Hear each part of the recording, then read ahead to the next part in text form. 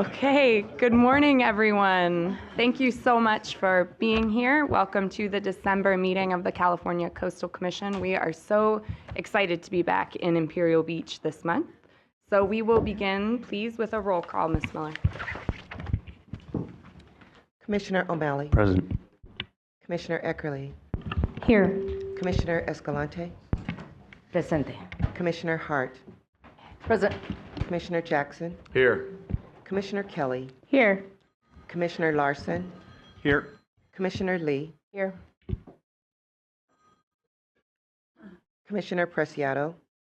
Here and online because of an injury. Sorry, guys. Commissioner Williams. Here. Commissioner Wilson. Aquí. Chair Harmon. Here. You have a quorum. Great, thank you very much. And now we will move to the virtual meeting procedures, please. All right. Good morning. This Coastal Commission meeting is occurring both in person and through Zoom. This meeting is also being webcast and can be viewed online at cal-span.org. If you have internet access and wish to watch or listen to the meeting only and not speak on an item, we recommend use the CalSpan website. Those who wish to address the Commission today can do so in person through the Zoom platform or by phone. The speaker request forms may be found on the Commission's webpage. Paper forms and a scannable QR code for paperless submittal are available on the Commission staff table just outside the meeting room. For those on Zoom, we have posted virtual hearing procedures on the Commission's agenda webpage, which is a guide on providing comments via Zoom or by phone. Members of the public speaking during general public comment may be given up to 2 minutes to speak at the discretion of the chair. Requests to speak during the general public comment period will not be accepted after 9 a.m. on each day of the meeting. In order to provide the opportunity for the broadest range of public participation, you may speak on a specific topic one time only each month. Those speaking on an agenda item that is not general public comment are typically allowed 2 to 3 minutes to speak at the discretion of the chair. We will accept a request to speak on a regular agenda item up until the chair opens the hearing on that particular item. If you have internet access, please go to the Commission's webpage and click on the link to fill out a speaker request. If you do not have internet access or prefer to testify by phone, please call the Commission staff at 562-477-9089. Again, that number is 562-477-9089. Staff will provide you with the telephone call-in number and instructions for how to participate and provide testimony by phone. We will manage speakers coming in and out of the meeting through a meeting organizer. When it is your time to address the Commission, the organizer will invite you to turn on your video and microphone or provide instructions on how to unmute your phone. Madam Chair, that concludes the virtual hearing procedures. Great, thank you very much, Chris. And now we'll move to agenda changes, please, Mr. Schwing. Thank you, Madam Chair, and good morning to the Commission and to everybody who's in attendance today. We did publish a agenda changes sheet to the website earlier this week. I do have one change from that list, but I'll read through all of them. Starting with item 10A, this is the City of Huntington Beach's LCP amendment.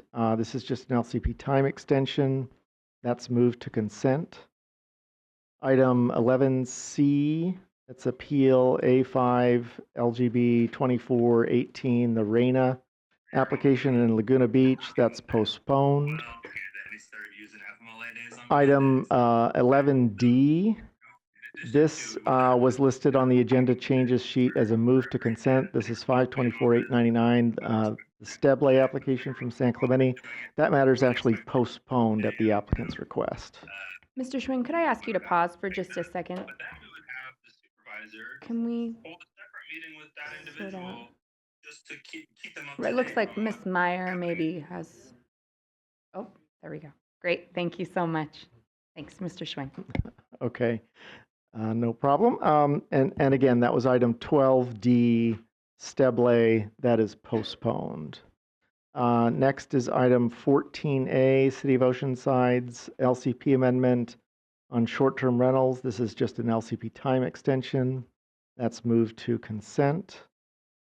Item 14B, another Oceanside LCP amendment time extension on inclusionary housing. That's moved move to consent. That's just the time extension. Item 14C, Oceanside's LCP amendment on the de novo appeals, another time extension. That's moved to consent. Item 14D, the City of Carlsbad's LCP amendment on airport uses, LCP time extension is moved to consent.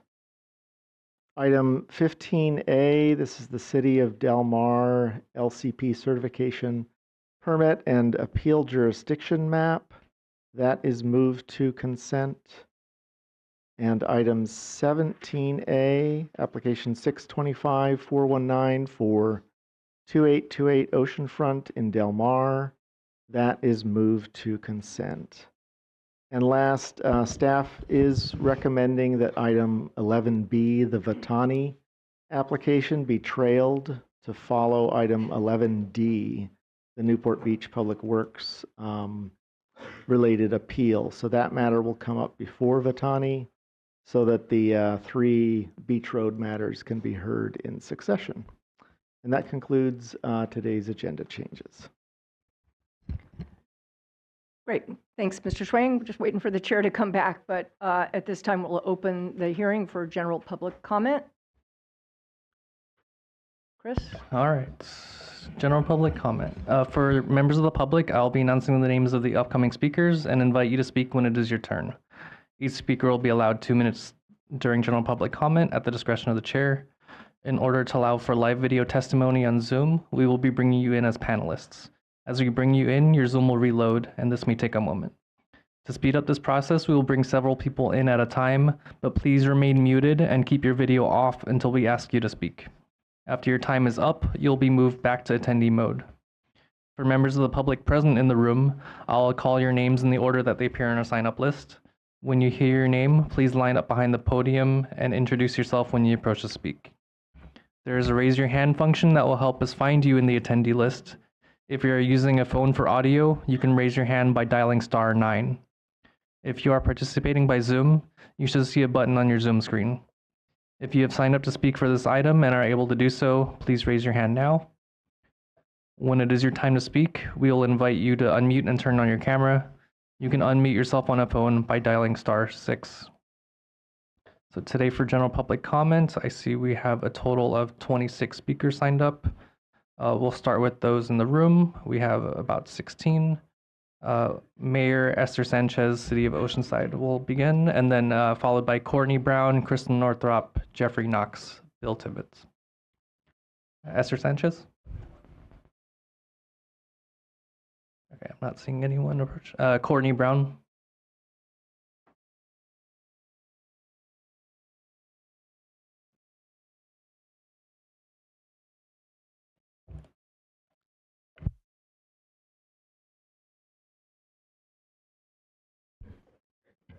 Hello, can you hear me?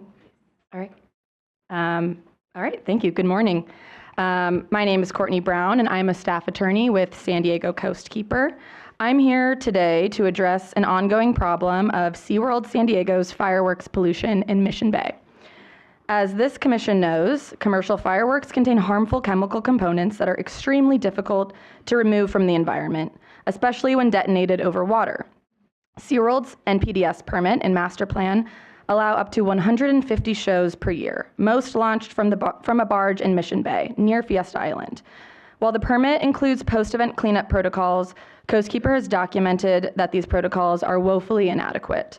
Even with perfect compliance, the nature of fireworks explosions over water makes it impossible to collect all of the chemical-laden debris that rains down into the bay and surrounding shoreline areas. Over the past year, Coastkeeper and partner organizations have systematically documented the impacts of these shows. Shortly, I'm joined by a few of my colleagues who will share specifics about the types of debris we're finding.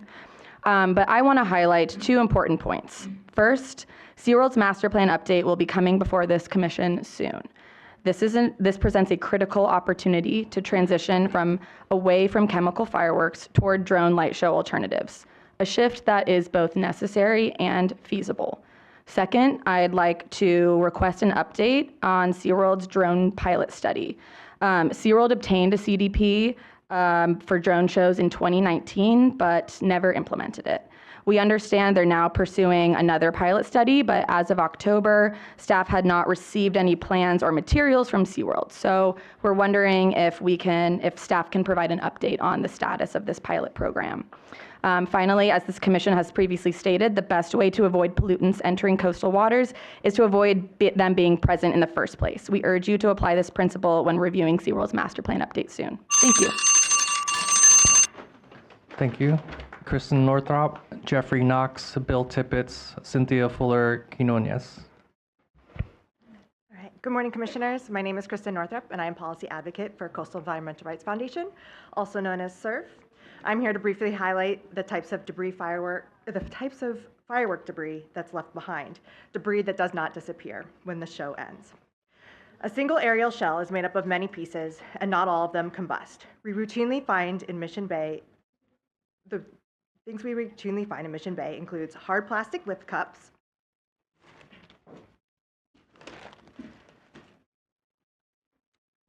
that launch from the shell and fall back into the water.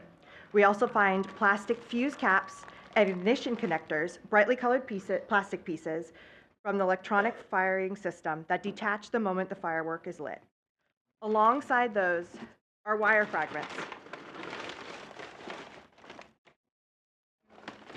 These get entangled in the eelgrass and are nearly impossible to recover.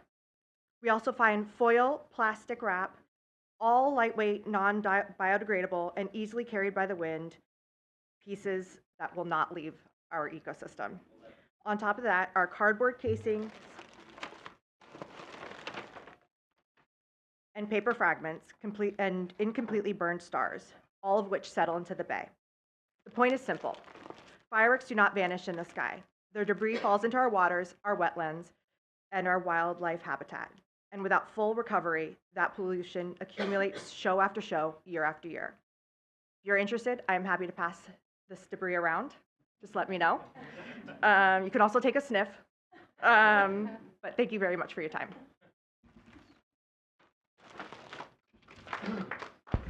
Thank you. Next, Jeffrey Knox, Bill Tippett, Cynthia Fuller Quinones. If any of you have heard your name, you can approach the mic.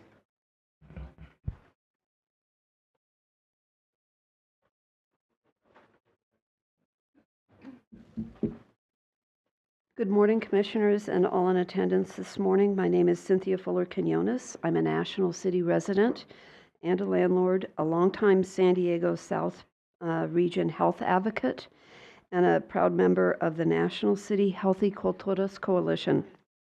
I'm here today to update you regarding an absolutely incredible, amazing, community-led environmental justice win. This was the denial of a proposed fuel transfer depot within the coastal zone on National City tidelands near Kimball Elementary School.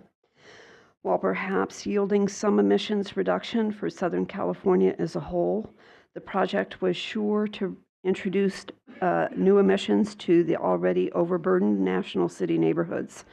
After more than 2.5 years of review by all relevant authorities, the project's required CUP was thankfully denied by our Planning Commission in September, a decision ultimately upheld by National City Council last month. The denial read as follows. The proposed fuel transfer facility was not deemed essential and desirable to the public convenience and welfare because the delivery of biofuels could be accomplished through other means of delivery with fewer air quality impacts to residents, workers, and visitors to National City. Granting the permit would constitute a nuisance and be injurious or detrimental to the public interest, health, safety, convenience, or welfare of or materially injurious to persons, property, improvements in the vicinity and zone in which the property is located. It went on to say more.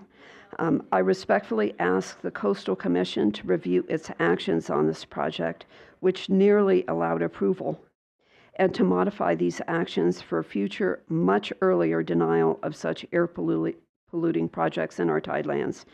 In doing so, please note that missing entirely from project documentation. Sorry. Thank you. Next is, again, Jeffrey Knox, Bill Tippett, Ted Gottschalk, Pamela Hetherington. Good morning, commissioners and staff. My name is Bill Tippett. First, I'd like to thank you for all the work you do to protect our coastline, particularly our public tidelands. That protection is based and founded on the public trust doctrine, although it's implemented through your Coastal Act.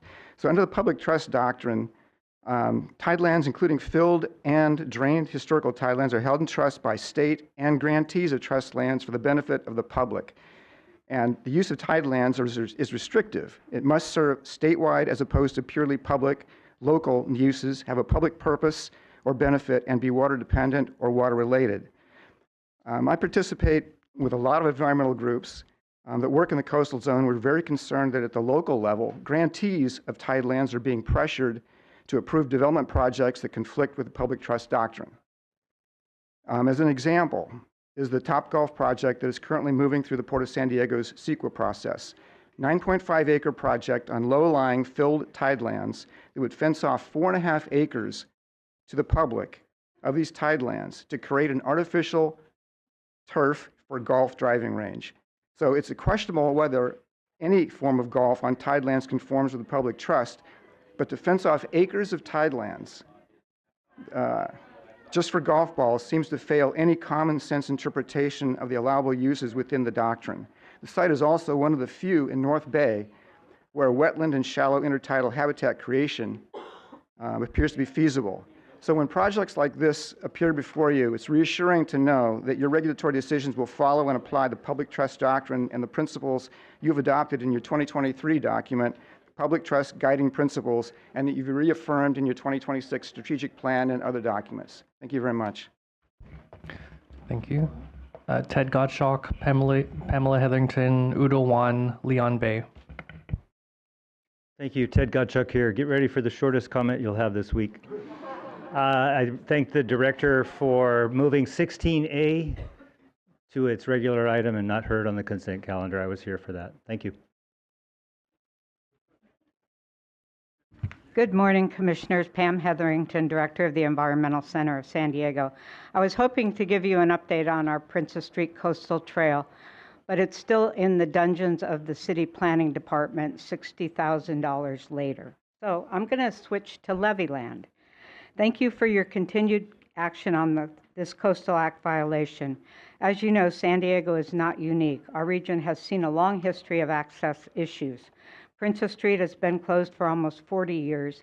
Campland restricted public access for close to 30 years. We saw similar problems at Paradise Point and now, most recently, at Levee Land.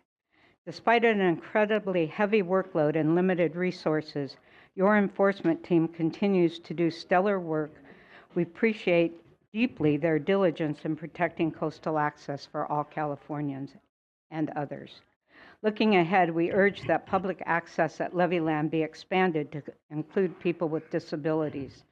This is a straightforward improvement that would open the coastline to more members of our community, ensuring that everyone, regardless of mobility, can enjoy this beautiful stretch of coast. The City of Carlsbad should be a strong supporter of this kind of access, and we hope that they will embrace this opportunity. Enforcement staff has already identified excellent options to make this possible. We encourage the Commission to support those efforts and ensure that levee land becomes a truly inclusive access point. Thanks for your time. Thank you. Next is Udo Wan, Leon Bay, Kurt Hoffman, Mitch Silverstein.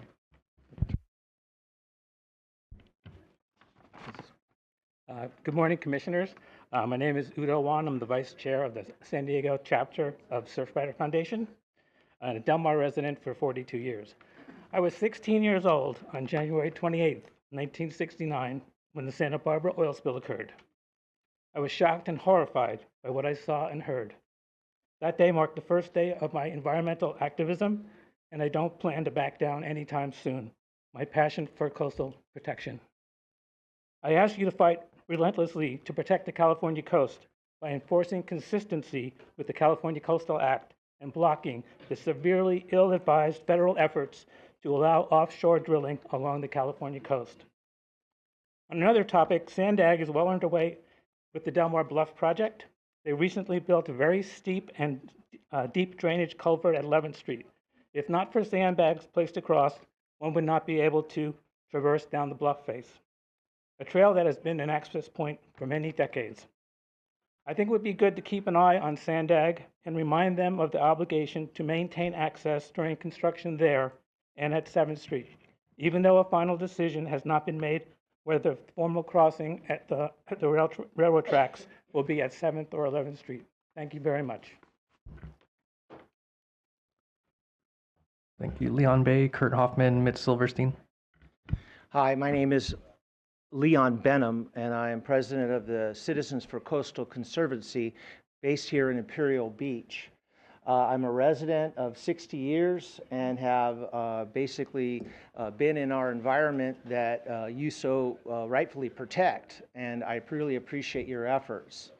But I am really concerned about several things that are under your review. And one is the San Diego Bay, the South Bay. We have 14 miles of historic public access, yet we have no access except through going through special interest groups who hold these lands such that they can provide tours. And this is just wrong. From a kid that would go and put his boat in, and we'd go out to the islands and camp, and we had great fishing, to now it being closed off from public access is not balanced use. We can have balanced use of our tidelands with environmental protection. And that's an example that's in Morro Bay, Mission Bay, all over the state. Why can't there be a dialogue about balanced use of our public lands? So that's the first thing. And the second thing is that I really want to implore you to be compassionate about the people of Imperial Beach. Our coastline has been closed for almost 3 years, and it's because that we are receiving sewage offshore at the South Bay Ocean outfall. And now the proposal is to increase that from 25 million gallons a day to 160 million gallons a day, a 600% increase. And I thank you for offering me this time. Thank you. Next is Kurt Hoffman, Mitch Silverstein, Margaret Williamson, Leon Benham. Thank you, commissioners and directors. My name is Kurt Hoffman. I'm a 30-year resident of 1200 Prospect Street in La Jolla, so I have a good perspective on what's going on there. I just want to read, just to remind the viewers online and also the commissioners, the history of the Coastal Commission. Founded in 1972, and this is from ChatGPT, so I'm not making this up. It is currently publicly stated the Commission is committed to protecting and enhancing California's coast and ocean for present and future generations. And as I read that, generations mean people, and access to the coast is what this commission is related to. I agree with all the comments about the SeaWorld fireworks and the gentleman talking about access in the South Bay. But we have a number of access points, actual stairs that are closed. South Casa Beach, just south of Children's Pool, has been closed for over 2 years. Lifeguards are still going down those closed stairs. There's a 4-foot drop where the concrete has dropped and the stairs are still above. There's a chain across it, and people are still going down there. It's a liability issue for the city because it's a dangerous drop-off. I took a contractor down there. We got a bid for $130,000 to demolish the lower stairs and fix the stairs, and we are still trying to get that done through the city and through private donations. But this is the edict of this group, is to protect public access and to pressure municipalities that have damaged access, that have closed access. And South Casa has not come up on this agenda at all. It's been closed for 2 years, and it seems that the local level is not looking at these primary issues of coastal access and pressuring the municipalities and trying to get these fixed. And that's what this talks about. Future generations are the people accessing the ocean. Thank you. Thank you, Mitch Silverstein, Margaret Williamson, Leon Benham, Adam Leverance. All right. Good morning, Commissioners. Mitch Silverstein, California Policy Senior Coordinator with Surfrider Foundation. I want to start by thanking this Commission for your decades of steadfast protection of California's coast. Your work has helped keep our shoreline safe from additional offshore drilling for over 40 years, and now we need that leadership more than ever. The Trump administration's offshore drilling plan proposes 6 lease sales off the California coast, the first new federal leases in our waters since 1984. This would put the entire California coastline at risk of catastrophic oil spills, chronic pollution from drilling operations, and disruption of marine ecosystems that our coastal communities and economies depend on. We're meeting here in Imperial Beach, a community already fighting sewage pollution from the Tijuana River that has devastated these beaches. The people of Imperial Beach cannot afford to add oil spills on top of that burden. No coastal community in California can. We've had 2 major oil spills in the last decade, killing wildlife, closing beaches and fisheries, and severely damaging coastal economies. These weren't freak accidents. They're what happens when we allow offshore drilling. What gives me hope is that we have a narrow window right now before any lease sales actually happen to stop this plan entirely. We, as in the collective we, did it during the first Trump administration. The comment period closes January 23rd. If we generate massive opposition now, we have a real chance to get this proposal dropped. That's the best case scenario, to kill this plan now rather than fight it project by project over the next decade, including here at the Commission for federal consistency hearings. I know you're all aware of this. I'm just here today to thank you for the work you've done so far and to urge you to keep on fighting. I want to thank Commissioner Jackson for speaking at our People's Hearing in Costa Mesa on Monday. We know where Hermosa Beach stands. We know where Santa Barbara stands, as well as Monterey, Chula Vista, Healdsburg, all the places that commissioners represent, including Humboldt County, where Commissioner Wilson recently led an effort to get another resolution against drilling passed. Also, former Commissioner Aguirre helped spearhead a San Diego County resolution that passed yesterday, and I know former Chair Cummins is working very hard to rally opposition all over the state. If you haven't already, please ensure your standing resolutions against drilling are either repassed or resubmitted to BOEM to ensure they're on the record. We all have a role to play in opposing this disastrous proposal. Please keep fighting, and thank you for your support. Thank you. Next, Margaret Williamson, Leon Benham, Adam Leverins.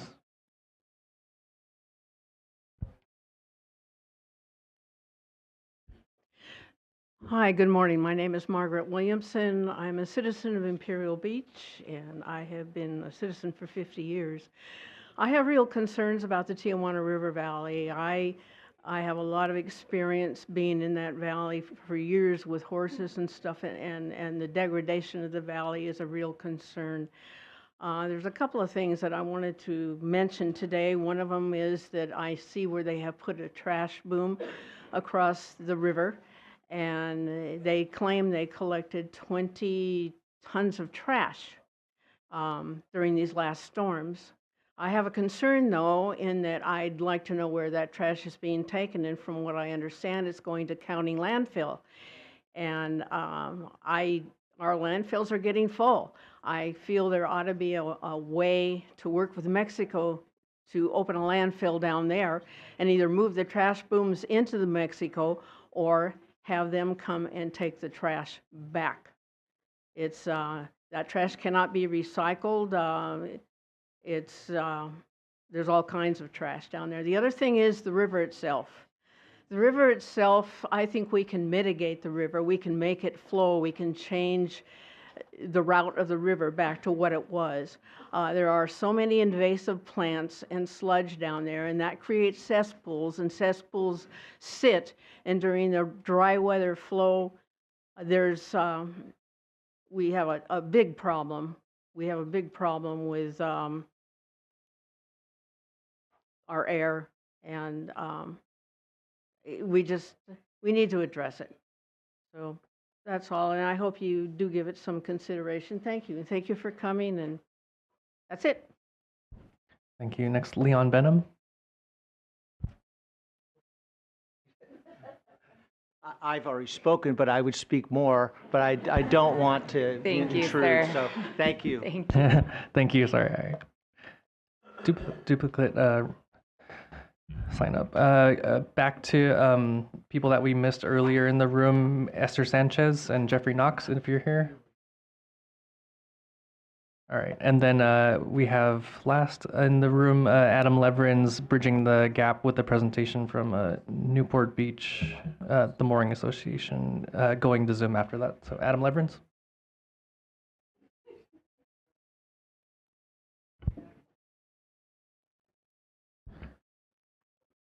All right, Adam, I see that you're on Zoom, actually not in the room.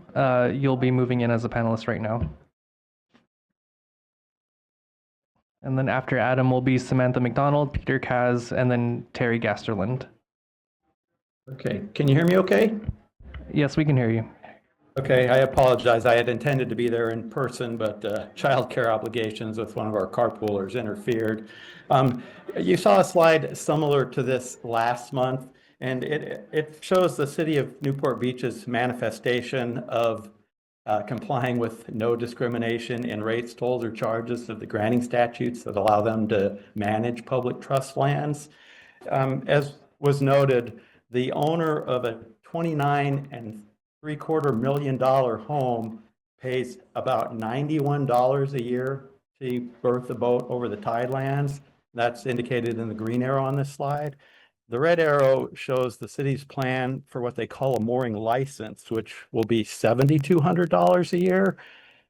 Currently, those permits are held by members of the public who pay about $1,600 a year. So that's an increase of $5,500, whereas the fee for the homeowner is going to go up from $91 to about $96. And these increases, the city approved them on July 9, 2024, after letters from the Coastal Commission and the State Lands Commission telling the city to do these rate corrections simultaneously. The city chose to raise the dock rates 3 cents a square foot and the mooring rates by 300 to over 500%. Next slide, please. The local coastal program seeks to preserve moorings as an important source of low-cost public access to the water and harbor. As you know, State Lands is looking at the rates in Newport, but we've been coming before Coastal for the past 3 or 4 months. State Lands, both the Lieutenant Governor and the Chief Deputy Director of Policy for the Department of Finance of the state have indicated that State Lands does not do rates. So the ball of the mooring rate scheme of the city of Newport Beach is clearly back in Coastal's court. A letter from a law firm was sent in on the 4th, and we're urging Coastal to recognize that you have authority over rates and it's time to act. Thank you so much. Thank you. Samantha McDonald, Peter Kaz, Terry Gasterland, Patrick Beatty.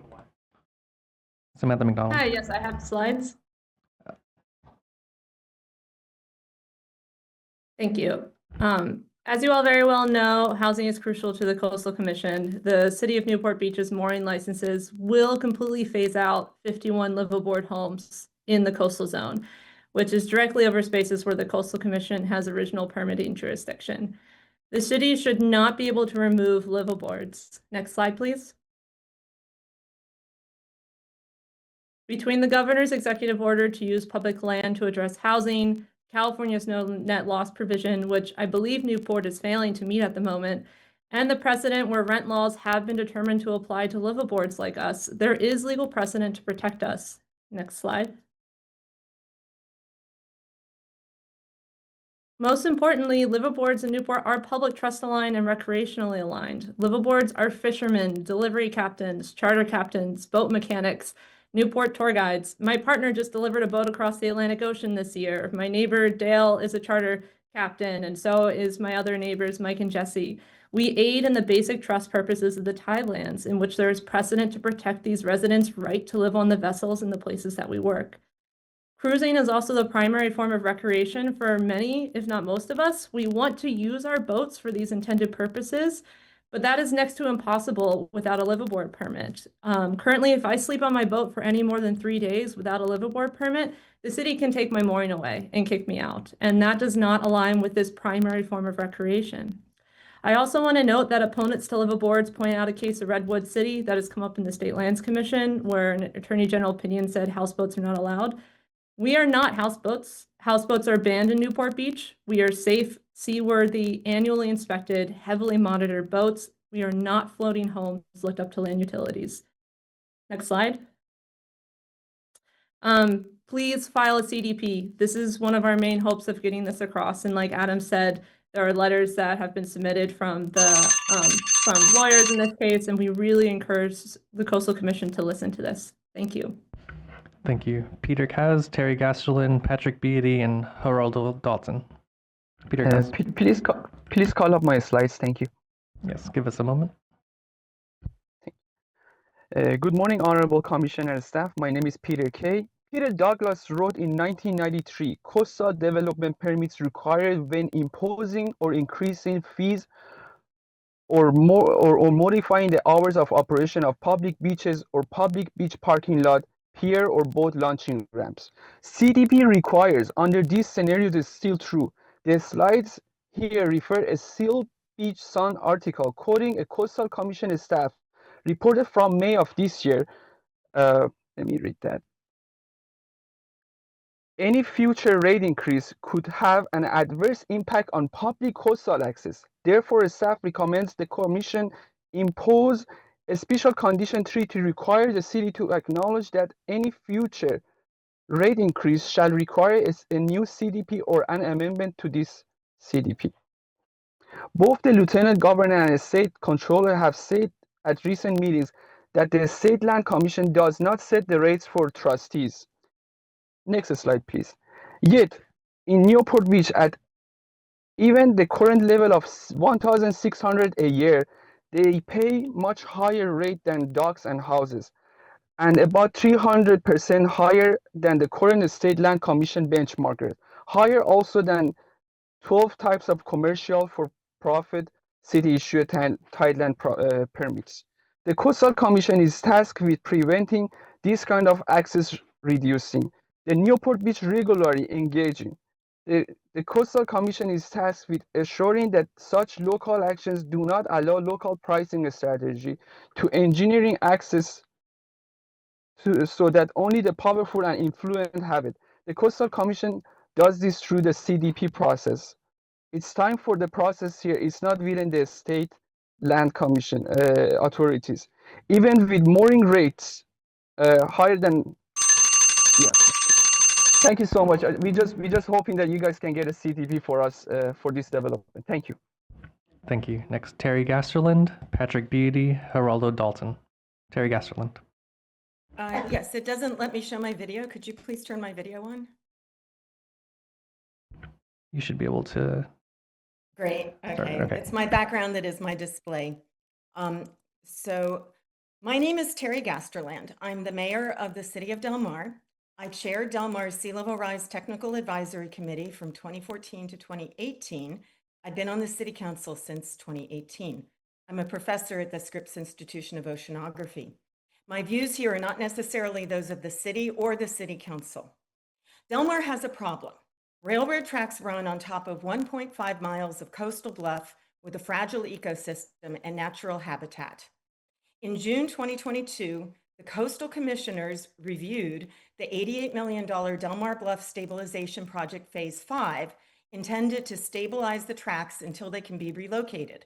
Sandag started construction in 2024. Last week, the project unveiled the drainage system east of the tracks. As built, it is a long stretch of deep, wide cement culvert that doubled in size compared to what the Coastal Commissioners voted to allow in June 2022. It's 12 feet wide at the top, 6 feet deep, and 6 feet wide at the bottom. This compares to a 4 foot wide, quote unquote, culvert in 2022 in Exhibit 7 of the item W7B. As built, the deep drainage ditch blocks coastal access. So I'm here to ask you to ask, how did a heavy cement drainage ditch on top of a fragile coastal bluff double in size with no public hearing? And please ask for numbers. Square feet of new cement, tons of cement, and linear feet of culverts. One more ask. The commissioners approved a 1/4 acre of wetlands lost along the tracks to the south. What I realized walking there recently is the frogs are now gone. 12,200 square feet of wetlands have been covered in cement, 1,000 feet long, 10 feet wide. It was a rare, rich coastal bluff wetland environment on top of the bluff. It's gone. Please help the public understand the extent of the coastal bluff destruction due to the Bluff Stabilization Project Phase 5. Thank you. Thank you. Next, Patrick Beatty, Geraldo Dalton, Livia Borak-Bodin. Patrick Beatty. Hi, thank you, Coastal Commission, for the time. My name is Patrick Beatty. I live in Pacifica on the coastal section. Out here in Pacifica, we've had kind of a raft of unhosted short-term rentals from Airbnb. It's kind of decimated the local community in terms of people just moving in, claiming to live there as neighbors, and then flipping their house into basically a hotel that pops up near your place. In particular, I live next to one that advertises that they can host 30 to 50 people and have people at all hours coming and making noise at night because they don't have any skin in the game, that local or residents, and don't provide value or care about our community. Specifically where I live on Beach Boulevard, about 50% of all the homes are unhosted short-term rentals. So I'd like to ask the commission, please, to vote to pass the Pacifica's new short-term rental ordinance as quickly as possible, because the non-coastal zone of Pacifica already has this, and it would be great for us on the coast to actually have the same relief that our fellow residents do to protect our community and keep our community actually full of neighbors instead of these large corporate organizations that come in and make money off our community. So thank you. Thank you. Next, Geraldo Dalton, Livia Borak-Bodin, Stephanie Robbins. Geraldo Dalton. Hi, good morning. Thank you, Coastal Commission, for the opportunity to speak about the Pacifica new STR ordinance. My name is Geraldo Dalton, and I live in Pacifica with my wife and 2 kids. Across the street from me, there's one unhosted STR operated by Marbella Lane. 20 feet from that, there's another unhosted STR. And at the end of the street, I have 4 more unhosted STR. This is a constant source of worry for me, my wife, and our neighbors with young children like ours. Cars driving the wrong way, high turnover of people that we don't know, in addition to the impact in our school system as fewer families occupy these homes. I am not opposed to visitors in real estate investment. We can have our visitors staying in many of the available hotels. We can allow investors to purchase homes and rent them to long-term residents. By respecting residential neighborhood zoning and passing the Pacifica new STR ordinance, you will support a stronger and more stable Pacifica community. So please, Coastal Commission, I ask you to pass the new ordinance as soon as possible. I appreciate your time. Thank you very much. Thank you. Next, Livia Borak-Bodin, Stephanie Robbins, John Dow. Livia. Good morning, Commissioners. Livia Borak-Bodin of COSAW Group on behalf of Coastal Environmental Rights Foundation. SeaWorld fireworks. Sorry, I'm waiting for my video. One moment.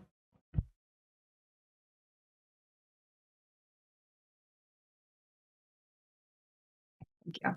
SeaWorld fireworks launch propels embers, wires, and cardboard directly into Mission Bay. The aerial explosions then rain burning debris and stars into the water. Much sinks to the bay floor, but some also reaches the sensitive nearshore habitat in Fiesta Island, where chemical-laden debris, including cardboard, string, and plastics, threaten dogs, wildlife, and birds. Small plastic components in particular are routinely found in large quantities. A surf dive expedition also found improperly secured wires and aluminum foil littering the bay floor beneath the barge, some of which you witnessed in person today.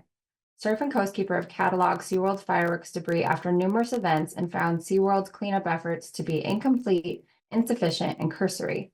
We found SeaWorld fireworks debris along Fiesta Island over a month after the last fireworks show. The massive amounts of wires in various states of decay also suggest SeaWorld has failed to clean the bay floor for years. SeaWorld fireworks discharged pollutants to land, air, and water. The master plan update is an opportunity to change course. The Commission has for over two decades foreshadowed the need to transition to more environmentally sustainable alternatives. While the port embarks on the Big Bay Boom drone pilot study for one annual show, it makes little sense for SeaWorld to continue treating Mission Bay as a dumping ground to cash in more profits for 150 days a year. We respectfully request continued oversight of the fireworks and an update on SeaWorld's efforts to move forward toward drones. Thank you. Thank you.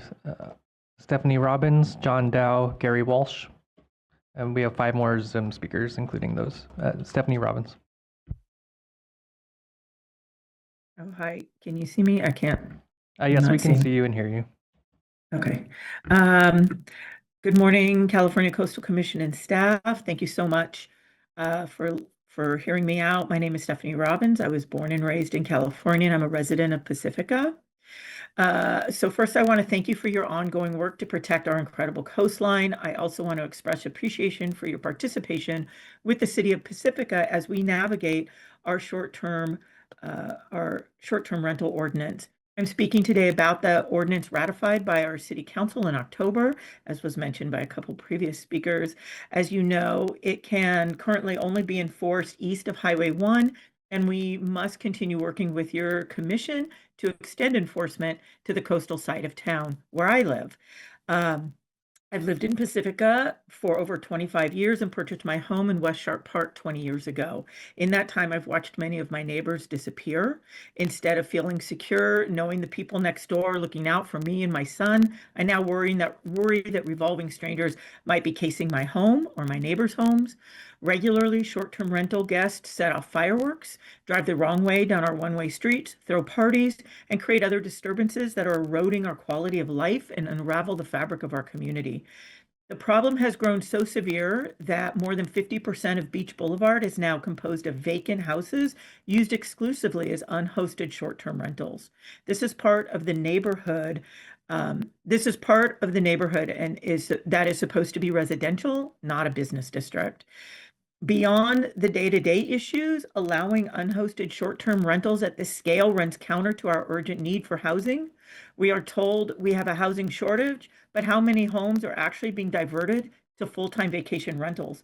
Some estimates suggest that up to 500,000 homes statewide have shifted from housing families to housing tourists. Many Pacifica residents work closely with the city. We want to reclaim our city. Please ratify the ordinance as quickly as possible. Thank you. Thank you. John Dow, Gary Walsh, Maura O'Neill, Eileen Boken. John Dow.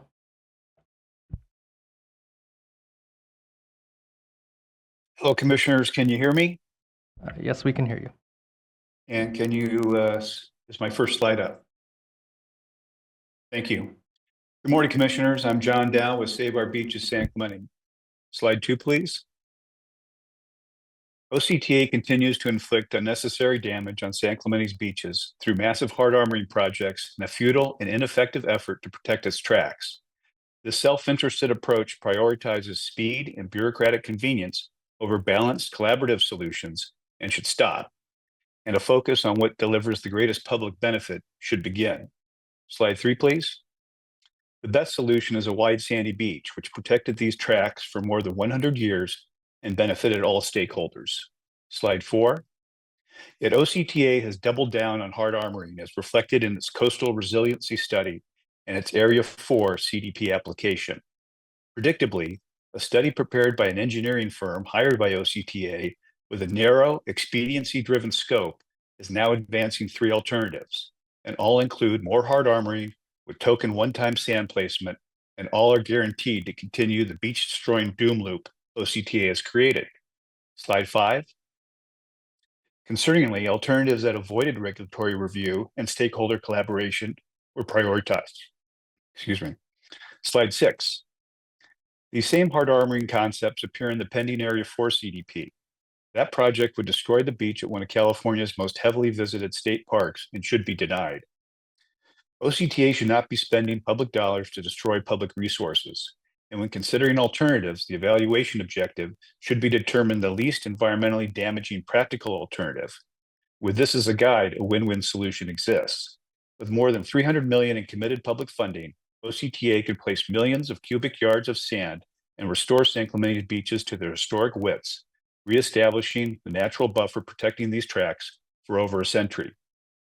Please require significant sustained sand replenishment before any future armoring and for past beach destruction, and preserve San Clemente's beaches for future generations of Californians. Thank you. Thank you. Next, Gary Walsh, Maura O'Neill, Eileen Boken. Gary Walsh. Hi, Gary Walsh, Save Our Beaches SC. I noticed I had asked to put a photo up, but for some reason that's not happening. Okay, Save Our Beaches SC. My colleague John Dow just spoke about the emergency permit from OCTA before you. Save Our Beaches SC has advocated that OCTA could protect their tracks if they work diligently on restoring the beaches, their best armoring for the past 130 years. But here's where OCTA is trying to pull a sleight of hand.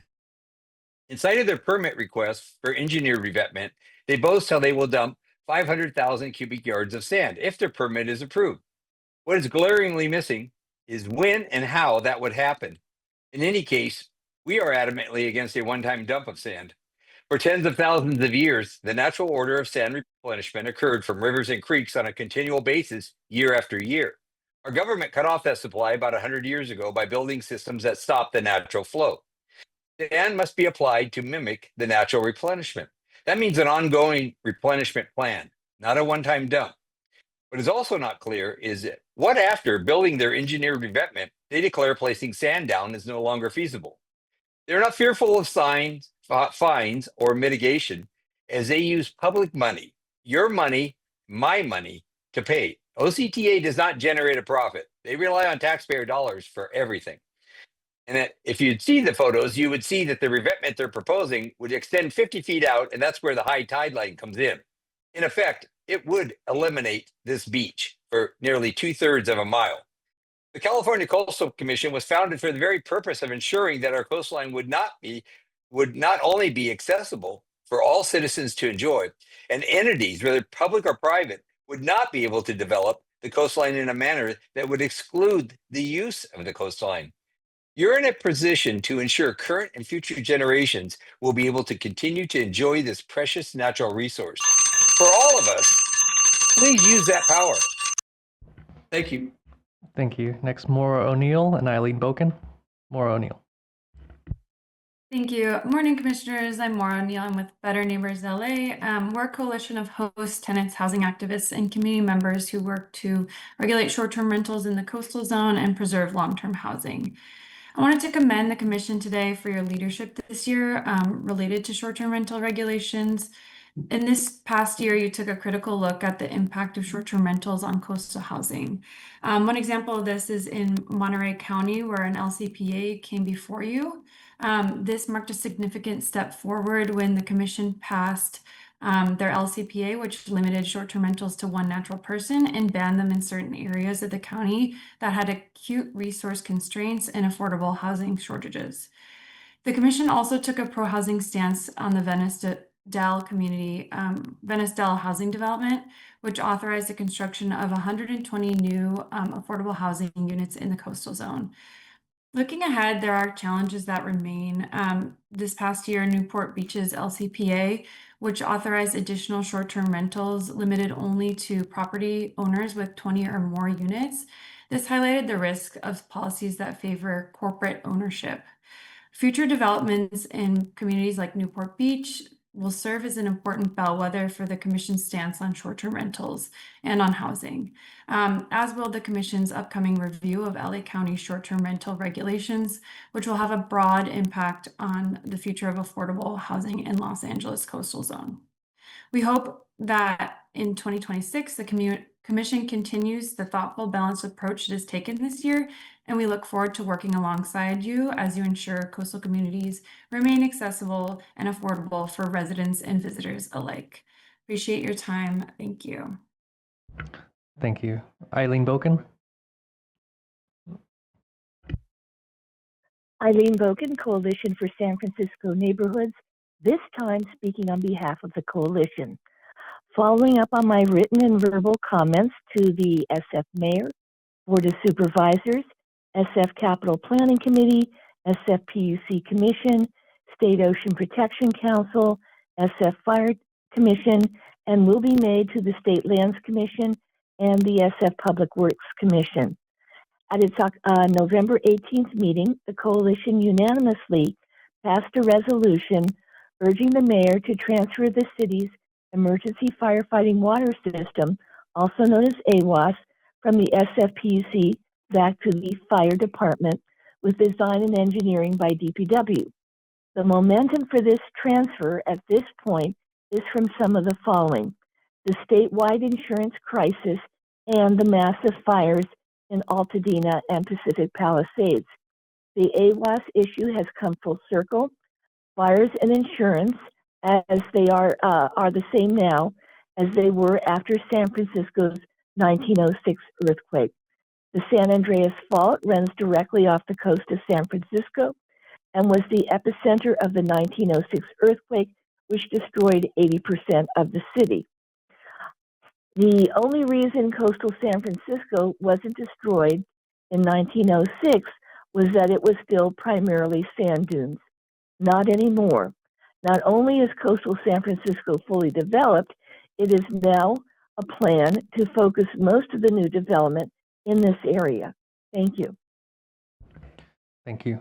The only two signups that we weren't able to find were both in person, Mayor Esther Sanchez and Jeffrey Knox, if you are here now. Esther Sanchez or Jeffrey Knox? I'm not seeing anyone. Madam Chair. Okay, great. Thank you very much. And thank you so much to the public for your testimony.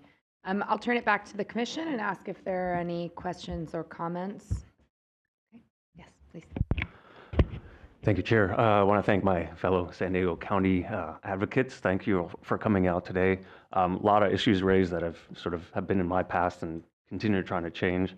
One thing in particular, perhaps it's a question update to staff, is about the SeaWorld fireworks feasibility study. And I, just a little context of my history. 7 years ago, I was working for a group called San Diego Coastkeeper, and I was approached by SeaWorld, and they asked for support for their drone program moving forward. And they kind of wanted to see the end of fireworks. This is now, 7 years ago. I don't know what's kind of stood in the way, but I'm also live close enough where I hear those 100 and whatever shows that go off each night, and believe me, my neighbors are not really thrilled by it, So I just want to know if there's an update on that, and I'm looking forward for the commission to kind of take on that Mission Bay and SeaWorld plan. So appreciate it. Thanks, Commissioner Malley. I can give just a quick update. My understanding is that there is a master plan that is still going through city review, and then it will come to us. And we have been in discussion with SeaWorld about drone shows and have been encouraging them to work on a trial, like a pilot program. We're hopeful that will even come before the master plan update comes before, but really we're just still working through it with them. But we have been encouraging, and I think they're interested in exploring drones in the future. Thank you very much. Commissioner Wilson. Thanks. I just want to mention thanks for bringing up the offshore oil coalition, the coalition to stop the offshore oil. I just want to remind folks that it's not just county jurisdictions, but also city jurisdictions, but also special districts, harbor districts, any joint powers authorities can also join the coalition. And I'd also add that these coastal resources are for all Californians. So if there are jurisdictions that don't touch the coast that also feel that there's something to be saved for their constituencies, that they might also pile on. Thanks. Thank you. Commissioner Escalante. Thank you, Madam Chair, and I appreciate commissioners asking those questions. Definitely caught my eye. In terms of the offshore drilling proposals from the Trump administration, is the commission taking a formal position on this? Do we have to not take a position because this may come before us as a permit? What's the extent of our ability to publicly speak on this?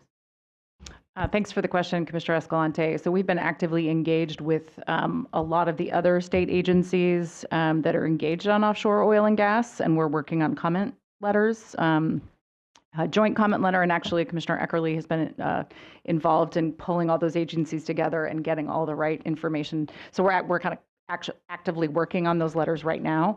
So we will, staff on behalf of the commission will be submitting to those letters, and I'm not sure yet whose signature it will go out under, but it has reached top level of state government. This is a really important issue for all of California, not just for the commission, and we're happy that we can be a part of that and contribute the coastal act, the components and concerns we have. So that's our plan right now. I really appreciate that, and of course we have the best of the best, and Commissioner Ackerley leading that charge. So appreciate that, and I will just whatever you need, Commissioner Ackerley, in terms of community outreach and getting, I think we have to flood the zone, as they like to say. So much appreciated, and I appreciate all the advocates coming in with all their concerns. I think the SeaWorld issue is significant, and it's an opportunity as well for, I know that SeaWorld has this reputational issues, and I think they should be encouraged to do better for our environment in order for them to continue their activities. So much appreciated. Thanks. Thank you. Commissioner Eckerly. Yeah, Commissioner Escalante hit my point. Thank you very much. Just putting a finer point on that, this is clearly of significant concern to the governor. I think when the plan came out, he said over our dead bodies. So we're tracking this closely. That agency letter will likely come under Secretary Crowfoot's signature, and we are working to make sure we've got everybody's concerns and authority reflected. So thank you. Thank you. Commissioner Nada. Yeah, it's great to have Governor Newsom's leadership on this and see everyone fighting for the coast. I did want to ask about the Del Mar Railroad item. It sounds like it might be an enforcement issue, and wondered if that's already been noted or...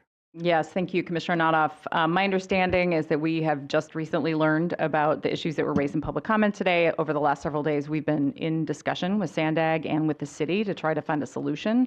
So I don't have more of an update, only to let you know we're on it. We've just learned about it, and we're trying to learn more and then figure out what solution needs to be implemented moving forward. Okay, thank you. It was appreciated, the mayor's testimony. Okay, thank you, and thank you again to the public for your engagement. All right, so now we will move on to item 6, the Executive Director's Report, please. Thank you, Madam Chair. Good morning, Commissioners. Good morning, members of the public. We're so happy to have you all with us. I'm sorry it's a little crowded today. My apologies for not enough chairs. Before I jump in, just one quick reminder as we move through all the different statewide items. At the commission, we generally show support with our hands waved as opposed to clapping or some other noise-producing support, just so that we can keep things moving and not cause a disruption. So please help us in implementing that for all the items moving forward. So today, as normal, I have a published executive director report. It can be found on our website, but I will take a few minutes to go over several of the items. So first up, as you may remember from last month, the Coastal Commission, State Lands Commission, Coastal Conservancy, and State Parks hosted 3 public workshops to gather suggestions from the public regarding the public access program for Hollister Ranch, located in Santa Barbara County. We want to thank everyone who was able to attend these workshops, and just remind everybody, if you weren't able to attend, or if you have additional comments to share, you can still provide feedback through our post-workshop survey. The public comment period is open until December 19th. So you can visit the HRCAP webpage. It's part of our on our website, and the specific link to provide those comments is included in my written report. So next, on October 27th through 30th, Federal Program Manager Megan Hall attended the fall meeting of the Coastal States Organization in Cape May, New Jersey. As you will remember, Coastal States Organization comprises representatives from all federally approved coastal management programs nationwide. And they convene twice a year in person to discuss shared coastal management challenges and opportunities. Topics discussed at the meeting include organization budget, updates on federal funding and regulatory changes, coastal management program funding strategies, coastal resilience lessons learned across states, and building partnerships across sectors. On December 4th, I attended the annual meeting of the Wetland Recovery Project's Directors Group in Costa Mesa. The Directors Group includes directors of 18 state and federal agencies that coordinate with one another regarding the protection, restoration, and enhancement of Southern California's coastal wetlands. At this year's meeting, which was chaired by Commissioner Eckerly, the Directors Group endorsed the implementation of WRP's Regional Monitoring Program. The Regional Monitoring Program will provide comparable monitoring information among the region's coastal wetlands, which is critical in evaluating whether the goals and objectives of the WRP regional strategy are being achieved, informing future funding decisions, and protecting past investments in wetland restoration. Also, importantly for the Commission, it includes a network of Sentinel sites, monitoring parameters and protocols, and a data portal that can be immediately incorporated into permits for wetland mitigation projects to ensure that data associated with Commission-required mitigation can be used in regional assessments of wetland health. So this has actually been a little bit of a passion project for me, and I would like to extend a huge thank you to Commission staff ecologist Corey Clatterbuck and Federal Programs Manager, former ecologist, Megan Hall, who both served on the monitoring program's core development team. And of course, to all of my WRP directors for approving that program. All right, next. I hope everyone had a chance to visit the coast this past weekend during the season's first king tide. On staff on the morning of December 4th, our transportation team, or some of our staff on that team, had a chance to do a site visit on the Elkhorn Slough as a part of the Technical Advisory Committee for the Highway 1 Elkhorn Slough Corridor Resiliency Project. The Resiliency Project is led by the Transportation Agency for Monterey County in collaboration with the Nature Conservancy and the Elkhorn Slough National Estuarine Reserve Research Reserve. The Elkhorn Slough is one of California's most important estuary ecosystems and is crossed by critical transportation networks and Highway 1 and a major rail corridor that currently serves Amtrak and potential future state expanded rail networks. The study will evaluate climate change vulnerabilities and adaptation alternatives for Highway 1 and the rail corridor, which is currently completely underwater during major tidal events like a king tide. And I will discuss a little bit more about king tides in a moment, but also wanted to direct your attention to my written report. There's a couple really good pictures in there. So on November 6th, Deputy Executive Director Madeline Cavalieri participated in an informational hearing held in Sacramento by Assembly Select Committee on Regulatory Authority, entitled Regulatory Impacts on Housing Availability and Affordability. Madeline, along with representatives from several other state agencies, provided a panel discussion on the successes and challenges in promoting housing development and affordability through their respective regulatory programs. In her comments, Madeline highlighted a number of the Commission's efforts to promote housing, particularly affordable housing, in the coastal zone through its planning and regulatory functions. Also represented on the panel was the Department of Housing and Community Development, who spoke about the highly productive coordination with the Coastal Commission in advancing housing production in the coastal zone. And now, if I could bring up my PowerPoint, if that's possible. I just have a couple of items to show pictures for. And we did get your updated PowerPoint. Awesome, slides. thank you. Thank you. Kind of slid it in there at the last minute.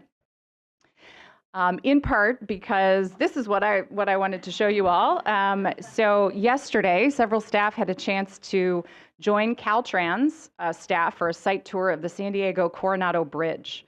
It was an incredible opportunity to see the inner workings of a massive engineering structure, while also providing, as you can see here, some of the most breathtaking views of San Diego Bay that I've ever experienced. So Caltrans is working on a few projects, including, most importantly, a suicide barrier that will be coming in front of the Commission sometime next year. So it was a great chance to talk about those projects and understand the process Caltrans has been going through on environmental review. So a huge thank you to Commissioner Williams for organizing the tour. It really was quite spectacular, as you can see. Yeah, we look forward to hearing more on those items in the future. So next I have, and we can just keep this slide up for a minute. We can all enjoy these views while I go through a few other items. On November 6th, 2025, public education staff led a webinar for prospective whale-tail grant applicants to walk through the application process. And 237 people attended that webinar, which is pretty impressive.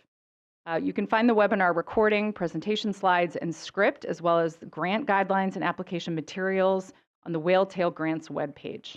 The application deadline for Whale-Tail Grants is December 15th at 8 p.m. California time. On December 2nd, staff presented a webinar on king tides and the California King Tides Project, including tips for how to make a good king tide photo. This season's king tides were last weekend, December 4th through 6th, and the next one will be January 2nd and 3rd. You can learn how to participate, find out about dozens of local community events being held around the state on king tides and the King Tides on the King Tides Project webpage. In November, the Coastal Commission's California Boating Clean and Green program partnered with several local and state government partners to collect expired marine flares and educate residents about marine flare management safety, including the advantages of reusable distress signals to protect California communities and the local environments. With 70% of the sites reporting, 500 participants disposed of 8,300 expired marine flares, which is approximately 4,600 pounds at these events. So very impressive, and thanks to our Boating Clean and Green program. On December 4th, that same program led an educational virtual meeting with topics including the golden mussel, marine mammal care, and the Marine Mammal Center, the required California Boater Card, and the Dockwalker environmental education program. I would also like to encourage you all to check out the latest Dockside podcast episode where we dive into the world's largest marine mammal hospital, the Marine Mammal Center. You can learn about its mission, rescued species, common injuries, and how you can help report animals in distress. This is a podcast produced by the California State Parks and the Coastal Commission, and you can find links on our website. Finally, for public ed, the 26th annual California Ocean and Coastal Amateur Photography Contest winners were announced in early November. You can view the winning and honorable mention photos on the contest webpage at our website. An exhibit comprised of previous winning photos is currently being hosted at Soul Treasures Gallery in King City through the end of January. And now a few announcements from our environmental justice program. First, on November 3rd and 4th, our EJ unit and statewide planning unit hosted 2 webinars to support the implementation of the Commission's updated sea level rise policy guidance. Each session drew over 50 participants, including local governments and members of the public. The webinars focused on the local coastal program and coastal development permit process and how to incorporate the needs of communities historically excluded from decision-making and disproportionately impacted by environmental hazards when planning for sea level rise. As a reminder, the updated guidance is available on the Commission's website. And we are pleased to share that the Commission's EJ unit has published its 2024 year in review. The report highlights the ongoing integration of the principles of environmental justice throughout the Commission's work, ensuring that efforts to protect and enhance the coast are done equitably and with consideration for all communities. The full report is now available on the environmental justice webpage of our website. Next, as you all know, 2026 will mark the 50th anniversary of the passage of the Coastal Act. So first of all, we want you to be very excited about this. This is going to be a very exciting year for the Commission. And we are working on a variety of events, actions, and materials to celebrate this important milestone. My hope, Commissioner Escalante, to your earlier point, is to flood the zone. I wanted to highlight for you just a high level on some of the things that we've been working on or will continue to work on throughout next year. These include a website overhaul, a social media campaign highlighting public access wins, coastal community storytelling and educational materials explaining the Coastal Act and why it matters. We're working on a CNRA speaker series with Natural Resource Secretary Wade Crowfoot. We're working on an event for California Oceans Day, and hopefully a 50th anniversary beach celebration. We will share details on each of these items early next year. In addition to these, I wanted to give you a sneak preview of the special commemorative logo that we've developed in-house. So next slide, please. So we have both a banner and a block design for different applications and venues, and merch. There will be merch opportunities, I promise. And if you go to the next slide, we can see sort of the block design. I'm sorry, the banner design. So we're going to be putting this out here, and I think our team, who, this is not our area of expertise, of course, logo design, have learned a lot about how what goes into logo design and kind of some of both the challenges and font types and all kinds of things. So a huge thank you to my team that busted this out, and I'm really excited to be able to, again, flood the zone with all this excitement for next year. And because protecting and maximizing public access is at the heart and soul of our mission, our public access manager, Linda Laughlin, is here to tell you a little bit about the first initiative we plan to launch in the coming year. Linda. Great. Thanks, Kate. Okay, so I'm here to give you a preview of the public access campaign we're rolling out in 2026. That's just next month. This new campaign will feature Coastal Commission public access accomplishments over the decades using short videos that will be posted on social media sites such as Instagram. At each commission meeting, we'll be telling the story of a specific public access way from the region we're meeting in. The campaign is intended to highlight the many ways the commission has protected, enhanced, and provided public access to and along our coast for the last 50 years, and to inspire Californians to get out and enjoy our coast. At the end of this short presentation, we'll show you the first video.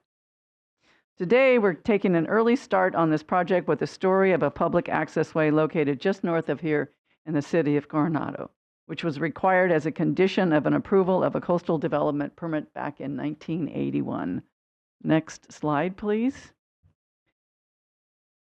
I'm not sure that's what we were looking for, but we do congratulate. That comes next. It's a picture of a park. I thought it was included, but if it's not, we can keep rolling forward because we do have that video coming. What we're celebrating is the Centennial Park, which is an extremely popular park that few people know the history behind. This is a multi-acre park overlooking Coronado Bayfront with beaches, ADA access ways, and grassy areas from which to enjoy the world-class views of San Diego. Beginning in 1886, this property was used as the Coronado Ferry Terminal, connecting the cities of San Diego and Coronado. That changed in 1969 when the San Diego-Coronado Bridge, which you were just looking at the pictures of, was constructed and the ferry landing was relocated. The property then sat vacant for the next 12 years until a developer proposed to reuse the 8-acre site for a large-scale condominium development. The city permit was appealed to the Coastal Commission based on the removal of 4 Torrey pine trees. The commission also considered the need to provide public access opportunities as well as low and moderate income housing. The commission approved the proposed condominium project requiring the public park, which was developed by the city of Coronado, a continuous paved ADA accessible public walkway around it, and a free 66-space public parking lot. To comply with the original Coastal Act requirement to protect and provide affordable housing, the commission also required that 15% of the units be reserved for below market rate rental housing. While those restrictions expire in 2040, they have provided a rare opportunity for affordable rental housing in Coronado for many decades. Next up, I want to introduce our volunteer intern, Julianne Lilly, who's recently graduated from the University of Oregon with a degree in advertising. She's worked out of the San Diego office, generously donating her time and expertise over the last 4 months to not only create videos of many public access ways, which you will be seeing in the coming months, over the last 4 months, but she's also worked with our 50th anniversary planning team staff, which include, among others, Joshua Smith, Javier Padilla, Annie Frankel, and Sarah Christie. Today, Julianne will present a short social media video about Centennial Park as a preview to the videos we'll be showing throughout 2026. I want to acknowledge how much we value the work Julianne has done for us, and in her very short time. Friday is her last day, and we expect that she will go on to do great work whatever field she chooses. So thank you, Julianne. And now I want to hand the presentation over to you. Thank you. Thank you, Linda. Hi, everyone. So as Linda said, we've been working on a social media video series highlighting public access ways here in California. These videos will be posted across social media platforms such as Instagram and YouTube. It's been really great working with Linda Laughlin, Joshua Smith, and the rest of the staff to help promote the agency's mission and help bring this vision to life. So here we're going to show a preview of one of the social media videos, which is of Centennial Park here in Coronado. So you can play the video. Want the best views of the San Diego skyline? Head over to Centennial Park in Coronado. The park is located at the end of the city's main street, Orange Avenue, and offers breathtaking views of the bay in downtown San Diego. Here, you can read about the historic Coronado Ferryboat Terminal and how Centennial Park was named, or learn about how the region was designated the birthplace of naval aviation. This park offers lots of benches, plenty of wide open grassy lawns, and it's ADA accessible. To the southeast, you'll see views of the Coronado Bridge and a paved path that will take you to a small sandy beach. The path doesn't end there though, it turns into the Bayshore Bikeway, a 24-mile loop that circles San Diego Bay. If you head northwest, you'll also find a beach. Nearby, you can rent kayaks and stand-up paddleboards, and there are lots of shops and restaurants to explore. There's a public parking lot off 1st Street and Orange Avenue with direct access to the beach, open from 5 a.m. to 11 p.m., even on weekends. There's also plenty of free street parking along Orange Avenue. Thanks to the California Coastal Act and California Coastal Commission, views like this stay free and open to the public. Check it out next time you're in the Crown City.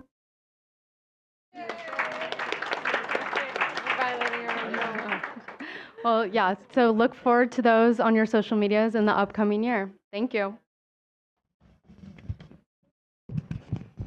Thanks, Linda, and thanks, Julianne. We definitely appreciate all the work we're doing. I was telling Julianne later, we need to get all these young people in here so that we get our social media game going. So much appreciated. I just have kind of two more final items, a couple of staff updates to share. So first, the Commission has been fortunate to host Amina Kribish as our most recent headquarters enforcement legal intern. Amina has also been awarded the Diversity and Inclusion Fellowship by the California Lawyers Foundation and the Environmental Law Section. This fellowship program is designed to foster diversity in environmental law, enabling students from diverse backgrounds to break into the environmental law field and build lasting careers. So kudos to Amina on that fellowship. And last but not least, it is both the dreaded and joyous hour for me to announce the retirement of our beloved Vanessa.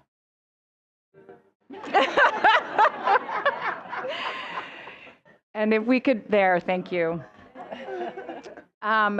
So as you are all well aware, Vanessa has long been the glue that keeps our commission hearings together. On the planning side, Vanessa makes sure we have meeting locations booked, hotel rooms booked, and food to fuel our work. She is the person who keeps our minutes and ensures an accurate accounting of every commission action. She's also somewhat of an informal commission historian, due in part to her incredible memory. She always seems to have ready answers for all of my random questions about commissioners and commission hearings past. Like, when was the last time we were in this room? I ask that question all the time, and she always knows. Or, who is that commissioner that said that thing at that hearing back in the late aughts? She is also a bit of a secret political whiz, including quietly determining who sits next to who at each monthly meeting. For me personally, she has been a consistent and steady force at each and every meeting, exuding calm and control in the moments I needed it most. She is also a cherished colleague in the San Francisco office, known for her amazing stories about her childhood, her big, incredible family, and the teller of many of the commission staff oldies but goodies. She is also a prolific crocheter who has saved many a Coastal Commission staff group crochet project with her speedy stitching. But most important, Vanessa has an enormous heart. She has taken care of all of us in one way or another, and for that we are all very grateful. And Vanessa, it is your big heart that I will miss the most. That and your quiet wisecracks. Commission meetings just really won't be the same without you. So commission staff will be celebrating Vanessa next week in San Francisco, but today it is my privilege to present a proclamation for you on the occasion of your retirement. So we'll have the official version for you next week, but if it's okay with you, I thought I would read it. I'm going to look at the bigger version for my eyes. Okay. So, a proclamation honoring Vanessa Miller on the occasion of her retirement. Whereas Vanessa began her distinguished career with the state of California as an office assistant for the Coastal Commission on July 15th, 1993. And whereas Vanessa continued to serve with the California Coastal Commission for more than 32 years as an essential member of the Commission's executive unit, helping our agency achieve its goal of protecting the coast for all, and working her way up to Office Technician, Executive Secretary 1, Executive Secretary 2, and to our esteemed Hearing Manager as an Associate Governmental Program Analyst. And whereas Vanessa came to be relied upon by the Commissioners and her fellow Commission employees as part of the very foundation of the Commission's public hearings and was responsible for their smooth operation. And whereas she served as the Commission's sensational in-house vocalist at countless gatherings and holiday celebrations, was a founding member of the Commission Craft Circle, and is one of the most prolific crocheters the Commission has ever seen. And whereas throughout her distinguished career, Vanessa was known for her engaging presence and no-nonsense approach, her humor and her storytelling, and for the deep care she bestows on the people around her. And whereas to her fellow employees, she became more than a coworker, but a well-beloved member of our Commission family. And whereas Vanessa retires on December 31st, 2025, after 32 commendable years of service to the state of California, now, therefore, be it resolved that the California Coastal Commission extends its deepest gratitude and appreciation to Vanessa for her decades of exemplary service and wishes for her a happy and healthy, fulfilling retirement filled with family, sporting events, music, crafting, and trips to enjoy the California coast and ocean that she has worked so hard to protect.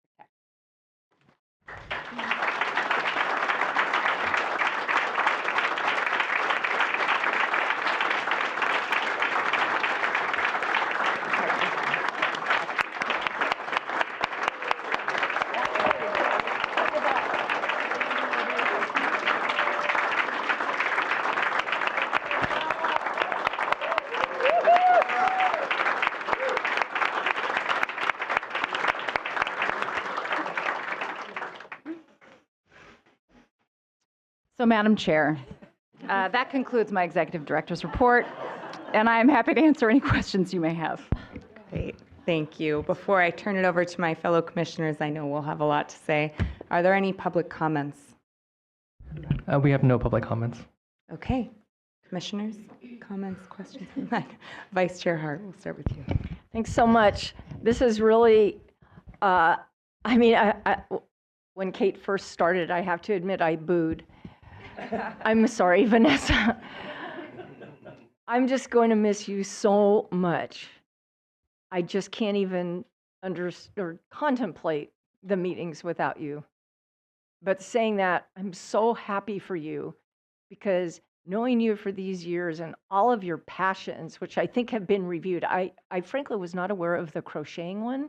Somehow, I don't know how I missed that, but certainly your incredible voice, the joy I found in hearing you sing and as part of our incredible band, our AGP superstars. I just thank you so much. Your heart is bigger than anything, and you are going to have such a great time in your retirement. I'm so happy for you.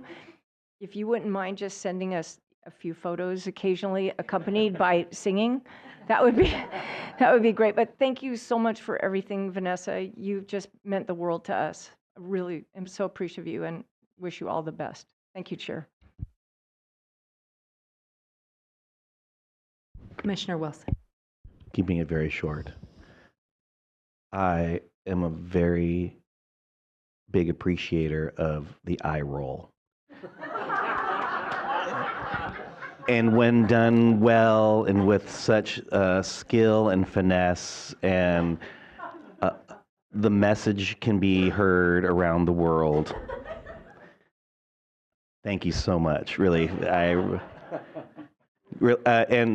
on a serious note, Vanessa has been a big help to me personally on this commission. I want to thank her because my intro into it was a little bumpy, but she has been very she helps all the commissioners, and I want to say especially those who are kind of blindly bumping into walls and things like that. I just want to be I'm just heartfelt thank you. That's going to be really missed, and yeah, it's just been wonderful having her here. Commissioner Escalante. Thank you, Madam Chair, and I'll start.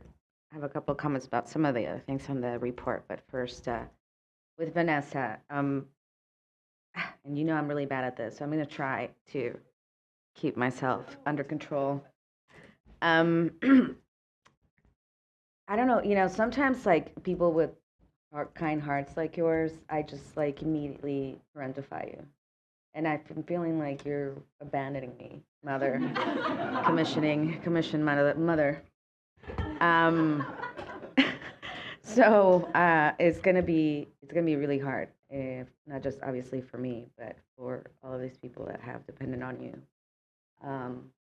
for your consistency and your support and your love, and also your discipline. Also your effectiveness doing the things that we take for granted at every meeting. I know that you're a big part of making things happen, and I know that I'm always the bad student. So the meet the deadlines, and I'm just giving her more work.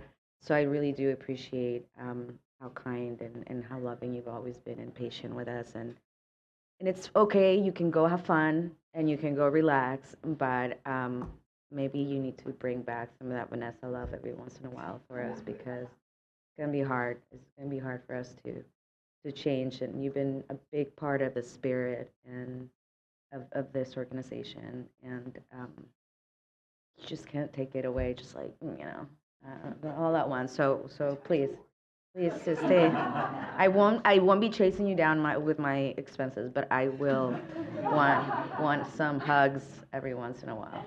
So we'll miss you, Vanessa, so much, and I wish you and your family just the most joy from this point forward. And very excited to see that EJ report. That's really great. I think that during this tenure, during my commission tenure, I have been able to kind of sort of write the evolution of our EJ policy and all of this work. And I'm just always very impressed and very proud of what we do and how we're doing it. I think it's setting an incredible example, and it is leading by example. And lastly, for the California 50th, for the Coastal Act 50th, love that. That's beautiful. Congrats, everybody. That logo is wonderful. Can't wait to be part of as much of the celebration as possible. And again, hope, and all this media stuff that we're doing is phenomenal. Our Instagram is great page. I can see the youthfulness. I can see the energy. Doing great work, and I look forward to seeing all of the stuff that you guys have planned for next year, and happy to again be supportive in any way I can to expand and our message. So I'm proud of this commission. Good job, guys. Commissioner Kelly. Thank you. I'll just be brief in my remarks and say that I want to align myself with the comments of my colleagues and just share that, in the onboarding process and joining the commission. Vanessa played such an instrumental role, and I know we've had a number of new folks join the commission this year. So truly, I know that I wasn't the only one that you were dedicating time and energy to make sure that we were getting up to speed, and truly your decades of service to this state and to this commission are so remarkable. There are very few people who I think, really embody the spirit of what we do, but also in all of the multifaceted ways that you, Vanessa, have made so many things possible for this commission and our state. So thank you. To the director's report, obviously you guys have been very busy. There is a lot going on this year, and jumping right into next year, we have some really exciting things to look forward to ahead, including the 50-year anniversary. I wanted to thank our social media launch and team from University of Oregon, go Ducks, and also say that really I think that the more we can continue to talk about the work we do, it's so hard because as soon as you finish one project, everyone's just right on to the next, but the more that we can talk about the work we've done in the past, as well as what we're doing into the future, the more we can continue to remind the residents in California, as well as our policymakers, that this work is critically important and that this commission and department, deserves so much recognition and support for what we continue to do every day. And great to see the bridge tour. I was sorry to miss it, but it looks like you all got to see one of the really incredible pieces of engineering in this region. And thank you to Commissioner Williams for making that possible for our team. And yes, there were a number of different items that I look forward to kind of hearing more about as we move through today's meeting and then into the next year ahead. So thank you. Commissioner Jackson. Thank you, Madam Chair. I'll start with the director's report first. Super excited about the push for the anniversary next year. I kind of geek out over this stuff, and I've not, as a relative newcomer, I've not only consumed the Kool-Aid, I am a guzzler. So I am a big fan of, obviously, of this mission and what everybody does, not only the commission, but all the great organizations out there working hard to protect our coastline. So to the extent we can help push this message. I would like, I think about these things sometimes a little too much, but I would love to see, and I know Josh and I have talked about this, a 5 to 10 minute video-ish that's very kid-focused. And to the extent that we can, within our individual circles and through all the other organizations, get this into the schools and the school districts, because the majority of folks have no idea why we have this breathtaking coastline that we do. And if we can, as part of the 50th anniversary, spread that message, particularly with the schools, and that, of course, will percolate up to the parents and everything else, I think that would be great. So love to see it. Super excited to see some young people doing the social media stuff, because old folks like me, boomers, as my colleague likes to call me, are still trying to figure this out. And then Vanessa, again, as a relative new guy here, I can't thank you enough for trying to get me on the right path. You're herding 12 cats, 13, 14 cats, depending on the number of commissioners we have, and I know how challenging that can be. I appreciate the occasional eye roll. I appreciate the no-nonsense nudge that I certainly need from time to time, and it has been an absolute pleasure, and thank you for helping me understand behind the scenes all the work that you do. I got here a little earlier yesterday, and just an example of what she's doing. She was on the chair out front, figuring out what we're going to have for lunch, because we know we're going to be working through lunch today, and that's just behind the scenes. It's a small piece of the many things that you do to keep this train on the tracks and moving. So thank you. It's been an absolute pleasure, and hopefully we can hear your melodious voice over the next day or two. So thank you. Commissioner Preciado. I want to join my colleagues in sending you good wishes, Vanessa, on your retirement. The executive director led the introduction of your important new role that you'll have as a retiree. but she mentioned a legal assistant or a legal intern that is in place or is receiving support so that we can deepen and strengthen the diversity of contributors to great organizations like the Coastal Commission. And in that context, I think that we need to also think about, in your role, I see you as our city clerk or our county clerk or our commission clerk. And, that is a very heady role in all of our organizations that we're a part of. And I think creating opportunities for individuals like yourself to have meaningful roles is critical. And, Escalante was able to hold back, but you are part of a California that we all want. You're part of the California we all want to see everywhere. You're diverse, you're important, you're dignified. And by the way, I think my eye roll game needs to be improved because, you left me behind. But as someone who is very expressive with eye rolls, we'll hold the line.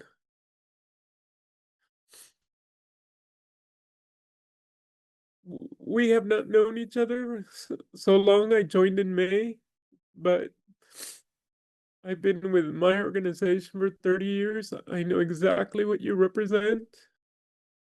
Thank you for your service.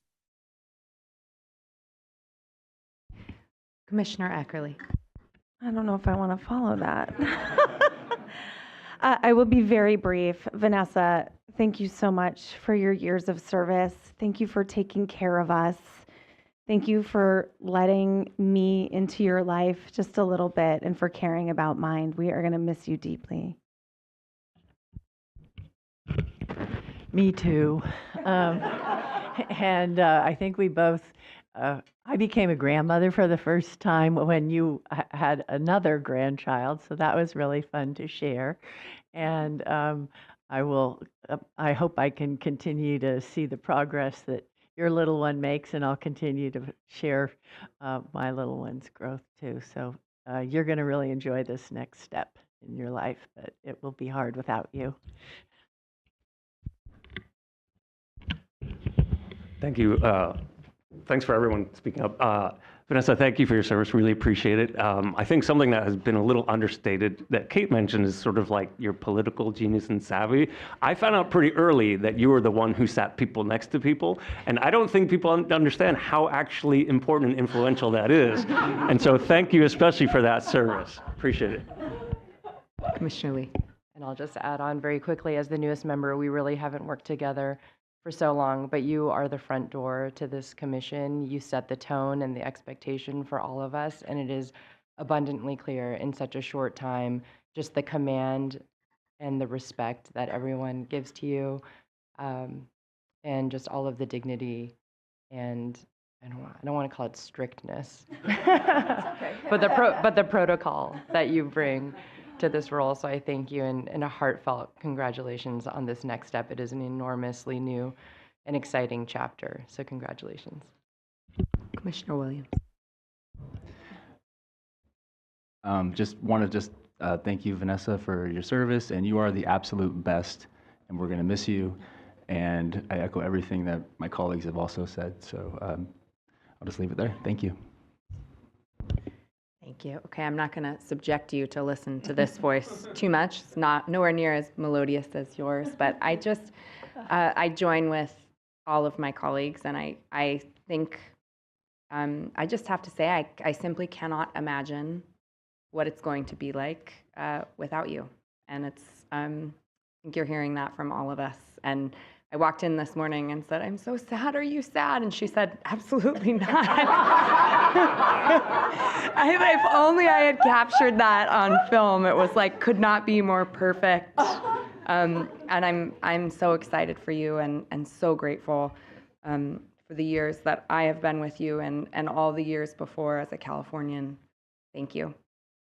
I'm going to suggest that we all take a much needed break, gather ourselves. If you could all be back in 10 minutes, please. Thank you.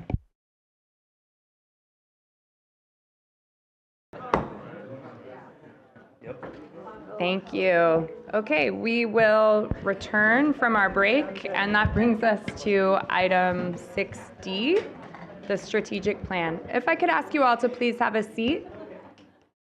Thank you. Director Huckelbridge. Yes, thank you, Chair Harmon. That brings us to item 6D, and this is for the California Coastal Commission strategic plan. We could pull up my presentation when you all have a second. I would appreciate it. So as you will all recall, we presented the draft strategic plan for 2026 to 2030 back in October. At that hearing, as well as in written comments submitted before and after the hearing, we received significant and valuable feedback from commissioners, from government and community partners, from members of the public, and from staff. So first off, I want to thank everybody who took the time to provide comments. We appreciate the thought and consideration that went into the feedback we received. We considered every single comment that came before us. And so today, the bulk of my presentation will provide an overview of the comments we received, as well as describe some of the changes we made in response to those comments. Next slide, please. Again, just to ground us in our agency's mission, the Commission is committed to protecting and enhancing California's coast and ocean for present and future generations. It does so through careful planning and regulation of environmentally sustainable development, rigorous use of science, strong public participation, education, and effective intergovernmental coordination. So this mission and the Chapter 3 policies of the Coastal Act serve as the North Star for the work of the Commission. And the purpose of this strategic plan is to help the Commission meet today's moment with the unique set of challenges we have in front of us. So this strategic plan will serve as a roadmap to guide the Commission over the next 5 years in our work of protecting public access and coastal resources for generations to come. Next slide, please. As a reminder, the draft strategy consists of 5 goals. Each goal includes objectives and specific actions to achieve those objectives. And the 5 goals are not meant to be inclusive of all of the Commission's work and responsibilities, but instead they represent areas of focus for the Commission for the next 5 years. I'll go through each of the goals again, but just as a high level, Goal 1 is ensure access for all. Goal 2, plan for resilient communities. Goal 3, improve external communication and engagement. Goal 4, protect coastal resources. And Goal 5, build and maintain a resilient organization. Next slide, please. So now I'm going to delve into some of the comments received and changes made. And just as a warning, there are a lot of words on these slides. I will try to go through them. I might skip around a little bit in the interest of time, but the intent here is to kind of serve, I just wanted to give you a sense too of the scope of comments we received. We got a lot of comments, really good comments on our strategic plan. And so as opposed to focusing on each one individually, it was sort of, I wanted to put everything in there to give you a sense of sort of the scale. So for Goal 1, we received, and you'll see this on all the slides, almost for every goal, we have some general support comments, which we really appreciated. Hey, we like what you're doing over here and here. So we noted those on here, and that's above the line. More actionable comments are sort of below the blue line, you'll see, and we kept that format in all the slides. So we received some general support comments on equitable access and access for all lower cost visitor serving uses. And then we received a number of comments, including requests to recognize local constraints to planning for lower cost accommodations, providing materials for local governments on eliminating barriers to coastal access, growing our whale tail grant program, and recognizing workforce housing is essential to maintaining visitor serving uses. And again, I'm going to skip around. I'm not going to go through each one, just a high level. Next slide, please. So for Goal 1, we made several clarifications and changes.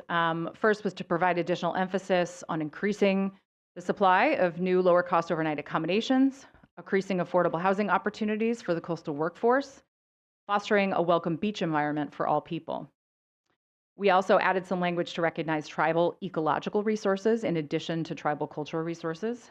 expand list of partnerships to recognize all of our partners, which includes other government agencies, ports, community organizations, and others. And then a modification to seek to grow our commission's enforcement team. Next slide, please. For goal 2, plan for resilient communities, again, several general support comments of existing objectives and actions we had, and then some actionable comments, including requests to identify approaches and funding for community scale adaptation, assessing vulnerability of public lands and developing adaptation strategies, and reducing barriers for infill development. Next slide, please. So in response to some of these comments, we broadened the overall goal to include climate resiliency planning for other types of infrastructure. If you'll remember previously, one of the objectives was kind of focused on transportation, and so we broadened it.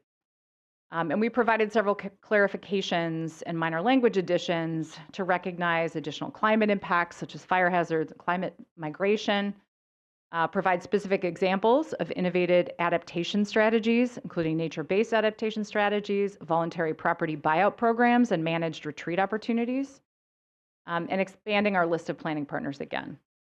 Also emphasizing support for infill development as a climate-smart strategy. And then finally, we included language to coordinate with partners to identify feasible regulatory pathways that encourage nature-based adaptation strategies. All right, next slide, please. For goal 3, improve external engagement and communication. Again, several support comments. And then we also received comments encouraging the use of digital platforms for outreach, emphasizing the importance of partnerships with experts, academic institutions, and others to understand and build upon best available science, and request to update materials for a better user experience for the public to engage in the commission process. The most significant comments related to this goal were provided by some of our tribal partners, with several suggestions for strengthening language in the strategic plan around tribal resources and partnerships, and improving engagement with tribes on resilience planning. Next slide, please. So similarly, the majority of the changes to Goal 3 were intended to address comments related to the Objective 3, which is fostering stronger relationships with Native American tribes. So this includes providing clarifications to acknowledge living cultural landscapes, ancestral waters, and tribal ecological resources, emphasizing that stewardship of broader tribal resources should be planned in coordination with local tribal communities, and recognizing tribal sovereignty and sovereign partnerships. We also added an additional action to Objective 3 to improve engagement with tribes on LCP updates and climate resiliency planning efforts. Next slide, please.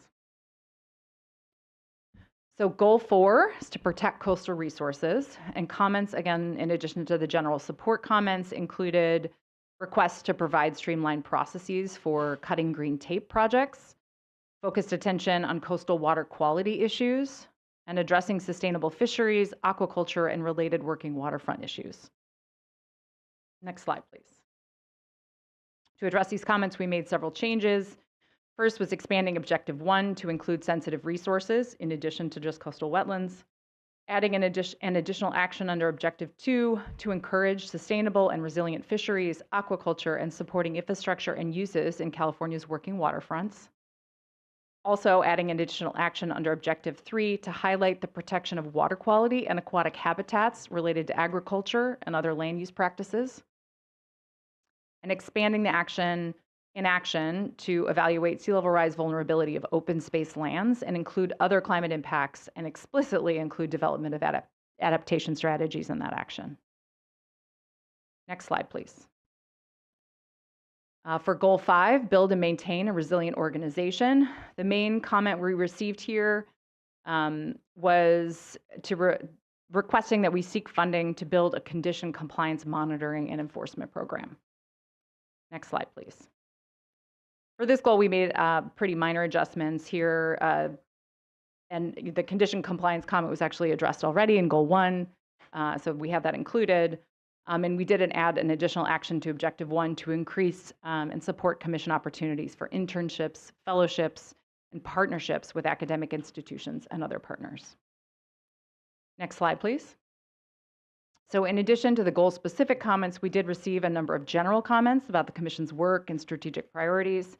These included requests for special consideration of various land uses and industry, requests related to specific projects or locations, general regulatory streamlining opportunities, a consideration of local restraints in planning, and general information provided by institutions and some local governments about their programs and tools and how they may be useful to the Commission. So most of these general comments were not appropriate to include in this type of high-level strategic vision. However, they provided really important insight into both opportunities and concerns that many of our commenters and communities are thinking about and want us to be thinking about as well. So we did absorb those comments. Further, several of the more specific comments, while not included in this document, will be incredibly useful as we start to develop some of the analyses and guidance documents that are called for in the strategic plan, and we do kind of drill down to the more specific industries and things of that nature.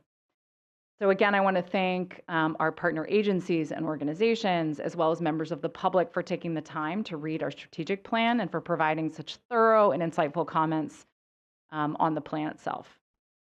Next slide. So with that, I would recommend that the Commission adopt the strategic plan for 2026 to 2030 with revisions incorporated as described in the staff report, as I have just walked through today. And the motion and resolution can be found on page 3 of the staff report, and I'm here to answer any questions. Okay, wonderful. Thank you so much, Director Huckelbridge. Are there any public comments on this? Yes, we have 3 speakers. First, we have in person Mitch Silverstein, and then on Zoom, Zoe Collins and Olivia Munoz. Mitch Silverstein.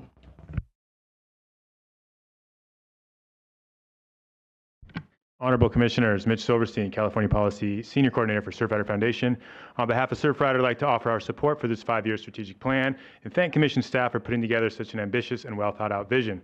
While it does take work to read a draft plan and provide constructive comments and suggestions, it's a much heavier lift to draft a visionary strategic plan in the first place.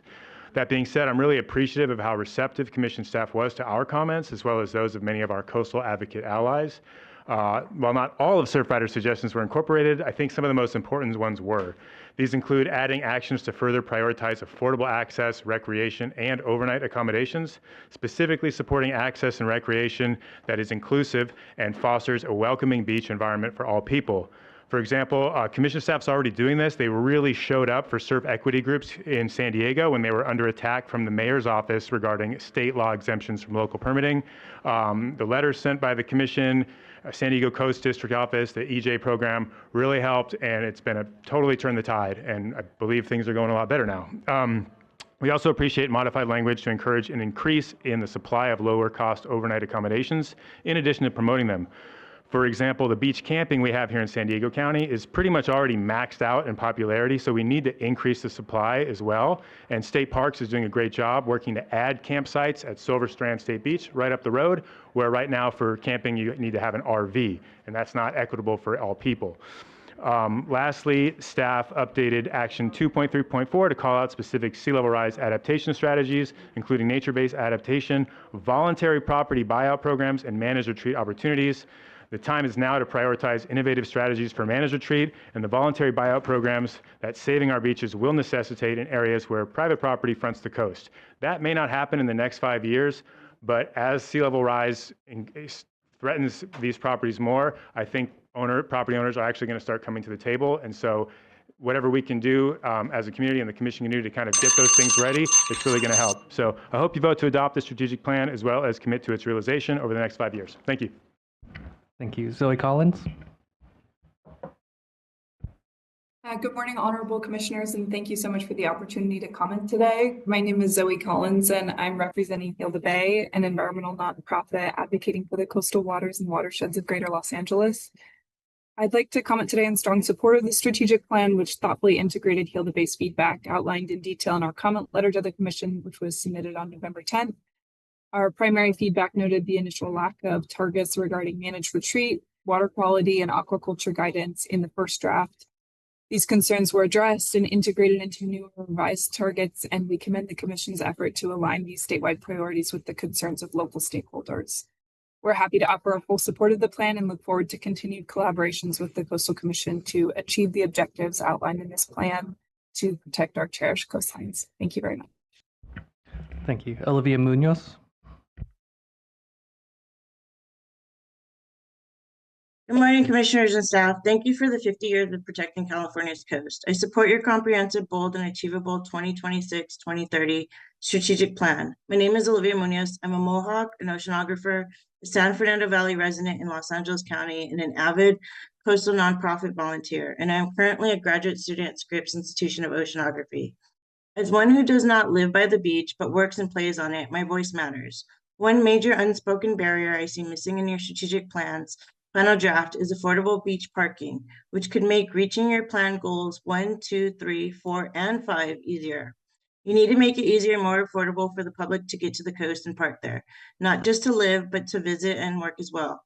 Currently, every time I park in an LA County beach lot, it costs about $20 on a regular day. And when you add in weekends, the price inflates. Easily, that could become $50 a day just driving from inland to get to the beach without snacks. More affordable parking options would help families, students of all ages, underrepresented communities, and nonprofit organizations doing coastal community science and outreach, remove hidden community access cost barriers. Making this part of your strategic plan now would help you better achieve all your goals. I suggest adding an action item of sponsoring or creating a beach parking pass through local libraries like the California State Parks did. Unfortunately, those parking passes do not include any LA County beaches, and I'm sure other county beaches throughout the state. Can you please start a pilot beach parking access program for all in Los Angeles and then roll out to the rest of the state? In that same lens of access and planning, can you also please have at least 4 regional inland coastal commission meetings and not just one a year? Thank you, and here's to another 50 great years. Thank you. No more speakers. Okay, thank you very much, Chris. Now I will return to the commission for any comments, questions. Commissioner Wilson. Well, I just want to reference the last comment around parking, and just to remind folks that when we talk about parking, oftentimes there's a very strong pushback in relation to housing and the tie between those two things. And so, and it's at the state level and at local level, so I want to just recognize the tension of that, and recognize that while being pro-housing and pro-access, that we often get accused as an organization of being anti-housing when the subject of parking comes up. And as a person who advocates very strongly for housing, I sort of lean more in the housing zone, but I want to recognize that tension that really exists. Second, I made some comments on this strategic plan, and I feel heard. They were reflected in there, and I really thank you so much for that. And I'm happy to make a motion to get this going. So, and is that all right, or do you want more comments? Okay, well then, whenever. I'll return to you for the motion, all right. sir. Vice Chair Hart. Thanks so much. I want to focus on the public participation part of the strategic plan. And I was just thinking, first of all, I want to acknowledge the incredible amount of work and what a great plan it is. So thank you so much for everything. I can't imagine how much time and effort went into it. So one of the things I've observed over the time that I've been on the commission is how much time the public has to sit and wait, and how sometimes people get cut off, people in public comment. There can be too much public comment on a given day. And so it just made me think about if there is any possible way that we could at least give people an indication of how much public comment there is, for example, as of 8 a.m. or maybe the day before, so that people could shift their public comment to a different day potentially. And if there is any possible way we could at least give within an hour time estimates, or I really feel like we need to explore that. I just feel so much for the public. I'm so grateful to all of them for their participation. It's critical to our process.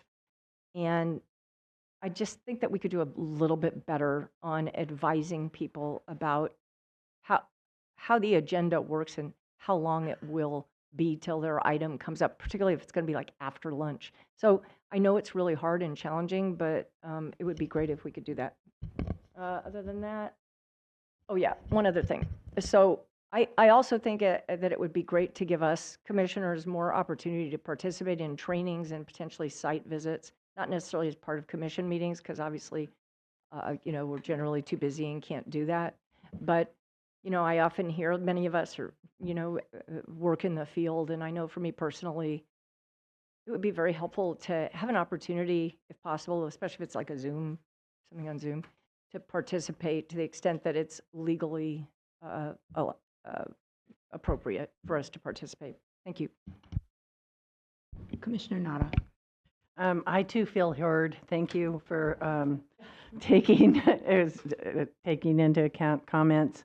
I did want to just piggyback on the thing about if there's. I think I've gotten a lot of feedback about public participation and how it's hard to know when things are going to come up. And I've been told that there's new software there is software available that could improve our ability to give people an idea. So I wonder if that might be something we could look into, because I think it would improve the quality of the and also make the participants, the public, feel it would be easier to participate, I guess is what I'm trying to say. And I just think, on 50 years, this is a great roadmap for the future. I think, I kind of look at it as how we're bringing coastal management into the 21st century, and it's good to see. So I'm happy to second the motion when Commissioner Wilson makes it. Commissioner Preciado. Yes, thank you.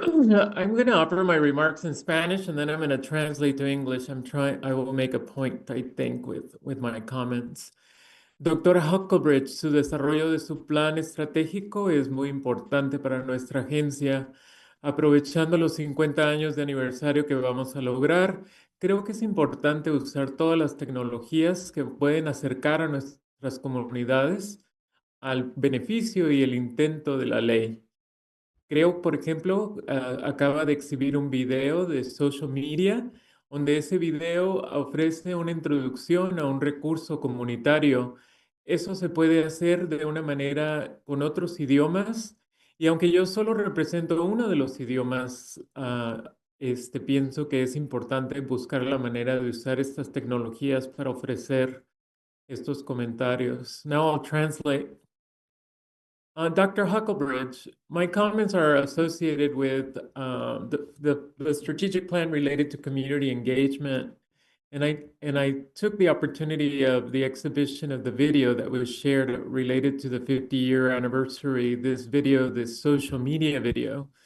And I'm just wondering that among the many language communities that are represented here in California, that if some of the social media that is going to reintroduce to the public some of our assets, some of the things that have been created with the work of the commission, that if they are provided in multiple languages, you'll have the opportunity to reach out to a broader audience. Now, in many instances, these technologies already have translation or interpretation structures, but when they do not have such strengths, as an example, Commissioner Nodoff just suggested that the system of the meeting could be improved with the technological advance. I just wanted to make sure that language access is also considered, and that language access be embedded into our procedures whenever they can be. Thank you very much. Thank you. And Commissioner Escalante, sorry. Madam Chair, and I appreciate Commissioner Preciado's comments in his excellent Spanish. Yeah, absolutely. I think that I've been in this commission long enough to have seen also the evolution of our communications access to communities. So I appreciate the effort of continuing that. I know that sort of pressures that be want to shift away from all of that, serving all of our communities in California. So that's greatly appreciated, and of course, happy to help. Although now I have competition with his Spanish, and I know that Commissioner Lopez is also perfectly bilingual. So congratulations. The strategic plan looks amazing. Great work. And I just wanted to particularly recognize the fact that this agency responds to the public And I actually really believe that everybody who's sitting on this side of things, we thrive when there's a lot of representation from the public. Like a day like today, having this room full, feeling this energy, seeing the interest from the press on what we're doing, I think that is very encouraging. And all these comments and all this participation and integration of your comments into this draft shows how this agency tries to work that way. So I think that we're on a great path, and I congratulate our staff on a work well done. Thank you. Okay, Commissioner Wilson. Great. I move that the Commission adopt the 2026 to 2030 California Coastal Commission Strategic Plan pursuant to staff recommendation, and I recommend a yes vote. Second. Okay, that's a motion by Commissioner Wilson, a second by Commissioner Kelly. We all wanted to second that. That's how exciting we are. Would either the maker of the motion or the seconder like to speak to their motion? Just one thing, I just want to point out the fundamentals of public trust doctrine and the laws that help create the Coastal Act. Some of those came from not just Roman law, English law, but also fundamentals of California formerly being part of Mexico as well. And so I think that there's an interesting historical context about that public trust doctrine and our connection to that historical context. And I think Commissioner Preciado, not directly saying that, but it's real, and I just want to reference that. And with that, I recommend a yes vote. Commissioner Kelly. Yeah, and I think just along those lines, but maybe even further in the historic past, I want to just mention I'm really grateful for the mention and recognition of our work with the California Native American tribes, and also kind of deepening that work and making sure that it remains a focus, expanding on not just certain types of resources, but really in a lot of the planning work and public access work that we continue to do to continue to partner with those tribes and deepen those relationships to come. Thanks. Wonderful, thank you. Okay, and as we have one commissioner participating virtually, we will be taking a roll call vote, please. Ms. Miller. Commissioner O'Malley? Yes. O'Malley, yes. Commissioner Escalante? Yes. Escalante, yes. Commissioner Hart? Yes. Hart, yes. Commissioner Jackson? Aye. Jackson, yes. Commissioner Kelly? Yes. Kelly, yes. Commissioner Lee? Yes. Lee, yes. Commissioner Nadoff? Aye. Nadoff, yes. Commissioner Preciado?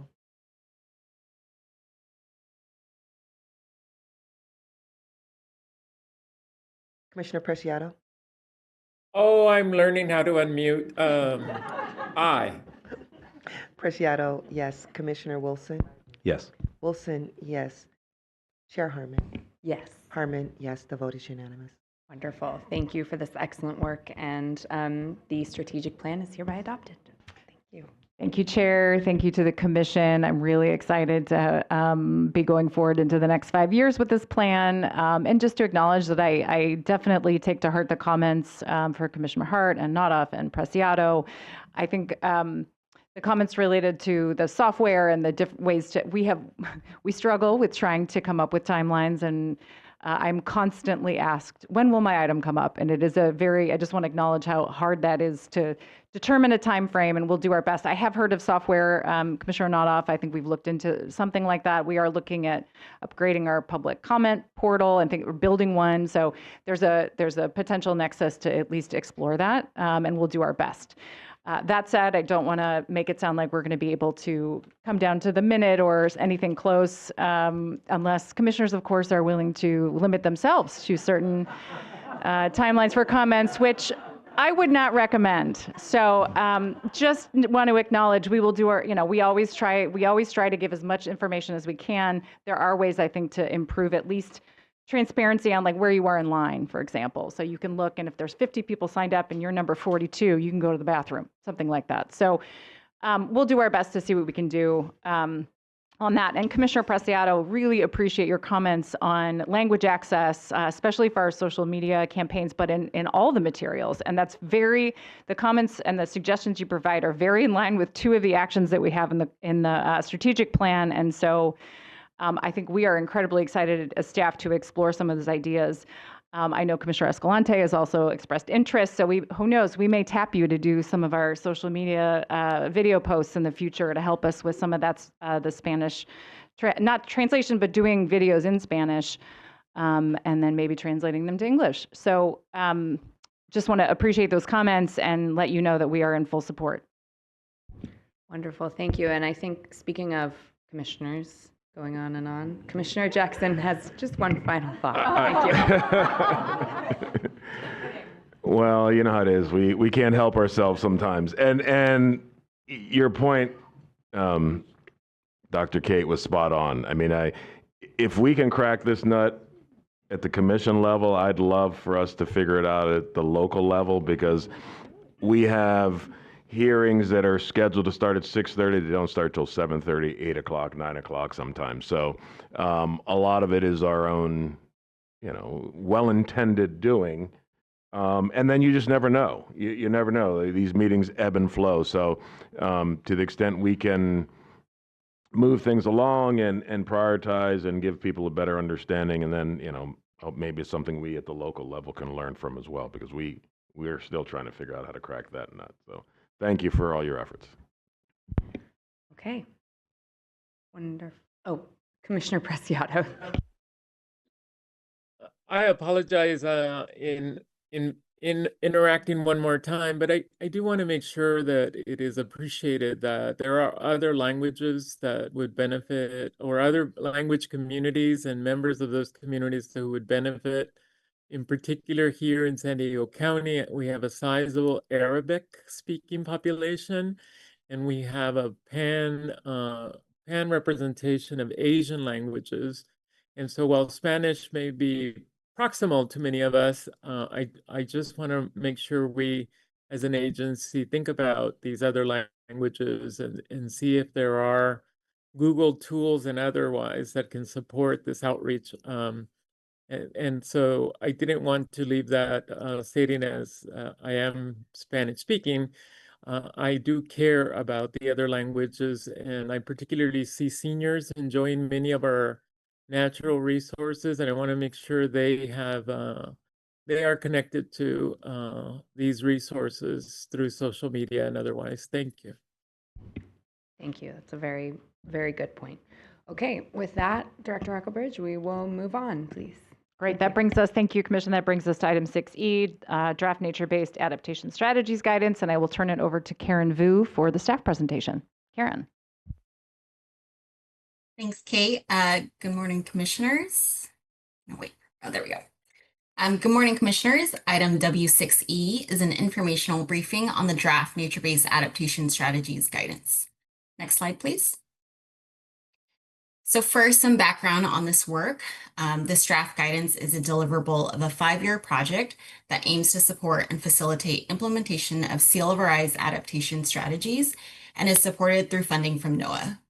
The Commission's sea level rise policy guidance details a variety of adaptation options to consider when planning for sea level rise, including nature-based adaptation strategies.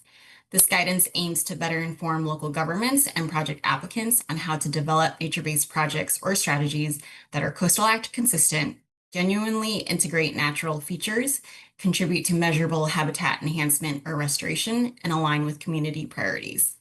As part of this effort, staff have also developed other resources noted on this slide. This work also aligns with the goals of the updated strategic plan that you just adopted, including Action 2.1.5, which calls for developing guidance on nature-based adaptation strategies. In the next few slides, I'll give a brief overview of the contents of the draft guidance. Next slide, please. So, what is a nature-based adaptation strategy? These are strategies that capitalize on the natural ability of coastal ecosystems to protect coastlines from hazards, while also providing benefits such as habitat enhancement, recreation and scenic resource preservation, water quality improvements, and carbon sequestration and storage. Nature-based adaptation strategies are increasingly being recognized as resilient practices to address sea level rise impacts that can respond to, adjust to, and withstand changing conditions while minimizing disruptions to communities and natural resources. I will note that many agencies and other stakeholders have various definitions of nature-based adaptation. The draft guidance describes several related terms that reflect context relevant to the Coastal Commission and the California coast, and is intended to encompass a variety of synonymous terms like living shorelines and green infrastructure. Next slide, please. Taken together, the draft guidance lays out a framework for Coastal Commission support for nature-based adaptation strategies as key options for supporting coastal resilience. Importantly, the guidance includes a set of guiding principles shown here. These are intended to inform the Commission's policy direction and recommendations for nature-based adaptation strategies. These guiding principles state the Commission's recognition of and support for nature-based adaptation strategies as a potentially more resilient adaptation option, that nature-based adaptation strategies can be supportive of many Coastal Act goals, the Commission's commitment to coordinating on these projects, and encouragement for local governments to plan for nature-based adaptation strategies. The draft guidance also includes a summary of how various federal agencies are supporting nature-based adaptation strategies and state initiatives to prioritize these projects. Next slide, please. Section 4 of the guidance includes substantive information on how local governments and project applicants can think about nature-based adaptation strategies through a Coastal Act context. This section provides information on Commission permitting pathways applicable to nature-based projects, considering the components of the project, such as cost or the potential for adverse impacts to coastal resources. Section 4 also includes information on how LCPs can better support the planning of nature-based adaptation strategies and encourages local governments to prioritize and implement these strategies whenever feasible, including through the development of LCP policies that support, encourage, or require such strategies.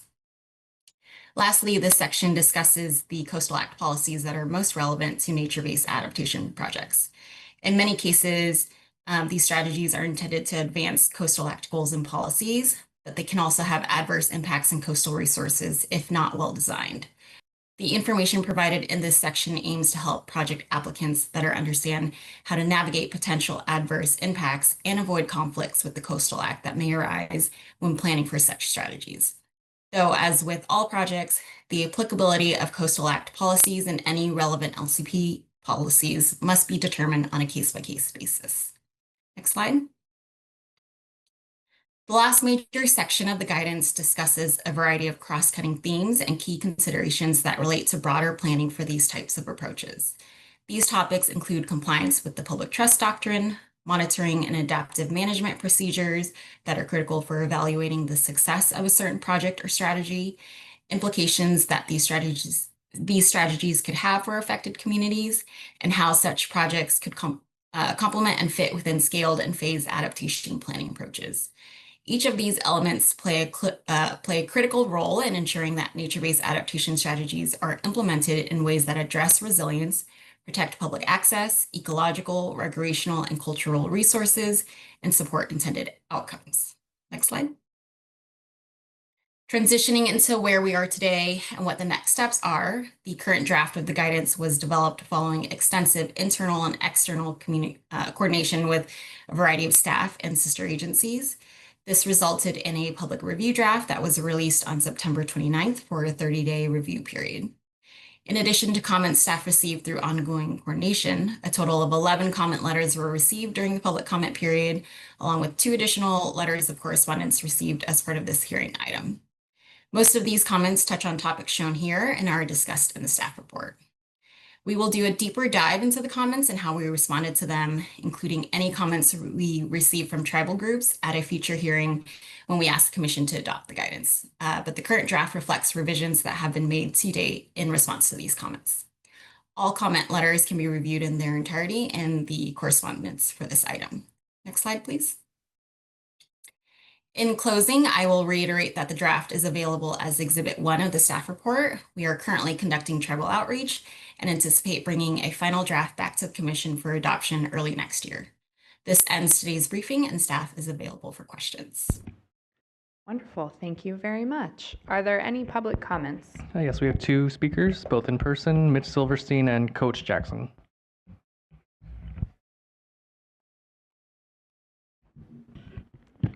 You'll be sick of me by the end of the day. Honorable Commissioners, Mitch Silverstein, California Policy Senior Coordinator for Surfrider Foundation. Again, just want to thank the Commission. I think this is a really great document. We submitted some comments. It sounds like this isn't going to be adopted today. This is still, yeah. So I hope you can continue to look at the comments. You know, there's a lot of debate about what is a nature-based adaptation strategy. And there's especially a lot of debate on whether sand replenishment alone should be considered it. And you can see that in some of the comments. We commented on several things, but I think I'll focus on that since I only have like a minute. Surfrider, we really see this opportunity to, we don't want sand replenishment alone to be looked at as a nature-based adaptation, but we do think that nature-based adaptations should, or could and should, when it's possible, sort of be conditioned along with sand replenishment. For example, looking through a local lens, sand replenishment is basically the only overarching strategy in San Diego County up through South Orange County that everyone can agree on, all the cities can agree on to maintain and preserve our beaches. So we've got, I can't even, there's 5, 6, there's all these different sand replenishment projects that are in different stages right now that are coming through the pipeline that will go before you at sooner or later. And when they do, we need to really look at, okay, well, we're going to dump a bunch of sand on the beach, and that's going to maintain a beach for a while and protect coastal infrastructure for a while. And Surfrider, we're not opposed to that. We just want to make sure that it's monitored correctly and, all the same things that the Commission already does a good job on.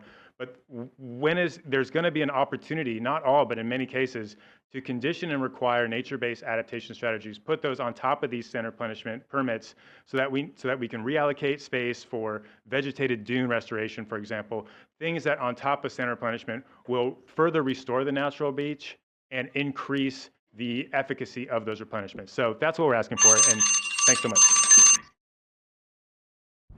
Thank you. Coach Jackson.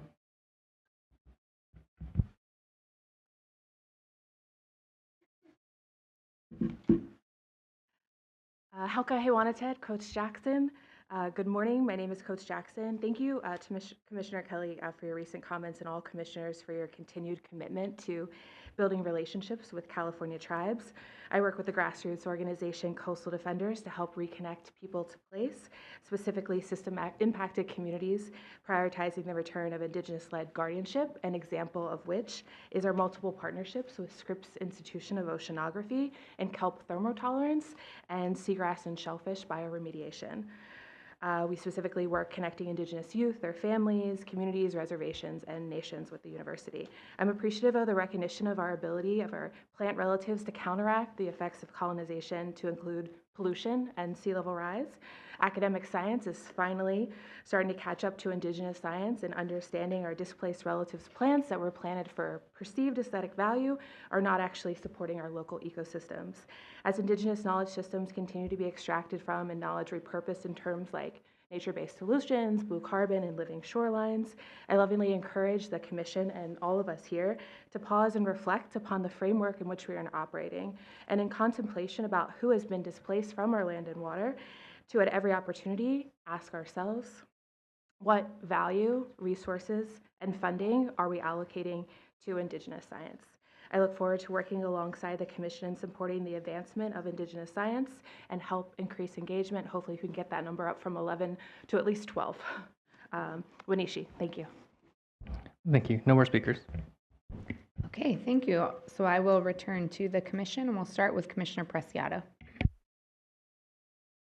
Yes, thank you, Chair Harmon. I just wanted to ask staff, I think in the local context, I agree with Surfrider. We have been looking at sand replenishment as ways to recover our beaches, but I'm wondering in the case of Del Mar and maybe even in the San Clemente area, where rail lines are affected and lifelines for industries and many of our local economies are impacted, will there be processes that ensure that our deep commitment to natural solutions throughout the state can be set aside when it is not feasible or cost effective or reasonable in the case of trying to reinstate a transportation corridor as an example. And so I'm just wondering if you can comment on how the commission will balance these approaches when we are confronted with projects that threaten local economies, threaten transportation corridors, and that natural approaches may not be the best solution at that particular moment or time. And I was just wondering if you could comment on that as possible. And then secondly, if there's language in the policy that will make that a clear alternative for staff so that they're not forced into considering only natural approaches, but really solve with the local agencies or the federal agencies in some cases what needs to be done to ensure a transportation corridor, for example. Thank you. Through the chair, thank you, Commissioner Preciado, for those comments. I think we as staff definitely acknowledge that nature-based solutions are not a good strategy for all cases where we have vulnerability or loss of beach or any other loss of shoreline in an area.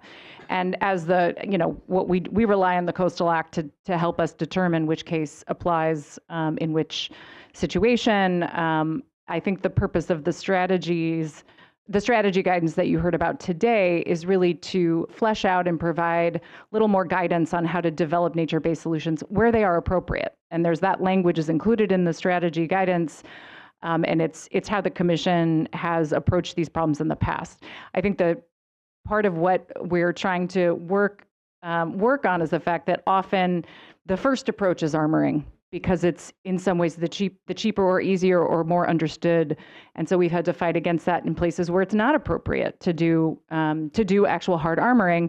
And so the idea of this guidance is to provide a more clear guidance to local governments, practitioners, members of the public, and ourselves, of course, on when nature-based does make sense. And when it does, how to do that. How do we approach it? How do we think about it? And where might it be appropriate? So I think in that sense, we're not foreclosing any options where it would be legal to have armoring. And we totally understand that there are cases where nature-based solutions simply will not be effective because of this particular situation in a particular place. And as the commission has always done, we look at each case individually. So as we have a particular project or a particular part of the coast that we have a concern, we will look at that with a local government and LCP context or through a CDP and determine what the appropriate set of strategies are, both for the physical conditions on the ground and legally what the Coastal Act enables us to do. Thank you. Thank you. Commissioner Eckerly. Thank you so much. Thank you to the staff for pulling this together and the presentation. Quick comment, just highlighting that the Newsom administration has really been focused on nature-based solutions to fight the climate crisis. And Secretary Crowfoot is organizing a series of nature-based solutions convenings next year. So just want everyone to mark their calendars for January 29th. It will be held in Sacramento. I will have share details as soon as I get them, and this is just perfectly timed to tee into that. Great, thank you. Vice Chair Hart. I'm so glad to hear that, Commissioner Eckerly. I wanted to ask staff, Karen and Director Hucklebridge, given that California State Park manages a quarter of the coast of California, 340 miles of the coast, I'm still waiting for a nature-based adaptation strategy or anything. I mean, I hate to be critical. I'm not trying to be critical because I know how overwhelmed they are. But given the high priority of coordination among agencies that's in this policy, and given how critical that partner is, how do you intend, or what is the plan for integrating parks into this strategy?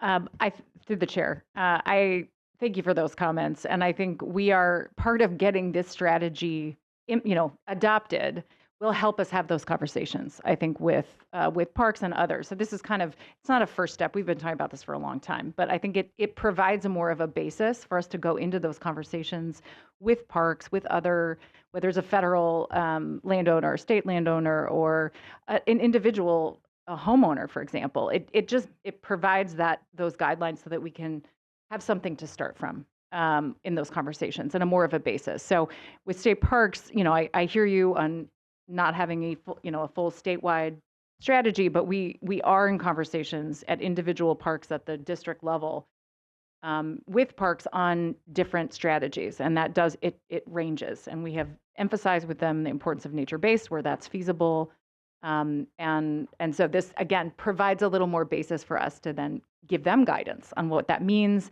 what is counted as what is considered a nature-based solution, and how to implement it. I was just going to add that I actually have a meeting with Parks leadership next week to talk about this. Thanks so much. Just through the chair, just one more comment. I mean, I guess what I'm really hoping for, the term parks isn't even mentioned in our, if you search for parks, it's not mentioned. And I know it's hard because, you have different state agencies. I just can't, if we cannot really be forward-looking and proactive on our public lands, how can we expect private landowners to be proactive? How can we be talking to the railroad, et cetera?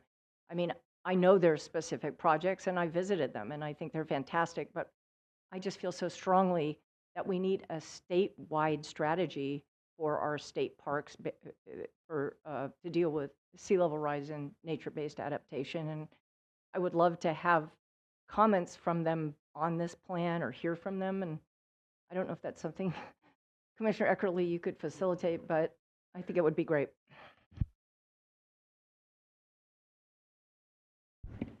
That's my job. Great conversation. Any additional comments? No? Thank you. So this item was informational, but really appreciate it. I think we'll move on to the next item. Thank you. That's going to bring us to item 6F, which is an informational update on the transboundary pollution crisis in the Tijuana River and Tijuana River Valley. And Cassidy Teufel going to come to the mic and provide or at least kick off the staff presentation.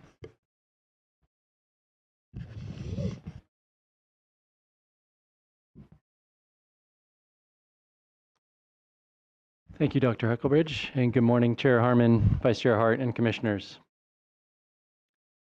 As requested at the Commission's September meeting, we're providing today an informational presentation on the ongoing transborder pollution challenges facing southern San Diego County.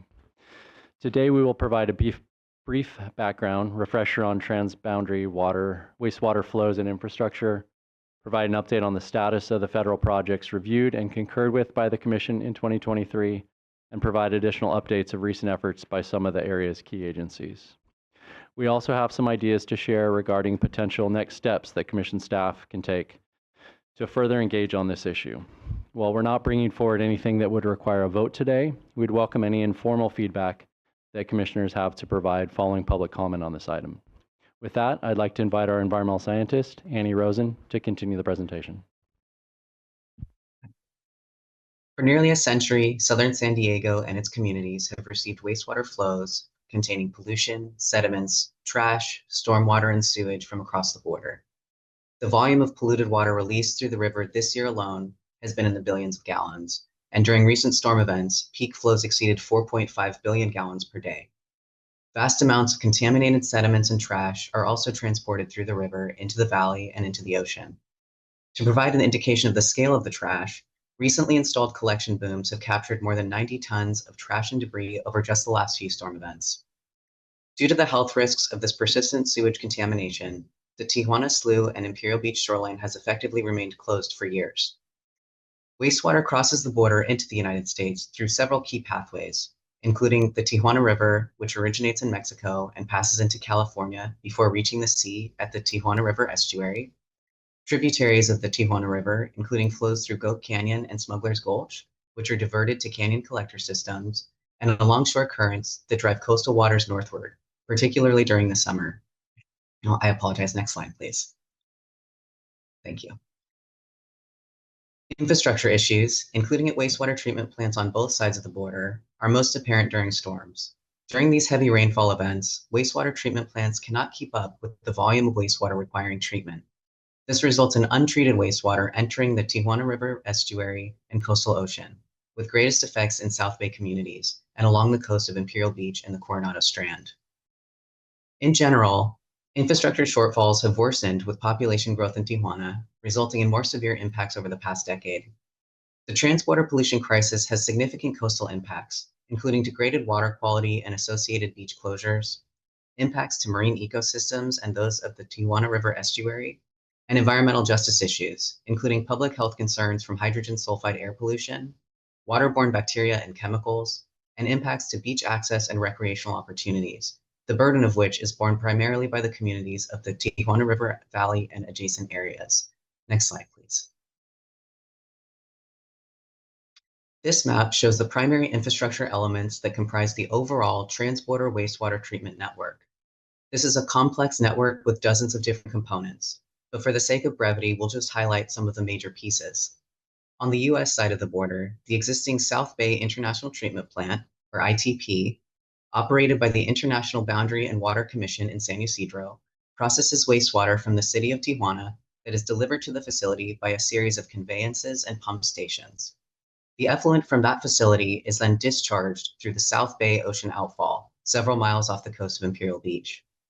South of the border, the existing San Antonio de los Buenos wastewater treatment plant also processes wastewater from the city of Tijuana and discharges it into the ocean. Canyon collectors located along the border capture wastewater flows as they run northward by gravity toward the Tijuana River Valley, diverting them to the ITP for treatment. Next slide, please. We also wanted to highlight some of the multitude of local, state, and federal agencies that play a role in regulating and responding to transboundary pollution and related issues. Among its responsibilities, the San Diego Air Pollution Control District carries out monitoring of hydrogen sulfide emissions associated with wastewater flows in the Tijuana River and estuary. The County of San Diego plays a key role as well. Its Department of Environmental Health and Quality coordinates beach monitoring for safety closures, and its Board of Supervisors has spearheaded new approaches and practices to help address pollution, specifically within the Tijuana River and estuary, with particular focus on trash booms and the need for river water to be diverted and treated. At the state level, the San Diego Regional Water Quality Control Board regulates discharges from the ITP's ocean outfall and has been pursuing a range of enforcement actions to uphold Clean Water Act standards. Finally, the International Boundary and Water Commission, or IBWC, is a small agency within the U.S. Department of State that operates the ITP and other elements of the collection and treatment network.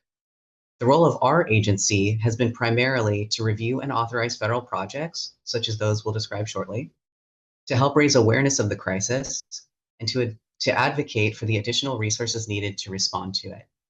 Next slide, please. In May 2023, the Commission concurred with a consistency determination submitted by the EPA and the IBWC for infrastructure projects under the U.S.-Mexico-Canada Agreement. These projects aimed to increase the collection and treatment capacity of the network I described earlier. The four main projects included expansion of the ITP from 25 to 60 million gallons per day of secondary treatment capacity, installation of a system to convey dry weather wastewater flows from Smuggler's Gulch and Goat Canyon locations in Mexico to the ITP for treatment, wastewater streams that would otherwise naturally flow into the Tijuana River Valley, repair or replacement of targeted sewer collectors in Tijuana, including the international collector pipeline that brings wastewater to the ITP, and construction of a new advanced primary treatment plant with a capacity of 35 million gallons per day to treat wastewater diverted from a pumping facility near downtown Tijuana. Of these projects, items 1 and 4 would be located in the US. Item 2 would include project elements in both the US and Mexico, and item 3 would be located entirely in Mexico. Next slide, please. In the 3 years since the Commission's concurrence with that consistency determination, several notable steps have been taken on these projects. This past August, the IBWC announced the completion of an interim expansion of the ITP, adding 10 million gallons per day of advanced primary treatment capacity for a total facility capacity of 35 million gallons per day of wastewater. A further expansion to 50 million gallons per day of secondary treatment capacity is in the planning phase, with an accelerated timeline under development. In May, the first phase of the Conveyance System Improvement Project was also completed, with the rehabilitation of the Goat Canyon Pump Station. Additional phases are still outstanding, but are scheduled to begin construction in 2026. The first phase of the International Collector Project was also completed this past May, redirecting wastewater from the downtown Tijuana region to the ITP. A second phase, which would provide a backup conveyance route, has not yet begun, nor has construction of the advanced primary treatment plant facility I described as Project 4. Next slide, please. In addition to these projects, other recent progress includes deployment of trash booms in the river to collect plastic and other debris, and the return to operation of the San Antonio de los Buenos wastewater treatment plant in Tijuana, which has been closed since 2020. Additionally, construction started in September on a project in Mexico to intercept and treat dry weather river flows. This past July, the US and Mexico also signed a new MOU, reaffirming their commitment to existing agreements and outlining a shared roadmap for project implementation through 2027. For the US, the MOU includes expansion of the ITP to 50 million gallons per day by December 2027, funding for ongoing projects, and providing quarterly public updates on project status. For Mexico, the MOU includes allocation of $93 million over the next 2 years to complete Minute 328 projects, data sharing with the US, development of a real-time binational monitoring system, and construction of a 10 million gallon per day diversion for treated effluent from 2 wastewater treatment plants in Mexico to a location upstream of the Rodriguez Dam. This last project would reduce flows into the US and allow for potential reuse or further treatment in Mexico.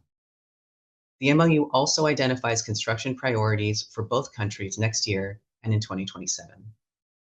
Next slide, please. We next wanted to share some updates on air and water quality efforts. The San Diego Air Pollution Control District carries out monitoring to detect hydrogen sulfide, a noxious gas, in 3 South Bay communities, Nestor, San Ysidro, and Imperial Beach. This graph shows hourly averaged hydrogen sulfide levels at these sites since September 2024. The orange line at 30 parts per billion marks the threshold above which most people can detect the gas or experience symptoms. While spikes still occur, especially during rain events, overall hydrogen sulfide levels appear to have declined over the last 6 months, a positive trend. However, because levels frequently change and can affect sensitive receptors, San Diego APCD has also been coordinating with the county to provide free indoor air filtration systems to residents in affected areas, helping to reduce in-home exposure to hydrogen sulfide and support public health. Next slide, please. For issues of water quality, the Regional Water Board is the lead agency. Much of its focus lately has been on discharges from the ITP. With its recent expansion, the IBWC has stated that it intends to discharge from the ITP a blend of up to 25 million gallons per day of secondary treated wastewater, with an additional 10 million gallons per day of advanced primary treated wastewater. However, the facility's water quality permit requires wastewater to undergo secondary treatment, so this blended wastewater is expected to exceed the permit's effluent limitations for several constituents. On August 28th, in anticipation of permit violations, the San Diego Water Board issued a cease and desist order to IBWC. This order established temporary discharge limits through June, but also recognizes the environmental benefit of the recent expansion of the treatment plant's capacity and allows it to operate out of compliance for a limited time. Thank you, Ms. Rosen. Regarding the role of our agency, we continue to track the status of the IBWC projects considered in 2023 and resolution of the water quality issues identified by the Regional Board. In addition, we wanted to provide for your consideration today several ideas for further engagement by Commission staff. The first idea is in recognition of the array of state and local agencies working on this issue in various ways and the potential benefit of further coordination and collaboration between them. We propose to reach out to these agencies and work with them to convene a quarterly call to share information, discuss emerging issues or challenges, and to collaborate on potential solutions, including working to expedite permitting or jointly advocating for additional resources. This interagency group could also provide a venue for exploring the second idea, a shared information resource to help improve and promote public access to relevant information. Currently, a number of resources exist for this purpose, but our hope is that with greater coordination, a shared or linked information resource could be developed to provide key information to the public, such as air and water quality monitoring data, community programs such as air filters for affected communities, beach status and advisories, project status updates, and emerging issues related to transboundary pollution. In addition to these two possible avenues for further engagement, I also wanted to share a more targeted effort that the Commission's expert ecology and water quality staff have been focusing on, and that could be expanded further. With that, I'll turn the mic over to Dr. Holly Hall of the Commission's water quality team to provide a brief description of the work that she's been doing with Commission ecologist Dr. Rachel Pausch to compile existing research on water quality and ecology issues relevant to and within the adjacent to the Tijuana River Valley estuary. This work is being done to highlight and help identify potential knowledge gaps and potential areas for further research. And it focuses on compiling existing research on those issues. With that, I'll turn the mic over to Dr. Hall. Thank you. Next slide, please. Next slide, please.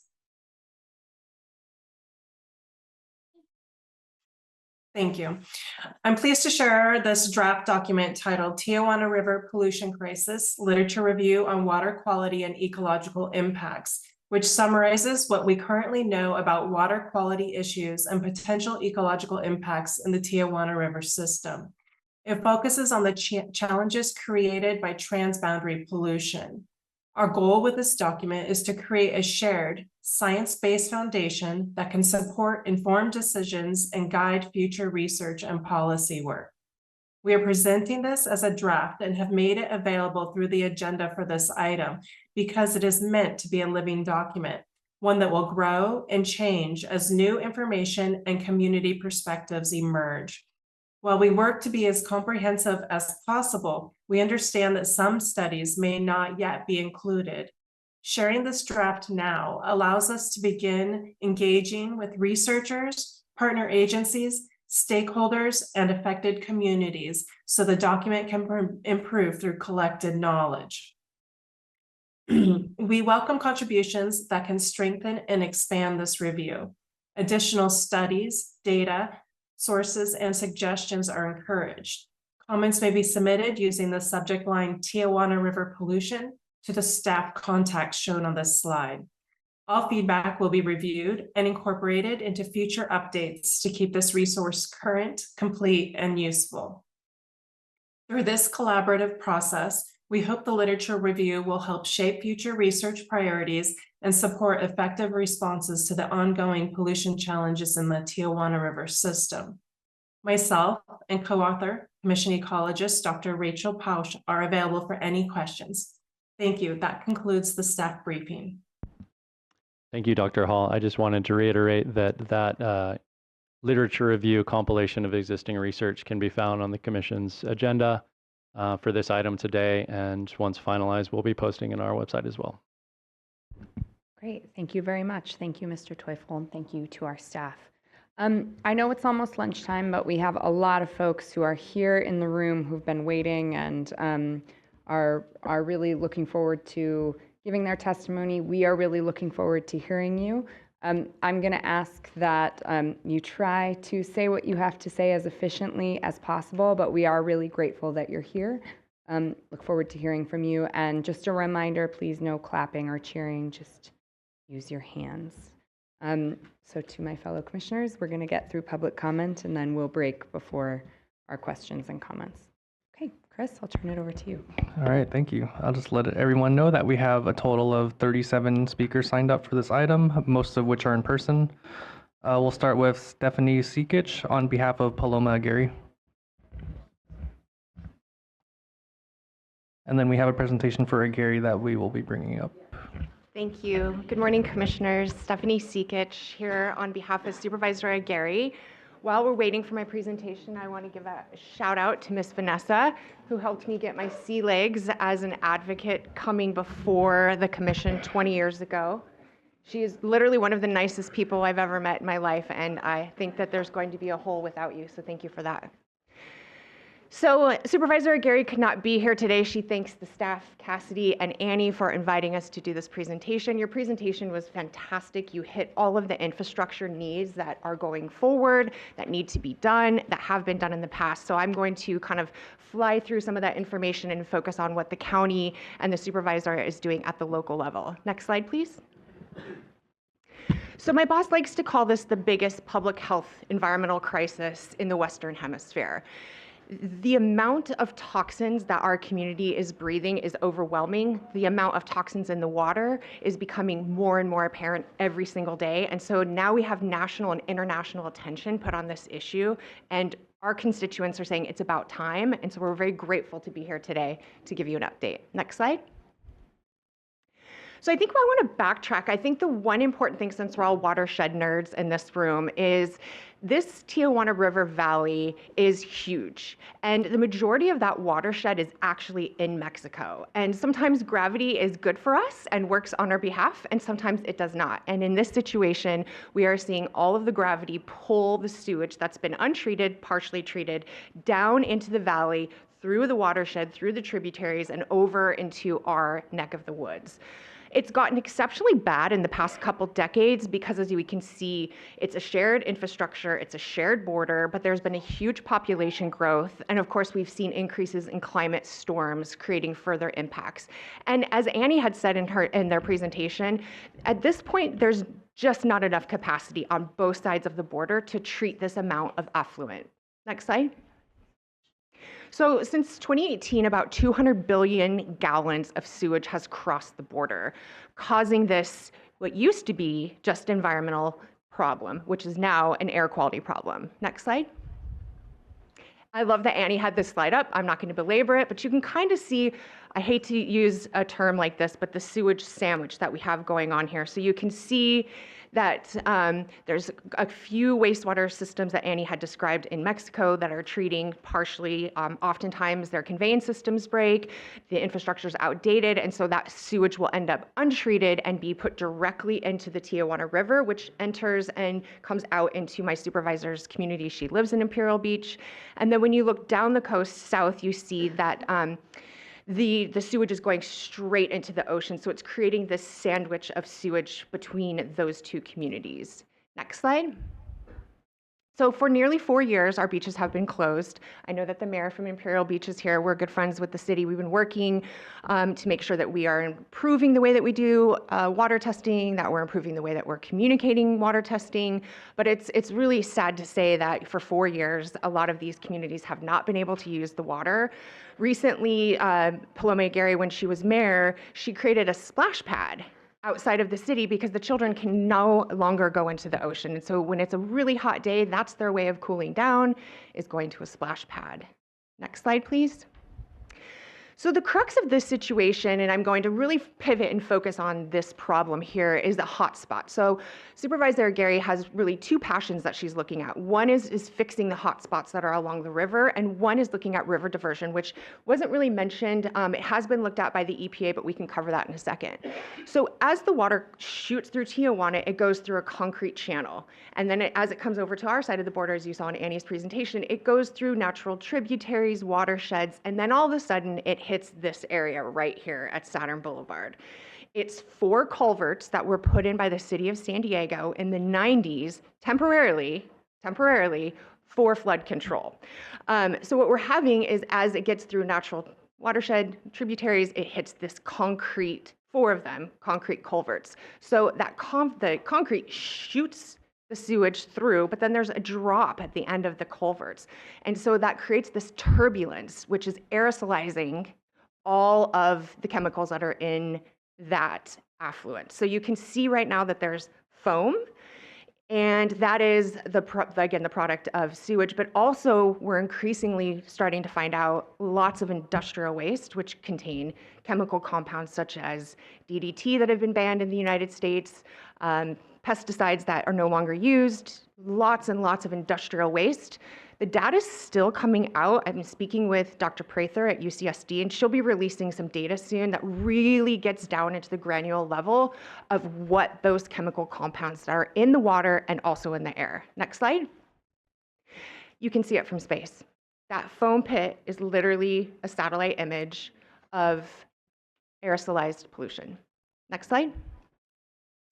So Annie covered this again, but this was really an alarming situation for our constituents' community. During 2024, there was some conveyance systems that had broke.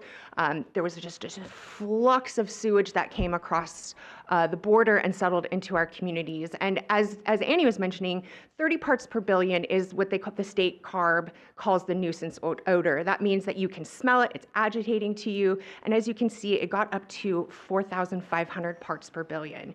This is absolutely just devastating for brains that are forming. There's a lot of neurological impacts that can come from ingesting hydrogen sulfide.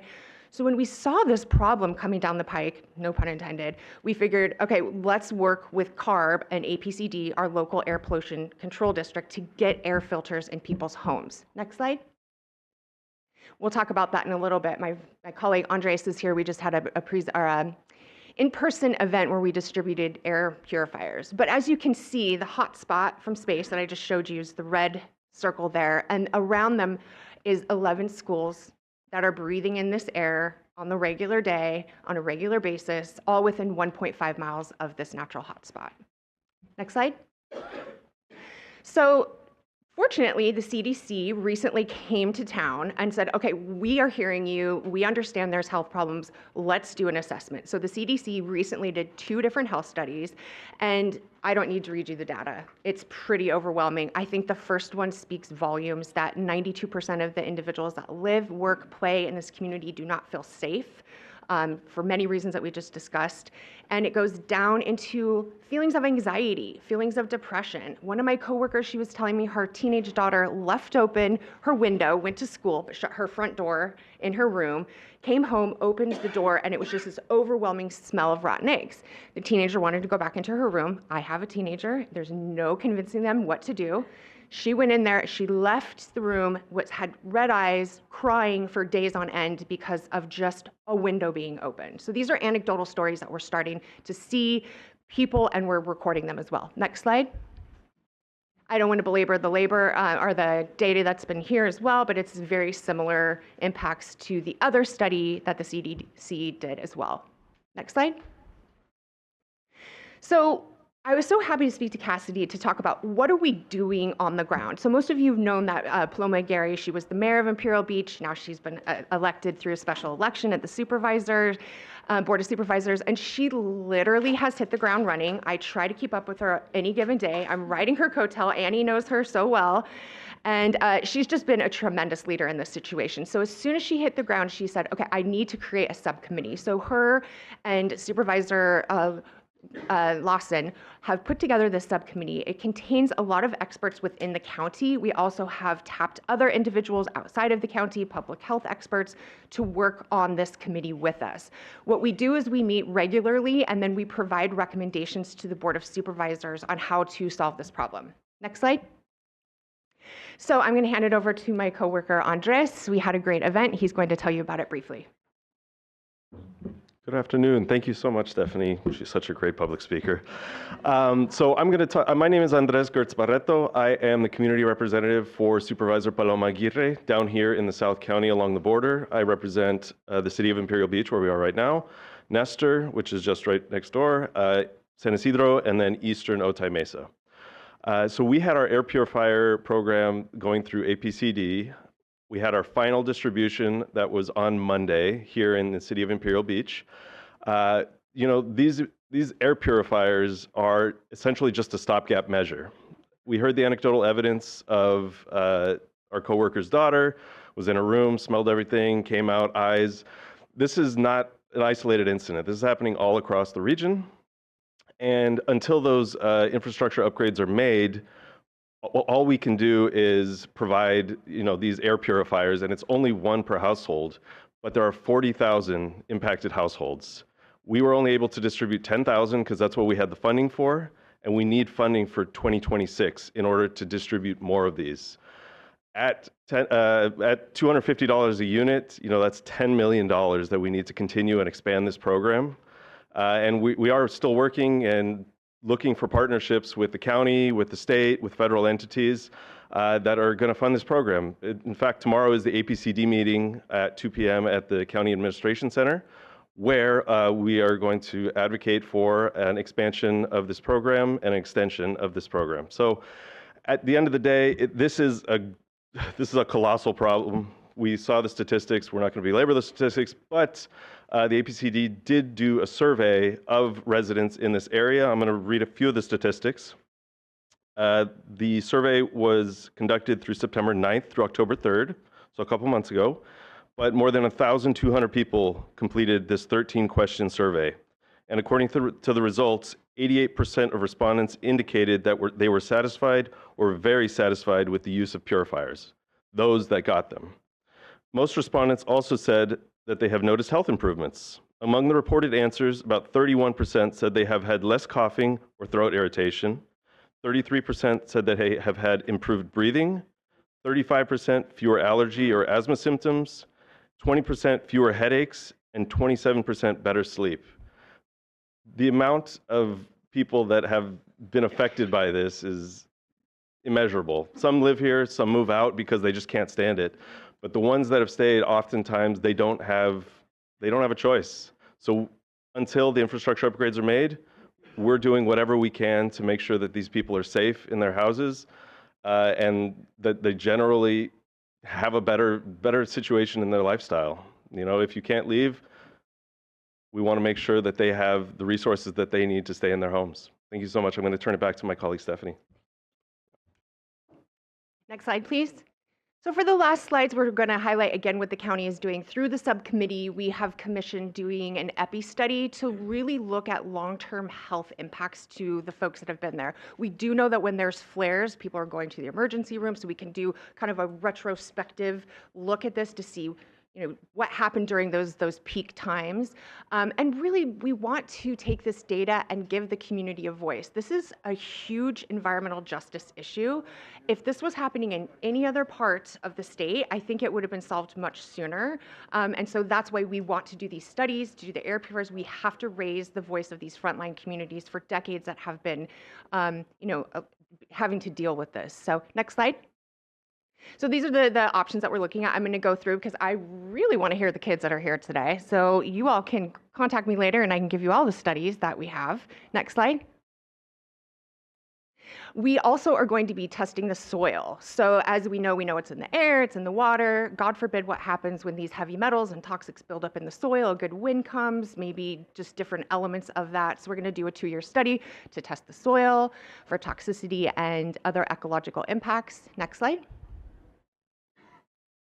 And finally, we're doing an economic study. The county had already done a very preliminary study. It was kind of self-reporting by local businesses saying, yes, I've had impacts from this sewage crisis, but it's going to be very substantive. We're going to be looking at property values, tourism, household impacts, and business impacts. Next slide. And finally, this is the most exciting project to me, is fixing that hotspot that we were looking at before. That's the crux of this problem. And so the county is kind of full steam ahead right now, looking at this study that will be released in January. And we're really making partnerships because the issue is like a donut. So the city of San Diego owns Saturn Boulevard right there. And the county is around it. And then the Navy also has land there. So those are the partners that are working to fix the hotspot. Next slide. So for state participation, Cassie and I did not coordinate our slides, I promise. We are looking for state-led initiatives. I don't want to belabor, like I said, I want to hear the kids.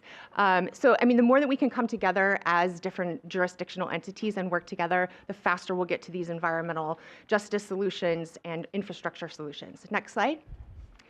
This is just, a plea. Everything comes to money, right? Like we can send a man to the moon, we can do all the infrastructure we want, but unless we have the funding, we're not going to be able to move forward. So we're looking at all state entities to continue these projects and that we're working on. And also, I think it's very important is long-term operation and maintenance at IBWC, because that's where on our side, we came into the conundrum. We weren't keeping up a lot of the infrastructure on our side. And so we did see a lot of, malfunctions on our side. So we need that long-term maintenance and operation funding. And last slide.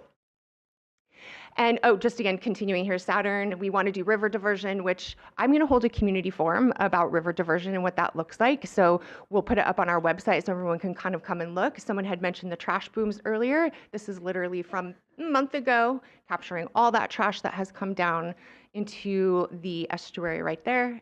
And next slide.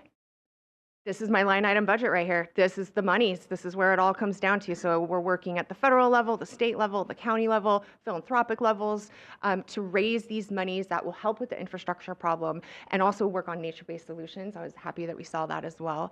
And then next slide. So thank you for inviting Supervisor Aguirre's office. She really wishes she could have been here. She was actually running a board meeting herself, but she believes that we can all work together on this issue. And thank you again for your invitation and all the work you do to protect the 1,100 miles of coastline in California. Thank you. Thank you very much for being here.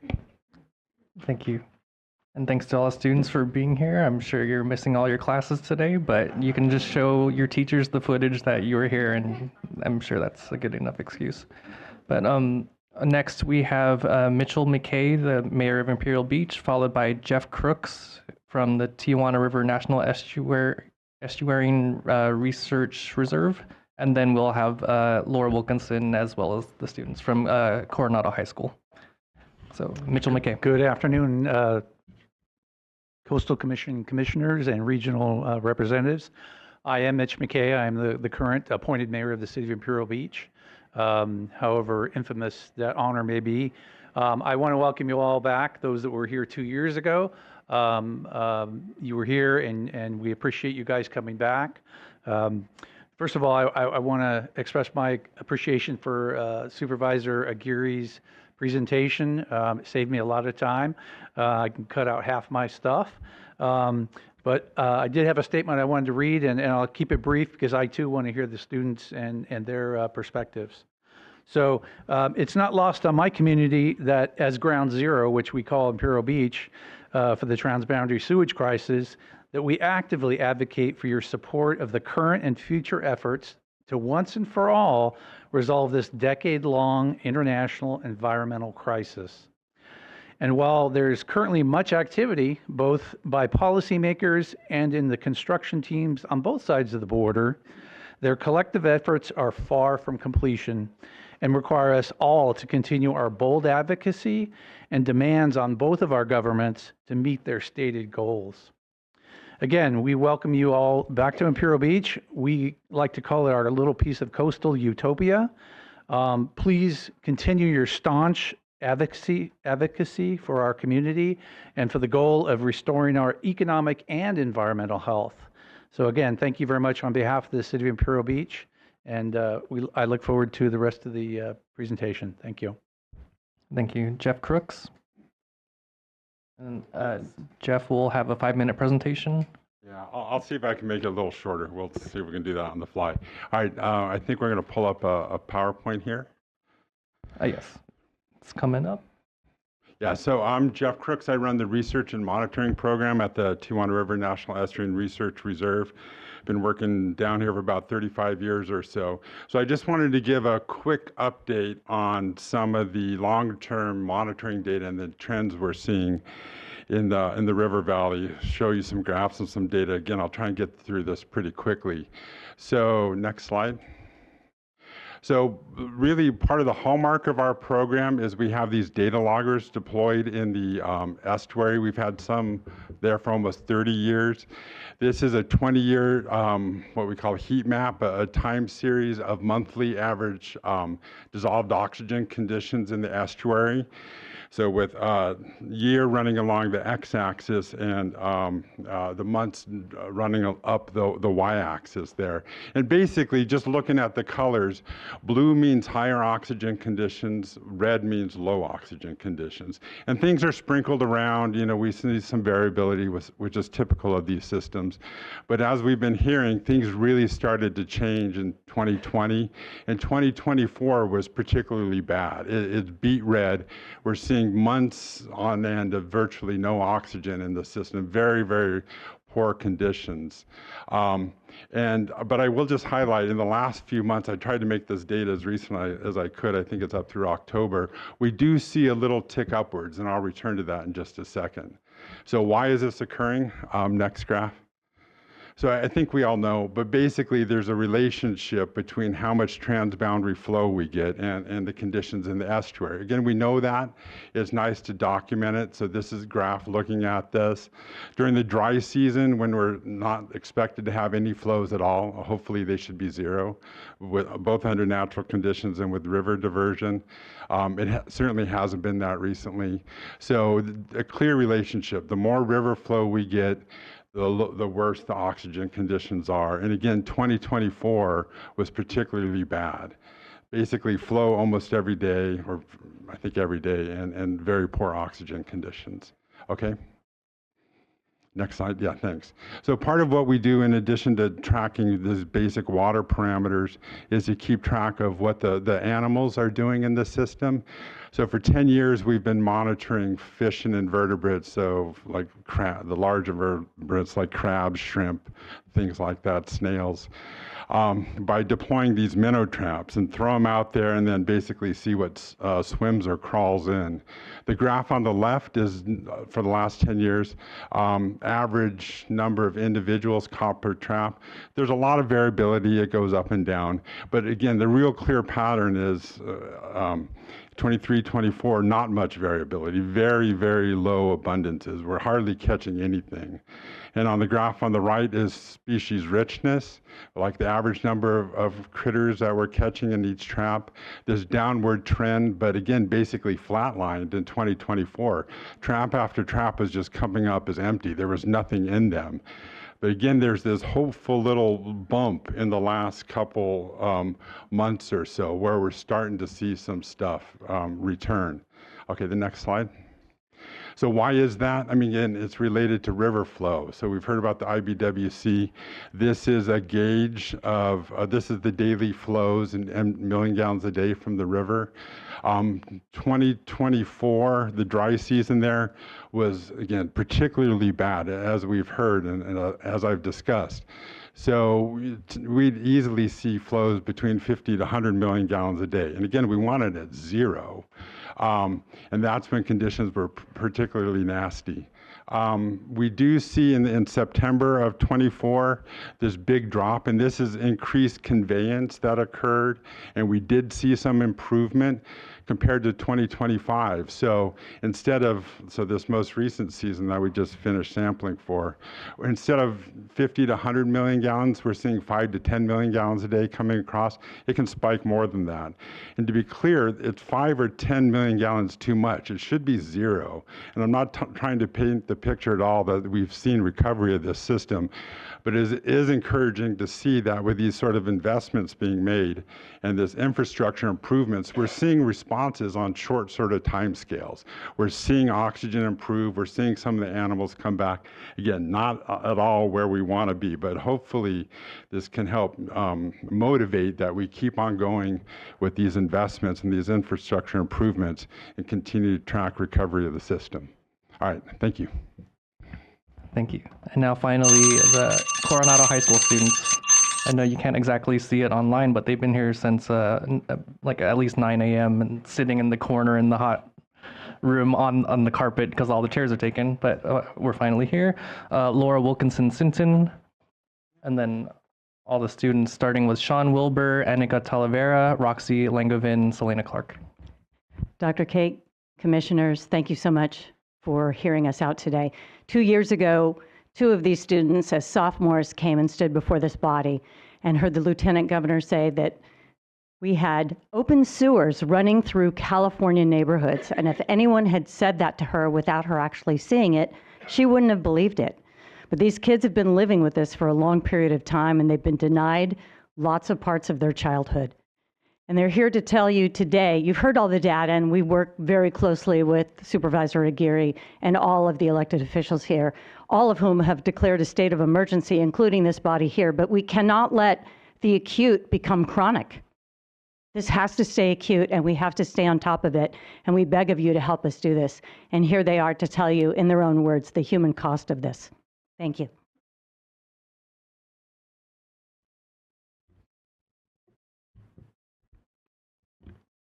Greetings, Coastal Commission and guests. My name is Sean Wilbur, and I'm a senior at Coronado High School.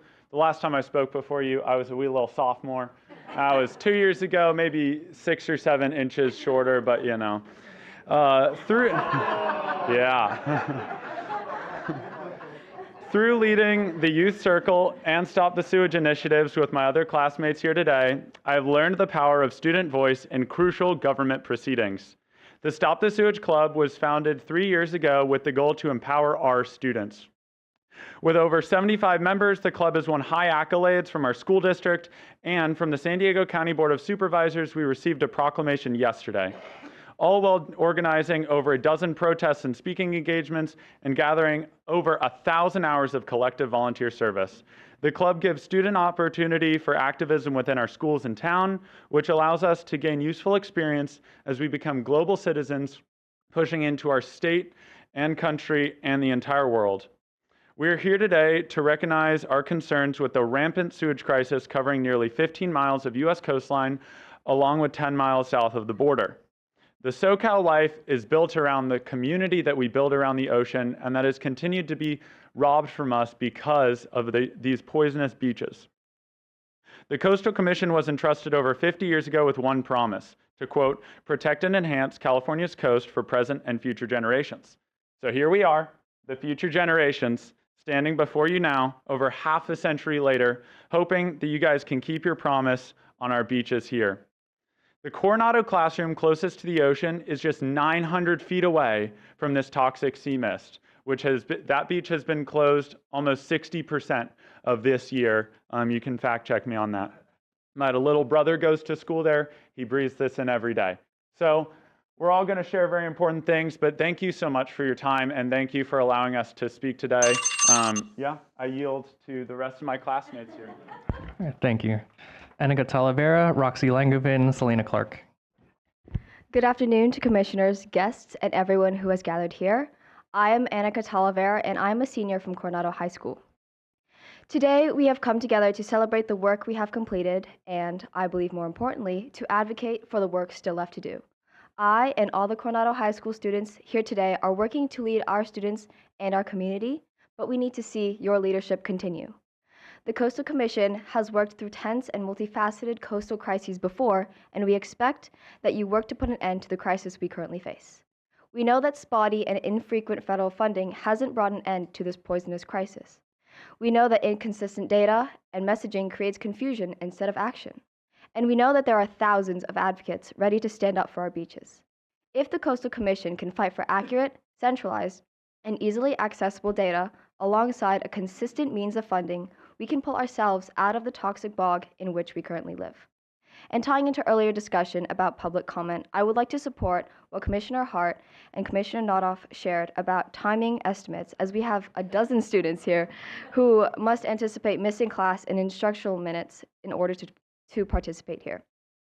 I can't wait to get to work with everyone here towards a cleaner beach and a cleaner future.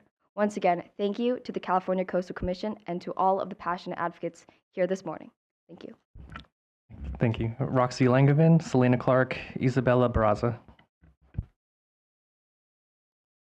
Good morning. My name is Roxy Langevin, and I'm also a senior at Coronado High School here with our Stop the Sewage Club. And I'm here today because I've been wanting to learn more about the workings of both local and federal governments, and I want to be able to make a change and impact my community, which I've been told time and time again is what I can use my voice as a youth member of the community to do. I've been living in Coronado since I was 4 years old, and when we moved here, one of the biggest draws for us was the beach community, the local life, and everyone around it. And so many of my best childhood memories have been spent on the beach with my family, even up to 2 years ago, going on a Christmas walk on the beach or walking almost every week down there with my mom. And it has been so disheartening to see over time how much more the beach has been closed. Every week, as Sean said, for almost 60% of this year, the beaches haven't been open to the public. And it's been so depressing just walking down there and seeing them empty and devoid of the life that used to be there, both tourists, locals, and the ocean life itself that's being affected by the sewage crisis. And again, these beaches have been kept closed for years. Unsafe water conditions have kept swimmers and surfers and tourists and others out of the water for fear of illness, disease, anything. And our beaches, they've been ghost towns for too many summers to count. This crisis and its effects directly impede the Commission's core mandate to ensure coastal access for all, as you guys said in your 5-year plan is currently your #1 goal for this Commission. And in order to uphold this mandate, the Coastal Commission needs to prioritize action on the sewage crisis, working with the state government, the federal government, any type of commission who can help us open our beaches once again. I'm thankful to have the opportunity to speak before you guys today alongside my classmates. Thank you. Selena Clark, Isabella Braza, Joey Rudowitz.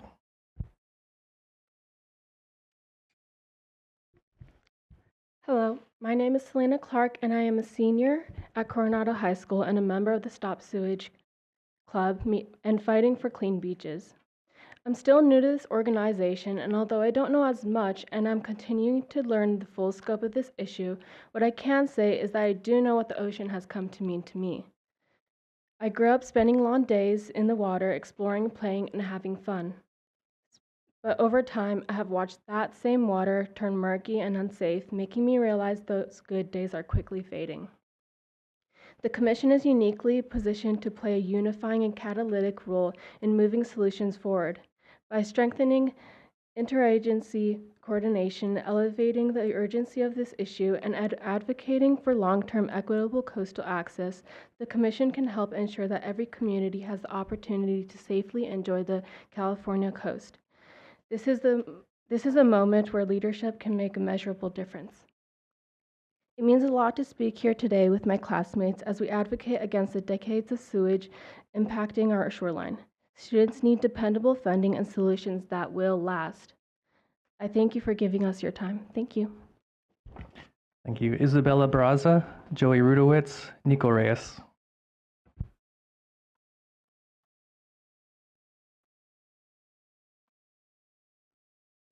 Hi, my name is Joey Rudowitz, and I'm a sophomore at Coronado High School, and also a member of the Stop the Sewage Club, Fighting for Clean Beaches.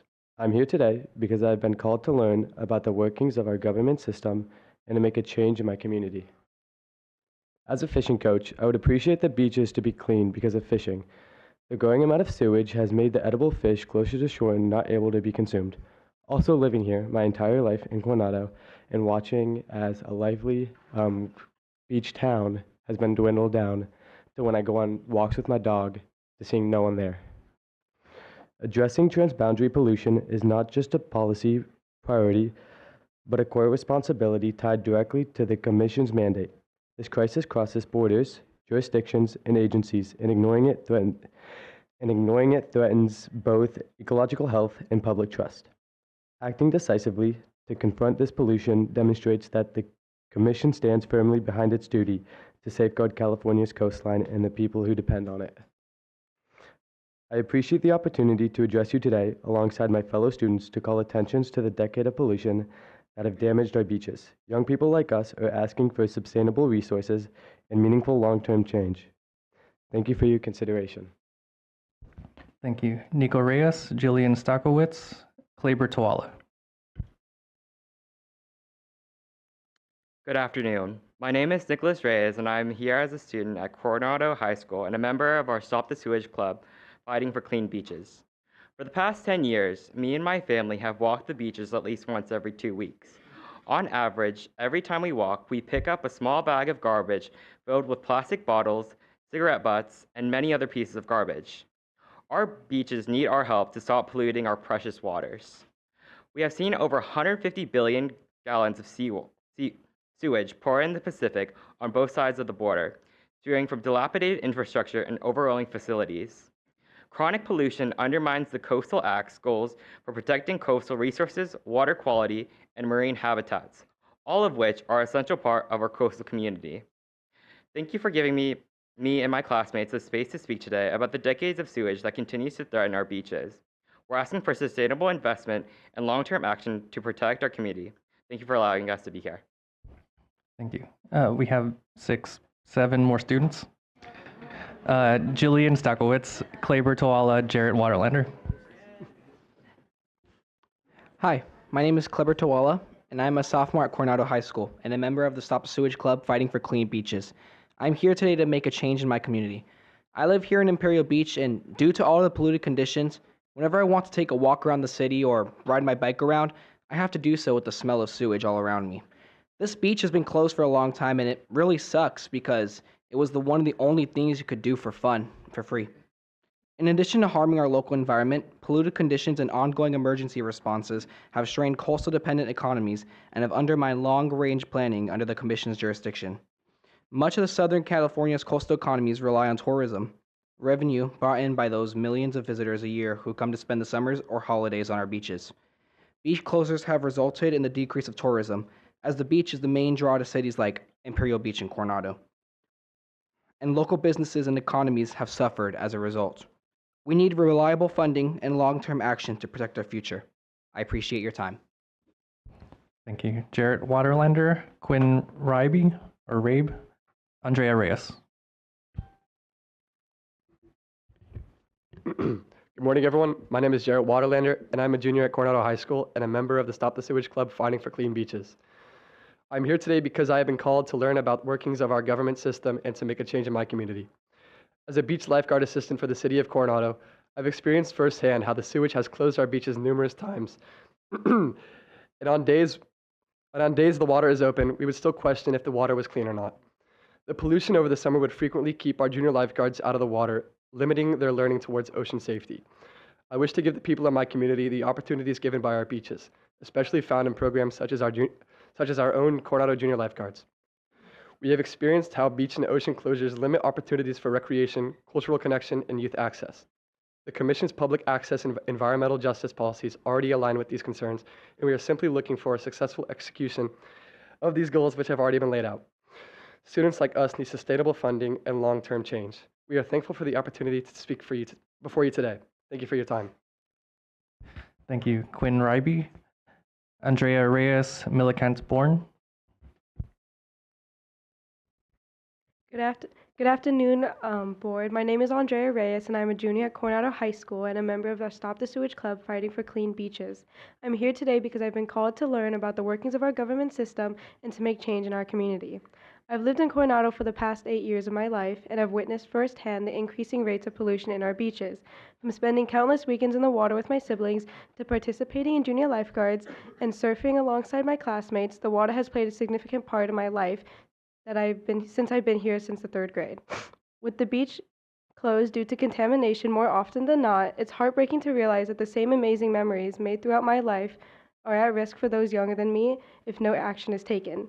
Therefore, frontline communities in South San Diego continue to shoulder most of the severe consequences on this ongoing crisis.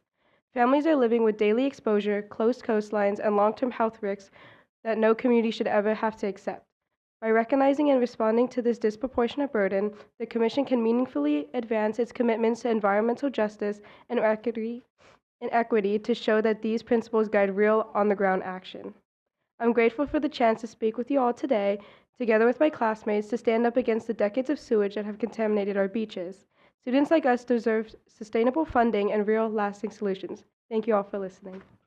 Thank you. Millicent Bourne and Eric Camberos.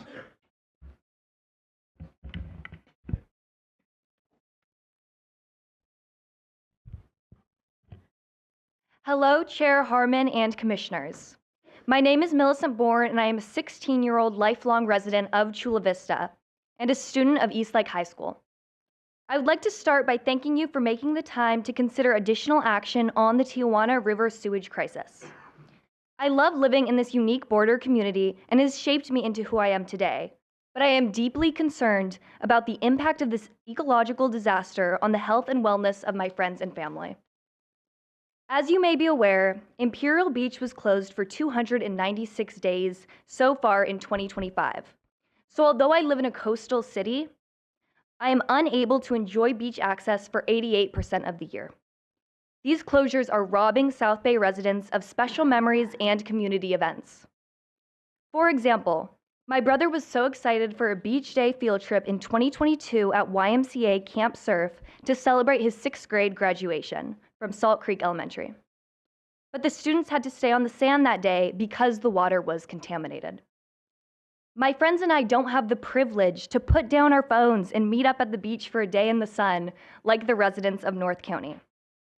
Instead, we meet at the beach once a month for beach cleanups with Surfrider Foundation while we wonder how the exposure to the air and sand here is affecting us and if we will ever have a clean beach to enjoy. This is a quality of life issue. Today, I asked the Commission to prioritize this crisis by returning it to a standing monthly agenda item and to assist with more interagency communication and coordination. We need to work together to solve this complex problem. Todos debemos poner de nuestra parte para resolver este problema complejo. Thank you for your time. Thank you. Eric Camberos? And then also let me know if I'm missing anyone from...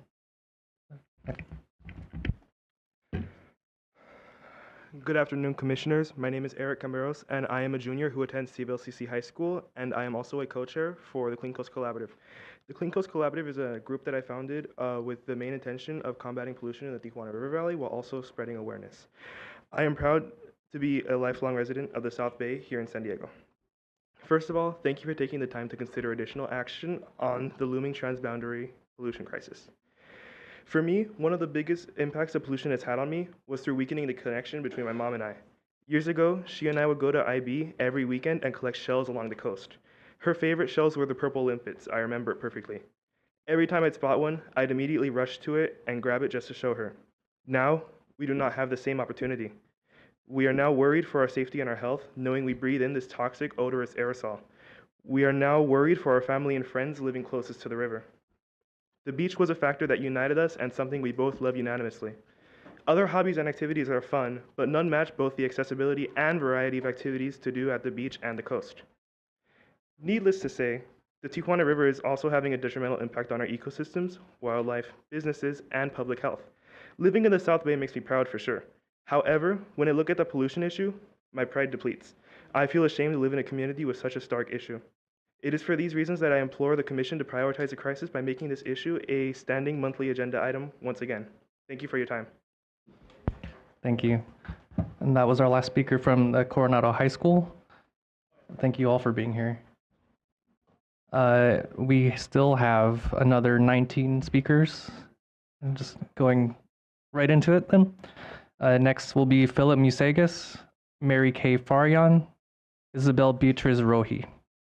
Philip Musegas.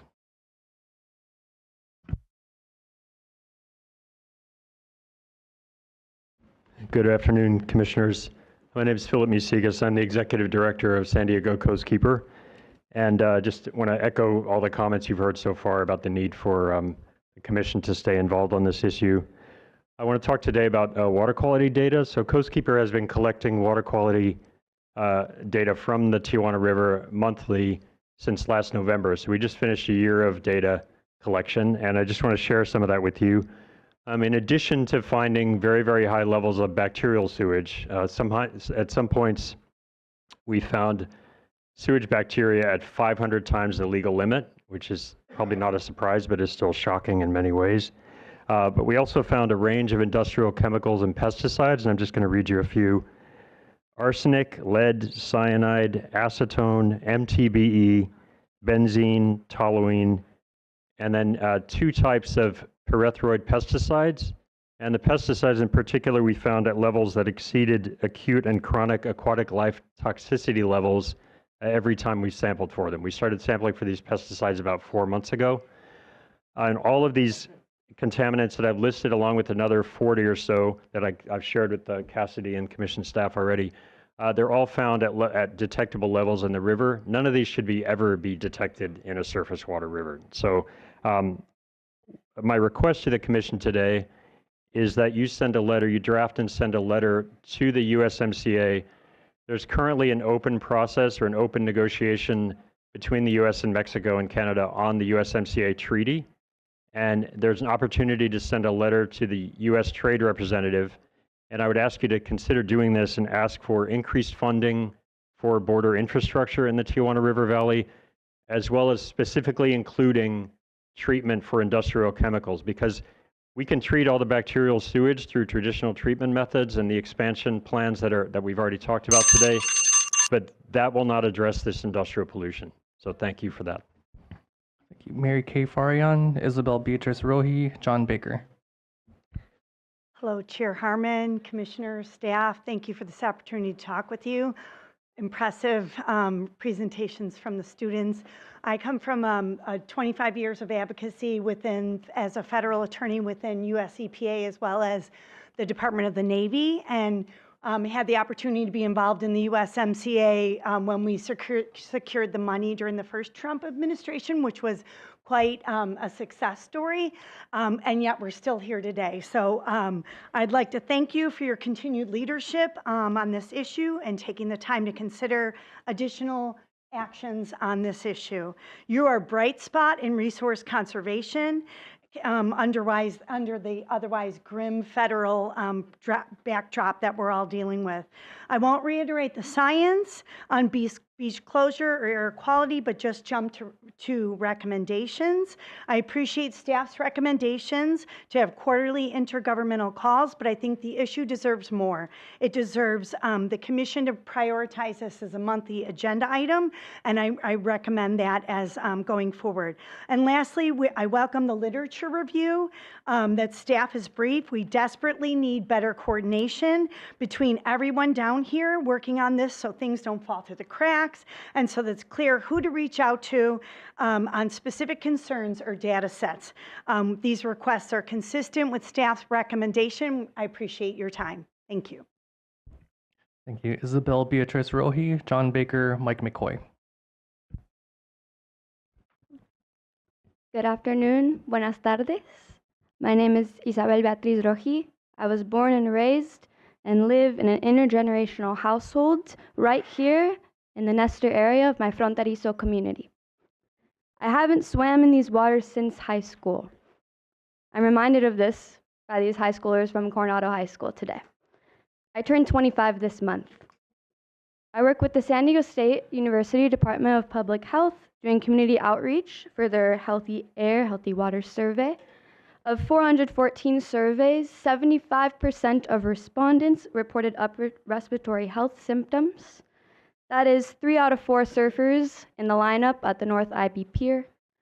That's 18 out of 24 kindergartners coughing up the alphabet in my childhood classroom. It's 75 out of probably 100 of us that showed up today.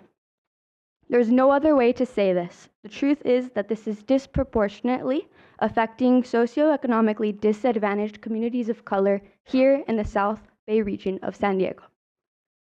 This community needs a solution now. How much more data do we need to prove that we matter? The loss of local ecological knowledge is immense. I get glimpses of my childhood from stories from my dad, but it's fading. He's no longer motivated to talk about a place that he can't access anymore, the ocean. How will the youth stay in relationship with water anymore? Our fronterizo community needs to be taken seriously, monthly, more than monthly. Thank you. Thank you. John Baker, Mike McCoy, Chris Pearson.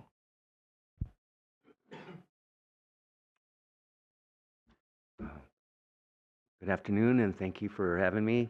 I'm John Baker. I'm a resident from the Nestor community. I'm also retired from San Diego Unified School District Safety Office, Environmental Health and Safety, for 33 years.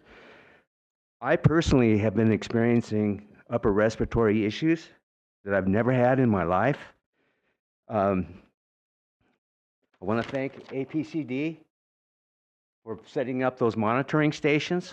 I get alerts, okay? Last week it was 160 parts per billion, okay? Also want to thank them for the air purifier. And the reason why I'm running my air purifier is not because of the sulfide gas, it's because I'm concerned about aerosolized microorganisms. Some recent studies that were done show that South County communities are being exposed to sewage-linked bacteria that become airborne when not treated. There's another study that was done that studied chemicals in the wastewater and found illicit drugs, chemicals from tires, personal care products that were coming into the air. Okay, often the sewage crisis is considered a water issue, and it is, but we now show that it's in the air too, and this is based on these studies. Two studies were among the first to connect bacteria and chemicals in the wastewater that flows into the Tijuana River to the air. So not only are we talking about a water pollution issue, we're talking about stuff that we're inhaling.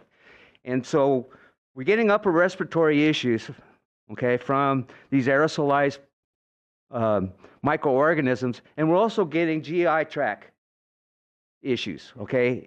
Enteric bacteria is being aerosolized. Thank you. Thank you. Mike McCoy, Chris Pearson, Rochelle Poblane.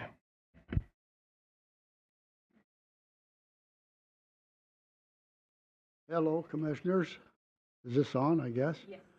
My wife was a former coastal commissioner. My name is Mike McCoy, and I'm head of the president of the Tijuana Estuary Foundation. We support people like Jeff Crooks and the Tijuana National Estuarine Research Reserve. I think everything's been covered except one thing. There's got to be somehow put together a nonpartisan approach to dealing with this issue on this side of the border. There has to be an international approach on the other side of the border, and there's got to be a long-term discussion about how all this is going to be handled. We've come a long way. I've worked on this for 55 years. We've come a long way, but we're hitting times where we've got 2,330,000 people living in Tijuana and expected 3,260,000 within 20 years. If this isn't made a line item on the federal budget and the state budget, and it isn't ongoing every year, we're going to continue to have problems, and it's going to get worse. Everything that's been said today in this room needs to be addressed, but it's not going to be addressed unless we have a cooperative relationship, and this is treated as a regional problem between Mexico and the United States. It's not a local problem. This is a regional problem, and it goes from the international, federal, state, county, and cities. So I've been here too long to see some of this work out. Started with Peter Douglas in 1976, and we've been going ever since. Appreciate your time. Chris Pearson, Rochelle Poblane, Celia Solis.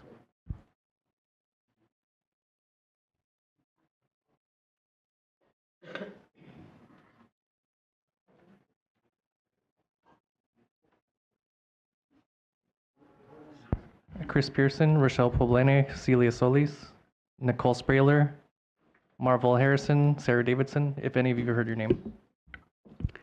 Buenas tardes, I'm stepping in for Rochelle Poblete. Good afternoon, my name is Marcela Gutierrez Gaudinch. I'm the founder and executive director of Azul. We're an ocean justice organization. I was born and grew up right across the border. I would love to tell you that I spent all my time in the water, but I would be lying because frankly, I had to lie to my mother to get into the water because even 40 years ago, 30 years ago, I actually had to lie to say that I was going to the water because it was already unsafe. And it is still unsafe. I am now the mother of a 5-year-old who I cannot bring to the beach. This is my local beach, and I cannot bring her to the beach. And at a time when our communities are being demonized and persecuted, and one of the outlets that we could have would be to enjoy the well-understood benefits of ocean spaces, of blue spaces, we are then presented with further violence in the form of all of these pollution. Far be it from me for abusing a George Orwell quote, but I have to say this here because it applies significantly. All animals are equal, but some more equal than others. And that's what we have here in California.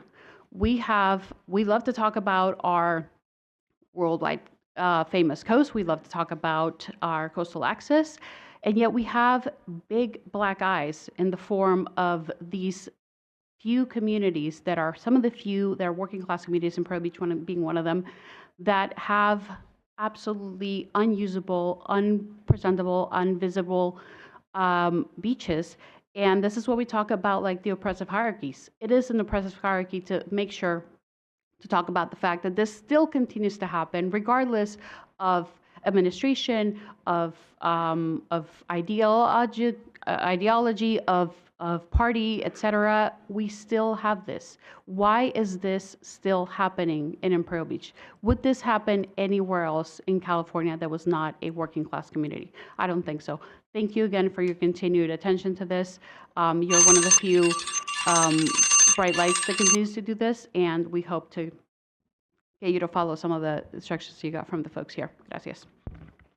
Thank you. Again, Chris Pearson, Rochelle Poblene, Celia Solis, Nicole Spraler, Marvel Harrison, Sarah Davidson. Good afternoon, Madam Chair, Commissioners, and staff. My name is Celia Solis, and I serve as a Senior Director of Operations for ASUL, an ocean justice organization working with Latino communities to protect our ocean and coast, just like all of you here. I'm also a San Diego resident who has witnessed firsthand the devastating consequences of the ongoing Tijuana River pollution crisis. For decades, communities in South San Diego, San Isidro, Nestor, Imperial Beach, and the surrounding neighborhoods have endured chronic exposure to untreated sewage, trash, industrial chemicals, and stormwater runoff that flows across the border and into the Tijuana River estuary and the Pacific Ocean. This is not just an environmental issue, it's a public health emergency. The health impacts of the pollution crisis are impossible to separate from the daily lived experiences of our communities. Residents are regularly exposed to airborne bacteria and volatile compounds released when sewage-contaminated water evaporates. This has been linked to increased asthma attacks, headaches, persistent respiratory and sinus infections, as well as many other ailments. These harms compound existing environmental burdens on already disadvantaged border communities. This crisis is a clear crisis. It's an environmental crisis on justice and public health emergency that requires immediate intervention by all of you here. And we thank you so much. You are, as everyone has been saying, our North Star and our guiding hope. Okay, so we encourage the Commission to continue advocating for accountability and transparent timelines from federal and binational actors for the expansion and rehabilitation of the South Bay International Wastewater Treatment Plant. We also encourage the Commission to support and scale state-funded interim mitigation measures while the long-term infrastructure rebuild proceeds. These efforts would help ensure that residents and ecosystems stop bearing the brunt while waiting for years for a comprehensive fix to the crisis. Thank you so very much for your time. Thank you. Nicole Spraler, Marvel Harrison, Sarah Davidson, Ben Rubinson. Good afternoon. My name is Nicole Santoyo-Spieler. I'm actually here from IB, currently live in Chula Vista, California. I have to actually admit, I'm going a bit off topic of what I was originally going to say, so bear with me for a moment. I'll just jump into it. I'm 32 years old, and I've had 4 colonoscopies in the past 5 years. I've had precancerous polyps removed from my lower GI. I was nervous to talk about this. It's private information in public, but I need to make it clear I don't believe it's direct causation. I don't want to claim it's direct causation. That'd be quite remiss of me. But growing up here, swimming in the water, I used to joke around people that I'm so local here in IB. I used to eat the sand, and that was the first thing I used to do when I was a baby. And look where I'm at now. I'm young. I value health. I have the great privilege, and it's quite unfortunate to say this. I have the privilege to be able to drive to La Jolla 45 minutes a day to go in the water there. That's where I work. I'm the assistant director of a wildlife photography gallery up there. It's, to say it plainly, it's not fair. I come from a low-income neighborhood. I have to drive 45 minutes up north to have access to water that's going to help my body, help my mind, help not just mine, but my community members. I'm running low on the clock. So I'm just going to echo what Cassidy, what you mentioned earlier, and quite a few of our other agencies here. There's quite a lot of people that are really doing great work to take care of this, and we need a unifying entity to be able to gather the information. So we ask that of you. We definitely have the information on the public health side. We're getting more information. We need more on the ecological, the environmental side. So please, if we could help collect more information, compile it, and have both ecological and the public health spheres in a single spot that's accessible to our community members and researchers. Thank you all. Have a good day. Thank you. We have 10 more speakers. Nicole Spraler. Oh, that was you. Okay. Marvel Harrison, Sarah Davidson, Ben Rubinson. My name is Marvel Harrison. I'm a proud IB resident, mother, psychologist, and former boogie boarder prior to the crisis of the many years that have been going on for decades. My pediatrician husband and I have served on the medical arm of the IB Sewage Task Force and have spoken in Washington, challenged our governor, spoken to this commission several times. There has been some progress, but the day in and day out living has not improved much. We live 100 meters south of this hotel, a paradise with a horrific human-made disaster. We can choose not to go in the water, but we can't choose not to breathe the air. The aerosols of poisons hundreds beyond hydrogen sulfide have impacted us. The H2S was over 500 parts per billion in May, and last week was 160 parts per billion. I'm diagnosed with reactive airway disease. My husband has suffered an antibiotic-resistant fecal sinus infection. Like the hundreds of illnesses diagnosed on the Navy SEALs, we can't claim causation, but there's certainly likely correlation and concern. My husband's current infection causing him to be on IV antibiotics, which is why he can't be here today speaking as a pediatrician on behalf of children, is being genotyped by Scripps Institute to identify whether it matches the bacteria found in the river valley.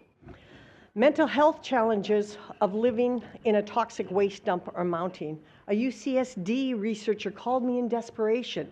A woman she interviewed was suicidal. The woman said, "I can't live here. I can't move. I can't go on." I plead with you to apply political pressure in whatever creative ways you can to protect the environment, public health, and economy. Likely, you will receive pressure to not fight this. It's happened in the past. Please have the courage to give voice to this crisis. We're desperate. Thank you. Thank you. Sarah Davidson, Ben Rubinson, Leon Benham, Coach Jackson.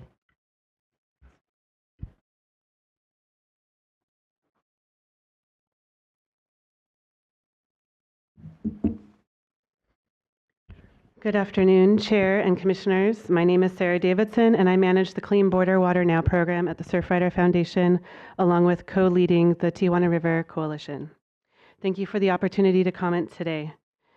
We support the recommendations made in the staff report and also encourage the Commission to resume monthly updates as a standing agenda item.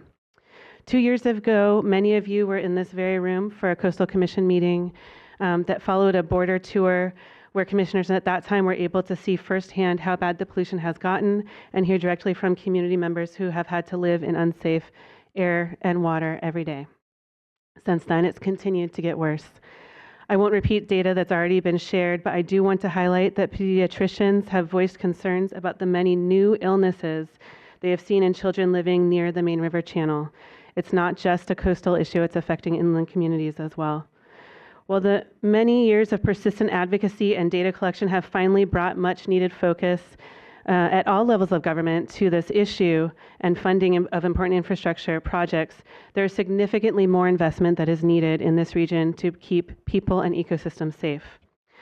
Additionally, there is a growing concern about the unintended consequences that all this attention will bring to local communities, businesses, and economic development. While it is certainly important to be mindful of such consequences, let's be clear. Talking about the issue is not the problem. The pollution is the problem.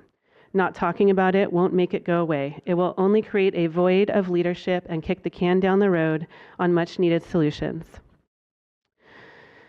When there is a lack of local leadership willing to talk about this issue, it's important to hear from entities like this commission to please step up and represent the interests of local communities and environments. For a second time now in 2 years, the Tijuana River has been named one of the most endangered rivers in the nation by American Rivers. We must all find the courage to speak openly about this issue and exhaust every avenue for immediate relief and ongoing solutions to this crisis. Thank you. Thank you, Ben Rubinson, Leon Benham, Coach Jackson, and then our Zoom speakers. Hello, Chair Harmon and Commissioners. My name is Ben Rubinson. I'm a volunteer with the local Surfrider Foundation chapter. Thank you, Commissioners, for your leadership on this issue and for making the time to discuss the transboundary pollution crisis. As you are aware, this is a serious public health and environmental justice issue that has routinely closed our local beaches. At a local event I attended last year, a community member spoke about her grandkids, how she worries about their health as they play soccer on the local sports field. Will spending time outside near the pollution make them sick? Should they stay inside? I urge the Commission to prioritize the issue by making this topic a standing monthly agenda item. This creates a platform for the community to express their concerns, ask questions, and also to hear the latest updates either in person or online. And continued attention to this matter aligns with the Coastal Act's goals for protecting coastal resources, water quality, and marine habitats. Thank you. Thank you. Leon Benham, Coach Jackson.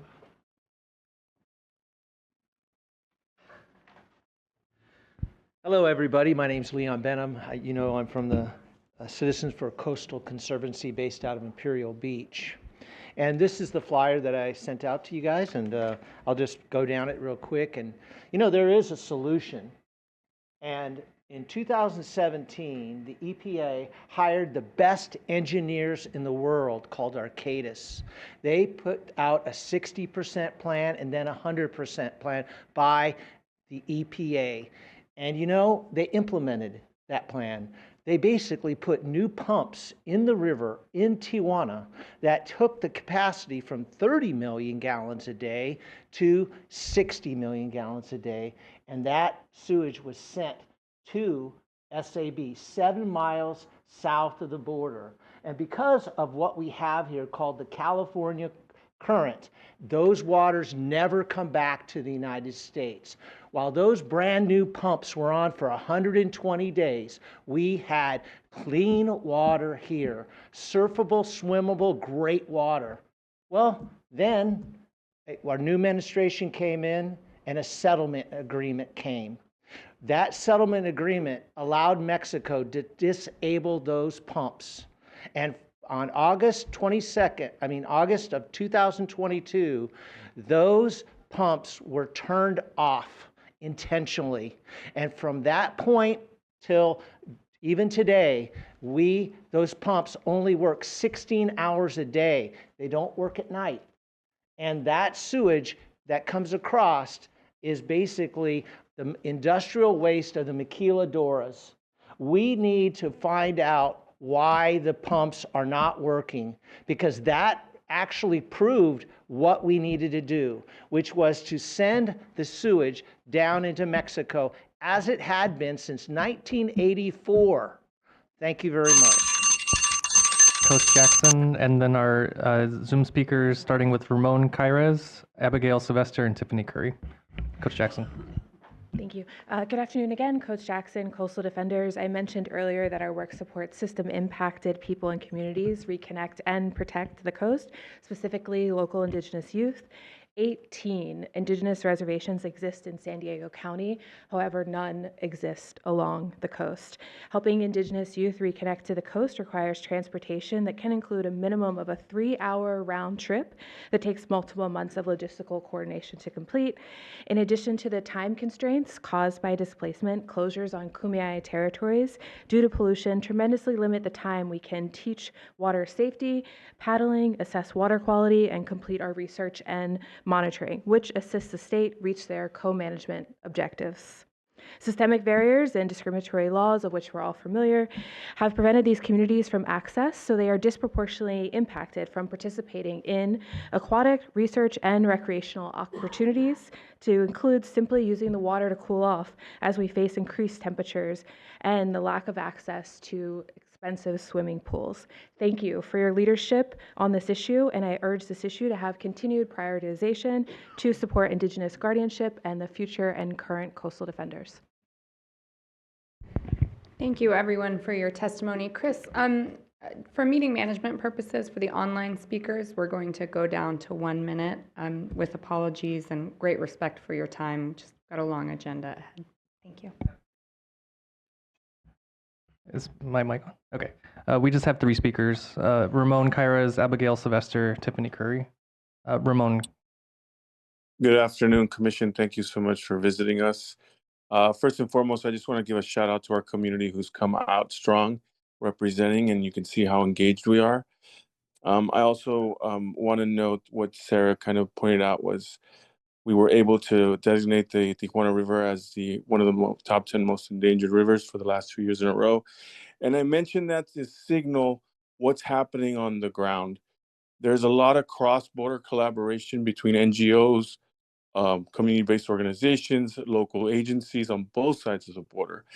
And so what I want to really emphasize for the state, for members of the state, of state agencies, but also the commission, is that we need to see more collaboration between the commission and other state agencies along with federal agencies. There's something really beautiful happening on the ground between all of us.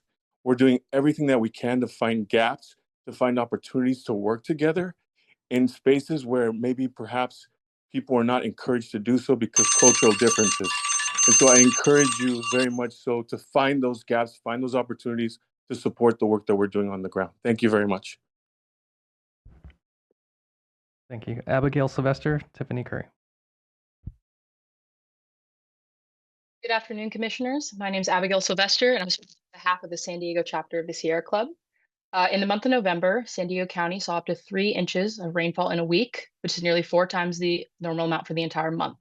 These heavy rainfall events are a stark reminder of the inflated impacts that increased drainage of a contaminated system like the Tijuana River has on local communities. With every major rainfall event, there's a sharp spike in the discharge of contaminated water into the Pacific. This surge carries pathogens, excess sewage, and according to recent studies, over 175 different toxic chemicals directly into our coastal waters. This threatens marine life, puts the health of coastal communities at risk, and inevitably leads to beach advisories and closures that restrict public access. All things that completely undermine the Commission's core mandate and Coastal Act goals. We cannot control the weather, but we can mitigate the risk. We ask that the Commission takes action against these issues by prioritizing this crisis and returning it to a standing monthly agenda item. The Sierra Club believes that everyone deserves clean air and clean water 365 days a year, and we will not stop advocating until all residents of this region have access to that. Thank you. Thank you. Tiffany Curry. And then we did find one more speaker, Courtney Baltiski. Tiffany Curry. Good afternoon, Commissioners. My name is Tiffany Curry, and I'm here on behalf of Outdoor Outreach and as the facilitator of the Tijuana River Coalition. The Tijuana River pollution crisis continues to shut down public access to our coastline. When the beaches are closed, opportunities for our communities to connect with and benefit from time outdoors becomes more inaccessible. Your ongoing support for programs like the Whaletail Grant is essential. These grants support critical outdoor programs that are often the only way underserved communities can safely experience and learn from the coast. I'd also like to bring attention to the San Diego Regional Water Quality Control Board's need for adequate resources. There are a ton of projects coming down the line, and we would hate to see a bottleneck created because of inadequate resources. If we are serious about solving one of the largest environmental crises in the U.S., we need people on the ground who can do this work. We thank you for your continued leadership and commitment to equitable coastal access and addressing this pollution crisis. Thank you. Thank you. Courtney Baltiski.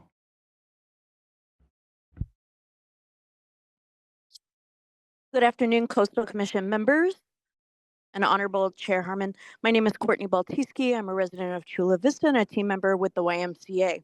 Where our YMCA overnight camp, Camp Surf in Imperial Beach, has significant operational impacts due to the pollution crisis. This includes expensive and cumbersome process to help get youth participants to open beaches, as well as a revenue loss of multi-millions of dollars. It's for this reason that the Y helps administer the Tijuana River Coalition, a group of over 60 organizations dedicated to sustainable solutions to fix the existing infrastructure, prevent further harm, and heal the communities impacted by the pollution crisis. We urge the Commission to reprioritize this issue by making it a standing monthly agenda item and supporting critical state actions.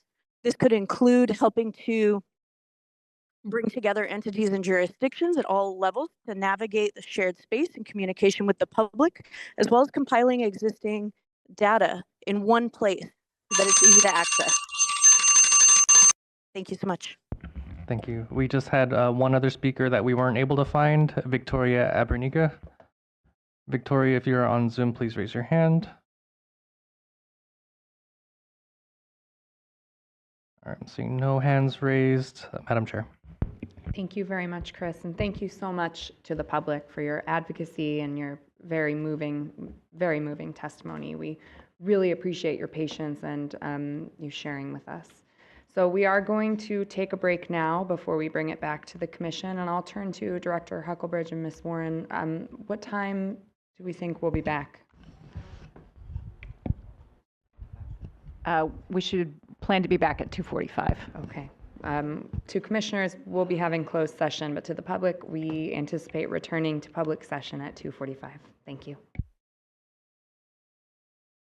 All right. Thank you, everyone. Thank you very much for your patience during our break. Okay, so we left off with that really incredible public testimony, and I will return to the Commission for questions, comments, conversation regarding the informational update on the Tijuana River Valley. Commissioner Escalante.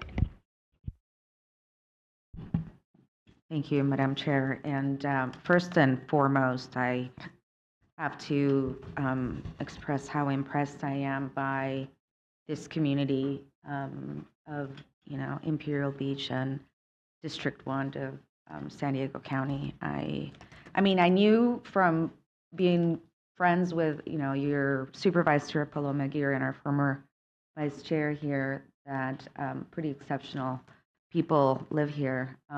But today was another reminder of that, and especially the kids. It's rare to see such a big group of extremely effective presenters and advocates all at once, and those kids have some incredible chops. So I just encourage them to continue. The more you do it, the easier it gets. And really, you can only have any kind of power or influence if you're in the room, if you're there, if we're hearing your voices, and we have, and we do. And because of that, I mean, obviously, the situation is enormous. The problem has lasted for so long. Every day it's having more and more detrimental impacts in this community. So I do think, especially since, at least we have the bully pulpit to, keep this in the forefront, I would like to see this come back with more regularity to the Commission to have this discussion and give the community the opportunity to come up with the tell us what the updates are, but also give them the opportunity to organize themselves and organize this community around. So I hope that we can consider bringing this back on our agenda with more regularity. Thank you. Thank you. Commissioner Notoff. I wanted to say also how effective the presentations were, and it does seem like there has been a lot of there's been activity, not enough, of course, but and I also wanted to just reassure the public that our staff is looking at this all the time. It hasn't always been on our agenda, but I think our existing understanding is that if there's something that we need to weigh in on, or there's some comment period, then it will be on our agenda. So, I mean, I too, I'm fine with it going back on just a monthly update, but I think we had kind of gotten to a point where the staff was recommending that, it would be on an as-needed basis. So that was kind of my understanding of where things stand now. But the Commission itself is, on this all the time. So it's not it's not something that is slipping anyone's mind.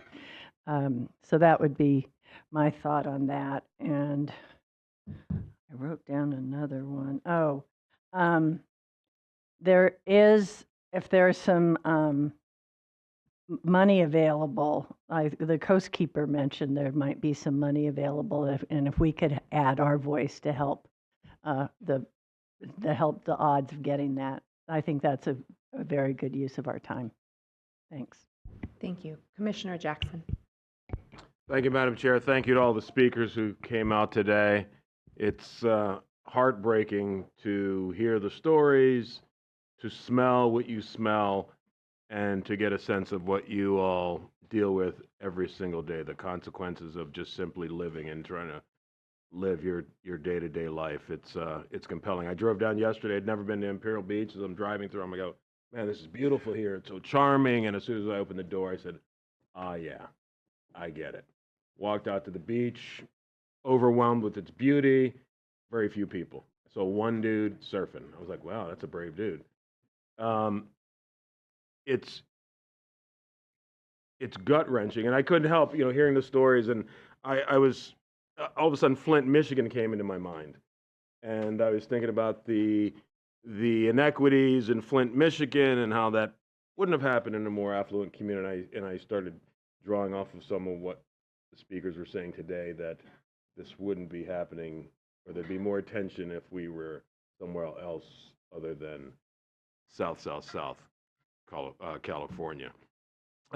I'm just, and maybe this is two questions that came to mind. We had a speaker this morning that talked about all the trash that's collected with the booms, and I was, of course, seeing that film, that photo, and I'm like, okay, well, what are they doing with that trash that's being collected? Is it going, where's it going? Is it, that was one question that came to mind. And then I also started thinking about, we have a significant naval presence here, and the Navy brings federal dollars, and with this, Make America Healthy Again movement, I can't think of a more significant cause that would bring the eyes of the federal government with the Navy's presence. The Navy's invested in this community. They have sailors that live here, work here. They have civilians. They have family members that are part of this community as well. And from my days in uniform, we've got, I know that Fort Bragg and other bases have had issues with drinking water and soil contamination and all that. And I know that, I've heard our Secretary of Defense /War talk about wanting to invest in better facilities for sailors and airmen and soldiers and Marines. So, I know there are a lot of smart people that have been working this issue. I'm just a Google armchair quarterback and trying to think through a couple things. And I go, the best way to bring real money and real visibility is with the Navy, because the Department of Defense has the deepest checkbooks around. And, I'm sure the Secretary would love to come down and do some pull-ups with the Secretary of Health and Human Services. I think it'd be a good opportunity, to the extent we can get those eyes on this issue, because it is significant. I can't think of a greater public health crisis in the country right now that is impacting so many people, with generational impacts. And I think it would be nice for some folks to, I'm in Southern California, I'm in LA, and it's heartbreaking that the kids and the surfers cannot enjoy this coastline. I mean, I was thinking about my kids who, my kid gets up at 6 o'clock in the morning, goes surfing at 6:30, right? And it's heart-wrenching that the folks who live here, who have this great beach, cannot do the same. The Junior Guard program, it's a fantastic program. And the fact that that can't be fully implemented here, and you've got sand days because the water quality is so bad, it's absolutely heart-wrenching. So to the extent we can help magnify this, but I think to the extent we can bang the drums with the Navy, because the Navy will give you significant eyeballs and deep DOD pockets in which to draw from. So my 2 cents. Thank you, ma'am. Thank you, sir. Commissioner Preciado. Thank you. I wanted to thank my fellow commissioners for their advocacy and their continued engagement. But I want to direct my comments to the staff. I really appreciate the efforts of Mr. Cassidy and his team that have been looking at this as I've been approaching this challenge, and what the role of the Coastal Commission can be is, we've mentioned it already, it's bringing attention to a very challenging situation that is a binational or an international challenge, because it is not necessarily something that a developer, requested a permit of Imperial Beach and is now polluting. This is an existing binational international challenge, and that's why it's so extraordinary. One of the speakers mentioned that Tijuana is poised to grow to 3 million people. Right now it's about 2.3. I would also tell you that for the last 30 years, it probably has experienced 1% unemployment. The reason for that is the extraordinary investment from US and other international employers that come and locate right on the border. And I think that was a missing element in our discussion today, and I think that is why a few years back, the renegotiated NAFTA agreement agreed to invest $300 million in mitigating for the impacts of this continued economic activity across the border. On a personal note, I've lived in this community since 1980.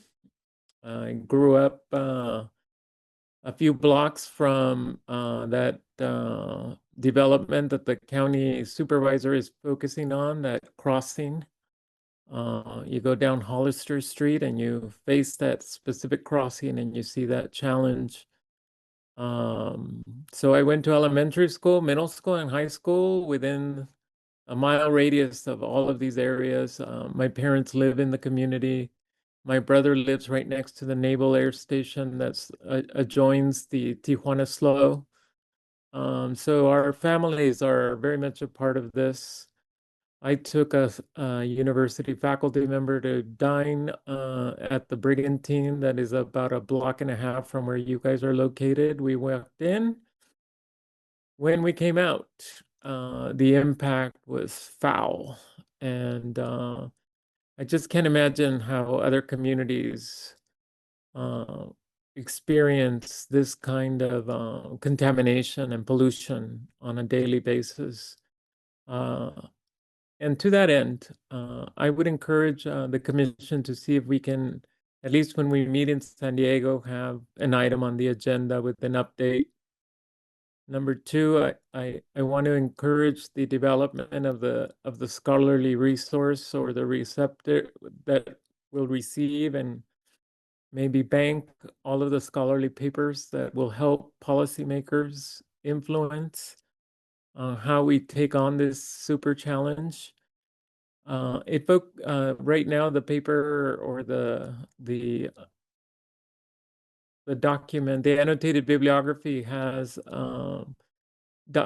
papers on water quality and papers on ecology. And I'm wondering if we can start collecting papers in the same space about the impacts, the impacts on all of us who live in this community, the impacts of not being able to use the ocean, the impacts of not being able to recreate, to exercise, to do all of the things that one does in a beach community. And last but not least, I do want to acknowledge the movement. You heard from speakers, not just from Coronado High School, but you heard some as far away as East Chula Vista, which is about 11 miles from the beach. But I'm glad that the youth are staying involved, and I'm glad the community is also getting connected. Oh, pardon me, that the community is connected, advocating for itself. And last but not least, I think we need to take up and agree with the work of the supervisor. They seem to be coordinating efforts, and I'm hopeful that we can join their coordinating efforts and not start a new group but be part of existing localized advocacy that is trying to bring federal, state, and local efforts into some sort of integrated strategy to deal with the many challenges that we face with this pollution. Thank you very much, Madam Chair. I just wanted to offer those comments and end with an appreciation to the staff. I think when I started my inquiry with them, I wanted to disabuse the public that that the commission could be, the problem solver that they were looking for. What I wanted them to gain is an understanding of, in the whole challenge that is faced by this community, the commission has a role to play, and that we can take affirmative steps to strengthen the role we play as things emerge that we can contribute to. Thank you. Thank you, Commissioner. Commissioner O'Malley. Thank you. Okay, thank you, Chair. I'll be brief. First, I want to thank the staff for putting together what I'm kind of seeing as like this information clearinghouse. I've been familiar with this issue for over 15 years, and we know so much more about the impacts of what's happening now than we did 18 months ago and 5 years ago. And it really is important, and I'll back up what Commissioner Preciado said, to have this data in one place to help inform the policymaking that needs to be moved forward, right? I think also Commissioner Nodoff mentioned if there's anything that we or the staff could do as far as getting money to find out more information. Now, we've always known that bacteria sources in the soil, water, and everything is terrible. But some of these chemicals that have been banned in the States for decades, are still finding their way into our beaches and our neighbors' children. And so, can't stress it enough. I think as far as updates, I don't ever want to capacity staff.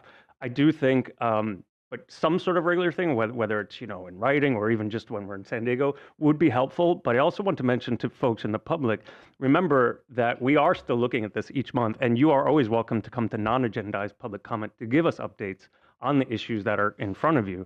And then lastly, I just want to point out, which I think, I'm not going to bring some sort of great wisdom to this, but I think, I see this as something that's been on so long. The high school students that came today, is really heartbreaking. I myself grew in a place where you couldn't be in nature because of pollution, and it really helps. It really harms your psyche in some way, and look at nature a different way. So these are the young children who are being impacted by this. Now, I go back 15, 20 years ago, where now Supervisor Paloma, Aguirre.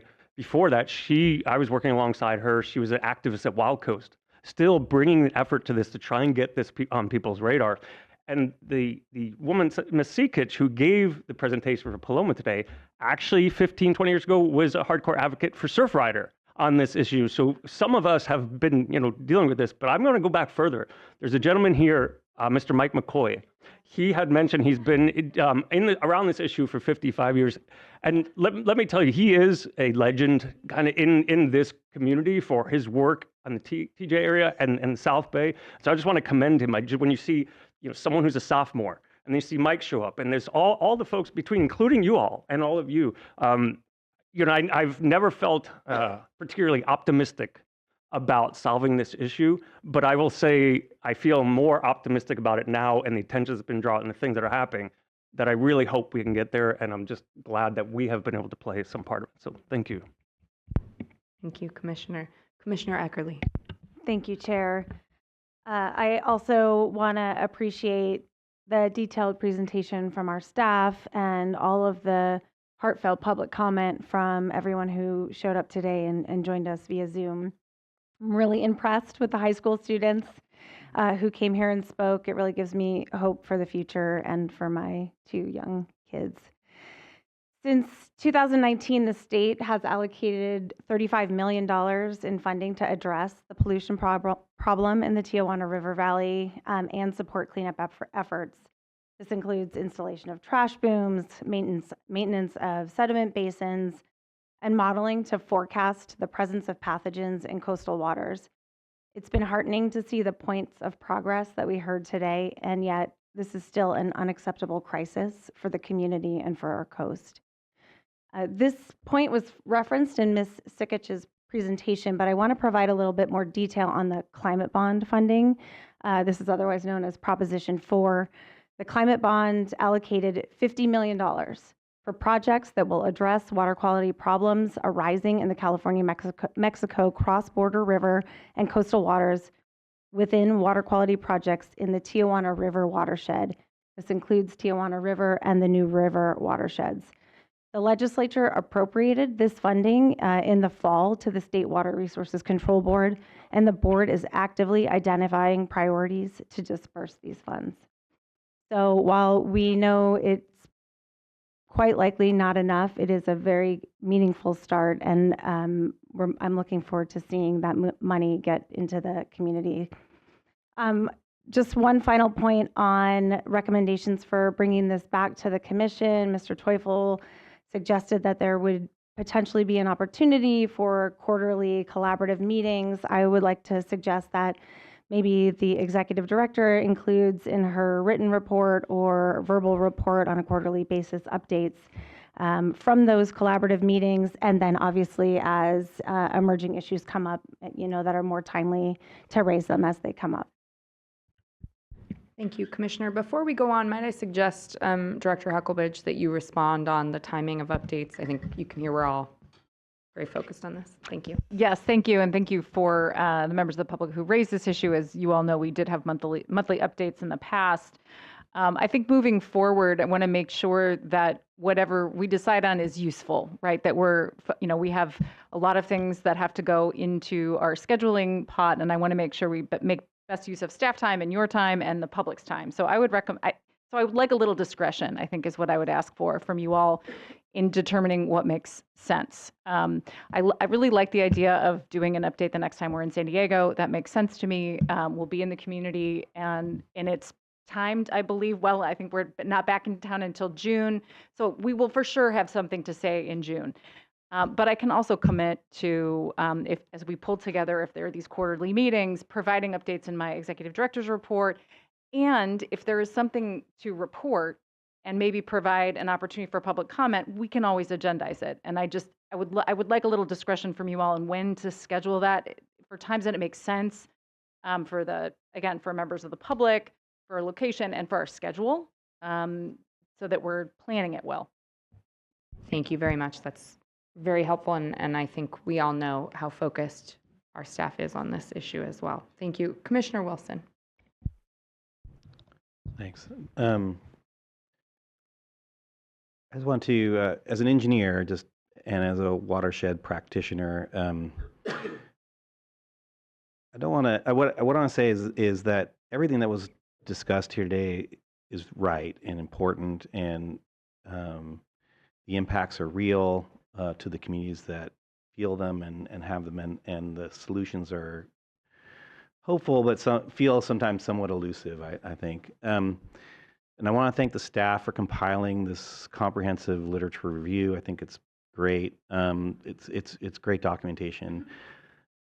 I guess from my perspective, it is and I think Mr. McCoy brought it up. It is fun. It is a trans-border issue in a lot of ways. I mean, most of the vast majority of the population that lives in this watershed lives in Mexico. Doesn't live in the United States.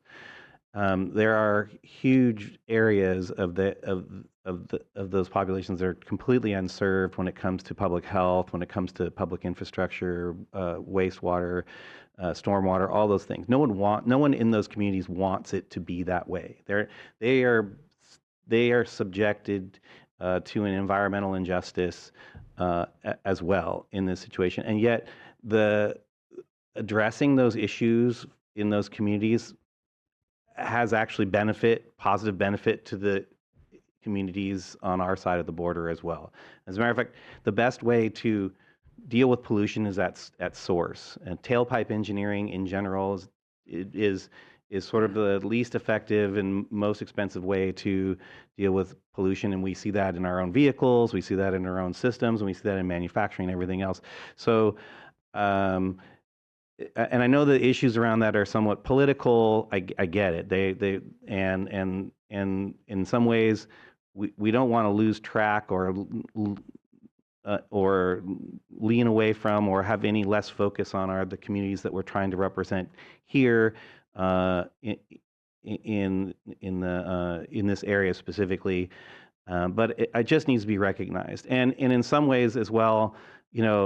Particularly near the maquiladores and other places like that, these are companies and many of them with U.S. origins that are polluting these watersheds, and we are buying those products, and so without the responsibility and then the pollution from those activities, and including the uncontrolled development that occurs, or what we call sometimes peri-urban development that occurs around those areas.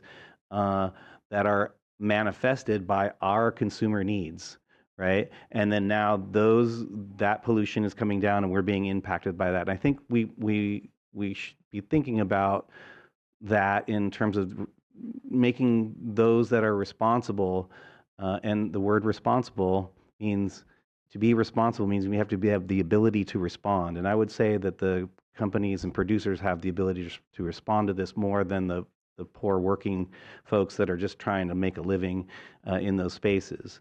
So again, source reduction is often the most effective way to get to what you're trying to, when you're trying to reduce pollution. And again, I'm saying these things not because I think that we need to distract from all the things that we're here today. And I want to say that we need more infrastructure and investment. And I'm thankful for that almost $500 million that the U.S. has worked with Mexico to invest on that side of the border. But we also need to, I'm just saying, this is really, it's hard. Politics are hard. Engineering is hard. But the reality is we just need to acknowledge that the communities on both sides benefit when we actually can do the work that needs to be done. I want to thank this commission. I want to thank the public, especially the students that came in today, because they're just getting going. Their muscles are just getting, their activism muscles are getting moving, and they're gonna be here in these seats in very short order. So I'm looking forward to that day, and I do have more hope today than I did 2 years ago when we were here. And so I want to thank the commission for bringing this forward again. Thank you, Commissioner. Commissioner Escalante, I'll give you the last word very briefly, please. We need to move on. Real quick, just because I started the whole thing with the time, and definitely don't want to burden our staff. Although the fact that we bring this on with a statewide lens, and the commission gets so much attention, that in itself is a service to the community. So I agree with Commissioner Preciado that former Commissioner Aguirre, and they have a pretty good sense of kind of how things are moving. So I would welcome them to sort of nudge us to put agendized issues, sort of work with that partnership so that, we're highlighting what's most important to the community and the type of conversations they want to have at a precise moment. Because today, I think I'm responding to the community's desire for our leadership, just because I think that it's been helpful so far to move things along. So if we can help like that, definitely don't want to give us more work, but I want to be able to facilitate as much as possible this conversation. Thank you. Okay, thank you very much. And our thanks to everyone for their continued engagement. With that, we are going to move on. That brings us to item 6G. Yes, thank you. That's the informational update on the sea lions at La Jolla Cove. And so we're just going to switch out staff here. And just a heads up, everybody, it's 3:30, and we have another informational item before we get to the rest of our agenda, which is pretty sizable. So my request for everybody, and that includes staff, is to just be as brief as you possibly can to get your point across. We're going to be here late, and we are committed to doing it, but if you can help us not be here so late, that would be lovely. So thank you. Okay. And we have a presentation for this item. There we go. Good afternoon, Chair and Commissioners.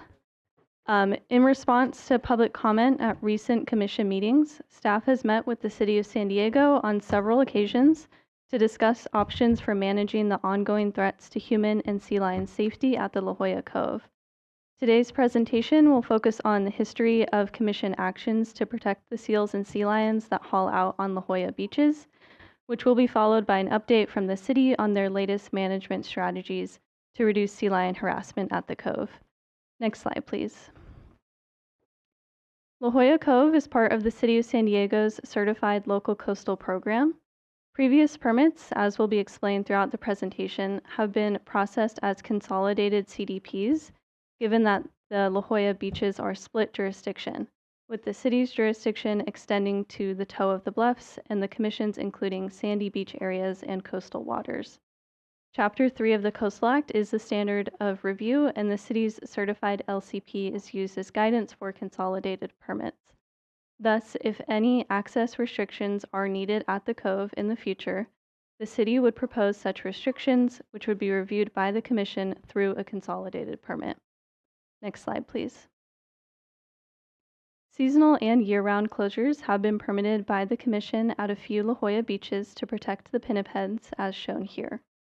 Point La Jolla and Boomer Beach are currently closed to the public year-round, except for ocean access, while Children's Pool is closed seasonally during pupping season, except for ocean access.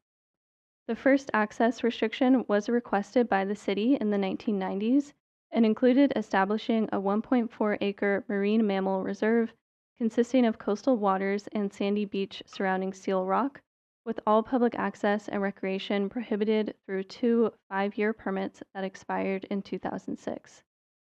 Attention turned to nearby Children's Pool, where controversy arose when harbor seals began to regularly haul out there in greater numbers. Next slide, please. In 2009, the city approved a CDP for the annual placement of a temporary rope barrier at Children's Pool to provide a buffer between people and seals during the pupping season from December 15th to May 15th, as seen here. In 2010, the City Council adopted a resolution establishing a new shared use policy at Children's Pool and directed city staff to acquire a CDP to maintain a year-round rope barrier, amend the LCP to prohibit public beach access during seal pupping season, prohibit dogs on the beach, seek grants or private funding for a full-time park ranger and to create a volunteer docent program, and establish clear signage explaining the rules to the public. The Commission approved the rope barrier for a limited term of 3 years in 2012. Despite the shared use policy, accidental and intentional harassment of the seals continued. Thus, in 2014, the Commission approved the city's request to implement a seasonal closure during pupping season to protect the animals during the most vulnerable time. This approval was limited to 5 years. In years since, the Commission has authorized extensions of the permit terms for the guideline rope and seasonal closure, and thus both measures are currently in effect until 2029, at which point the city is anticipated to request another extension. Next slide, please.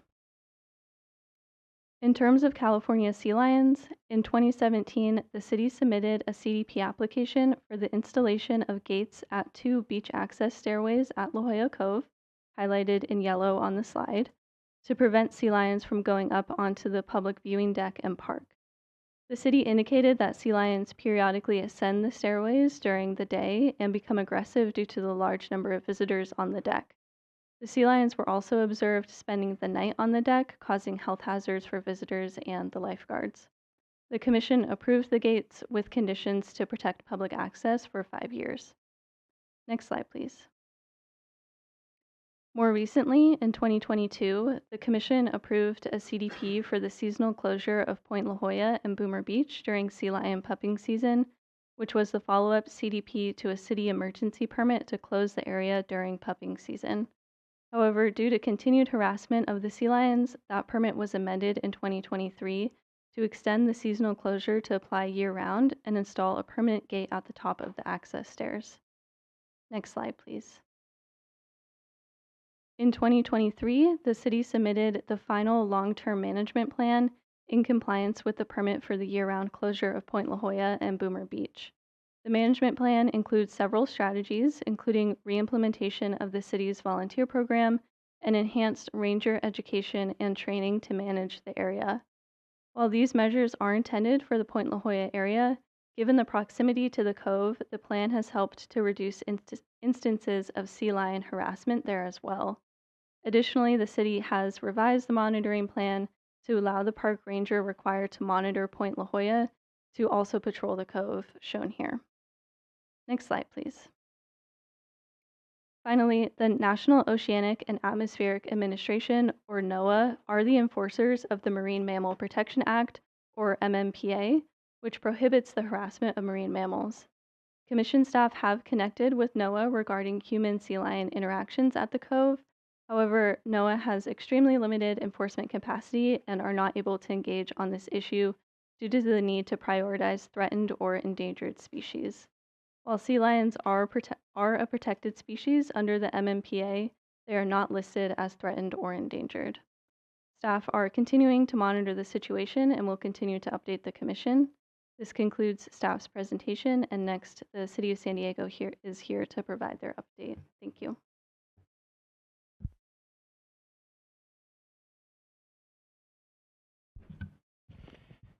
Good afternoon. My name is Andy Field. I'm the Parks and Recreation Director for the City of San Diego. It's great to see you all this afternoon. We have with us today several of our staff from the city, including our Assistant Director, Karen Dennison, Chief Park Ranger, Michael Ruiz, Senior Park Ranger, Supervising Ranger, Joel Prospero, and we have Sherilyn Cax, Senior Planner, and Deputy Director, Patrick Hadley. Additionally, Emily Piatanesi is here from Mayor Todd Gloria's office, although she's here virtually.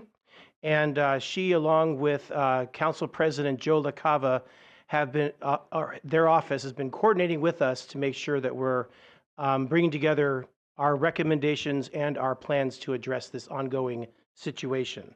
Next slide, please. This overview provides a list of some of the topics we hope to discuss with you today, including an overview of the shoreline parks in the city of San Diego, the role of park rangers, signage that we have planned and developed in partnership with our various contacts in the community, and then also talk about tourism engagement and possible future enhancements. Next slide, please. City of San Diego manages over 13 miles of shoreline from Torrey Pines City Park in the north to Sunset Cliffs Natural Park in the south. In 2024, city beaches hosted 27.8 million visitors.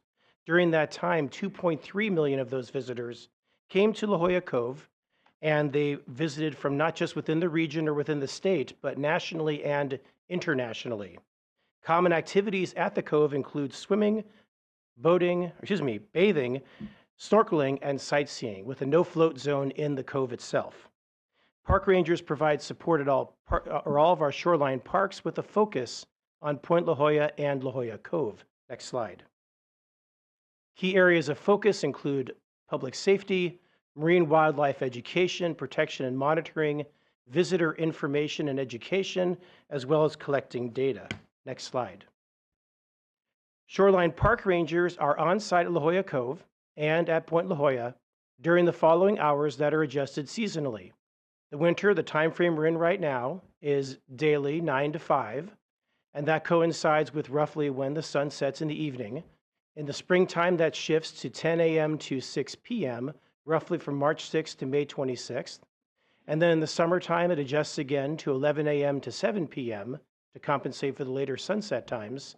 And then the early fall, it shifts back to 10 a.m. to 6 p.m. Next slide.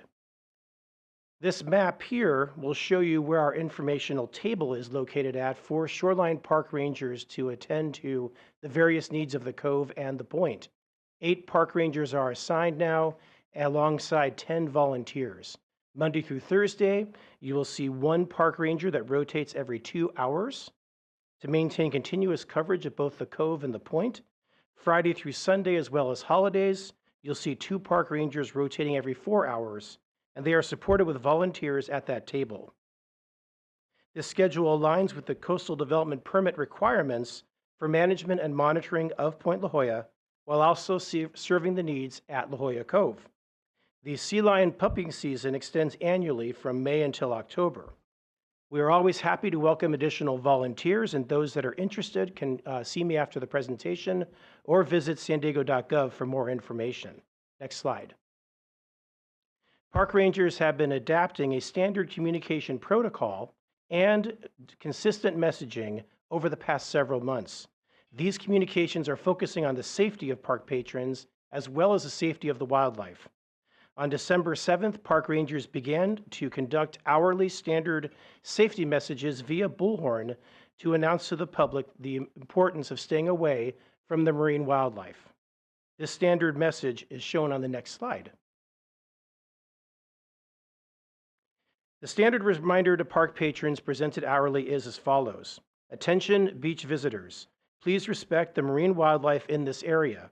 The National Marine Fisheries Service recommends maintaining at least 50 yards of distance from seals and sea lions to avoid injury to you or to the animals. Please move away from the sea lion or harbor seal. This same public announcement can be repeated whenever a park ranger observes a park patron getting too close to the wildlife. However, if park patrons do not respond to these announcements or get too close, the park rangers can repeat that message while incorporate specific identifying information about the person or people that are getting too close. So we can modify the message to say, as an example, attention beach visitors, the person wearing a red shirt and blue pants with black cap must please respect the marine wildlife in this area, and then continue on with the rest of the message.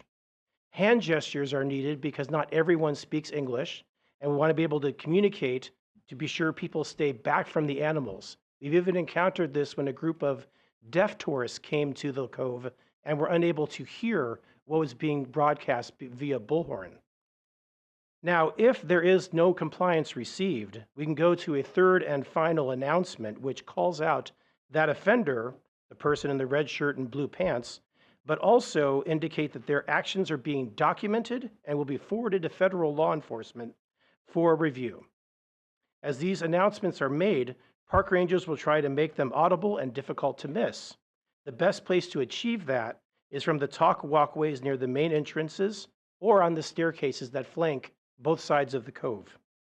If compliance is not reached, park rangers may come to the beach sand to make the final, most direct statement to those offenders who have not yet complied. Park ranger staff have indicated that these 3 warnings over the last several months have started to change behavior in the cove and has resulted in additional compliance. As park rangers do not make arrests, if we have continued resistance to direction, park rangers are instructed to reach out to the San Diego Police Department for final enforcement action. Safety of people and marine wildlife remain our focus at the cove and at the point. Next slide. This graphic shows the number of public service announcements that have increased over the last several months, from 66 in August up to 156 in September, and then for the first 3 weeks in November, it's at 158, and of course growing as we just completed that month. These encounters focus on both the wildlife and marine safety issues, but also have totaled 500 interactions, more than what we would have seen, say, a year ago. Next slide. The work of the park rangers to gain compliance has been central to the goal of keeping La Jolla Cove open to the public. There is no plan by the city to change that posture. We do intend to keep the cove open to public access. With the park rangers now at full strength, the city anticipates continued and increased enforcement will result in changed behaviors to align with the safety needs of the area. Next slide. Since August, city staff has been conducting a sign audit and created a draft sign. Before we get to that, I want to thank stakeholder groups such as La Jolla Parks and Beaches and the Sierra Club, who have been instrumental in helping us develop new signage to improve clarity for those visiting the cove and the area around it. Much of the existing signage is concentrated where those 2 red circles are on that map at the northern and southern entrances. Next slide. This graphic here shows you just how many signs you'll find at those 2 red circles, and there is over 6 signs at each location. This in turn creates confusion and doesn't align necessarily with the same degree of messaging we wish to see here. Next slide. And this is the proposed new sign that we have developed. It is still a draft, and has not been finalized yet, but it consolidates the key information that you saw in those individual signs and makes them clear, especially the most important piece related to the wildlife interface, which is to keep that distance between park patrons and the marine mammals. Additionally, it has the standard signs that are related to regulations, as well as the fact that this is a marine protected area. The sign audit not just looked at the clarity and the level of regulations, but also tried to decrease redundancy and increase that clarity. We also moved towards more of a visual imagery and icons with pictographs to help clarify for those that may not be able to understand the sign from a distance. Next slide. This mock-up shows you where those slides would be located at, and you can see that they would be situated right next to the two main entrances on the north and south side. Now, when we went through the process to develop this, we connected with the California Department of Fish and Wildlife, as well as with the National Oceanic and Atmospheric Administration to review this draft sign. Neither of them had any particular feedback other than to be satisfied with the direction that we're heading in. However, there are some more feedbacks that we have from key stakeholder groups that we just received last week in a meeting, and our goal is to continue to evolve this sign so that it really does speak to the needs of the Cove. We continue to welcome and appreciate the public feedback received to date. Next slide. Another topic that we discussed previously has been the tour bus operators, and what we're working on here is trying to increase the park rangers' interaction with those drivers and tour bus operators. We're trying to address traffic safety, drop-off locations, overcrowding, and resource interpretive information for those that are on those buses. And we had those outreaches, a dozen or so outreaches per month over the last 4 months, and we see more of that coming forward. Next slide. As we evolve the sign, we hope to make this into a handout that we give to the tour bus operators, and we're also going to continue to work with the San Diego Tourism Authority to develop reference material for the tour bus operators so that this area can be operated safely and that patrons of those tour buses are familiar with the rules and regulations associated with this precious resource. Next slide. One challenge with the tour buses is trying to find a suitable drop-off location. They tend to do their drop-off right in front of the lifeguard station, creating a traffic mess on Coast Boulevard. We have been trying to direct those buses to relocate and drop off where that yellow star is on the map, and that's represented by the picture on the right. That's temporary, though. We're hoping to develop a more formal drop-off process with a designated location in the future. Next slide. And as previously reported, we are looking at eventually getting a camera on the site, as well as creating a viewing deck. These are a little bit further out as they require more resources, but we are still moving in the direction of trying to address those as well. Next slide. And in closing, I want to thank you all for taking the time to be involved in this. It really is a village effort to try to get us to where we are today. We appreciate the stakeholders, we appreciate all of you, and everyone in San Diego who has taken an effort to try to improve the way we operate the Cove and make it a better place for all. So that concludes our presentation, and happy to take any questions. Thank you very much. Thank you very much, Mr. Field. Appreciate it. Any further comments from staff before we go to public comment?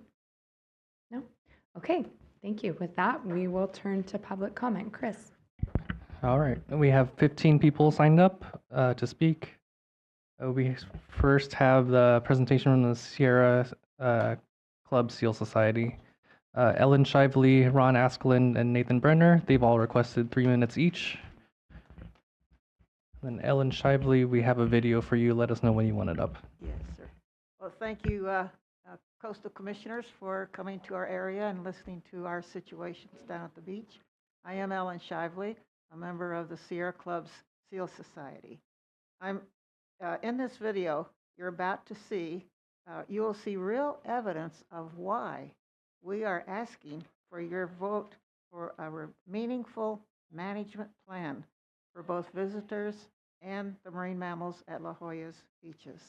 Thank you for your consideration of this very important issue.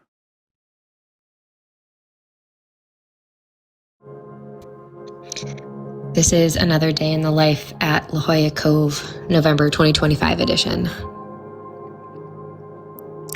Our docents have become de facto rangers, asking people to stand back when our main role is education. We also aren't allowed to block the stairs, use cones, tape, or megaphones.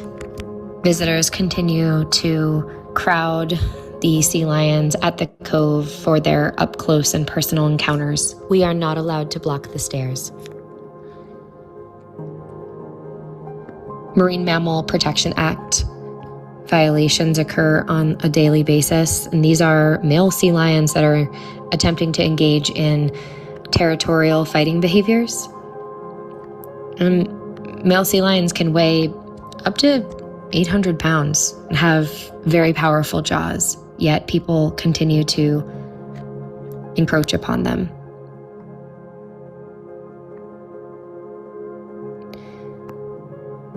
Other behaviors are important for the sea lions to haul out on the sand that include nursing, thermoregulation, and just overall rest, since they can be out to sea for days at a time. Our docents again continue to ask people to stand back.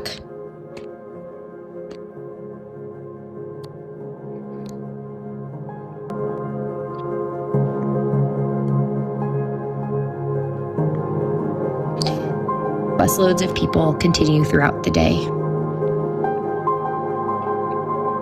And oftentimes sea lions do get flushed or spooked by people.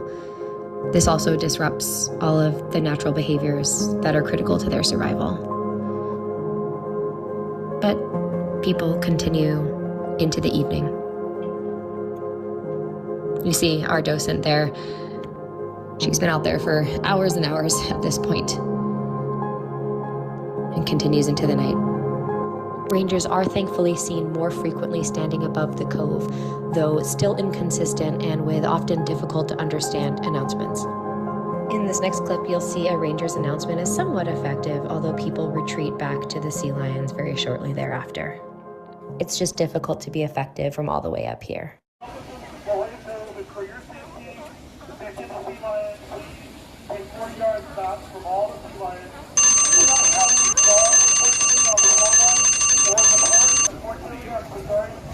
Dogs are not permitted at this time.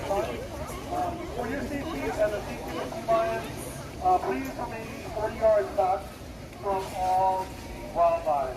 Ladies and gentlemen, for your safety in there, 40 yards. Thank you so much. Have a wonderful day. Ron Askelin and Nathan Brenner are next. They are sharing a presentation, so keep the presentation up for both of them. Next Ron slide, Askelin. please.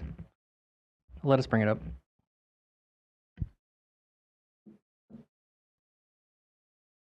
Should be slide 3.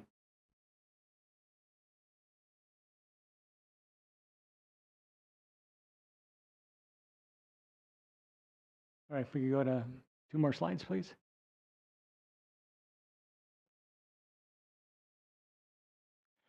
Good afternoon. I'm Dr. Ronald Askelin. I'm the Conservation Chair of the San Diego Sierra Club chapter. I wanted to thank the Commission for continued attention to what's happening at La Jolla Cove. And I'd like to thank Andy and the City of San Diego for the update that they've just given. I think there's really good agreement here. We've got 4 main points.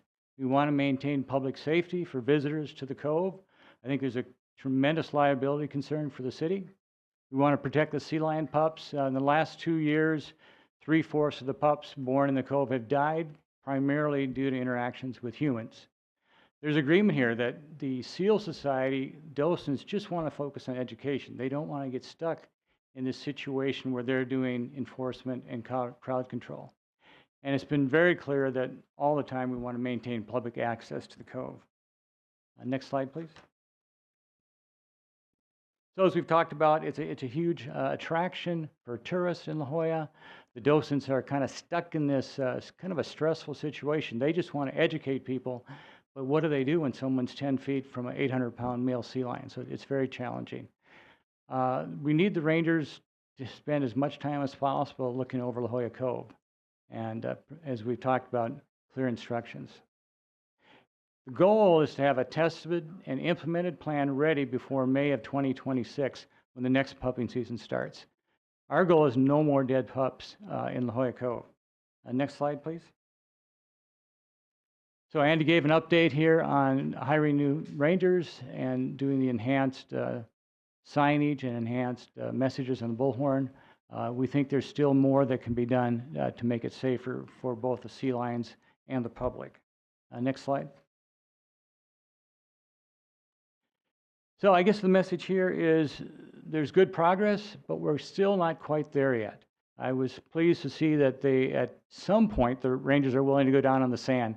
The thing we haven't talked about in the city's plan is what about protecting a sea lion pup? Many places around California, they'll put up tape and cones to protect the baby pups. So that's another issue that should be addressed.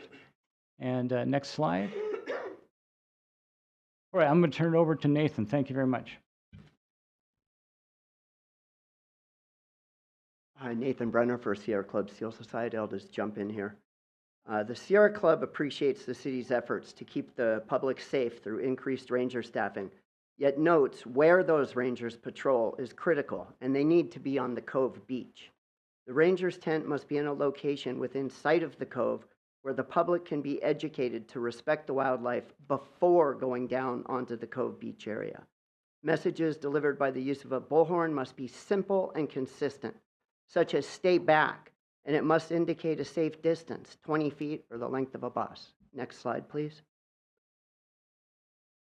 The Sierra Club has consulted with experts about the city's proposed signs, and there's consensus that signage alone will not significantly abate the ongoing dangers to the public and the harassment of the sea lions.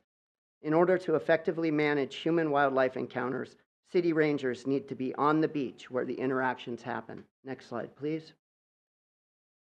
The Sierra Club appreciates the city's presentation today. However, the proposed signs are too much information in one place.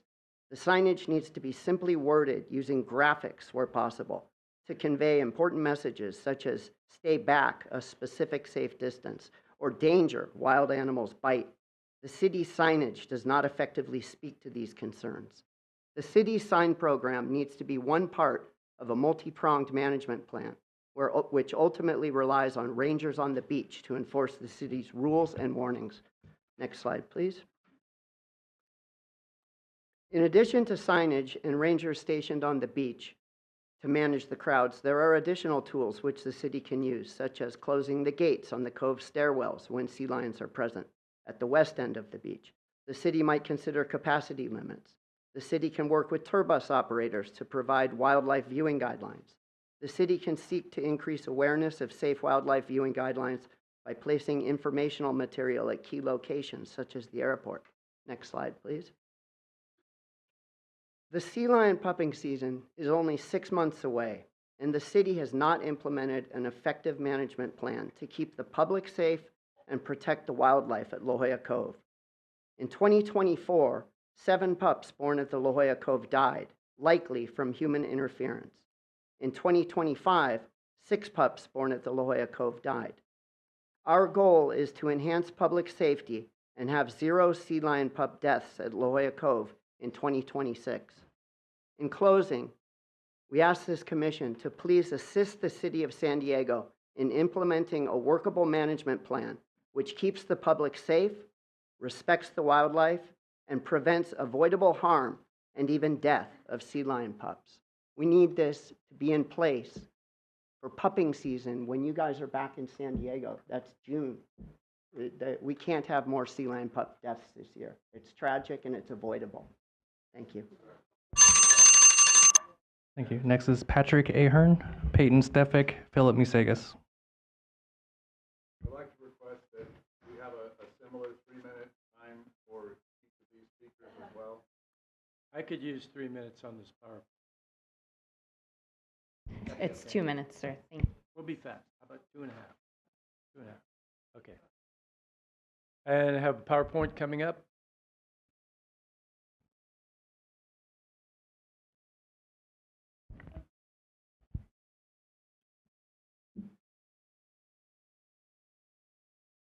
Next slide, please. And we've been, I was encouraged by the city of San Diego to attend this meeting. So we've heard about where this issue is right here at La Jolla Cove. That's the area of interest. Next slide. Next slide. So we can see here that we are here, we've engaged. This is a Cove Access Working Group committed to make La Jolla Cove a safe and respectful place for both people and sea lions. Next slide. And our goal is to prevent unsafe behaviors and reduce conflicts between visitors and the wildlife. Next slide, please. So you can see these are all the groups and people that have been on our groups and have also given included stakeholders. La Jolla Parks and Beaches, Community Planning Association, Village Merchants, District 1, Jolla Cove, and staff, including Park and Rec Department. We're part of this for input. NOAA, National Oceanographic and Atmospheric Administration, we got some input. Basically, one thing they thought, create this sign of a heart, and once the sea lion is totally engaged, don't get any closer. As a quick guideline. So we have, next slide, please. And you can read that at your convenience. Next slide. So we've been going through this for a couple of years, longer. So we've gone through a lot of phases. Next slide. And this is the one that they were talking about, improved signage. And that's what was mentioned by Andy Field and some others. So we need to make it simple, have it be in one place, no clutter, just the same as the sea lion advocates also mentioned. Next slide. So this is the way it is now. You can see we're going to simplify it and make it better so it's easier to understand. Next slide. That's 2 minutes? Really? I could use a little bit. Can we go boom, Please boom, boom? just give us your final thoughts, sir. Thank you. Okay. So final thoughts would be, we really look for your guidance. We talked about enforcement, park rangers. We could come up with a fine. Park rangers have been working with them. They've been down to the beach a lot more than before. Now that they've also been engaged to say, okay, please cover La Jolla Cove. Thank you, as sir. opposed to just the up the top. Time flies when you're having Thank fun. you. All right, thank you. Thank you very much. Thank you. Peyton Stefik, Philip Musagas, Kurt Hoffman. Peyton Stefik? No. Philip Musagas. No? Okay. Kurt Hoffman, William Robbins, Zachary Cabating. Kurt Hoffman. I'd like to formally request 3 minutes to match my friends on the other side here. My name is Kurt Hoffman. I'm a 30-year resident of offices on Prospect Street. I've looked over La Jolla Cove for those 30 years. I'm a 50-year plus fisherman and surfer in La Jolla, and my views are such that the Marine Life Protection Act is one of the most successful pieces of legislation that we have ever seen. The rebound of the whales, the rebound of the sea lions has been tremendous. It has surpassed what we had previously. My information is on the website. It was submitted on time. You have access to all the information. The seal population is well beyond what is ecologically sustainable. According to Dr. Hanen and his study, we are at 2 to 3 times the ecologically sustainable level for sea lions. It's impacting the environment tremendously, not only from the kelp beds, as I suggest in my article. Dr. Parnell also feels that that suggestion of excess nitrogen in the environment can be affecting the kelp beds. He is of the opinion that there are many factors that are affecting the kelp beds. We need to study the issues with the kelp beds. This organization needs to make a bold and radical move to deterrence. Deterrents are the only way to protect the environment and to protect the interaction issues that these folks are so concerned about. The interaction issues they cannot be solved by the great work that Andy and his staff are doing. We are spending $1 million a year with city money that we don't have in order to try to manage these interactions. We need to move to deterrence. It is the only way to avoid city liability. The city is trying to enforce NOAA ordinance. They don't have the jurisdiction. They don't have jurisdiction in tidal lands. So they are putting themselves in a legal jeopardy situation, and we need to move on to deterrence. There are already deterrent methods going on at the Cove. They're very effective, and we are not talking about shooting sea lions. We are talking about moving them out with boards that is done very effectively. And I suggest that we need to make that determination to move on to deterrence. Please see my information that is on the website under this agenda item. Thank you very much. Thank you, sir. Thank you. William Robbins, Zachary Kabading, Mitch Silverstein, Mary Soriano. Hello, everyone. Hello, everyone. Better? I first swam in the Cove in 1959. Anybody better than that? I became a certified diver in 1963. Anybody top that? And I'm such a dinosaur, I'm not reading from a cell phone. It's a scratch pad from the hotel. I've been volunteering at the shoreline since retirement in 2008. Since 2018, I have been the token old guy till the young real lifeguards get there in the morning. I have over 2,500 mornings at the Cove. I kind of know what goes on there. I help with core special events, kind of liaison for the city and the people putting on the events, which include the La Jolla Concourse, the La Jolla Half Marathon, Concerts by the Sea. Last year, I helped with over 30 events. But my favorite events, the events dearest to me, are the ones for swimmers. The La Jolla Cove Swim, which is 80 plus years old, has raised $30,000 a year for the last few years for the San Diego Prevent Drowning Foundation. The Challenged Athletes, which just finished an event there with their triathlon, raised $1.6 million for challenged athletes. We also raised money for the Juvenile Diabetes Foundation. At the San Diego Prevent Drowning Foundation, it's pretty important. We take drowning education to the inner city. And another one I think that was mentioned earlier, but we had last year over 700 young people enrolled in the San Diego Junior Guards program. And we also provide a spot for 8 other cities, all the way from Oceanside to Imperial Beach. And yeah, Imperial Beach doesn't have any water. I thank you for listening to me. I want to clear up one thing. We keep hearing numbers. Andy said 50 yards. The Cove is 47 yards across. That one won't work. There's a thing in NOAA that says 50 feet close to a school bus, and then we heard 20 feet close to a school bus. Let's get that one together. Thank you. Thank you. Zachary Kabading, Mitch Silverstein, Mary Soriano.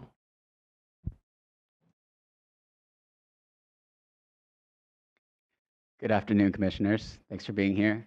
My name is Zachary Kabading. I'm a graduate student at Scripps Institution of Oceanography, and I've been studying the communication of our marine protected areas in La Jolla, and I think there's a little bit of overlap with this issue as well, so I'd like to share some of my thoughts.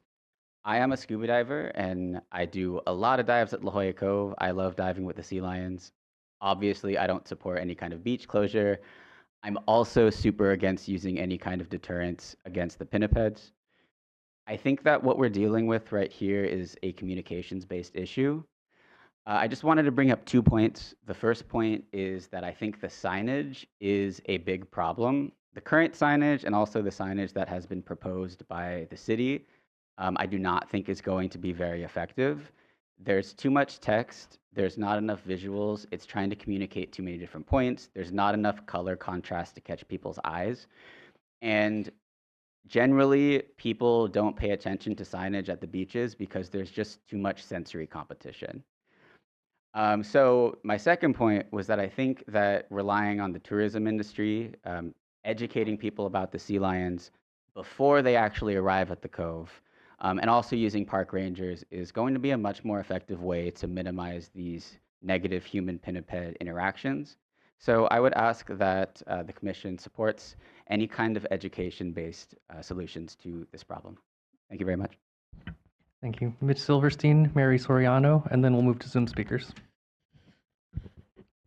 Honorable Commissioners, I'm actually going to give a comment on behalf of Pam Hetherington and the Environmental Center of San Diego.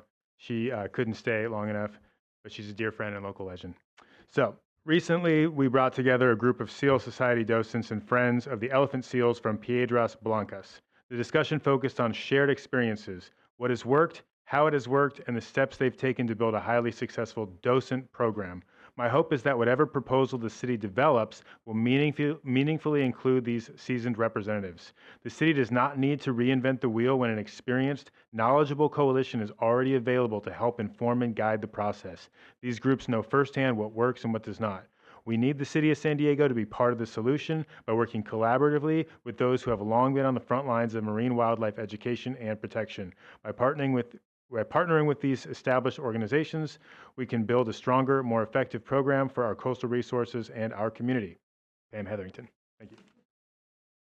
Thank you. Mary Soriano. And then we have a total of 6 Zoom speakers. We'll start with Aziz Sharif, Ella Coulson, and Elena Tillman. Mary Soriano. Yes. If I could get that attachment up on the screen, please. Yes, give us a moment. Okay, thank you. I guess people can try to read that. Thank you. Mary Soriano, President of La Jolla Town Council. La Jolla Town Council held a public meeting, Pinnipeds and Beach Access. The objective was to educate the public on who does what. This balanced approach came after I swam at the Cove during the first summer concert, which is next to the Cove, impacting it exponentially. You can see on the screen those who were present or provided statements. Government agencies, NOAA, park rangers, lifeguard, community and interested parties, La Jolla Park and Beaches, Sierra Club Seal Society, scuba divers, La Jolla Cove Swim Club, San Diego Tourism Authority, SeaWorld, and Cal State Long Beach Shark Lab. And for City San Diego Council President La Cava. It was at this La Jolla Town Council meeting history was made, where a forward movement of unity was achieved. Both sides of sea lions and to keep Cove Beach open came to an agreement that coexisting is possible by being mindful and respectful.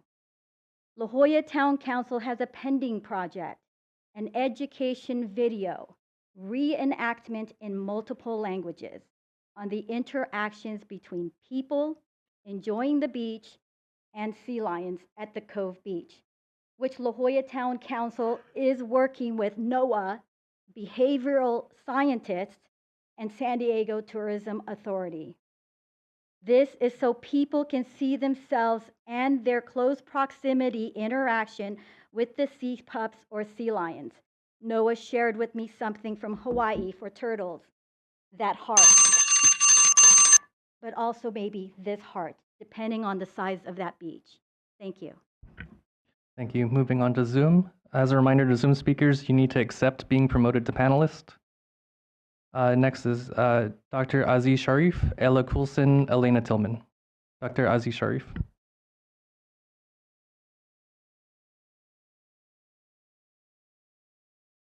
Good afternoon, Commissioners, and thank you for the opportunity.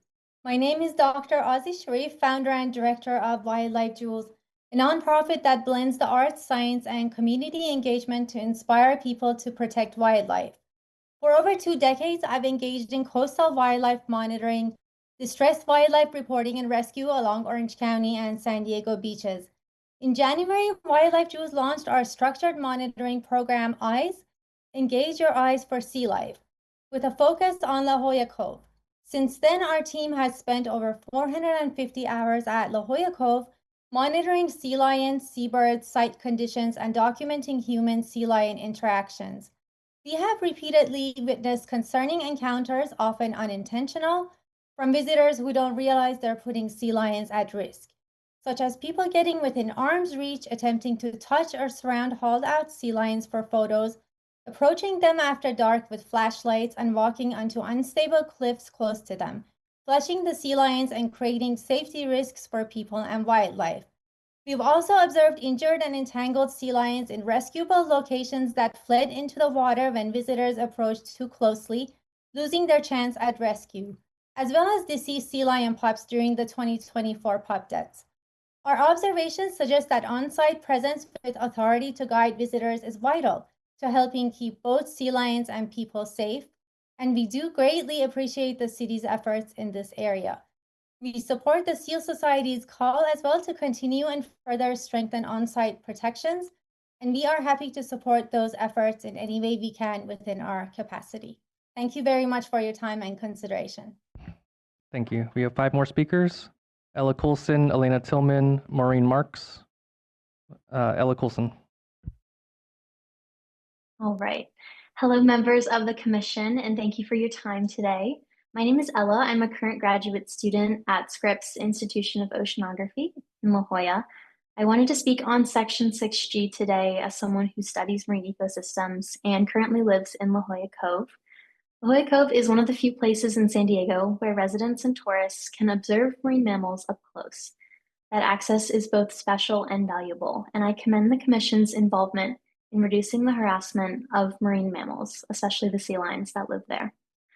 However, while I usually opt for increased protections for marine species, this is a scenario in which I want to acknowledge the unintended consequences that may be arising from public access closures in the cove. The current closures appear to have contributed to a rapid increase in sea lion populations, which may be influencing the broader marine ecosystem. For the past few years, kelp forests in the cove have shrunk in size and many fish species have declined. While ocean warming and other climate-driven stressors certainly play a role, I'd argue they are not the only factors at work. I fear the public access closures are undermining our true conservation goals of protecting these marine ecosystems. I respectfully urge you to reconsider these public access closures to promote a more balanced use of the marine environment in the cove while still offering necessary protections for sea lions. Thank you. Thank you. Next, Elena Tillman, Maureen Marks, John Leake. Elena Tillman. Hi, good afternoon. I'm reading a letter on behalf of Ellen Stanton.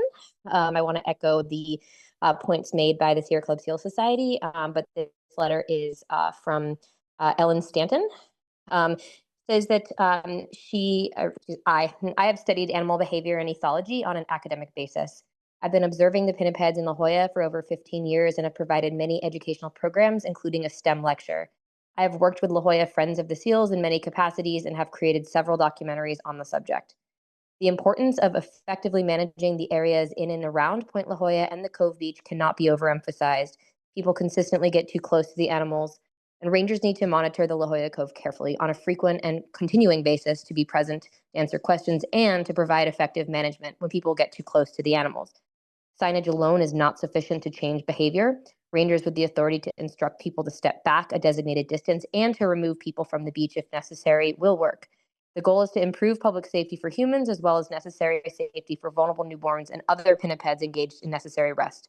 Rangers need to have the authority to advise viewers to move back from the animals to a designated point. In the case of the people who refuse to comply, rangers need to have the authority to remove these parties from the beach. It is important to keep animals and the people safe, to improve public safety, and to keep sea lion pups born in the cove from dying from human interference. Effective management tools are needed to accomplish these goals. The purpose is to keep animals and people safe. Mothers and pups need to be at a safe distance from people to reduce the chance of maternal separation or injury. Sea lion pups cannot swim at birth. Pinnipeds are engaged in essential rest when hauled out and needed to continue to do so. Of critical importance, again, is the ability of rangers to utilize appropriate and effective strategies to keep safe distances between humans and animals. Ellen Stanton. Thank you.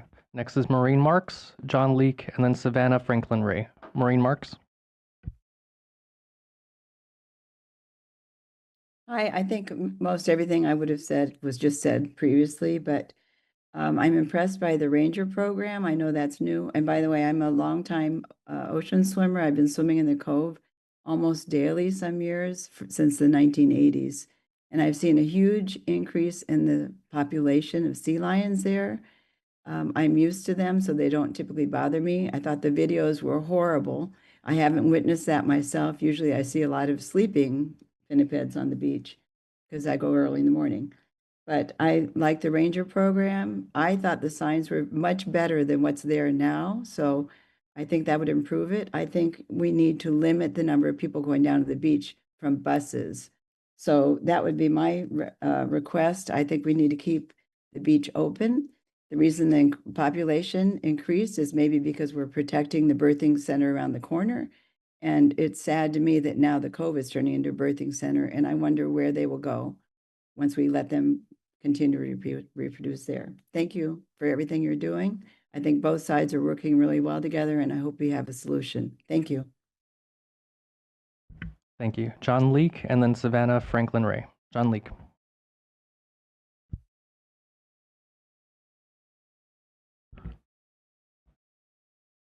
You should be able to unmute. We can't hear you.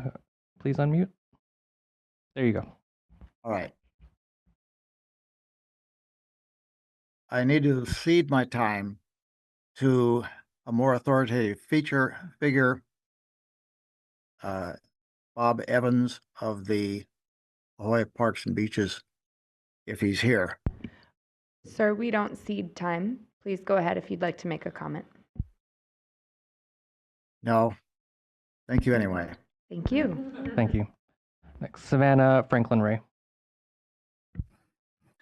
Good afternoon, Madam Chair and Commissioners. My name is Savannah Franklin Ray, and I'm a graduate student at Scripps Institution of Oceanography. I was born and raised here in San Diego, and I had the privilege of teaching homeschool marine science classes at the Cove and in La Jolla over the past 3 years. The situation at Cove is out of control, and the lack of meaningful enforcement is leading to public safety hazards. Tourists are visiting from all around the world to have a wildlife encounter with the sea lions, and without proper education and enforcement are putting themselves and their children at risk of being bitten. The harbor seals at the children's pool have protections during pupping seasons, and the sea lions at the Cove should as well. There are plenty of opportunities to have incredible encounters with wildlife while following the law of the Marine Mammal Protected Act of keeping our distance 50 yards away while observing. At the children's pool, I had the privilege of being able to witness the live birth of a harbor seal with my homeschool students. This was during the closure of their pupping season and was still the most remarkable interaction with wildlife that the students I was with and myself have ever had. Those same students have expressed concern for the interactions with visitors and sea lions at the Cove. We're very lucky to have our volunteers with the San Diego Seal Society, but the volume of tourism at this location makes voluntary enforcement unsustainable. A plan must be put in place by May for pupping season through August, so we don't see the loss of more sea lion pups due to human interference. While imperfect seasonal closures and rope barriers used at the children's pool are models that should be followed and applied to the Cove for the sea lions, especially during their most vulnerable time, which also coincides with the highest volume of visitors to San Diego during the summer. I'm excited to hear about increased park rangers and new signage, but the volume of visitors requires more paid positions for enforcement. Thank you for your time. Thank you. We were only not able to find 2 speakers, both in person, Peyton Stefik and Philip Musagas. If either of you are here, or maybe switch to Zoom. All right, I'm not seeing anyone, Madam Chair. Great, thank you. Thank you very much to the public and to Chris. We'll return to the commission, and I will begin with Commissioner O'Malley, if he's ready. Yes, thank you. And I'll be brief. I want to thank all the folks that are involved in this for coming out here today. I think that you showing up to our meetings has been helpful, at least getting some traction and moving in the right direction. Thank you for Director Field for coming. I hadn't seen you in a while, and it's good to see you once again. I appreciate the announcement.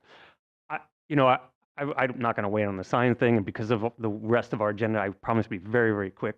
I agree that I think that rangers on the beach at least is where we're going to have to get to, at least during pupping season. I have a lot of familiarity with this area. I go out there few hours at a time and just kind of watch. And I see a lot of things that you do, and I see some things that people actually are listening. And I just think a greater ranger presence down on the beach would be welcome.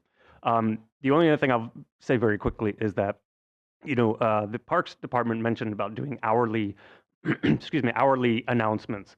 And this is anecdotal. I haven't studied it, but from my impression when I'm out there, people, when they go to the Cove, are really, if they're on a tour bus or they're even with family, it seems maybe 15, 20 minutes they're out there doing their thing, and then they're visiting. So they want to go see other things in San Diego in the area.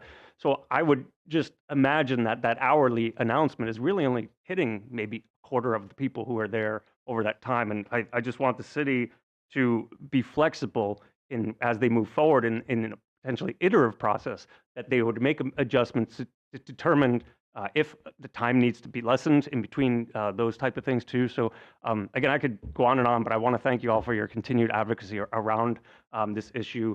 And and thanks so much for the staff too. I know this is taking up some of your time, and I really appreciate that you're sticking with it. So thank you.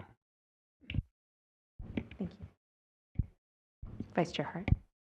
A couple things. First of all, with regard to the docents, I'm concerned about the docents and the conflict there, and I was thinking that it would be helpful for parks making the announcements to indicate that docents are there for you, to educate you, to incorporate comments about the docents and their role into what you're saying.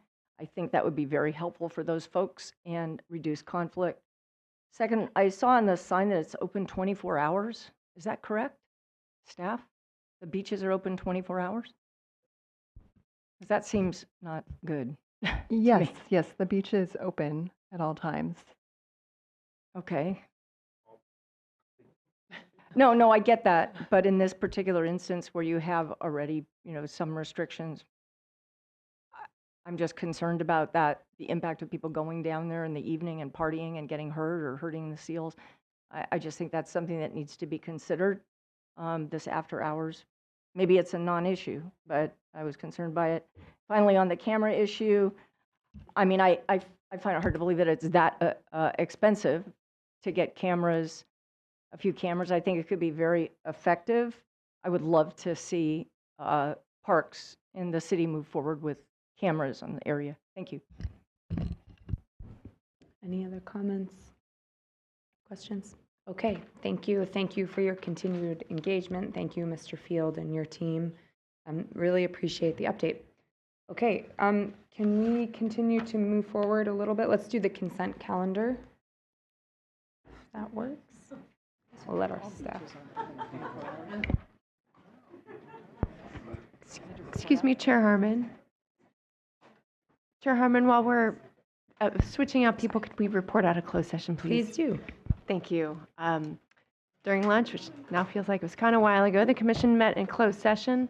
It received litigation information and advice and took action on Space Exploration Technologies Corporation versus California Coastal Commission. And that completes my report. Perfect. Thank you very much. Okay. Mr. Schwing, when All right, we're just ready? getting set up here. Give us 1 second. So thanks everybody for coming. And now at 4:30, we will move on to the rest of our agenda. So strap in, everyone.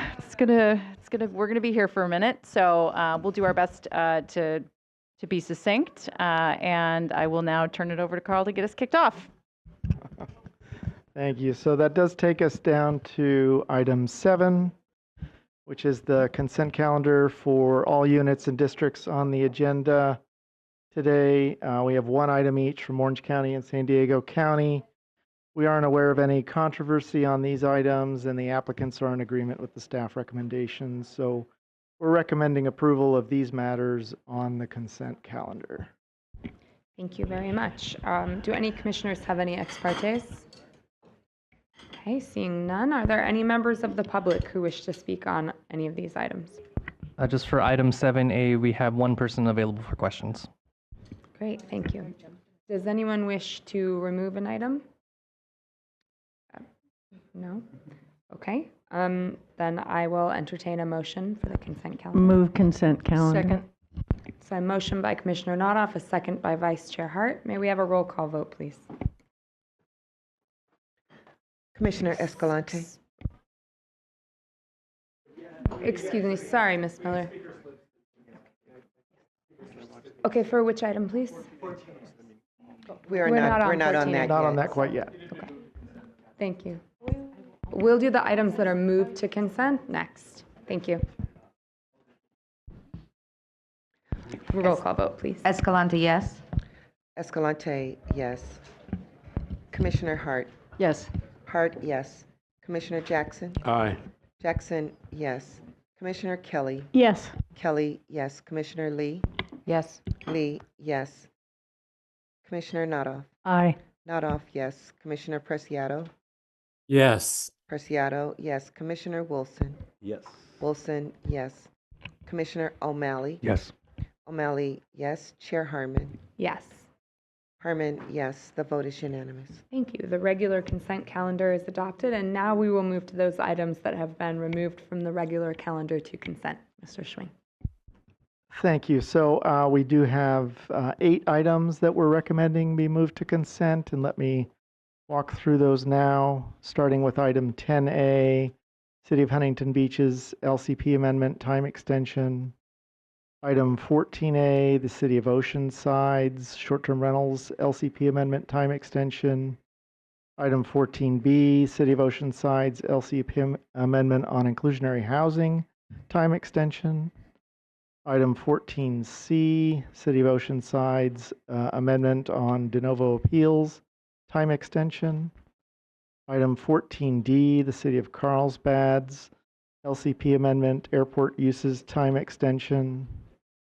Item 15A, the City of Del Mar's post-LCP certification permit and appeal jurisdiction map adoption. Item 17A, that's application 625-419 for 2828 Oceanfront in Del Mar. And then last, this afternoon, I would also like to add item 12A, the Mohuiddin application for a residence at 35075 Beach Road in Dana Point. This is one of 3 similar projects on Beach Road in Dana Point. The applicant is in agreement with the staff recommendation. There's no known opposition. I do want to mention that the applicant has agreed to resolve a violation on the site through the permit by removing unpermitted riprap, offering a public access easement, and paying funds for beach replenishment. These are all significant commitments that, in conjunction with the designing the residence not to rely on shoreline protection, results in a project that can be found consistent with the LCP. And that concludes the items we'd recommend move to consent. Thank you. Great. Thank you very much. Do any commissioners have any ex partes to report? Okay, seeing none. I know there are some members of the public who wish to speak. Chris, I'll turn it to you. All right. For item 14A, move to consent, we have Clifton Williams, Daniel Brunton, and then Mayor Esther Sanchez signed up. Clifton Williams. Good afternoon, Commissioners. My name is Cliff Williams. I represent Neighborhoods Are for Neighbors.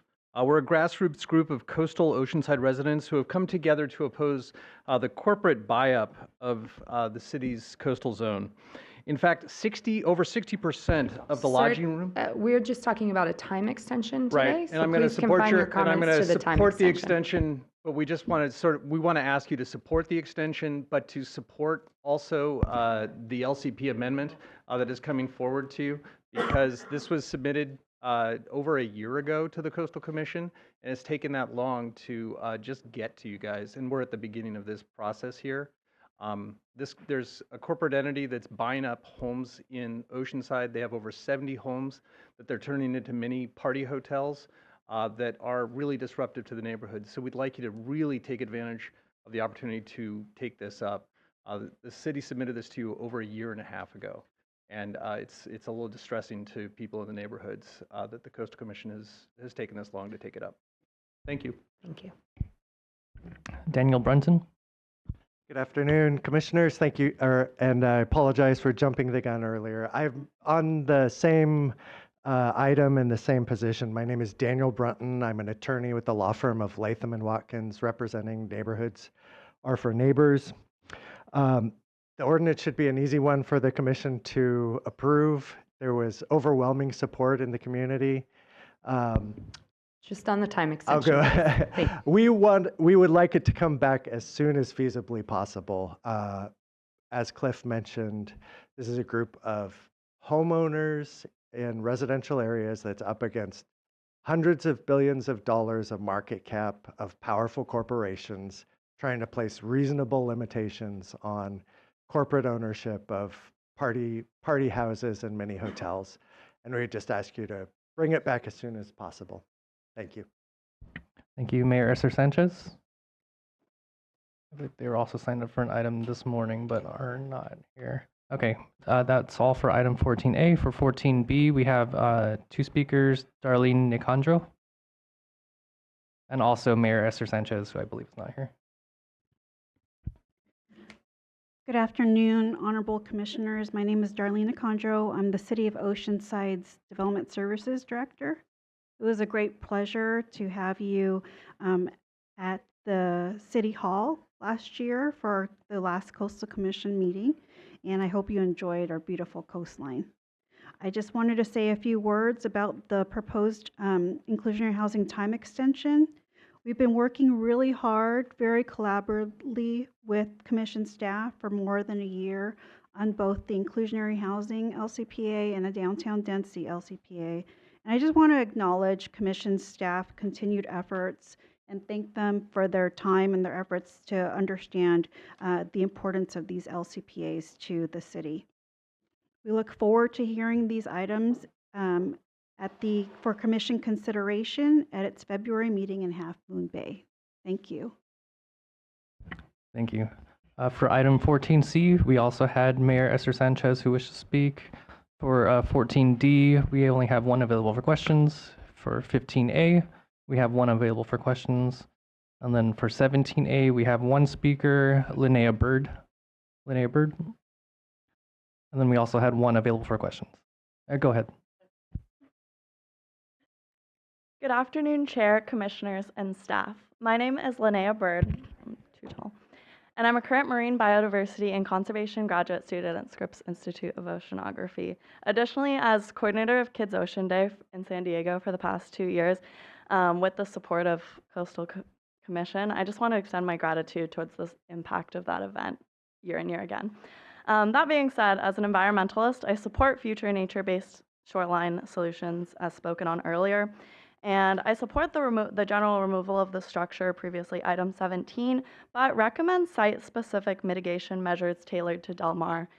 A post-removal beach profile restoration is necessary as described in Gary Gregg's paper, The Impacts of Coastal Armoring, and stated in 30-230, the marine resources shall be maintained and enhanced where feasibly restored. This is feasible by local action and community support. I respectfully request the Commission to ensure the additional effort to restore the cross-shore slope to match the natural condition with the benefit of reducing erosion hotspots and restore the biological productivity. Thank you for your time and continued leadership to protecting our coastlines. Thank you. We have no more speakers for items moved to consent. Great. Thank you, Chris, and I'll return to Mr. Schwing if he has any comments.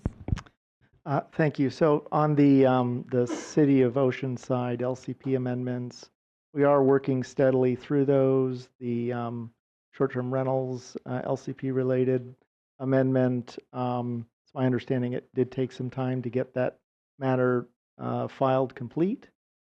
So that is the bulk of the time that's been involved here. There was a withdrawal and resubmittal on that matter, but we are working toward bringing that matter to a hearing as quickly as possible. Great. Thank you very much. Do any commissioners wish to remove any of these items from consent? Okay, seeing no, I'll entertain a motion. Move consent. Second. I'm just curious, do you have any comment on the time extension issue that the folks brought up about the buying up of, are we going to be able to bring it back in a? We'll be bringing the LCP amendment back to you shortly, and we'll have a full conversation at that point. Okay, thank you. Appreciate it. Thank you. So we have a motion on the floor by Commissioner Wilson, a second by Commissioner Kelly. Okay, we have a roll call vote, please. Commissioner Hart. Yes. Hart, yes. Commissioner Jackson. Aye. Jackson, yes. Commissioner Kelly. Yes. Kelly, yes. Commissioner Lee. Yes. Lee, yes. Commissioner Nuttall. Aye. Nuttall, yes. Commissioner Preciado. Yes. Preciado, yes. Commissioner Wilson. Yes. Wilson, yes. Commissioner O'Malley. Yes. O'Malley, yes. Commissioner Escalante. Yeah. Escalante, yes. Chair Harmon. Yes. Harmon, yes. The vote is unanimous. Thank you. Those items are adopted. And now that brings us, can we keep going, everybody, to, let's get through the Deputy Director's report, please, if you don't mind. Thank you. Mr. So item 9 is the Deputy Director's report for South Coast District, Orange County. Report contains 3 waivers for projects in Laguna Beach and San Clemente, a CDP time extension, and a CDP amendment. Staff is also reporting on the issuance of an emergency CDP to the Orange County Transportation Authority for placement of up to 360 tons of rock to protect a segment of the rail line in South Orange County that was threatened by erosion and wave action. OCTA's reported the work was ultimately completed and they used only half of the rock initially proposed. This work will be followed up with a regular CDP, and I would note that there are comments from Surfrider Foundation in response to this action, as well as comments in reply from OCTA. So we are asking whether 3 or more commissioners object to any of the waivers, the time extension, or the amendment. Thank you, Mr. Schwing. Are there any ex partes? Any speakers on the Deputy Director's report? Yes, we have 2. Mitch Silverstein, you can go ahead up in person, and then we have John Dow, who is on Zoom, and then Jason Lee, who's available for questions. I think I have a presentation. Just a couple photos.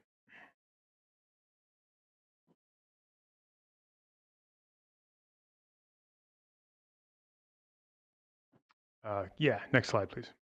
Mitch Silverstein, Surfrider Foundation. So on November 20th, the Commission issued OCTA's 4th emergency permit in this corridor since 2021. You can see at the very, ignore this, the arrow, actually look north where the riprap really comes out far and you don't see a beach anymore. That's what we're talking about. Through these so-called emergencies, over 4,000 tons of rock now cover what was once a beautiful public beach in front of Cypress Shores, completely gone. The lateral access at trestles that generations of surfers and beachgoers have used is now blocked. Cotton's Point, the northernmost break of world-famous trestles, severely degraded with boulders now in the surf zone. That's at the very top corner. You can kind of see a little sand. That's Cotton's surf break. The current emergency started in September 2021. That's 4 years ago. The required follow-up permit still isn't finalized. 4 emergencies in 4 years for the same area. This is now a chronic issue. It's no longer emergency response. In fact, it's systematic destruction of our public beaches without the environmental review, alternatives analysis, or public process the Coastal Act and CEQA require. We appreciate staff denying additional emergency armoring just north of this stretch last year, proving that emergency isn't inevitable. And we appreciate the difficult work negotiating mitigation for Cypress Shores. That's ongoing. But what we need is first to ensure that follow-up CDP requires revetment removal in favor of sand and nature-based adaptation, or at minimum a significant reduction of that revetment to restore public access. Second, and critically, we need a full EIR for this entire rail corridor before authorizing more armoring. Require genuine alternatives analysis, including inland realignment, and require long-term planning, not endless emergencies. After 4 years and 24,000 tons at Cypress Shores, the pattern is undeniable. Without comprehensive planning, OCTA will destroy San Clemente's beaches one emergency at a time. This beach is irreplaceable. Please require the planning and review our coast deserves before it's permanently lost. Thank you. Thank you. Next is John Dow. Unmute yourself. John Dow, do you want your video or your PowerPoint up first? Can you hear me? Yes, we can hear you. Do you want your video or your Okay. PowerPoint up Please first? play the video. Good afternoon, Commissioners. I'm John Dow with Save Our Beaches, San Clemente. I'm speaking in opposition to OCTA's emergency permit because it highlights their misguided approach to protecting the rail line along San Clemente's 5-mile coastline where the tracks are trapped between the ocean and unstable cliff bluffs. Earlier today, I appreciated the nature-based adaptation presentation because those strategies, not hard armoring, offer the only durable science-based path for protecting the coast and the rail line. What you see in this 2023 footage is sand being scoured away and riprap already falling into the tidal zone. Conditions today are worse. Now OCTA seeks an emergency permit to dump more rock to repair a project that is already failing, confirming the long-term ineffectiveness of hard armoring. Rail shutdowns in San Clemente are not caused by ocean waves overtopping the tracks. They are caused by bluff failure and landslides on the landward side, driven by groundwater saturation and loss of bearing strength at the toe bluff. As the sandy beach disappears, wave energy is no longer dissipated, allowing ocean water to infiltrate beneath and landward of the tracks. This raises pore water pressure, weakens the soil, and triggers slope failure. Riprap does nothing to stop this process. More rock does not change that physics. Can you please put up my slide? What riprap reliably does is destroy the public beach. It reflects wave energy, accelerates sand loss, narrows the beach, and exacerbates erosion in adjacent areas. Once installed, it creates a coastal doom loop as more rock is required for maintenance and the adjacent erosion it causes. Sand is a solution that's worked here for over a century. A wide, healthy beach absorbs wave energy, protects the bluffs, and shields the rail corridor while preserving public access. OCTA now has hundreds of millions in public funding. The issue is not cost, it is whether this commission will move OCTA from a strategy that fails to protect the tracks and permanently sacrifices our beaches. Hard armoring is a lose-lose. Sand is a win-win. I urge you to deny this permit and future permits and require sustained sand replenishment as the first line of protection. Thank you. No more comments. Thank you very much, Simone. Okay, Mr. Schwing, do you want to respond or? Yeah, no? Okay. Thank you very much. So I'll return to the commission. Comments, questions, or do 3 or more commissioners wish to remove or object to any item in the deputy director's report? I'm not comfortable with another emergency permit. I would like to add that the emergency permit has already been approved. It was approved under my authority, and so we're just reporting it to you today. There's not an action in front of you on that item. So I'm sorry we weren't clear about that. Okay, well, seeing that there are no commissioners who wish to remove any of the actionable items from the report today, the deputy director's report is concurred with. So I'll ask that we take a very, very brief bio break, 5 minutes, everybody, and then please come back. Thank you.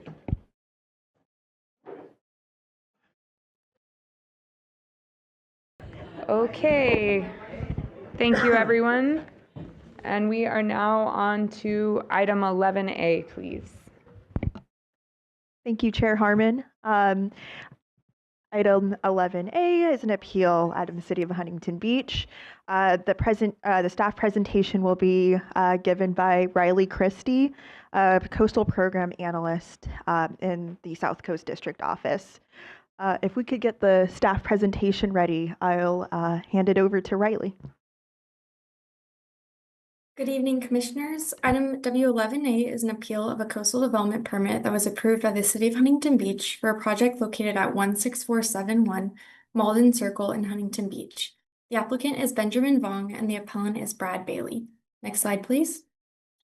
The subject site is on the inland side of Pacific Coast Highway on an island within Huntington Harbor area of Huntington Beach, Orange County. Next slide, please. The front of the house faces Malden Circle, and the rear of the house is backed up against the harbor channel. The neighborhood is developed with residential structures that are 1 to 2 stories in height, and some of those structures feature 3rd stories with balconies and roof decks within the 2nd story roofline. Next slide, please. The locally approved project includes the demolition of an existing 1-story single-family residence and the construction of an approximately 7,600 square foot, 30-foot high, 3-story single-family residence with a 2-car garage and a 2nd and 3rd floor balcony. Next slide, please. The appellants raised several contentions that the project is not consistent with requirements of the LCP related to character of the community, resulting in mansionization and cumulative impacts, CEQA and unusual circumstances, potential degradation of visual resources, hazards and seawall instability, and public access impacts.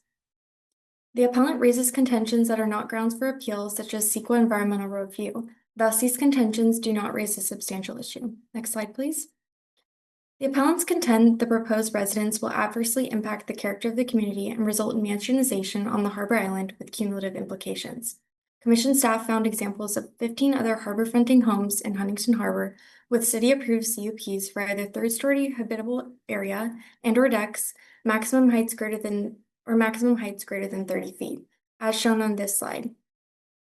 The analysis found that the proposed project is of similar height, mass, bulk, and scale of existing low-density residential development in Huntington Harbor. According to the city, the project promotes compatibility with other multi-story homes in the area and conforms with requirements for the low-density residential zoning district. Thus, this contention does not raise a substantial issue. Next slide, please. While the proposed residence will contain a third story with habitable area and a balcony, the code allows third stories and third-story balconies under a city-approved conditional use permit, which the city properly processed in addition to the coastal development permit, as shown on this slide outlined in blue. There are no impacts to coastal resources as a result of the residence. Therefore, there will be no cumulative impacts to coastal resources if additional properties are constructed with third stories within the second-story roof line. The city found that the project is consistent with existing development. Therefore, the approval does not set a precedent. Thus, this contention does not raise a substantial issue. Next slide, please. The appellants contend that the third-story elevation will dominate coastal views and private views. However, Section 30251 of the Coastal Act does not protect private coastal views. The existing house is one story, and there are no public coastal views from the public street or across the site. Thus, this contention does not raise a substantial issue. Next slide, please.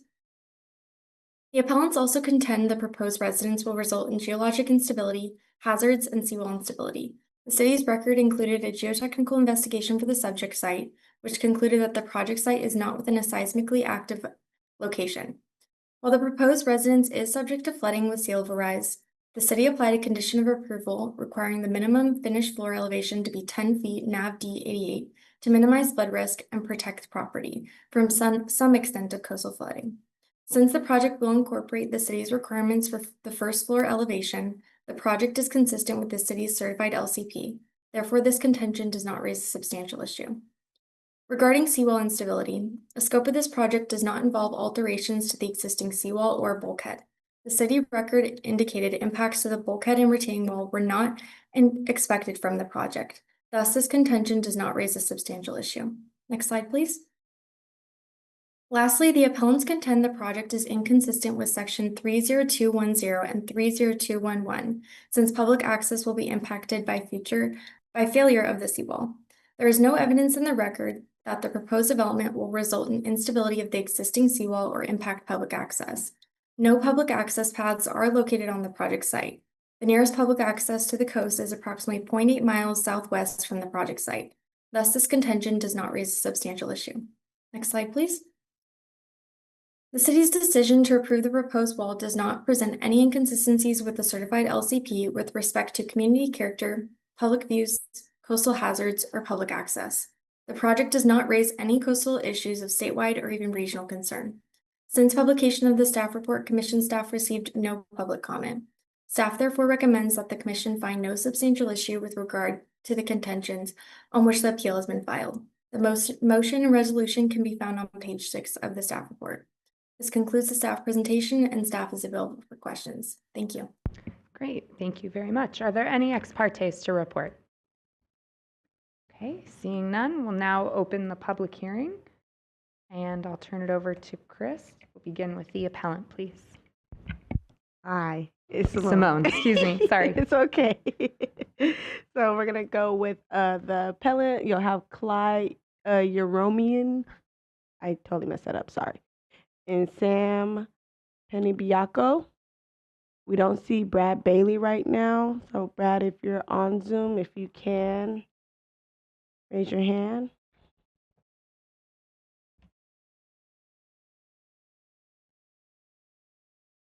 Clyde, if you can unmute yourself. Hello, can you hear me? Yes. I can't see my video. Where's my video? They'll put it up. Give us a second, please. Let's promote.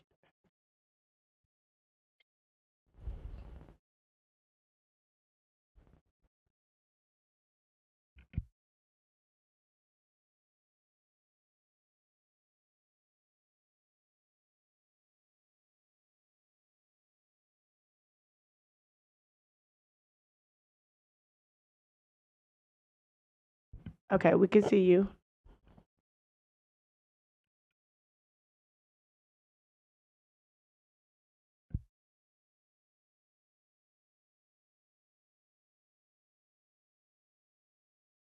Okay, Clyde, you can go ahead and speak, please.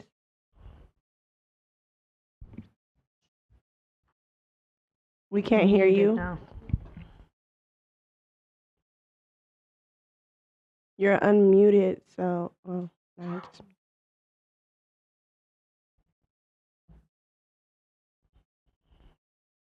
you want to try again? We still can't hear you.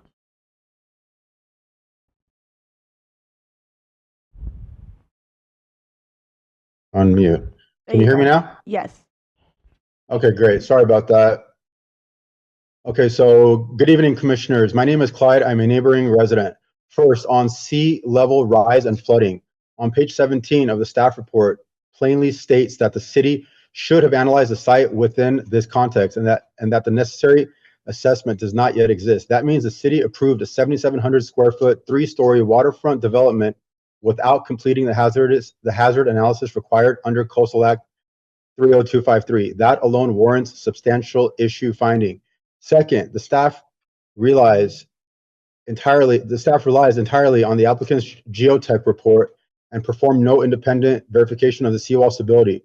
Despite the city's own 2024 infrastructure report giving Huntington Harbor seawalls a D grade due to age and failure risk. A D grade system combined with a massive new structure is exactly the type of hazard Section 30253 is designed to prevent. These homes are along the water. Soil testing all the way up front on the street does not tell us what the soil at the back of the property looks like. We need to drill down and test the soil where it counts on the water side, not all the way on the front. Third, the neighborhood compatibility analysis is flawed. Staff compared this tiny, highly constrained street to 15 homes scattered across other islands with different conditions. The Coastal Act requires compatibility within the immediate neighborhood, not with unrelated streets across the harbor. There are about 1,100 homes in Huntington Harbor. Our little island only has 90 homes. These are all small little properties, not like the other islands. Riley pulled up comps from all the other islands that do not line up with Coastal Act policies.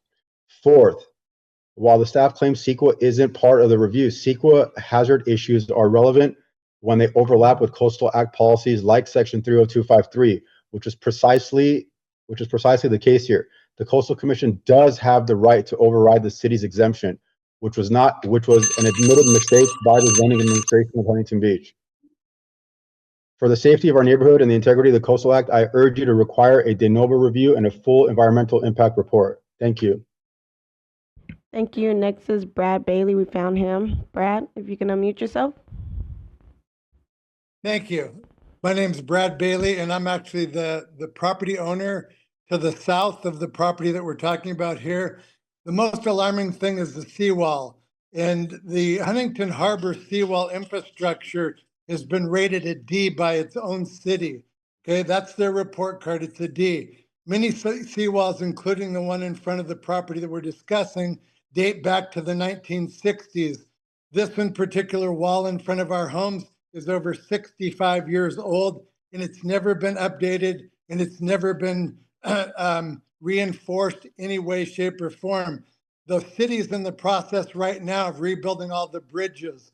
The bridges to access these islands are literally falling apart.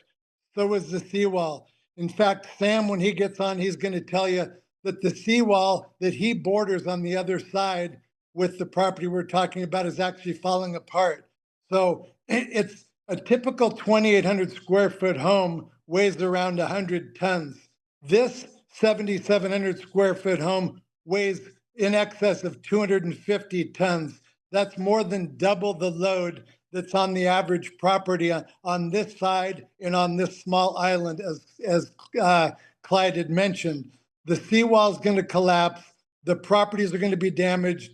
There's a guy named Dan that lives right across the channel from me. He built a house, bought a property in the mid-90s. It's a big lot. It's almost 9,000 square feet. He scraped the house. He built a 6,000 square foot home on that 9,000 square foot lot. The seawall failed, okay? The city got sued and the Coastal Commission got sued. So all we're asking is that more measures are taken before this is approved to protect all the neighbors. Thank you. Next is Sam Penabiaco.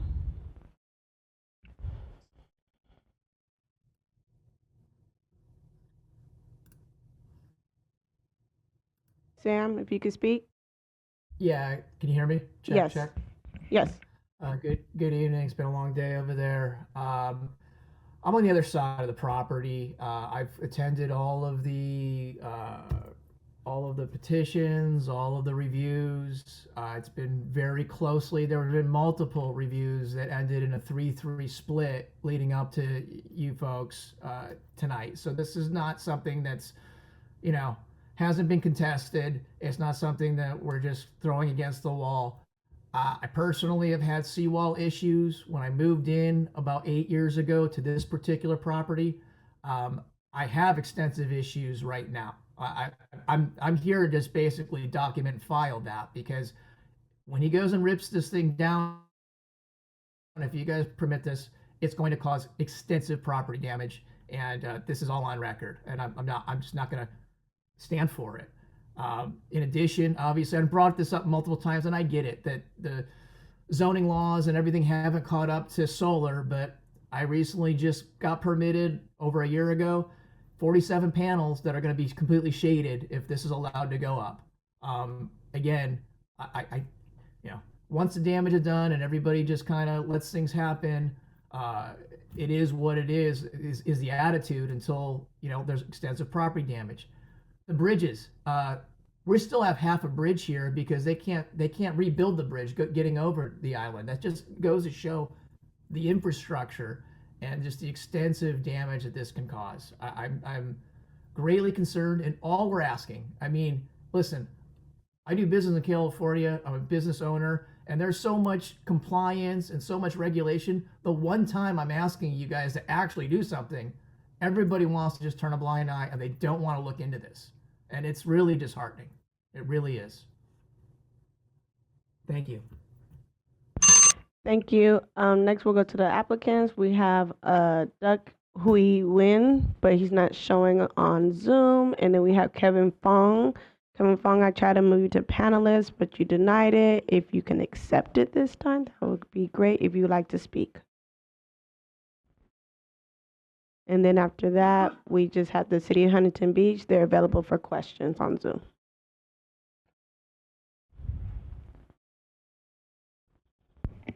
Kevin, go ahead and unmute yourself and speak, please. All right. Hi there.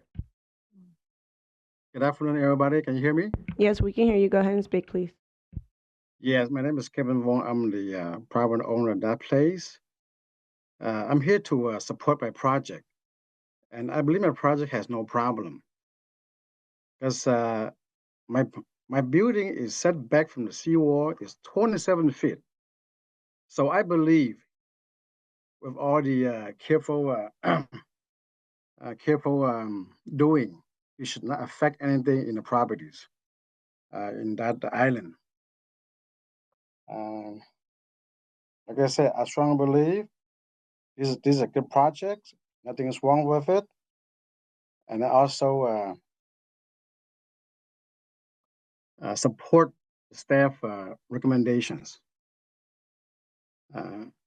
And I also open for question. Are there any question I can answer?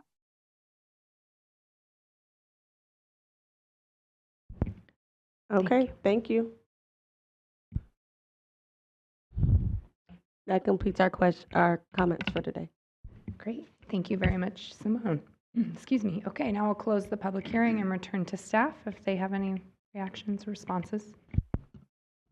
Yes, staff has a few responses. Oh, excuse me, I always have to readjust this. I'd first like to address some of the concerns regarding the seawall. First, staff would like to note that there was a geotechnical report that was analyzed in the city record that concluded that the development of the home would not result in degradation of the existing bulkhead, and the bulkhead is not in a state of disrepair. Second, I'd like to just clarify regarding the bulkhead that the bulkhead itself falls within the commission's retained jurisdiction, not the city's LCP jurisdiction. So any proposed repairs to the bulkhead would have to come directly to the commission for a CDP. And so if there are any issues, with the bulkhead in the future, the homeowner could apply to the commission for repairs to that bulkhead. Second, I'd like to just refer back to the staff report findings related to sea level rise. We did address that the best option to address ongoing sea level rise issues as a whole in the area would be, through the city implementing a harbor-wide hazard mitigation plan or adaptation strategies to address flooding in the neighborhood. And the residence itself is elevated to about 10 feet NAVD 88 per the city's regulations. So wanted to clarify that as well. And to address concerns about the community character and the size of the surrounding development, I was wondering if we could turn to slide 14 of the staff recommendation. And I'd like to have Ms. Christie elaborate a little bit more on that component. Yes, so slide 14 does show the 15 other harbor fronting lots that we did analyze. They contain city-approved CUPs for third stories and third-story decks. These homes ranged in size from approximately 3,000 to 7,700 square feet in size. And if you go to the next slide, you can see that there are other homes shown of similar height, bulk, and scale. This one being 32 feet high, and then the next slide also shows a similar home, 30 to 32 feet high. So it is of similar height. The proposed home is 30 feet tall, so some of the existing development do exceed that 30 feet from the proposed development. And the 30 feet is consistent with the city's low-density residential development. Just wanted to make one final comment from staff. I just want to acknowledge the fact that it sounds like there's a lot of frustration and issues that some of the appellants have raised here that are community-wide. It concerns about the bulkhead and the state of the seawall and disrepair and bridges. And so just it's good for us to hear those things, and we can talk to the city about that. But just want to acknowledge that that's a general problem for a lot of these houses. And I think what the staff report shows is that the specific analysis related to this house, it is safe given the requirements of the city, as Amrita mentioned, and again, we're recommending no substantial issue. Okay, thank you very much. So now I will return to the commission for comments, questions, or motion. Commissioner Escalante. Thank you, Chair. I have a question, and prompted by Commissioner Kelly, actually. Is there a shade study that's just sort of made me think about, just in general, also the impacts of building higher and higher on the folks that have invested on solar in their homes? I thought that was, if that's a huge loss to the neighbor, I mean, I think that's a bit significant. So what's kind of how do we look at that particular issue?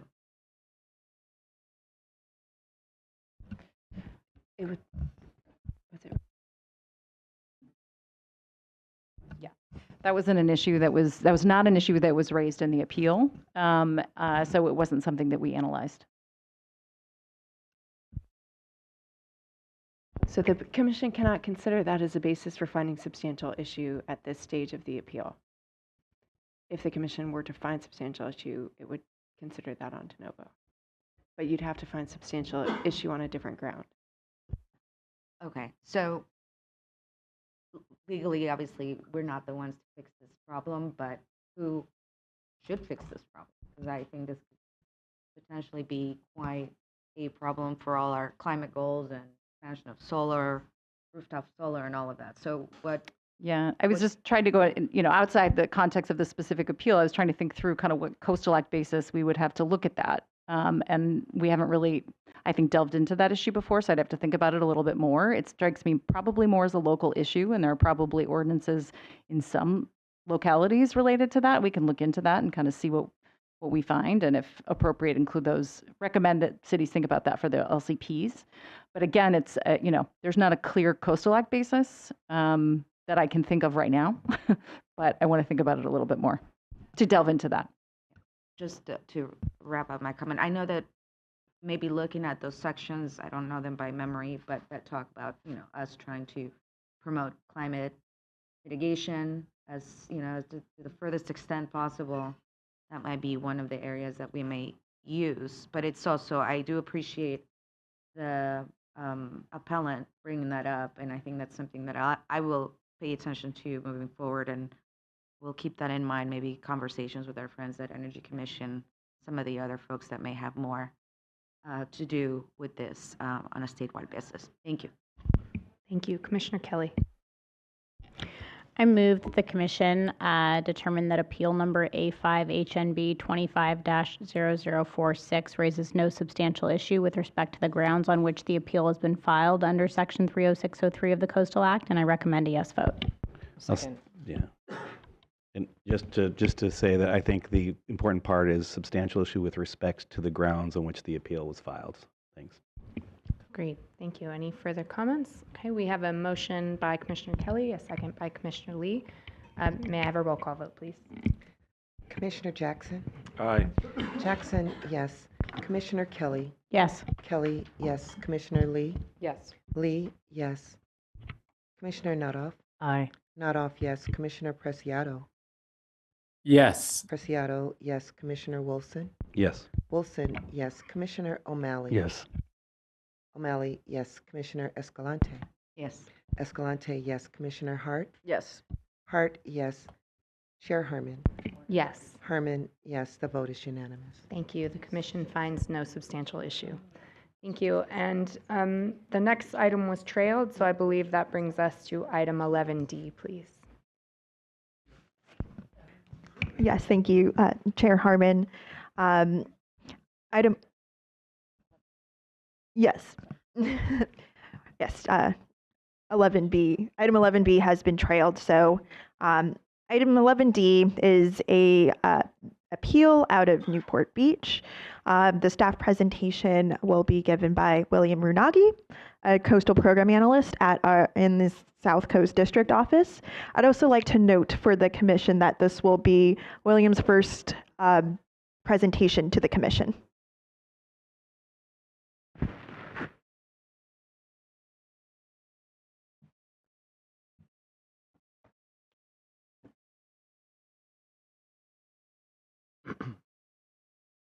Good afternoon, Commissioners. Item W11D is a substantial issue hearing for Appeal A5 NPB 240047 of a local CDP approved by the City of Newport Beach for the demolition and replacement of a fire station and library on Balboa Peninsula.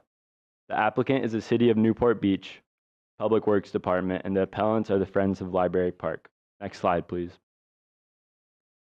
The site is located at 100 and 110 East Balboa Boulevard in an urbanized area of Balboa Peninsula.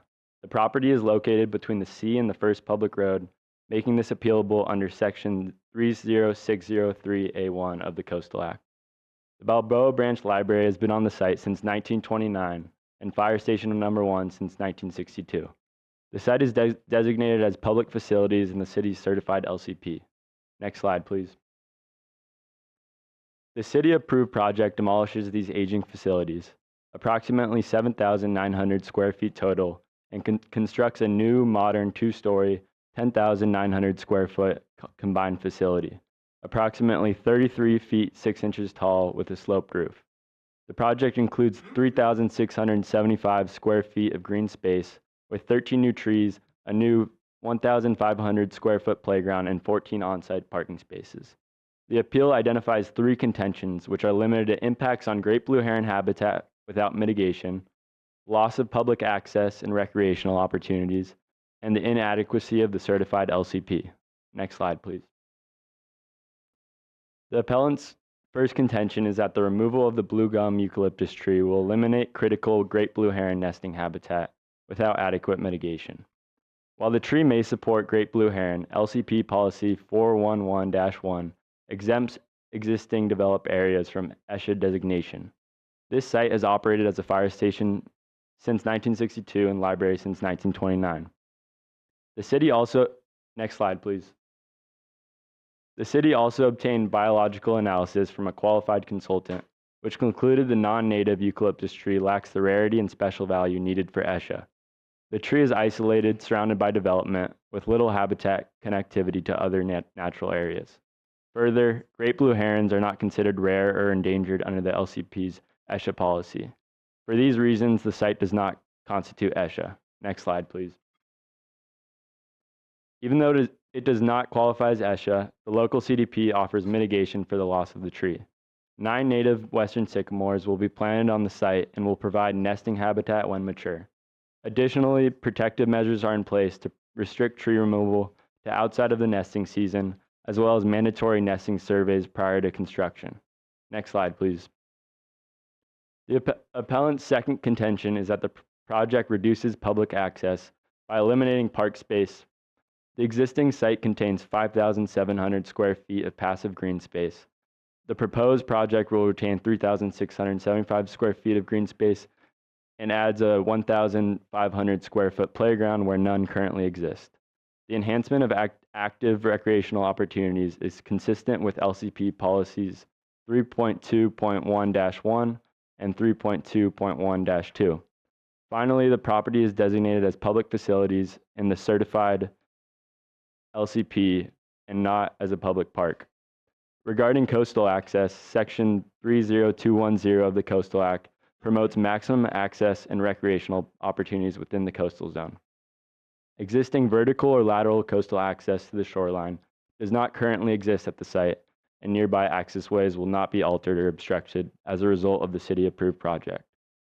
The appellant's third contention is that the city cannot rely on the policies within the certified LCP to make findings to approve the project because the LCP itself is deficient, as it fails to mention key policies such as the city's G1 tree policy and the Migratory Bird Treaty Act.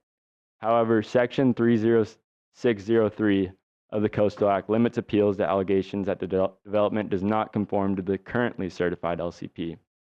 The Commission certified the city's LCP in 2017 and found that policies within the LCP were adequate to carry out the requirements of the Coastal Act. The city provided sufficient analysis to approve the proposed project consistent with the certified LCP. Next slide, please. In closing, staff concurs with the findings made by the city and believes that the city provided adequate legal and factual support for its decision to approve the subject project. Staff therefore recommends that the Commission finds no substantial issue with regard to the contentions on which the appeal has been filed. The motion to accomplish this can be found on page 5 of the staff report. Since publication of the staff report, staff received 13 letters from the public in opposition and 2 letters from the city in support. These have been posted as correspondence on the Commission's website. There is an addendum responding to these comments and making minor corrections. The public comments raise concerns about tree health, the city's G1 tree policy, green space, and ESHA.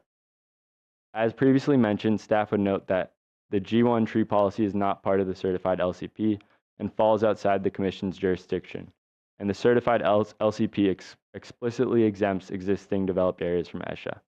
Staff's recommendation of no substantial issue remains unchanged. The motion and resolution are on page 5. This concludes staff's presentation. Staff is available for questions. Great.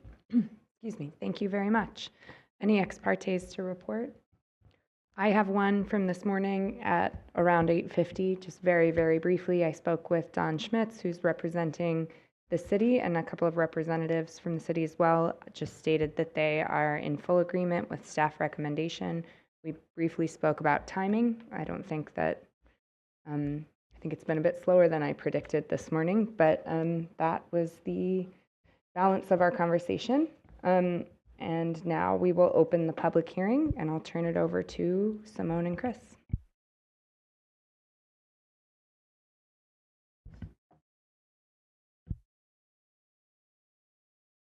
Okay, so we have two speakers.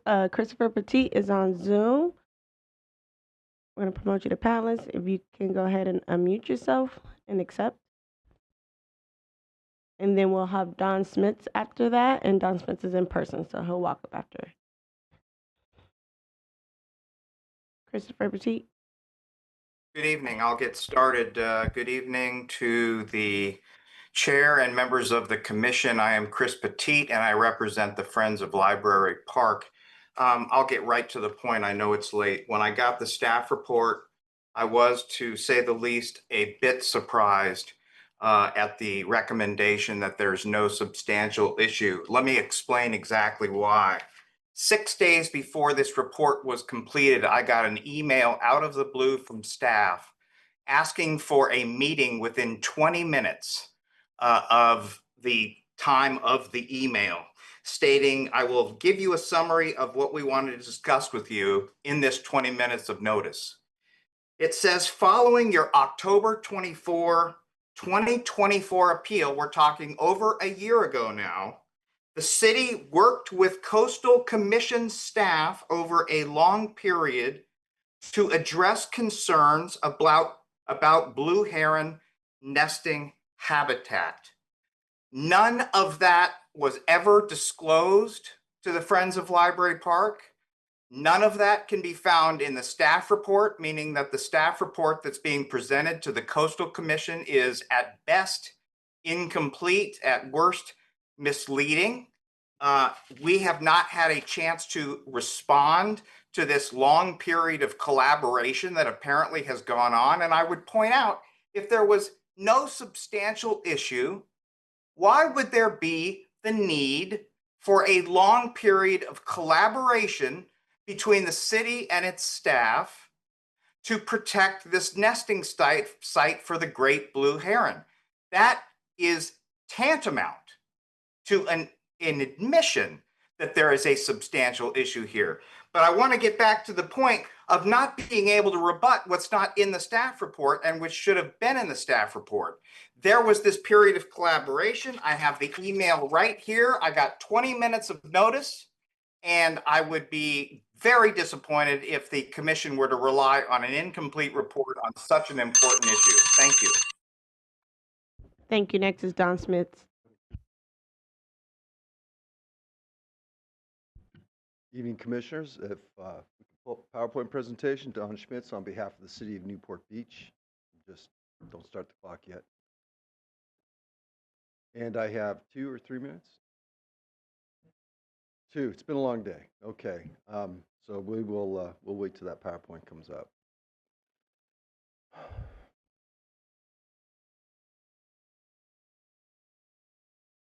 These guys know what I look like. You're good to go. The PowerPoint's up. Okay, great. We'll start here. Commissioners, good evening. I'm not going to apologize that we worked with staff to make sure that we were addressing all the issues as it pertains to this worthy project. This is a very old public facility. 1929, yes, the city of Newport Beach is entirely appropriately upgrading their library and their antiquated fire station. It seems that the, could you take down the clock so the commissioners could see it, please? This controversy revolves around this tree. This tree is one of 3 trees that remain. 2 have already been removed from the property because there was extensive decay. This one is decaying as well. New word for you, tomography, which is basically an X-ray for trees. And we have documented that, in fact, this tree is rotting on the inside. Within the next 5 years, with this rot increasing exponentially, this tree is going to have to be taken down as a hazard in the next 5 years, regardless of the status of this project. Next slide, please. These are pictures of the 2 trees that were already removed, and you can see just how extensive the rot was, as had been demonstrated in the tomography. Next slide, please. So these trees, by the way, could not be planted on a new project as they're inconsistent as they're invasive exotic species. We are replacing these trees, next slide, with 7, not 24-inch, but 48-inch box sycamore trees. And as far as the herons go, there are many opportunities, next slide please, in the peninsula area, hundreds and hundreds of mature trees for them to nest in until such time as the 7 sycamores that we're going to be planting on the property get large enough to where the herons can nest there as well. And they're opportunistic. We're not cavalier about them. It's true they're not endangered species, but they will have plenty of opportunities to continue to nest in this area. Next slide, please. And I'm going to show you this last picture in the 5 seconds I have left that basically we have a special condition at the city level, and I'll wrap it up with this, that we have to make sure that there's no active nests in the tree before the tree is removed or before there's any construction activities. And one more slide, I just want the commissioners to see this. Next slide, please. As your staff reported, a playground is an aspect of this project. And this city was sued by a fatality from a woman who was crushed from a eucalyptus tree that fell on her car in 2011. There's just simply no way that they're going to create this public amenity out here with a playground, put children underneath a tree, which is essentially a widowmaker. I thank you for your time. That completes the comments. I'm sorry, did you say that concludes? Yes. Oh, great. Thank you. Thank you very much. I appreciate it. Okay. We will close the public hearing, and I will look to staff to see if they would like to respond. Yes, thank you, Chair Harmon. Staff just has a few comments in response to Mr. Petit's comments.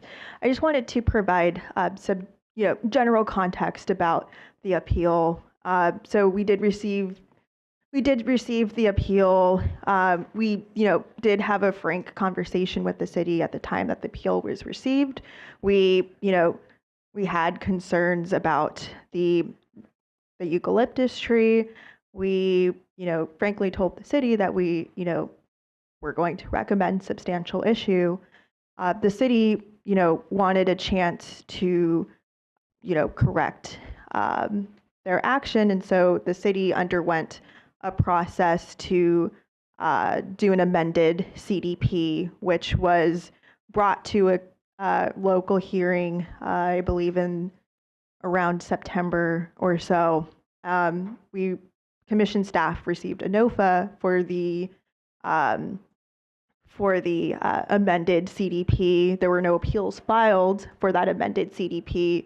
But as staff went back and looked through the amended CDP, we worked with our staff biologists and we determined that the mitigation plan in the original CDP that is the subject of this appeal was actually, more effective and more preferable than the alternative that the city analyzed in their amended CDP. And so that was, the reasoning behind staff's decision to move forward with this appeal. So hopefully that, provides some additional context. I'll just ask if any other comments. Nope, I think that concludes staff comments for right now, but we remain available for questions. Thank you. Thank you, Ms. Spencer. Okay, I'll return to the commission. Questions, comments, motions? Thank you, Commissioner Wilson. I move that the commission determine that appeal number A-5-NPB-24-0047 raises no substantial issue with respect to the grounds on which the appeal has been filed under section 30603 of the Coastal Act, and I recommend a yes vote. Second. It's a motion by Commissioner Wilson, a second by Commissioner Kelly. They're asking for a yes vote. May we have a roll call, please, Ms. Miller? Commissioner Kelly. Yes. Kelly, yes. Commissioner Lee. Yes. Lee, yes. Commissioner Nuttall. Aye. Nuttall, yes.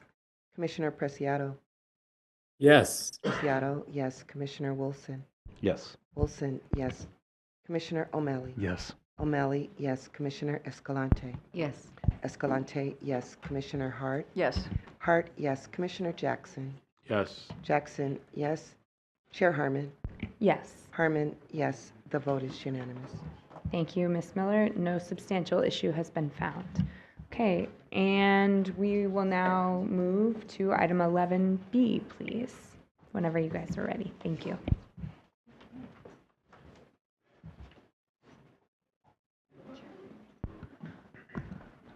Thank you, Madam Chair. So that does take us to item 11B. This is a substantial issue determination and de novo action of an appeal of a permit issued by Dana Point to demolish a trellis and build a two-story, 2,493 square foot residence on a beach-fronting lot at 35747 Beach Road in Dana Point, Orange County. The appeal contends the subject site is on a narrow beach that is currently subject to wave hazards and flooding that will increase with sea level rise, exposing the proposed development to those hazards.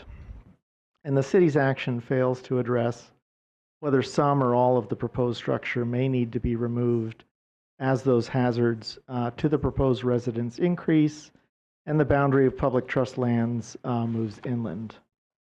Preservation of public access to and along the shoreline is also a concern, especially in light of the proposed retention of an existing seawall and proposed extensions of development seaward of stringline setback requirements. Finally, the appeal contends that visual impacts to the development were not adequately analyzed or addressed. In this case, staff's recommendation is that the Commission find these contentions raise a substantial issue as to conformity with provisions of the LCP and the access and rec policies of the Coastal Act. Since staff's recommending a finding of substantial issue here, unless there are 3 or more commissioners who wish to hold a hearing on that question of substantial issue will be found, and staff will proceed with the de novo hearing on the merits of the proposed project. And note, if the Commission does wish to hold a hearing on the substantial issue question, we do have a more complete presentation to cover those specific issues raised. Okay, thank you very much. Are there, excuse me, any ex partes? Okay. Do 3 or more commissioners wish to have a hearing on substantial issue? Okay, so substantial issue has been found, and we'll move on to the de novo portion of the hearing, please. Thank you. Great. Thank you, Chair. Thank you, Mr. Schwing. Good afternoon, Commissioners. We will now move on to the de novo portion of the staff presentation. Following consultation with Commission staff, the applicant revised the proposal to address the concerns raised by the appellants of the original project. As shown on this slide, the project site is located along Capistrano Beach in Dana Point on an oceanfront lot located at 35747 Beach Road. Next slide, please. The site is currently developed with a trellis present on the site, but is otherwise vacant. The wet sand of the beach seaward of the site is within the public trust and available for passive recreation. There is an existing seawall on site that was constructed prior to the enactment of the Coastal Act. The property is located within the Capistrano Beach Community Association, an established row of residential development with access to homes obtained solely through the private beach road located landward of the subject site. As seen on this slide, further landward of Beach Road are railroad tracks, Pacific Coast Highway, and a coastal bluff supporting additional development. Next slide, please. Capistrano Beach along the Beach Road community has been in an acutely erosional state starting in the 1970s, recently accelerating to approximately 5 feet per year. In fact, aerial imagery shows that since 2015, there are intermittent periods where there is effectively no dry beach at all, and the beach is typically only visible during very low tides. The Commission's staff coastal engineer, Jeremy Smith, estimates that within the existing erosion rates, the mean high tide line could imminently reach the line of development within the next couple of decades. Erosion is and will continue to be a serious threat along Beach Road, including the subject site, in the near to medium term. Historically, the beaches in this area have been subject to additional wave uprush damage, flooding, and erosion during storm conditions and large summer southerly swell events. Due to the geometry and orientation of this coastal stretch, very long period waves can sometimes propagate inland as large bores, which can overtop and affect low-lying coastal structures. Many existing residences located along Beach Road are already struggling with these hazards, and many homeowners have installed unpermitted shoreline protective devices such as seawalls, revetments, riprap, sandbags, and berms in response to the beach's particularly severe erosion over the past few years. Enforcement staff has identified over 90 such cases, and these devices in and of themselves can exacerbate erosion through modification of shoreline processes, resulting in even narrower beach widths. Of the 202 residential lots along Beach Road, about a dozen parcels are currently vacant or unimproved, and they form 4 clearly visible gaps in the existing road development. Although neighboring developed parcels with armoring, as well as the current backshore profile, likely do provide some protection to the road from the wave overtopping under the current range of conditions, it is probable that floodwaters can enter through these gaps during extreme events, since portions of the road are at a lower elevation than extreme total water level elevations. In fact, the access road at the nearby County Beach Road has flooded because of wave overtopping during high tide events. Given the risk to the road, the Capistrano Bay Community Services District has recently broadened its authority to include protection of the road from flood damage. For these reasons, the Commission has been highly involved in regional planning efforts to ensure that South Orange County, including the Beach Road community, remain resilient and adaptive to future coastal hazards and rising sea levels. Next slide, please. A rendering of the revised plans is seen here. The revisions made to the proposed 2-story single-family residence would result in 2,779 square feet of floor area, converting the enclosed garage to a 1,015 square foot 4-car carport, redesigning the lower deck to be cantilevered, reducing the roof deck square footage, reducing the size of the second-story balcony, and removing the proposed stairs seaward of the existing seawall. The changes to the project include a reduction in the number of caissons forming the foundation to 17 caissons. The existing seawall that was installed prior to the enactment of the Coastal Act does not include any proposed changes of development. Next slide, please. The subject beachfront lot is within a coastal high hazard area and as such is already subject to coastal hazards, such as wave uprush, flooding, and erosion. The photo seen on this slide is from 2021 and shows the homes directly west of the subject site along Beach Road, showing the conditions near and near the subject site and the threats posed by wave action for this area. The beach seaward of the site, from the line of development to the mean high tide line at the subject site, was approximately 33 feet wide in January 2024, with a long-term erosion rate of 3 feet per year and no accelerated sea level rise. The mean high tide line could reach the line of development at the site in less than 16 years. Even under more conservative estimates, the mean high tide line could reach the line of development at the site in less than 31 years, which demonstrates that erosion is and will continue to be a serious threat along Beach Road and the subject site in the near future. Thus, ample evidence exists that all beachfront residential development in the Beach Road community is subject to an unusual high degree of risk due to storm waves and surges, high surf conditions, erosion, and flooding.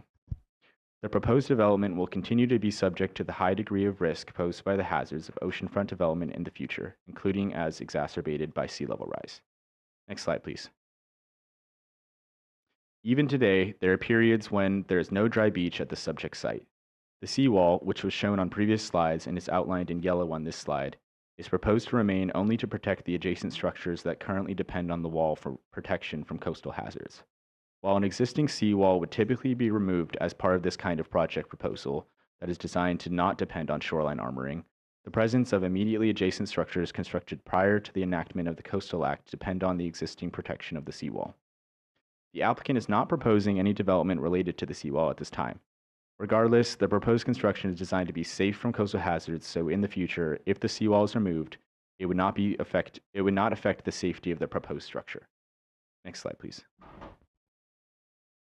The LCP requires that new development be visually compatible with the character of the surrounding areas, and where feasible, restore and enhance visual quality.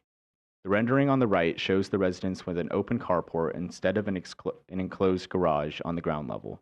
The applicant has agreed to this design to address coastal hazards and marine debris noted next. This design is also helpful for public view enhancement. In order to maintain some ocean views from a coast highway, it is necessary to require view corridors within the side yard setbacks of residential development in this beachfront area, and there is included a condition of approval for view corridors, as well as a condition of approval to apply visual treatments to exposed caissons. As conditioned, the project is consistent with the LCP.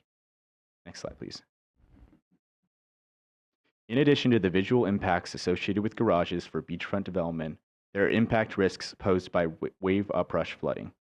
In flood conditions, debris from the breakaway panels used in an enclosed garage could be swept into obstructing beach road, which is the only access way for the Capistrano Beach Community Association.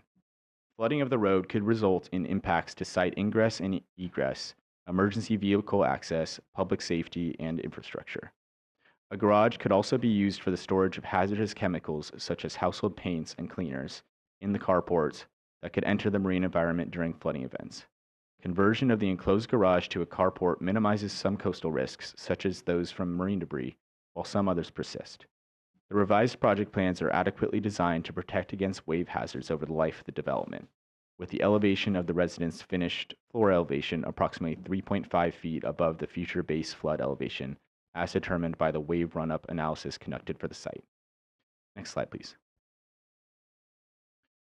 The proposed project raises a number of additional issues that are discussed fully in the staff report relating to water quality, hazards, public rights, and protection of archaeological and tribal cultural resources, among others.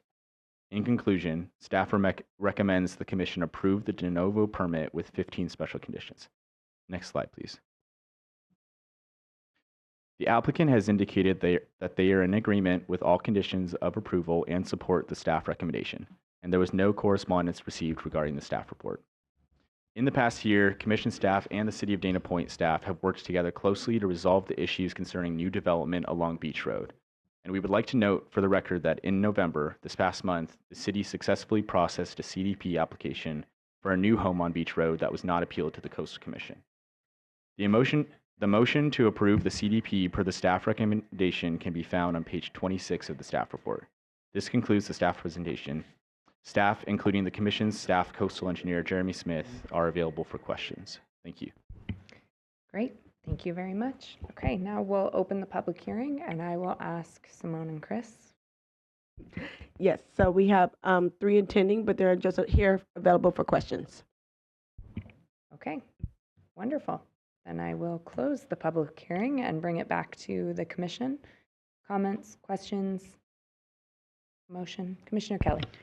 Yeah, I just wanted to thank staff and the community for working so diligently on this for the last, looks like several years from when the appeal was filed until now. And I just want to say that this is something that I believe we're going to continue to see a lot of in a variety of communities up and down the coast, especially as we're looking at all of the new sea level rise standards. So I think as evidenced by the last comment of staff that there was a subsequent application that has not been appealed in the same area, I think we are going to be actions like this and the conditions of approval that have been established will kind of set the groundwork for a lot of what is to come, I imagine, in the next decade before us as we see so much of this, unfortunate change taking place along some of our beaches with sea level rise and impacts of storm surge and otherwise. And so I'm just grateful for staff and the applicants for being able to work towards what seems like a reasonable solution to move forward. And I would like to make a motion that the Commission approve the Coastal Development Permit application number A-5-DPT-23-0011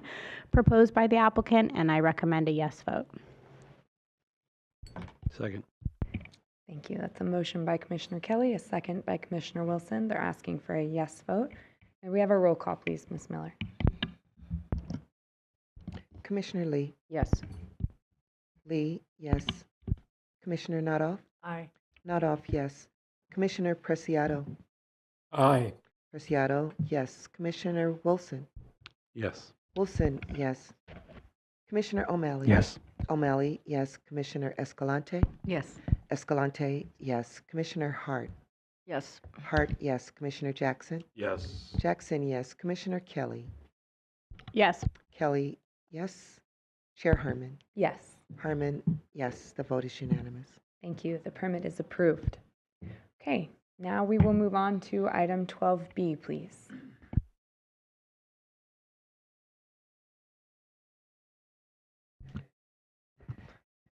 If you could just pull up the PowerPoint, please, Chris.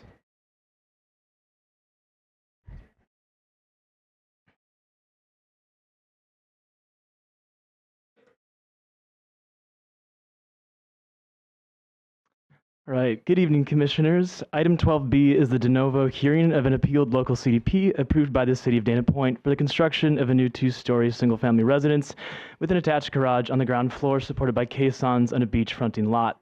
The applicants are Rick and Wendy Watson. This is the third and final Beach Road project scheduled for the day.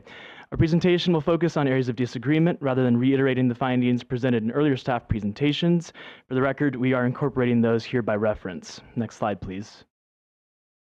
The property is 35665 Beach Road, located within a private community. Next slide, please. The project site is a 2,137 square foot beachfront lot that extends approximately 55 feet seaward from Beach Road, and the rear property line is ambulatory with the mean high tide line. The site is currently developed with an 825 square foot single-story single-family residence, as well as a timber seawall and staircase, all of which were constructed prior to the enactment of the Coastal Act. Next slide, please. The project, as approved by the city, is for the demolition of an 825 square foot single-story single-family residence and construction of a 2,627 square foot two-story 35-foot tall single-family residence above a 1,025 square foot lower-level garage. The garage will be enclosed with breakaway panels. The city approved elevation of the residence and garage above beach grade using 14 caissons.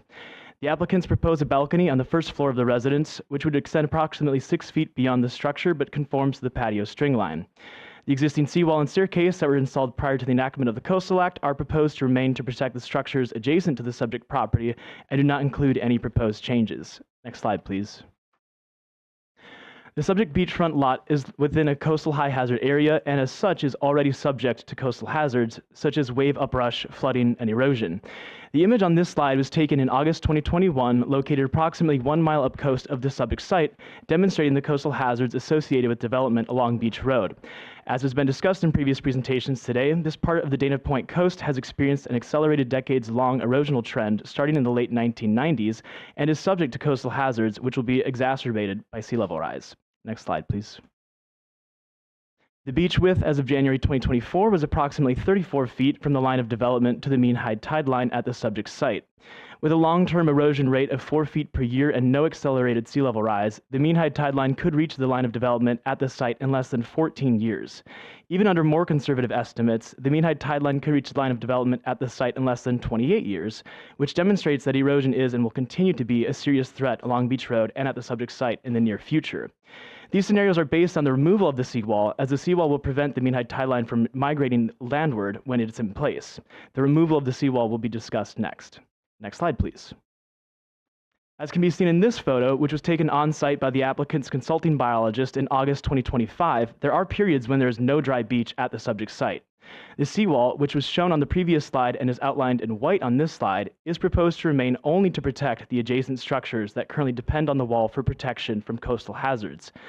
The city approval did require removal of the seawall. However, staff recommends imposing Special Condition 7, which clarifies when the seawall would be removed, which would be when any of the following conditions occur. 1, the adjacent residences are no longer present or whether the residences undertake development, which would require a CDP.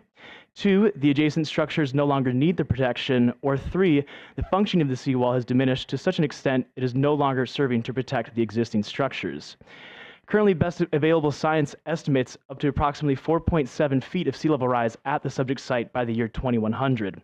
With the recommendations for engineering design, including raising the residence on 14 caissons above the future base flood elevation, the applicant's consultant concludes that the residence will be relatively safe from hazards over the proposed 75-year project life. The Commission staff coastal engineer, Jeremy Smith, concludes that the proposed elevation of the residence is a reasonable effort to minimize the risk from flood hazards to the residents, and its design on pile foundations similarly reduces the proposed structure's risk from erosion. However, Mr. Smith's analysis also concludes that Beach Road is expected to be threatened by both coastal erosion and wave-related flooding within the 75-year lifespan typically considered for residential development, ultimately restricting access to and from the proposed residents within the anticipated life of the development. Additionally, based on projections of shoreline changes caused by sea level rise, the mean high tide line is expected to migrate inland and underneath the proposed residence with as little as 1.8 feet of sea level rise, which is also within the anticipated project lifespan.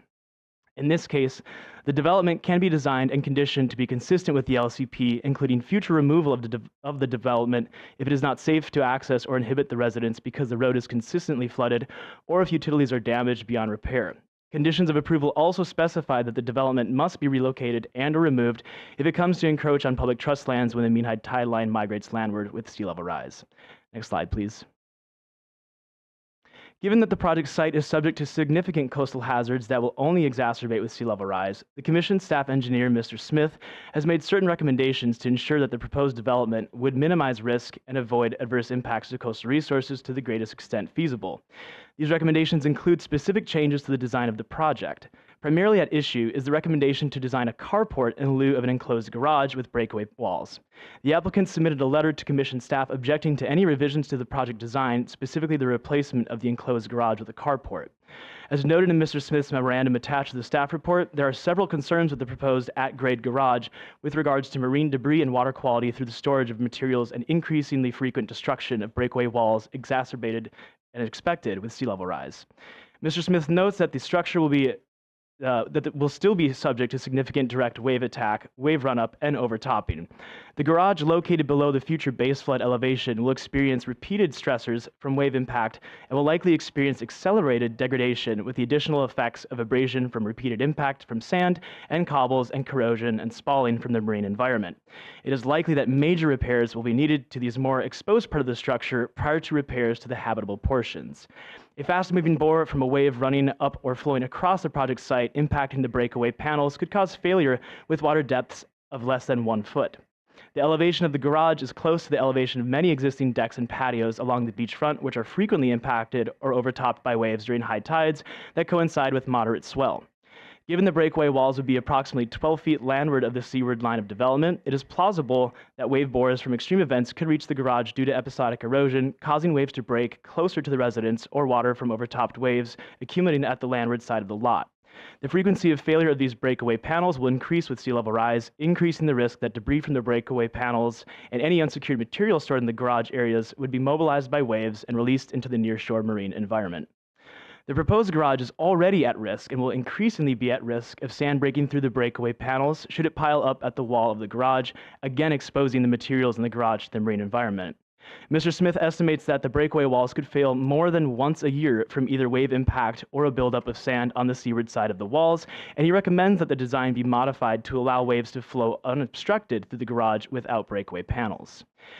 Applicants with new structures proposed along Beach Road have argued in the past that the LCP requires breakaway walls. The LCP allows for breakaway walls, but does not require them, and provides an alternative by allowing the lowest floor to be free of obstructions.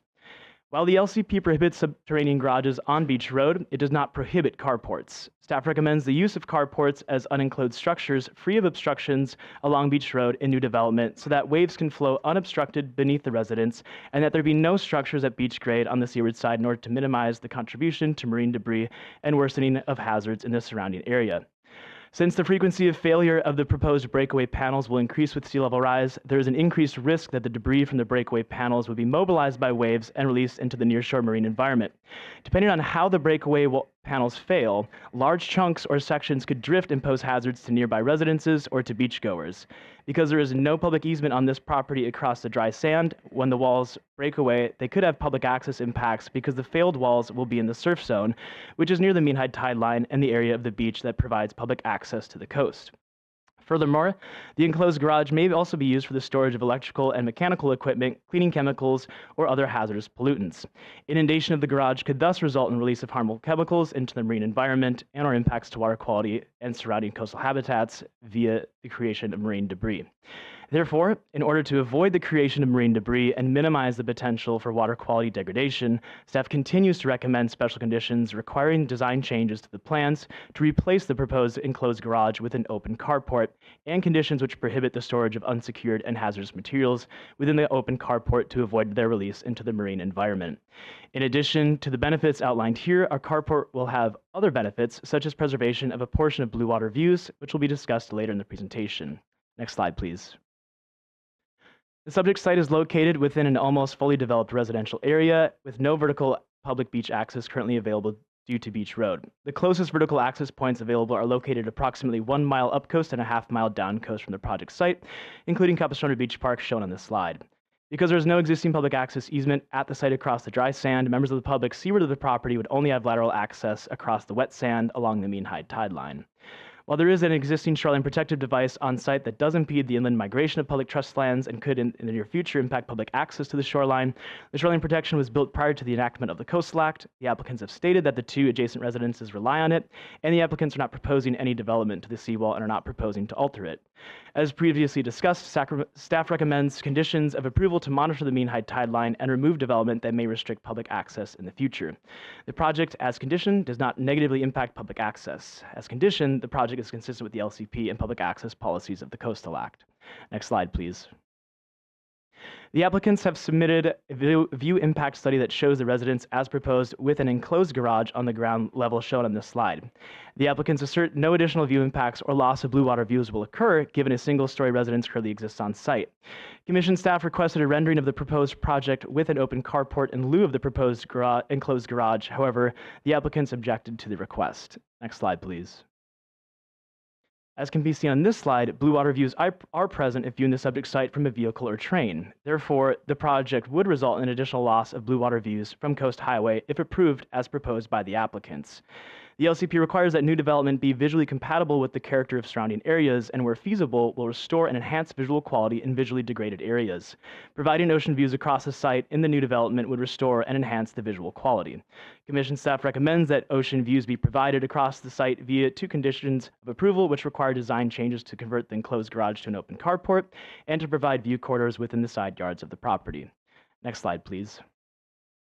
As outlined in the staff report, the project also has the potential to impact marine resources and tribal cultural resources. In the event that portions of the development fall to the beach before they are removed, conditions require the applicants or successors in interest to remove all recoverable debris and associated with the development from the beach and ocean, and conditions are imposed on the construction phase of the project to protect marine life and water quality.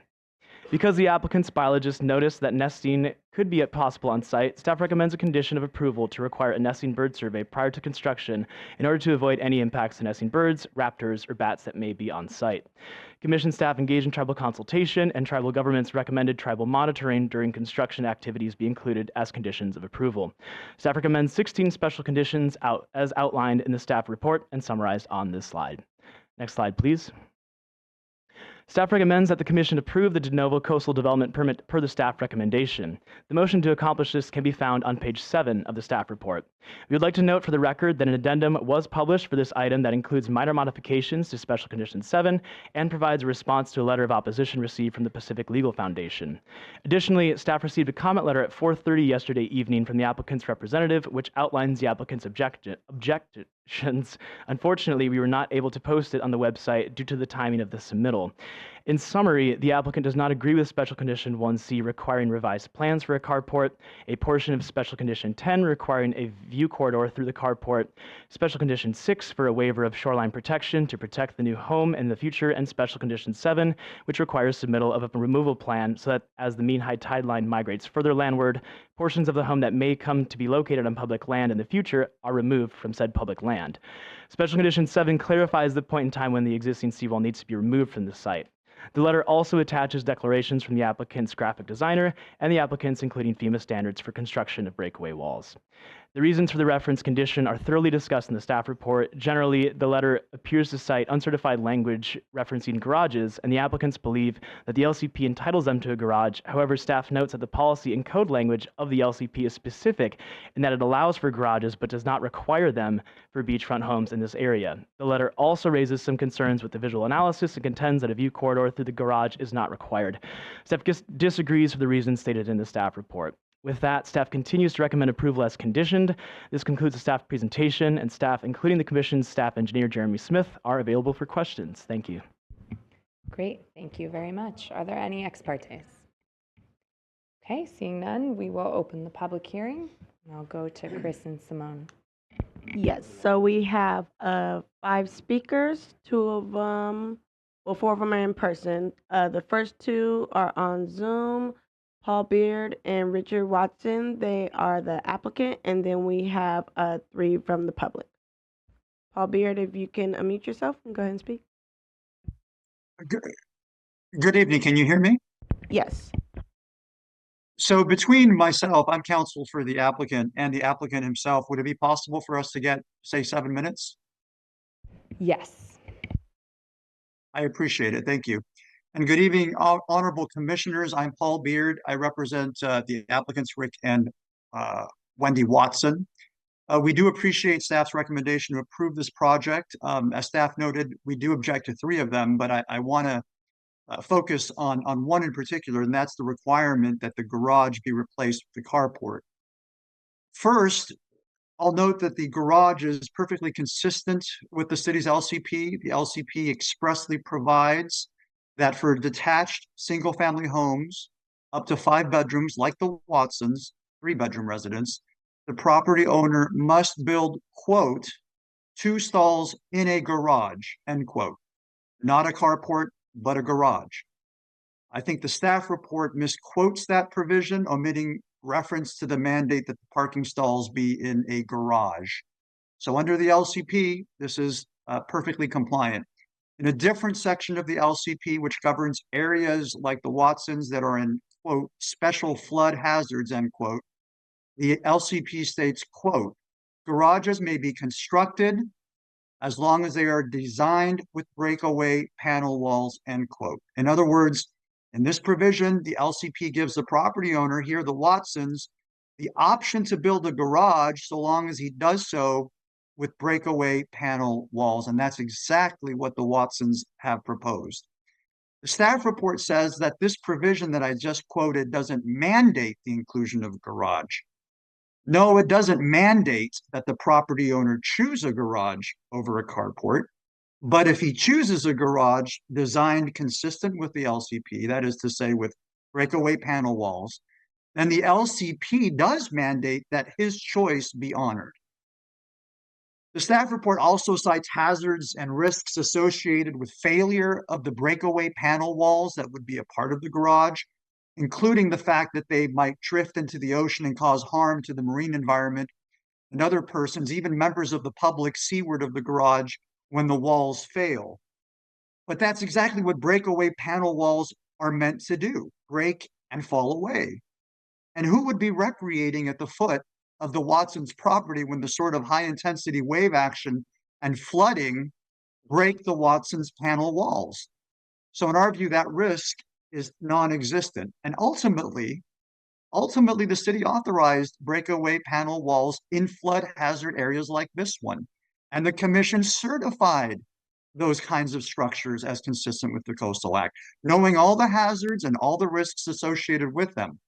To now disallow garages with breakaway panel walls designed consistent with the LCP is to ignore or even rewrite the clear language of the city's certified LCP. I think if the commission wants to do away with garages with breakaway panel walls in the coast, then there's a means to do that by way of an LCP amendment. So for all these reasons, the conditions requiring the Watsons to eliminate their enclosed garage with breakaway panel walls and replace it with an open carport should be removed. With that, I'd like to turn it over to the applicant, Mr. Watson.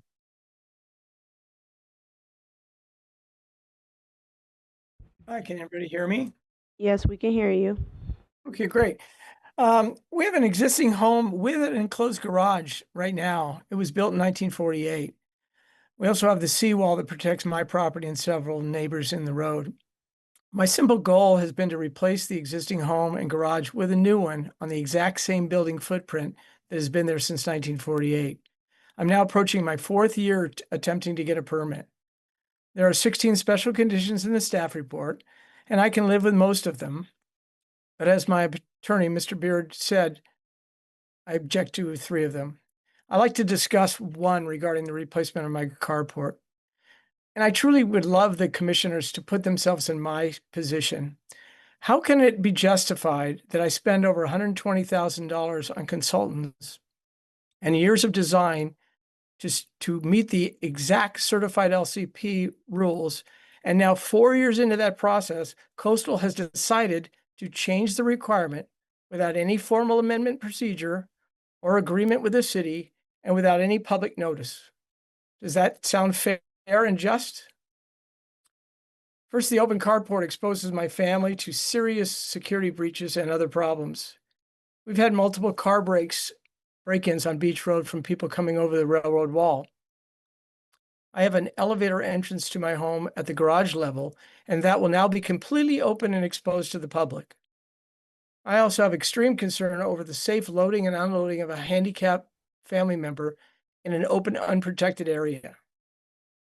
Second, the issues raised in the staff report concerning the garage are not based on any site-specific evidence, nor does the staff report explain why a FEMA-approved design for breakaway wall panels, which is accepted across the nation, are not acceptable on Beach Road. This adaptable engineered design of our garage is the exact requirement clearly called out in the certified LCP, and it's required and approved by FEMA. Our property is also a little bit different from some of the recent applicants due to the fact that I have a 12 to 15 foot raised elevation above the beach behind a seawall. I don't really have the same wave run up as the existing vacant lots that you've been looking at. Finally, the staff report says the carport is needed to preserve the ocean views. But there is no such ocean view. I have regularly been to various locations landward of Beach Road, looking toward my current home. I ride my bike, I run on the trail. I have driven by in vehicles past the house. At no time have I ever seen ocean views over the current house. Simply put, there's no existing blue water views from the public path or PCH. Those pictures that are shown are probably from a Google car with a 10-foot mast on top of the car. That's why you're seeing blue water over the top of my house in pictures that I did not give to Coastal. I'm requesting the commission approve the project without the 3 conditions we object to, especially the requirements to replace the garage. Thank you very much.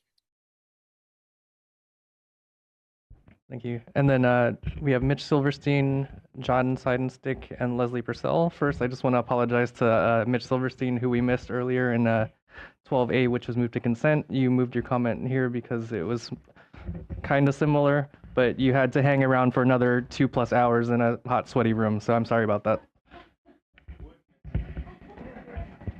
Oh. I did submit a presentation. If you can pull that up, if you could just skip to the 3rd and last slide, it's a video. And then press play, so instead of looking at me, you can just look at the video.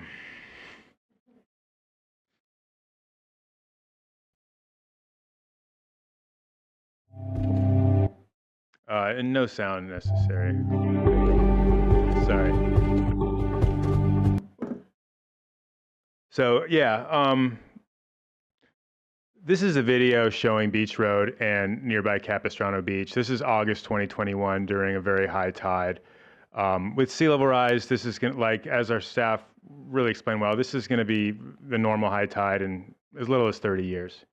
I also just want to note there's a clear pattern of what's happening. There's three de novo hearings on Beach Road, homes that were locally approved by Dana Point and appealed by commissioners, so that the commission could then impose stronger coastal access and resource protections. It's not an ideal scenario, but I thank you for doing it.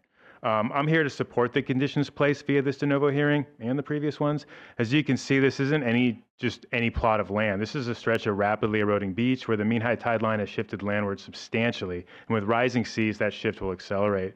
Portions of this house are going to be on public tide lines within 30 to 50 years, and that reality must be accounted for. The coastal hazards to properties on beach roads are very real, as this video shows, and new homes are not entitled to shoreline armoring per the Coastal Act. partly because they destroy our public beaches. The Commission's coastal engineer wrote that even with these strong conditions attached, the property will be subject to increasingly damaging wave hazards over time and will likely need major repairs within the 75-year design life. The residences are also reliant on its connection to Beach Road, which itself is exposed to erosion and flooding over the next 75 years. I hope that helps explain in part why staff are requiring these open carports instead of enclosed garages. It'll limit what ends up washed away as debris, marine debris, when the ocean reclaims it. So I sympathize with the applicants who need to suffer this process with you, but I urge you to hold strong. The reality is that we need to stop building homes on beaches, but this is the best we can do. They're building at their own risk. Beaches belong to everyone, and these conditions help protect coastal resources and whatever public lateral access we can salvage. Thank you. Thank you. Next is John Sadimstick. I'm going to allow you to talk. So you're on your phone. Remember, you can unmute yourself by using *9.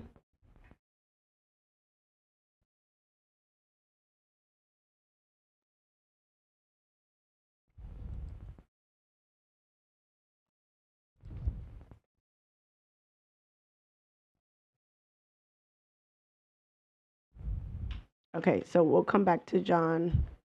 He's not unmuting himself. We'll go to Leslie. Leslie, go ahead and unmute yourself. Leslie Purcell, go ahead and unmute yourself. Okay, can you hear me now? Yes. Great. Well, I'd just like to follow on as well that I think it's really questionable the wisdom of such a large development on a lot size. The square footage of the house is larger than the lot, and then it adds on 1,000+ square foot of a 3-level garage. That seems just excessive. This is on the beach. The beach is not wide, as you just saw. The wave action is already very intense, and we have sea level rise coming and happening as we speak. I think that it's just a question. There was also a variance given for setbacks. So setbacks are less than the city, I believe, had their general plan. Anyway, I just want to again raise the issue of allowing such developments again and again along such a narrow stretch of beach.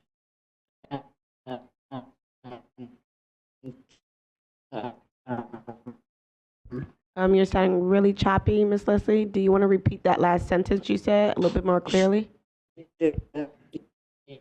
Staff conditions and all the work they did again.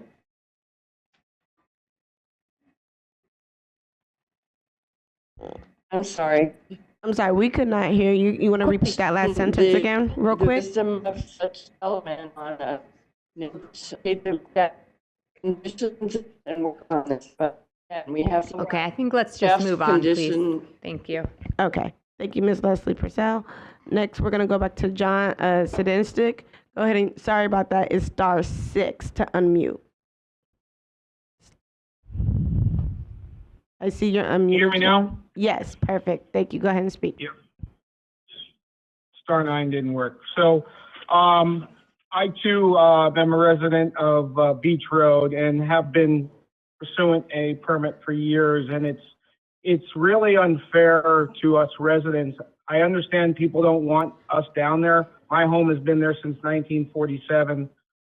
We follow the letter of the law of the LCP, but the staff continues to move the goalpost and change the rules. And the whole process of the LCP was put in place to eliminate this behavior from happening.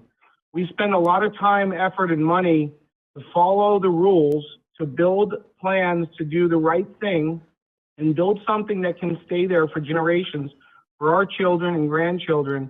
And yet, consistently, you continue to put conditions out there that aren't even constitutional. You look at condition 5 and 6 on Watson's property, those are a taking. The Constitution protects the government from being able to take somebody's property without paying for it. It's just very disturbing, and I agree with Rick on the 1C.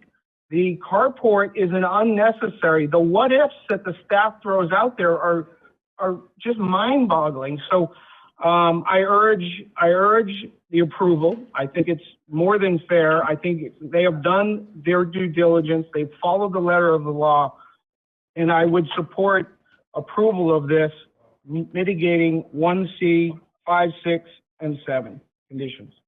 Thank you. Thank you. That completes the comments. Great, thank you very much. And I'll ask if our staff would like to make any concluding comments. Thank you, Chair. Just a quick note from me, and I'll turn it over to our staff engineer, Mr. Jeremy Smith. Just wanted to clarify, the applicant's representative, Mr. Beard, mentioned some zoning code requiring a garage. I wanted to clarify that is uncertified zoning code. And so I mentioned that in the presentation. I just wanted to make sure that was clear. That zoning code is not certified by the commission. What is certified is the allowance of either a carport or a garage. And what we just, without repeating myself here, want to emphasize is that it's staff's understanding and belief that the carport is more protective of coastal resources based on our analysis. And with that, I'm going to go ahead and turn it over to Mr. Smith. Yes, thank you, commissioners. I just want to address some of the comments raised in public comment. One, I want to start, this is a very hazardous area. The coastal high hazard area identified by FEMA extends the entirety of the Beach Road community. I also want to clarify some points on the breakaway panels. So breakaway panels are allowed by FEMA to enclose areas below the BFE and coastal high hazard areas. The rationale is that engineers don't want the loads imputed on walls from waves to transfer to the primary structure because it's been shown to cause significant damage in the United States. I just want to also note that FEMA notes in their technical bulletin that enclosed areas that use breakaway panels are generally at higher risk and generally require higher risk insurance premiums. Breakaway walls are typically designed for up to 20 pounds per square foot. There are some provisions where you can allow for some higher design loads with some additional analysis. And just for reference, the wave uplift forces on the garage floor estimated by their coastal engineer are on the order of 4,000 pounds per square foot. So these breakaway walls, they are designed to fail under relatively low wave loads. And that's, again, for the protection of the primary structure. To get a sense of the force that could cause breakaway walls to fail, you can imagine a kiddie pool filled with water moving at a few miles per hour. That's generally the kind of load from a moving body of water that can cause these walls to fail. To clarify, I don't think that the breakaway walls as proposed would break every year under current conditions. However, with accelerating sea level rise and consideration of a scenario without the seawall, which the applicant's coastal engineer notes is not likely to last the entirety of the 75-year design life, that frequency will increase. Lastly, my memo to the issue of site-specific analysis or lack thereof, my memo does include a range of estimated wave run-up levels from FEMA from a transect just a few hundred feet to the south, which shows wave run-up estimates above the garage floor, even under 2-year annual recurrence interval conditions. And we expect those wave run-up estimates to increase at a minimum of linearly with sea level rise. So every 1 foot of sea level rise, those wave run-up estimates would increase 1 foot. And to say it another way, the current 100-year, the current 2-year wave run-up level is not the future 100-year, 2-year wave run-up level. And that concludes my comments. Thank you, Jeremy. And just one final thought. We heard comments that staff was applying new rules. We aren't applying new rules. We're applying the current LCP requirements to the current and expected future situation. And so the outcome may be different than it has been in the past. I'm sorry? But the facts are different. Yeah. Thank you. Okay, thank you very much. Well, now I'll return to the commission. Commissioner Kelly. I just had a quick question for staff. So some of these conditions clearly will impact subsequent homeowners, imagining that, at some point over the life of this property, the folks want to sell this home or, pass on. How are those conditions communicated to subsequent purchasers of the property? The conditions are recorded on the deed to the property. Thanks. Commissioner Escalante. I'm happy to make the motion. I do, I mean, I have a short comment, but. I just had a question about the view corridors and the garage. I certainly understand the applicant's issue with regard to the garage, and if it is consistent with the LCP, it has the breakaway walls. I'm comfortable with that condition being removed. With regard to the view corridors, I think staff recommendation was it 3.5 feet on either side? Is that what I? That's correct. So if I'm driving by, there's a 3.5-foot gap in between that someone could get a view of the blue water? That in combination with the open carport, correct. Okay. Yeah, I am comfortable with those two conditions being removed. I don't know if there's any support for that. You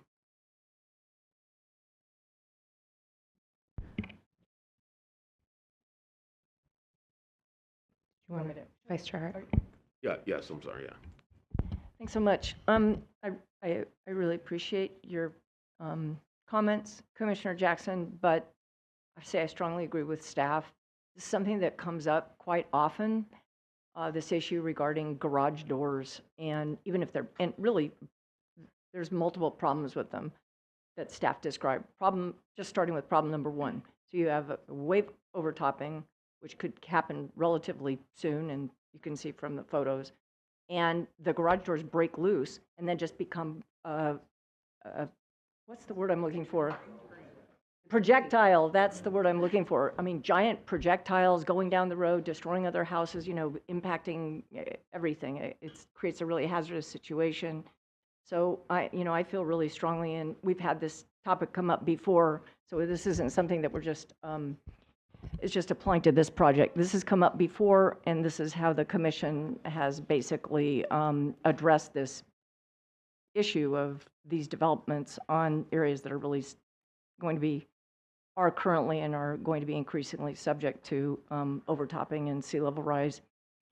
So that's that. And then as far as the view goes, I mean, it's just becomes a wall. And really, that's what the Coastal Act was meant to address.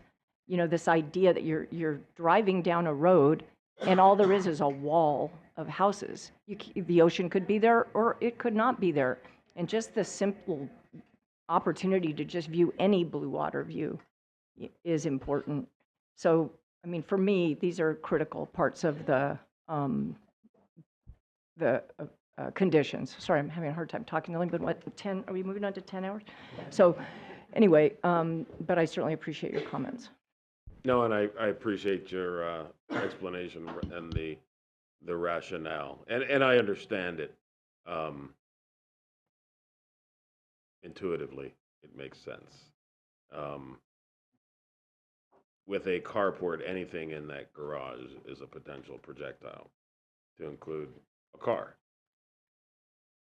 Right? I mean, assuming the waves come crashing over, it could push the car out, and that could be a projectile as well.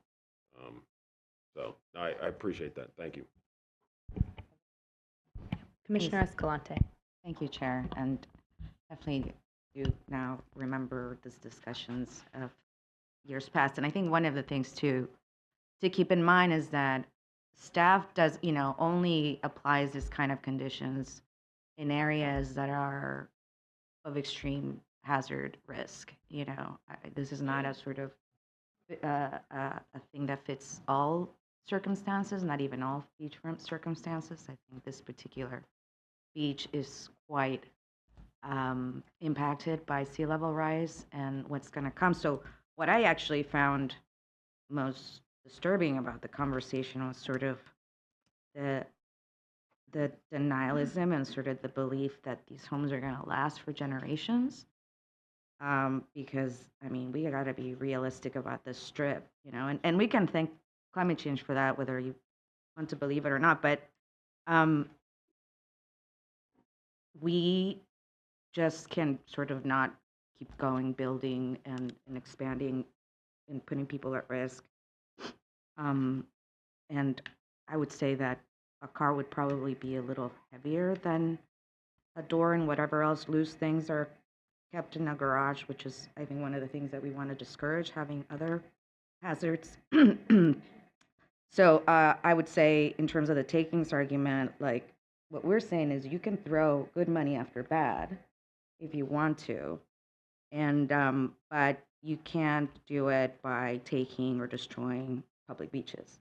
And I think this is a fair compromise, considering that it's a terrible place to build, but we have to let it happen anyway. So we want to make sure that it's done the safest way possible. So I happy to make the motion as it is. We but, have one more question before we go there, and then I'll turn to you. Commissioner Lee. Hi, I had a couple questions. So you mentioned that the standard is applying the LCP specifically to a changing set of circumstances. Is that right? Or to the conditions presented at hand? Yes, that's right.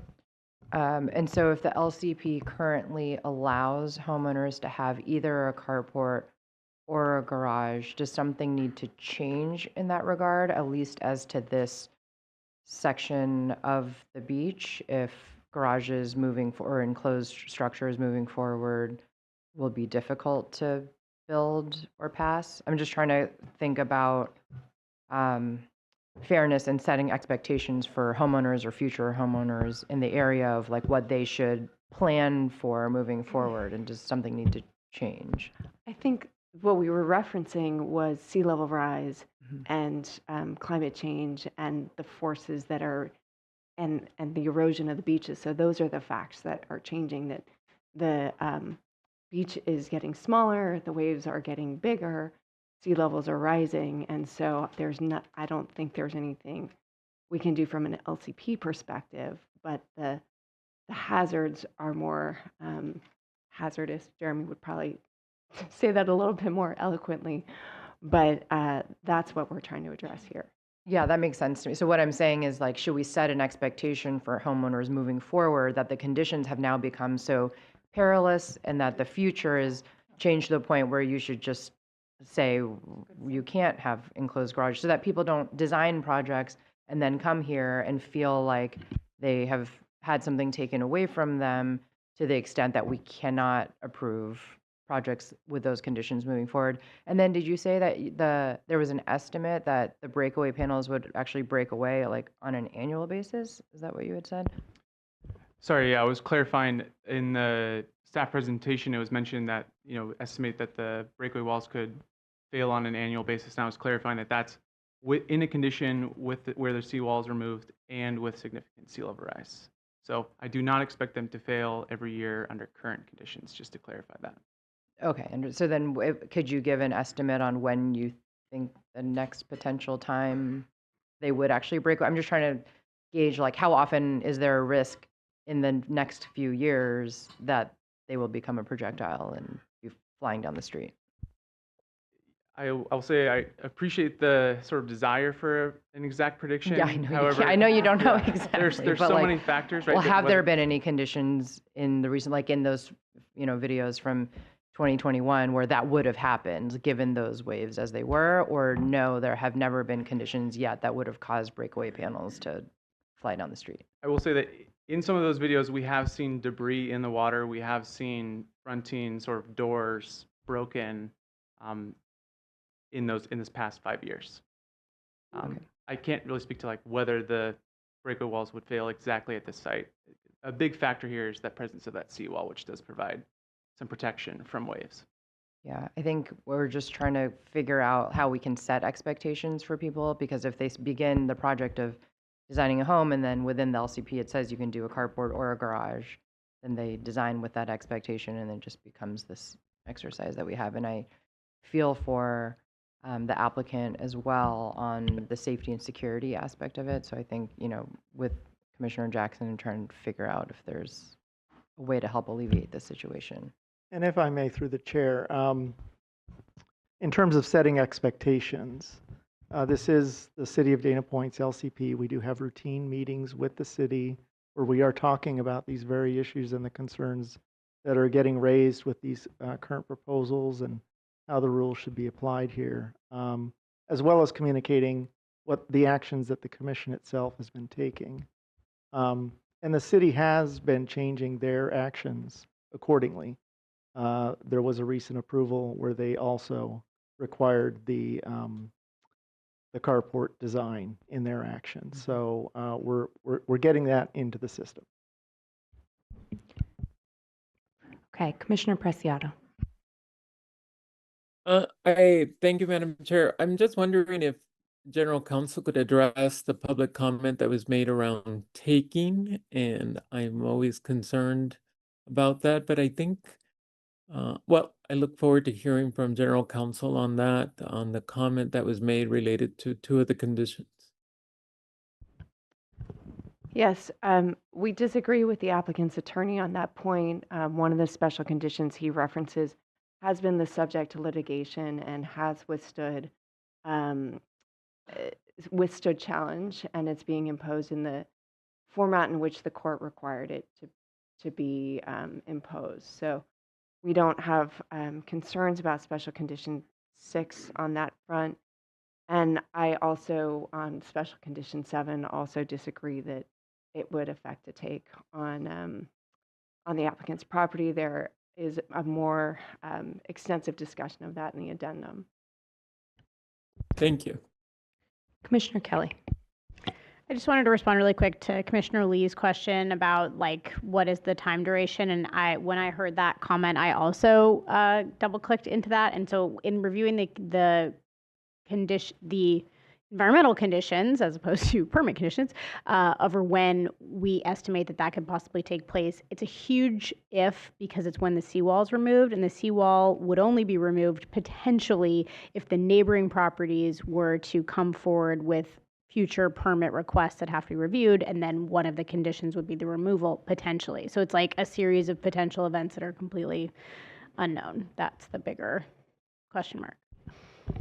Just through the chair to add, it's not just the removal of the seawall that's a factor. It's also the amount of sea level rise and the severity of beach loss. The seawall does provide protection, but there are conditions that can occur during a very extreme event with additional beach loss and additional sea level rise that could hit that factor that causes the breakaway walls to fail. I think staff is also looking at this on a bit more of a comprehensive scale of the entire beach road community.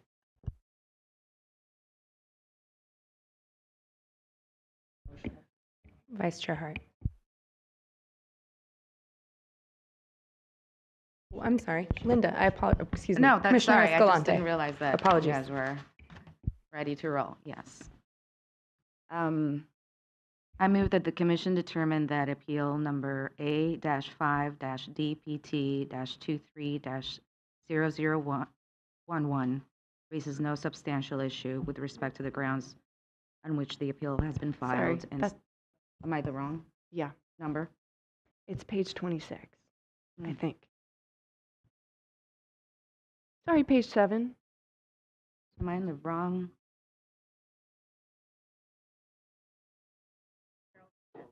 Carol, you want to take it? Sure. All right, I move the commission approve coastal development permit number A-5-DPT-24-005 pursuant to staff recommendation and ask for a yes vote. Second. It's a motion by Vice Chair Hart, a second by Commissioner Escalante. They're asking for a yes vote. May we have yes to the motion, please, Commissioner Jackson? I would suggest an amending motion, but I don't think there'd be enough support for that.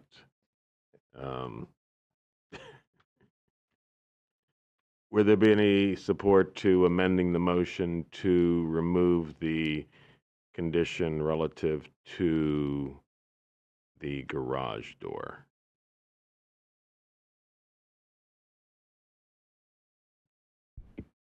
I'll give my 2 cents. I'm not supportive of doing that, though I certainly understand the impetus in trying to find a path forward. And I agree with the comments made with Commissioner Jackson and Commissioner Lee about wanting certainty moving forward as people design their projects. I think those points are very well made. And I was thinking as you were both talking, if there were some middle ground here, but in reviewing staff's report and in the comments that they put forth today, I'm just convinced by the analysis that the risks here are quite high, and in this particular area, both the risks and the consequences are significant. And so I personally am in agreement with staff's recommendation on this condition and all the conditions. But if there's a second, we can happy to try a roll call vote. Is there a second?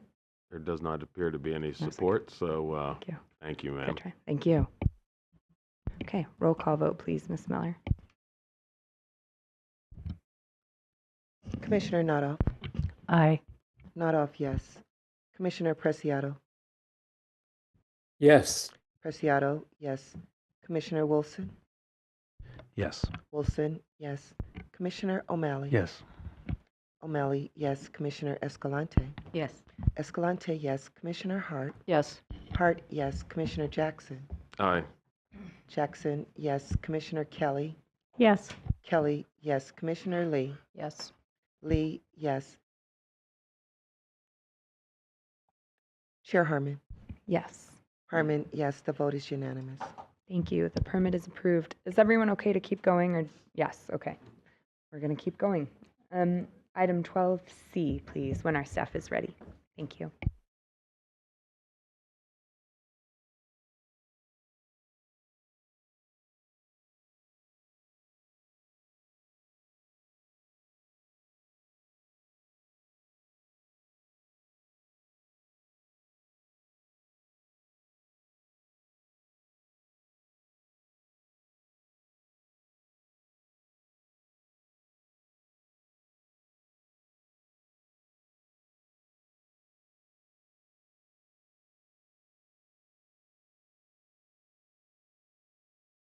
Okay.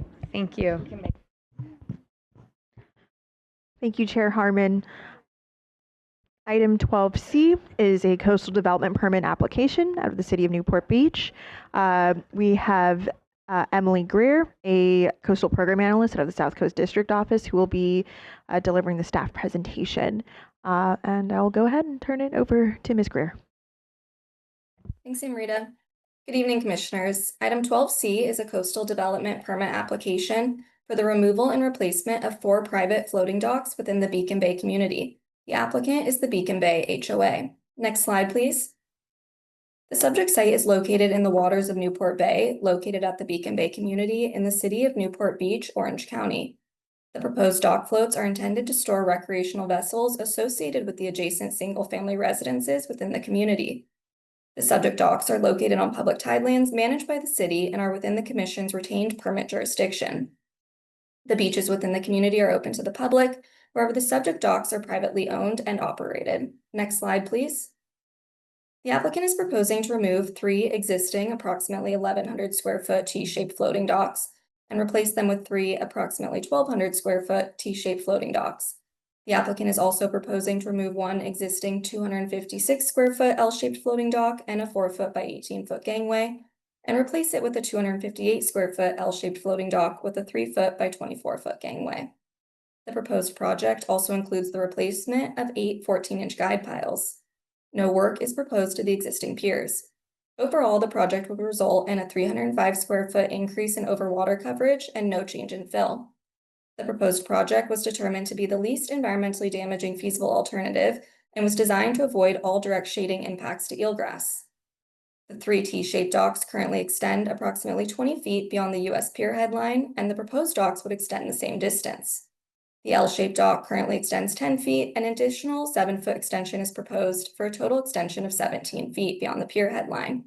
In this location, extensions beyond the pier headline are necessary due to the low water levels at low tide and are consistent with other docks in the area, which also extend approximately 20 feet. The proposed extensions were approved by the city's Harbor Commission and are not anticipated to impact public access in the harbor area adjacent to the proposed dock systems. Next slide, please. While reviewing this application, Commission staff discovered that violations of the Coastal Act have occurred at the Beacon Bay community, including but not necessarily limited to failure to install required public beach access signage. In 2005, the city of Newport Beach entered into a common area lease with the Beacon Bay HOA for the common areas within the community. The lease provides for public access to the beach at Beacon Bay, as well as to the beach accessways and streets. One requirement of the lease was for the Beacon Bay HOA to install and maintain public access signage at the entrance to Beacon Bay from Harbor Island Road, shown here with the blue star, and at each of the walkways leading from Beacon Bay to the beach, shown here with the green stars. It appears that the signs either weren't installed in 2005 or were removed at some point in the last 20 years. The lease created a public right of access that is protected by both the city's LCP and the Coastal Act. The failure of the Beacon Bay HOA to properly sign the accessways for many years has prevented notification to the public of the availability of the accessways and beach, and thus diminished public use of the accessways and beach, which is a change of access to the coast. This change of access has not been authorized by the city or the commission, which has resulted in a violation of both the city's LCP and the Coastal Act. Commission staff notified the HOA of the violation, and in response, the HOA recently installed public access signs on site in an effort to now comply with the requirements of the lease. However, in order to ensure that the signage on site adequately addresses the public access requirements, Special Condition 1 requires the submittal of a final revised public access signage plan with revised sign dimensions and a revised wording and color scheme to make the signs more visible and informative to the public. Moreover, to help address the impacts of the unpermitted change of access, the HOA has agreed to install public access signs in addition to those required by the lease, and to install new public amenities, including a bike rack and a cold water rinse station. These amenities would be located near the entrance to the beach at the most eastern portion of the community, shown here with the orange star. These new amenities would offer convenient benefits to members of the public visiting the beach and would help address impacts to access related to the lack of signage on site since the lease was approved in 2005. Next slide, please. In conclusion, staff is recommending approval of the subject application with 8 special conditions. The applicant has stated that they are in agreement with the conditions. Since publication of the staff report, staff received 5 letters from members of the public. Some of the letters request modifications to the special conditions, including requiring that the docks on site be made available for public use. And one of the letters requested that the commission deny the application. These comments have been posted as correspondence with this item on the commission's website. Staff would note that there's an addendum to this item responding to the comments received and making minor corrections and revisions to the staff report. As previously noted, there's no requirement for the docks on site to be open to the public. There are already multiple public docks located in the vicinity, including facilities directly across the channel from the subject docks. While commission staff understand and appreciate the idea to expand public dock access, such a proposal falls outside the scope of the proposed project, as well as the current violation and the corrective measures being considered, such as the additional signage, bike rack, and rinse station.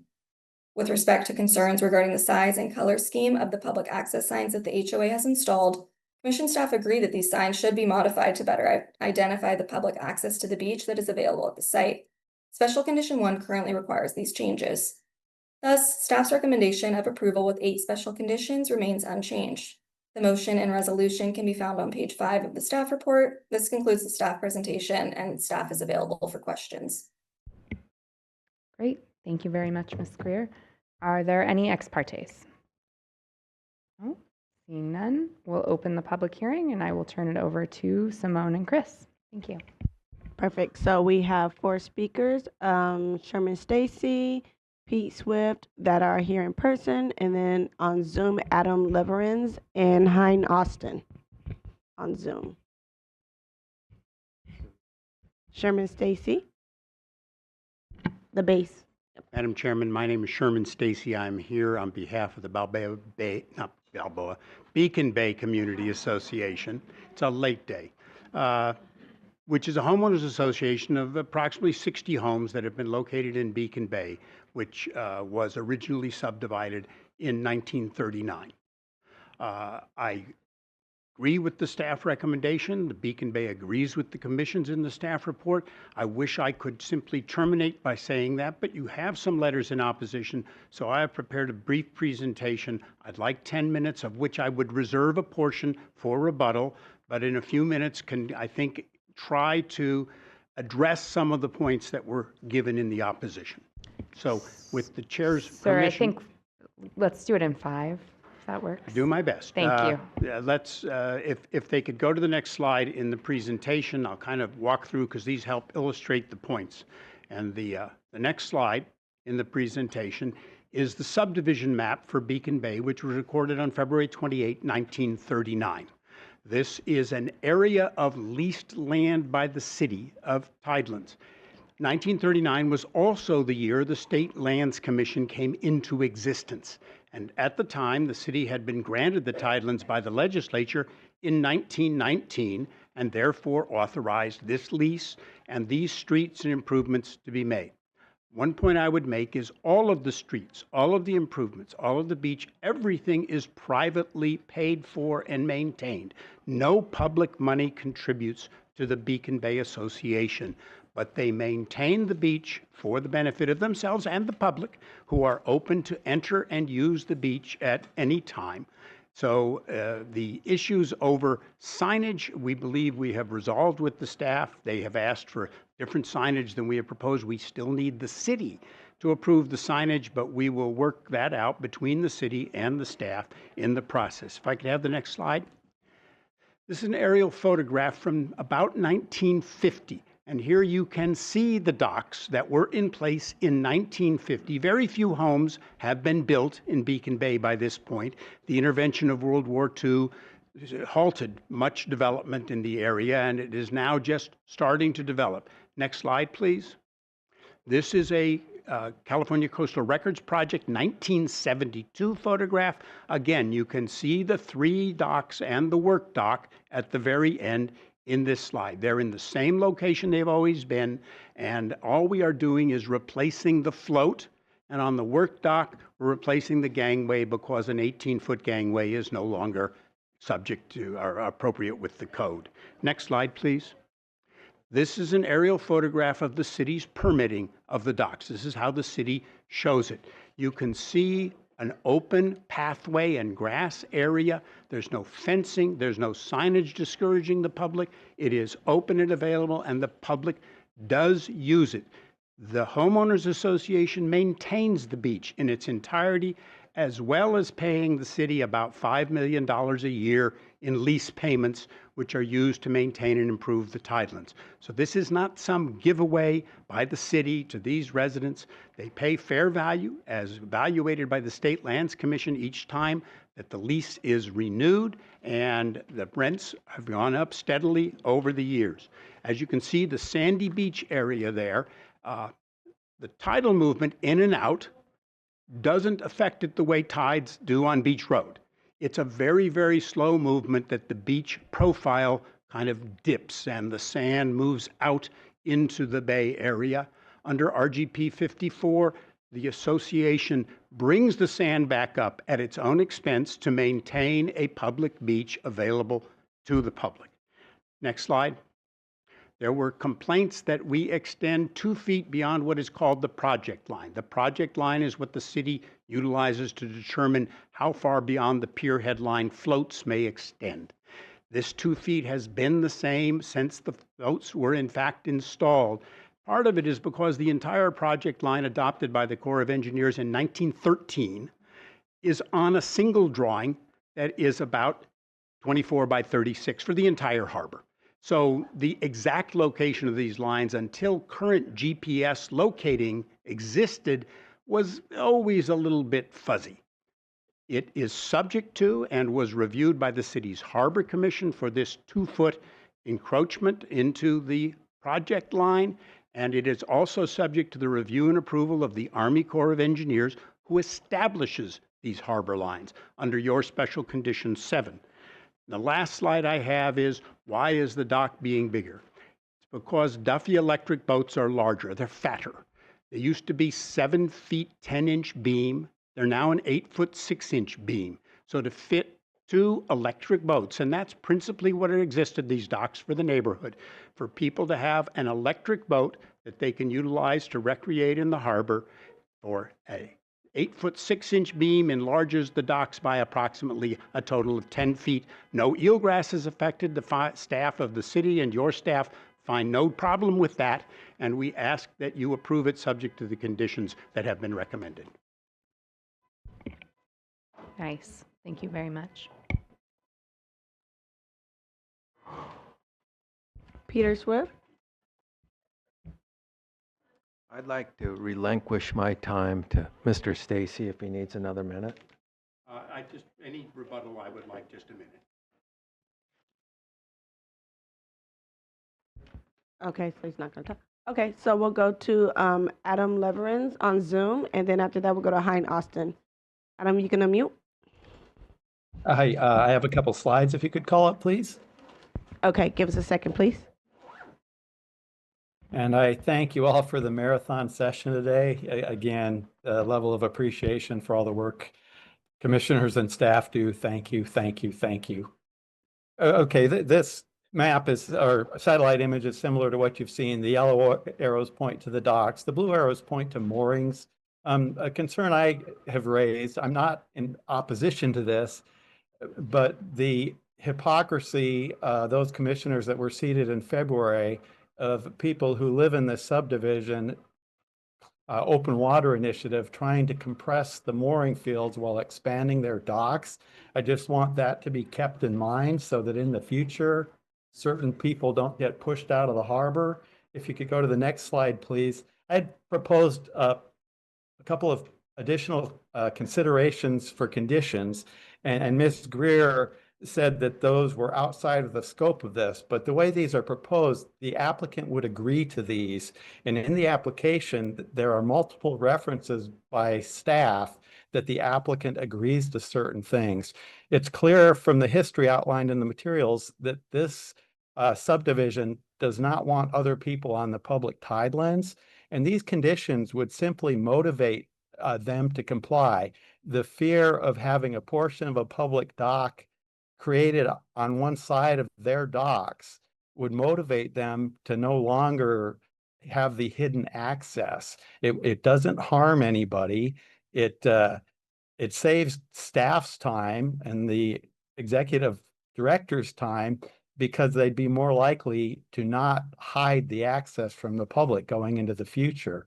And I hope that these can be read and at least considered, and I would hope the applicant would agree to them because it would show that they're willing to comply with what they have violated for the past 20 plus years. Thank you. Thank you. Next is Hein Austin. Thank you. Can you bring up my slide, please? Give us a second, please.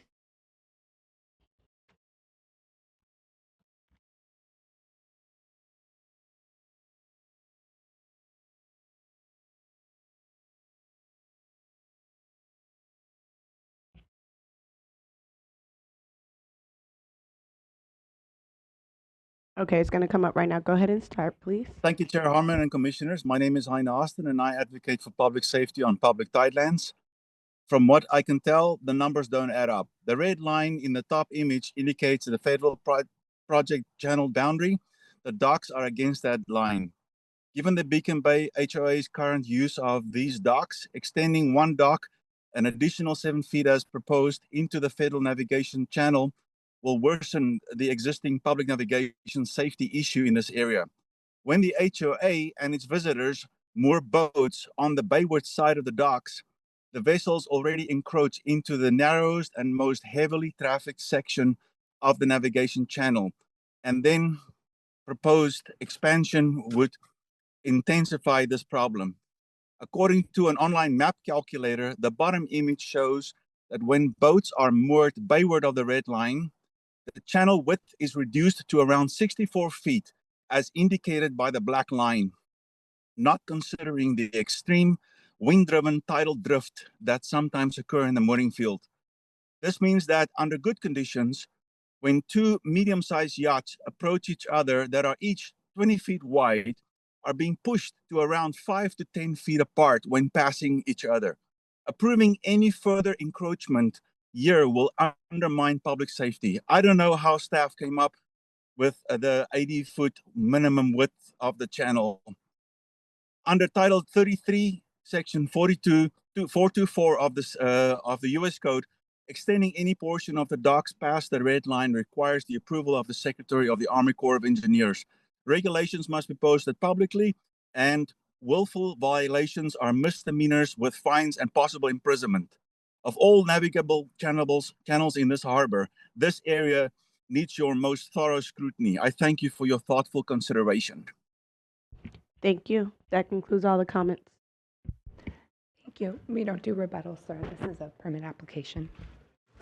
Oh, do we? If he had enough time left, then he is He entitled. has 6 seconds. Oh, all right. Well, that's different. We'll give you 30 seconds.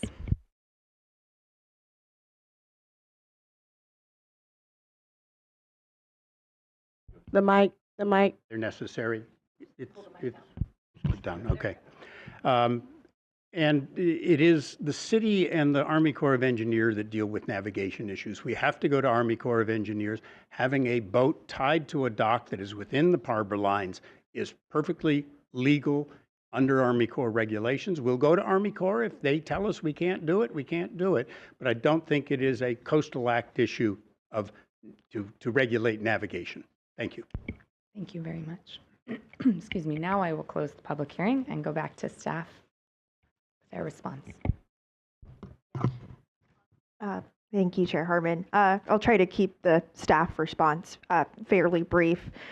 Just to respond to Mr. Leverance's comments about his proposed conditions, staff would just note that we don't feel that those conditions are necessary for this particular permit.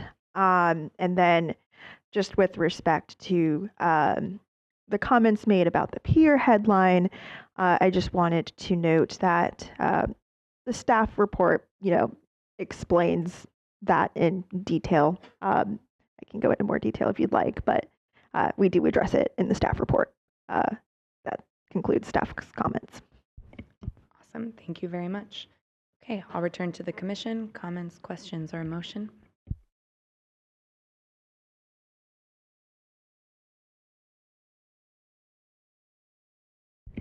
The motion is on page 5 of the staff report. Sure, that'd be great. Thank you, Vice Chair. Okay, I move the commission approve coastal development permit 5-24-0779 pursuant to the staff recommendation and ask for yes vote. Second. It's a motion by Vice Chair Hart, a second by Commissioner Kelly. They're asking for a yes vote. May we have the roll call, please, Ms. Miller?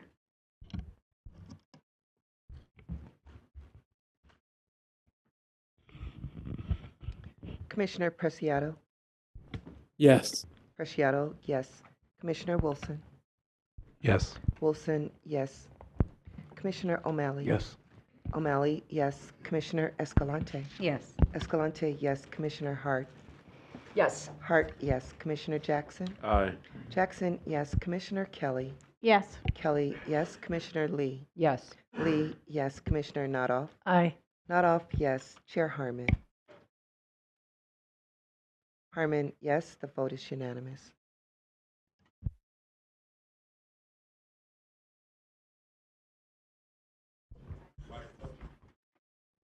Microphone. Thank you. Item 13, the Deputy Director's Report for the San Diego Coast District, please.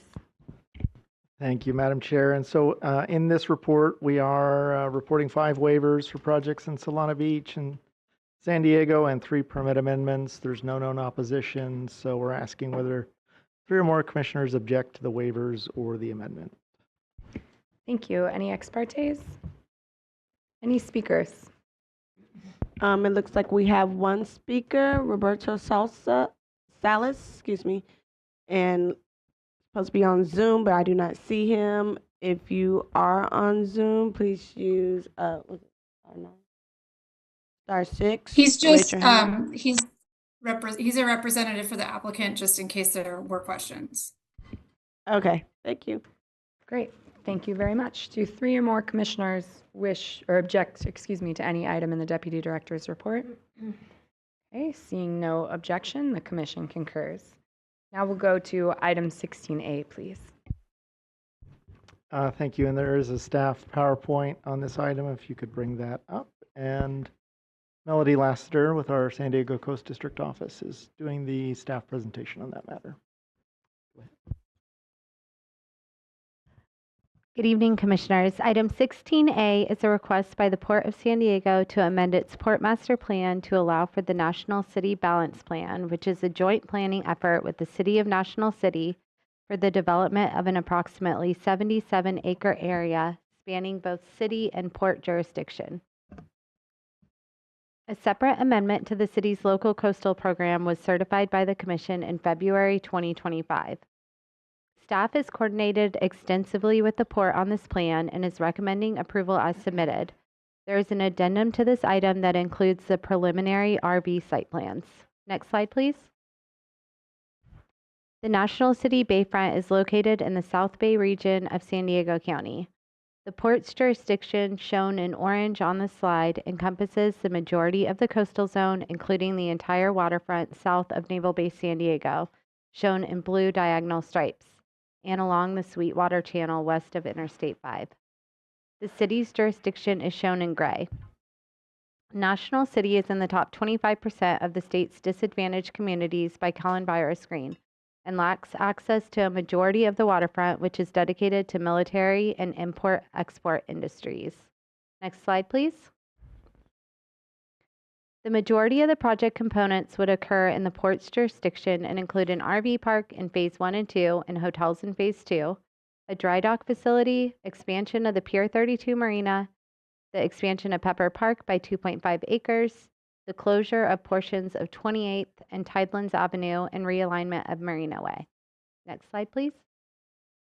The amendment would also incorporate 12.4 acres of land that is owned by the port, shown in yellow, into the Port Master Plan, which was removed by the City of National City's LCP in the associated LCP amendment. Next slide, please.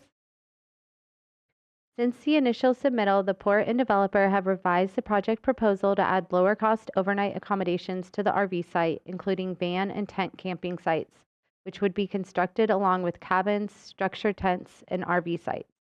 The number of hotels has been reduced from 4 to 2, which would allow more of the RV park to remain once the hotels are built.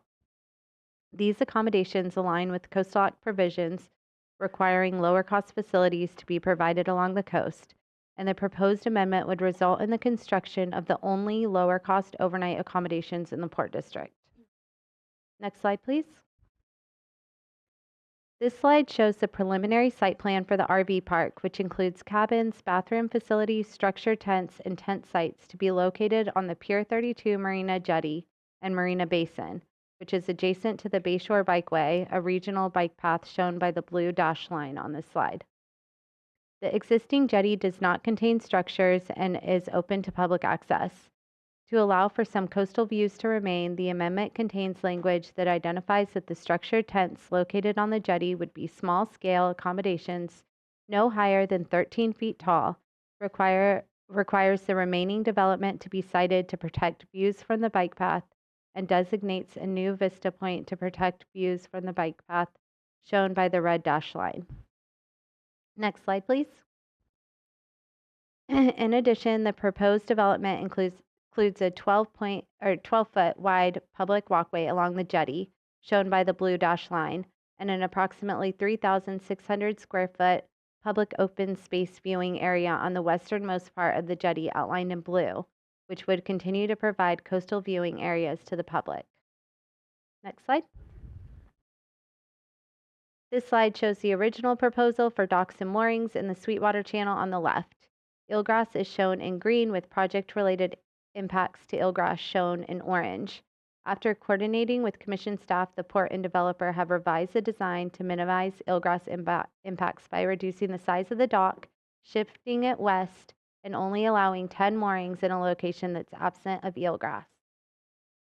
Next slide, please. Unlike LCP amendments, the Commission cannot impose suggested modifications on a port master plan.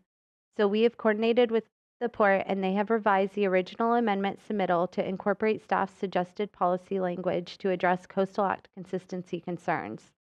The amendment before you today contains provisions to adequately protect coastal resources. Thus, staff is recommending approval of the Port Master Plan amendment as submitted.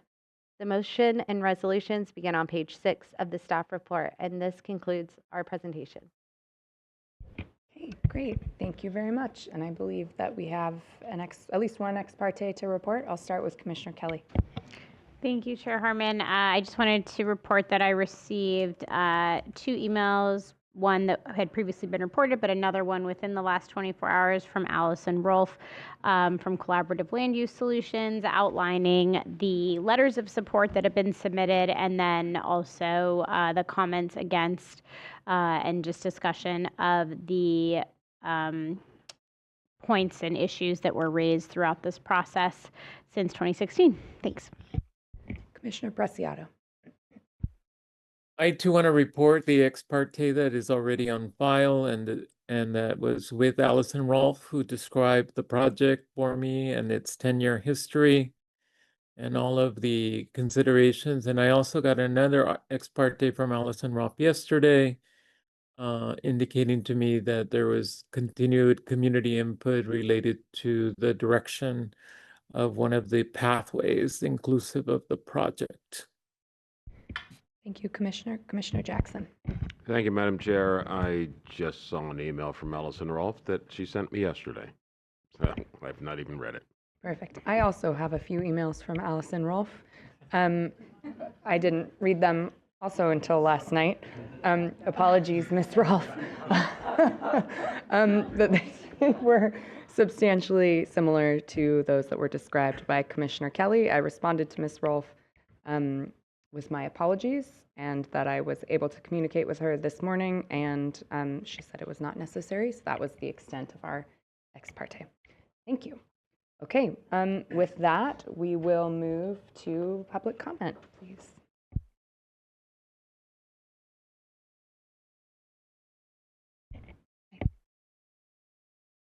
Just to double check, Commissioner Preciado, you don't have anything further to report, correct? No, I just wanted to see if I could have the courtesy of the privilege to move it forward. Yes. When appropriate. Yes, certainly. Thank you. Okay, sorry. So public comments, yes, we do. Port of San Diego, we have attending in person, we have Gil Anthony Ungab. Sorry if I said that wrong. Leslie Nishihara, Allison Rolfe in person, and Greg Bay in person, and also Rebecca Harrington and Anna Buzatis.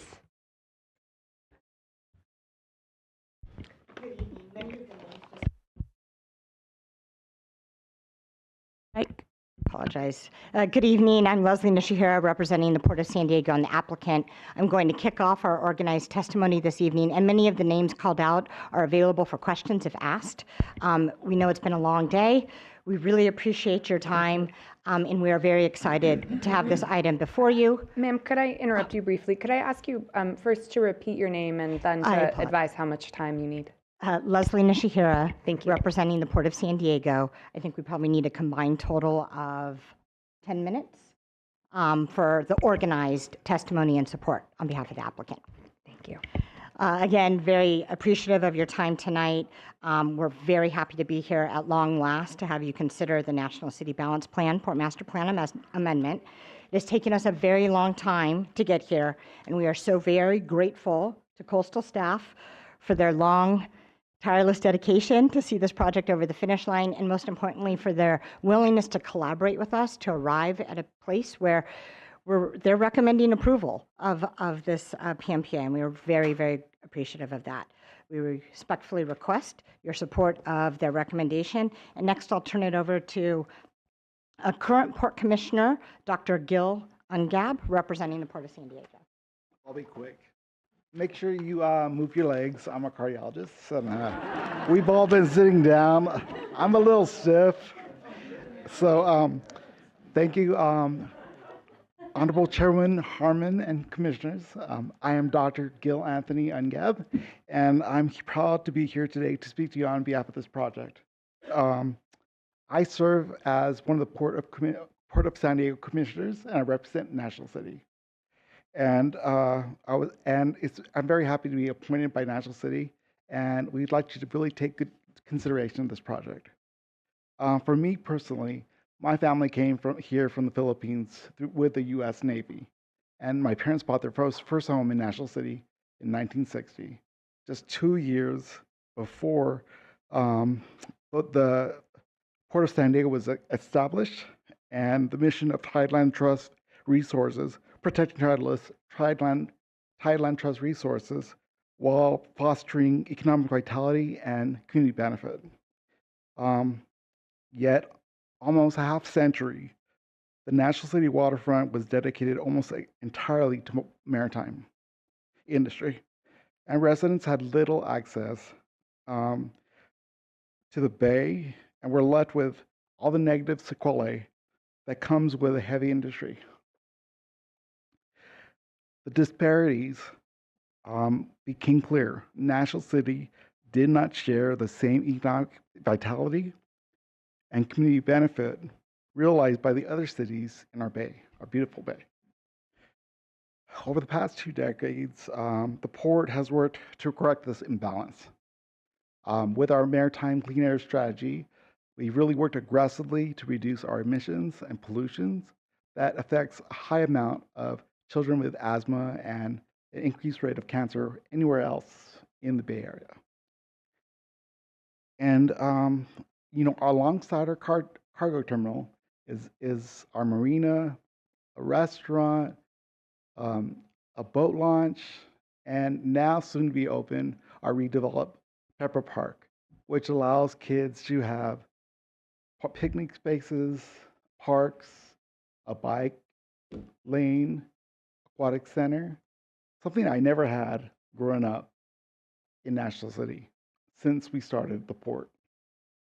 And there's so much potential here. And I want to take this, I hope you guys would be willing to take this potential and make it realized. I urge your support for the Port Master Plan Amendment for National City Balance Plan. Nearly a decade in the making, this balances diverse interests, promotes environmental justice, and expands waterfront access to underserved communities. My underserved community. I came back to National City to provide access to high-level cardiac care, and after I retired as a cardiologist, I now serve as a port commissioner, and I really hope you guys consider that we get considered for this opportunity. This is our chance to create long-lasting legacy for National City, the Port of San Diego, which I now represent, and for the entire region. I respectfully urge you to support this project. I do have some housekeeping because Allison Roth called me. It wasn't ex parte, but she also wanted me to let you guys know. The 16 letters of support are on our website. But we also got a letter of support from SERF, Coastal Environmental Rights Foundation. We want to make sure that it's there for you guys to recognize. And thank you for this opportunity, and please stand up and stretch. Thank you. Allison Rolfe, she's also part of Port of San Diego.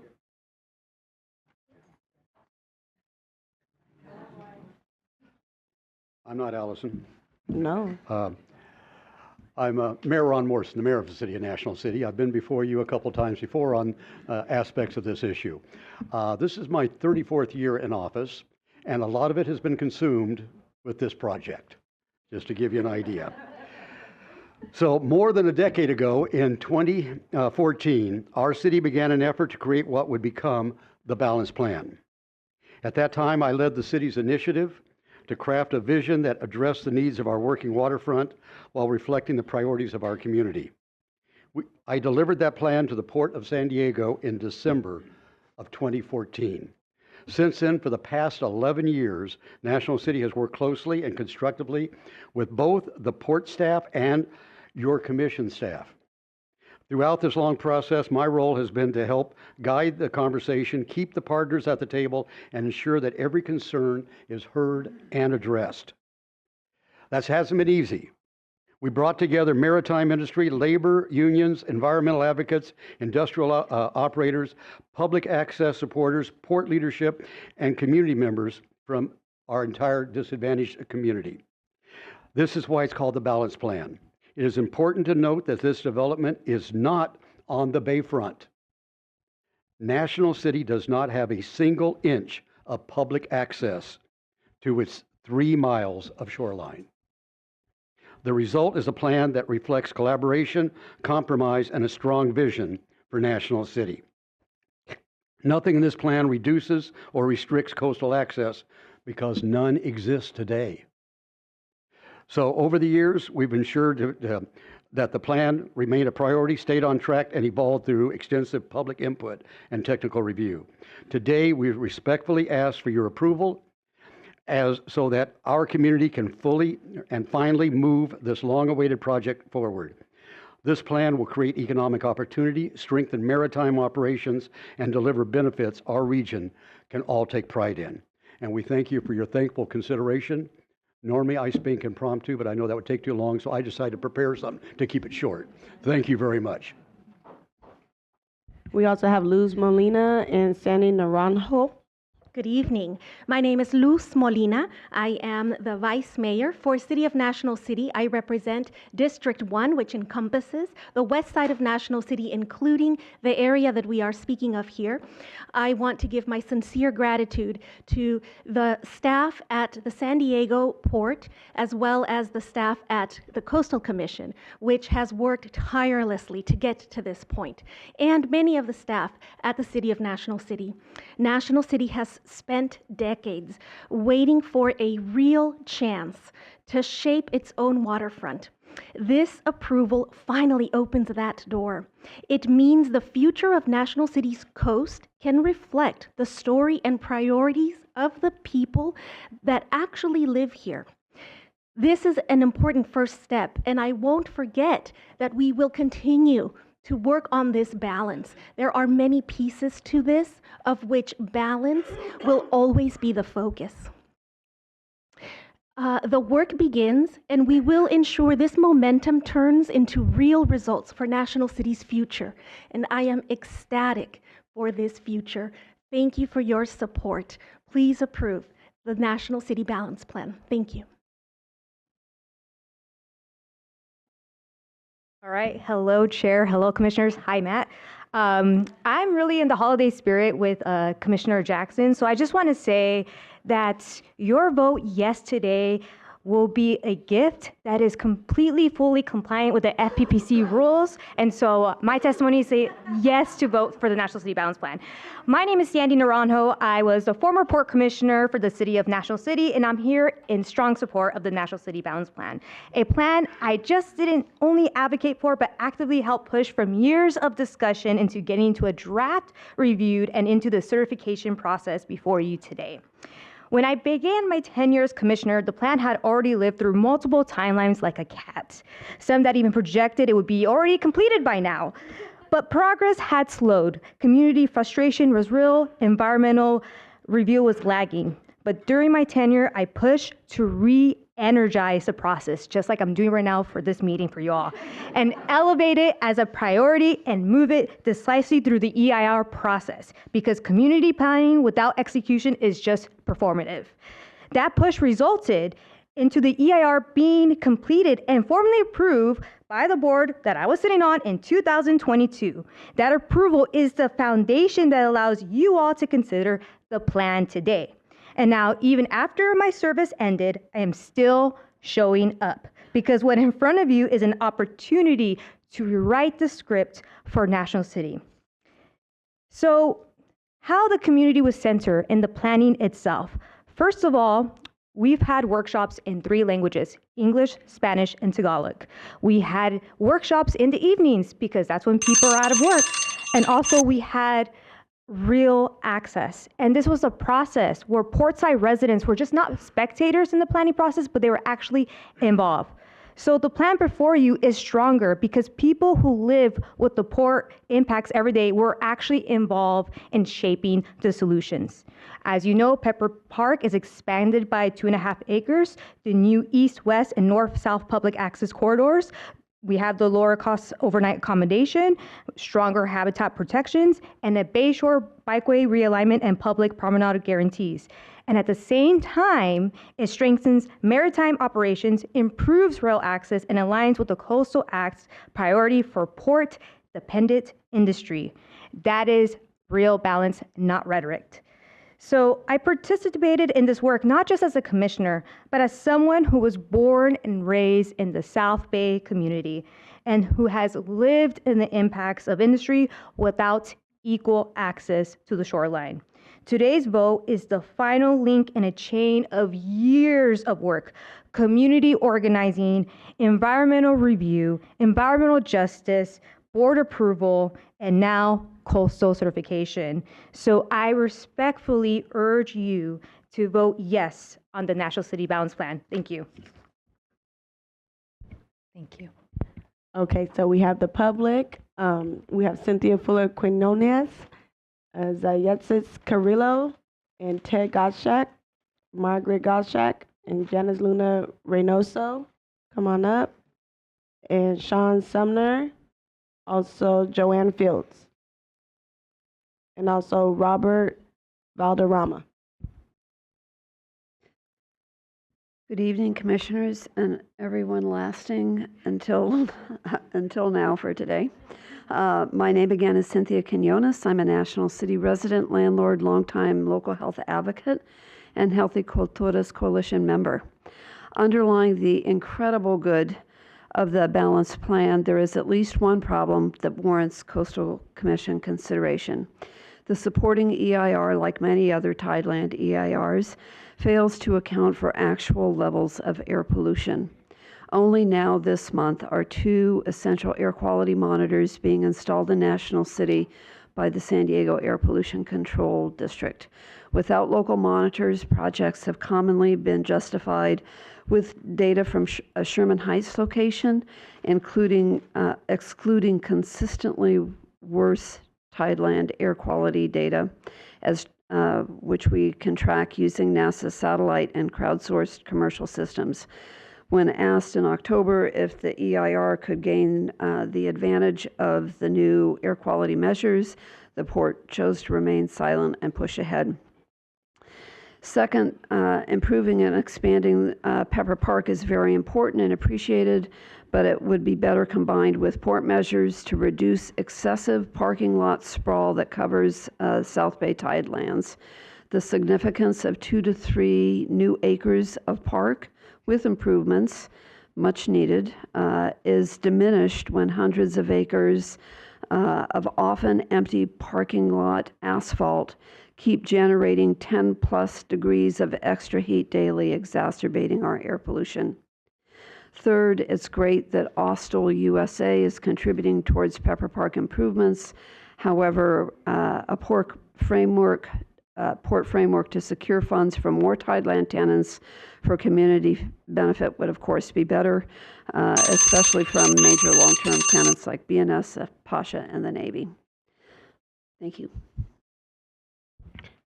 Zayetsi Carrillo, Ted Gottschalk, Margaret Gottschalk, Janice Luna Noso, Robert Valderrama, Joanne Fields.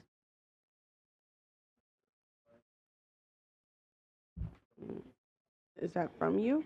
No, it was. What's your name?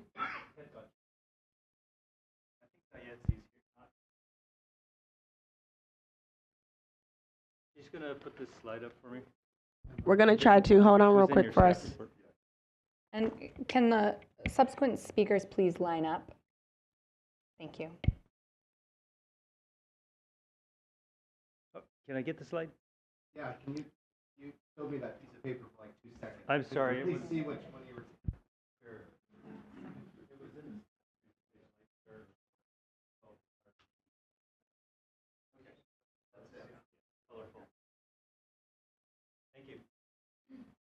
Scott Chuck here, resident of National City. I live about half a mile from the Port District. My family has 102 years in our neighborhood. The balance plan, I'm not so sure. There are a lot of commercial interest in this plan. People with this item here today are thinking with three perspectives. Some are here for the revenue, and they say more, or they say it doesn't pencil out. Some are here with civic prestige. And myself, I'm here, and others are here for public access, and we say, Chapter 3. The jetty is my highest concern. While I support most of the port's plan, my early comments from 2021 were that the viewpoints must be protected, and this means more than a dashed red line you see through the middle of that marina, from the cafe to the docks. The applicant wants to put structured tents on the jetty. The cabins on the jetty were rejected by coastal staff. I had also earlier submitted comments calling for no cabins. Structured tents, like cabins, are obstructions of the view of the bay. With anything more than a small, simple tent, which provide also for the lower cost accommodations requirement, the views will be blocked by too much human footprint on the jetty. I would like to see that the Commission make two small changes and a recommendation to coastal staff and the applicants to place only small tents on the jetty with a maximum of 20.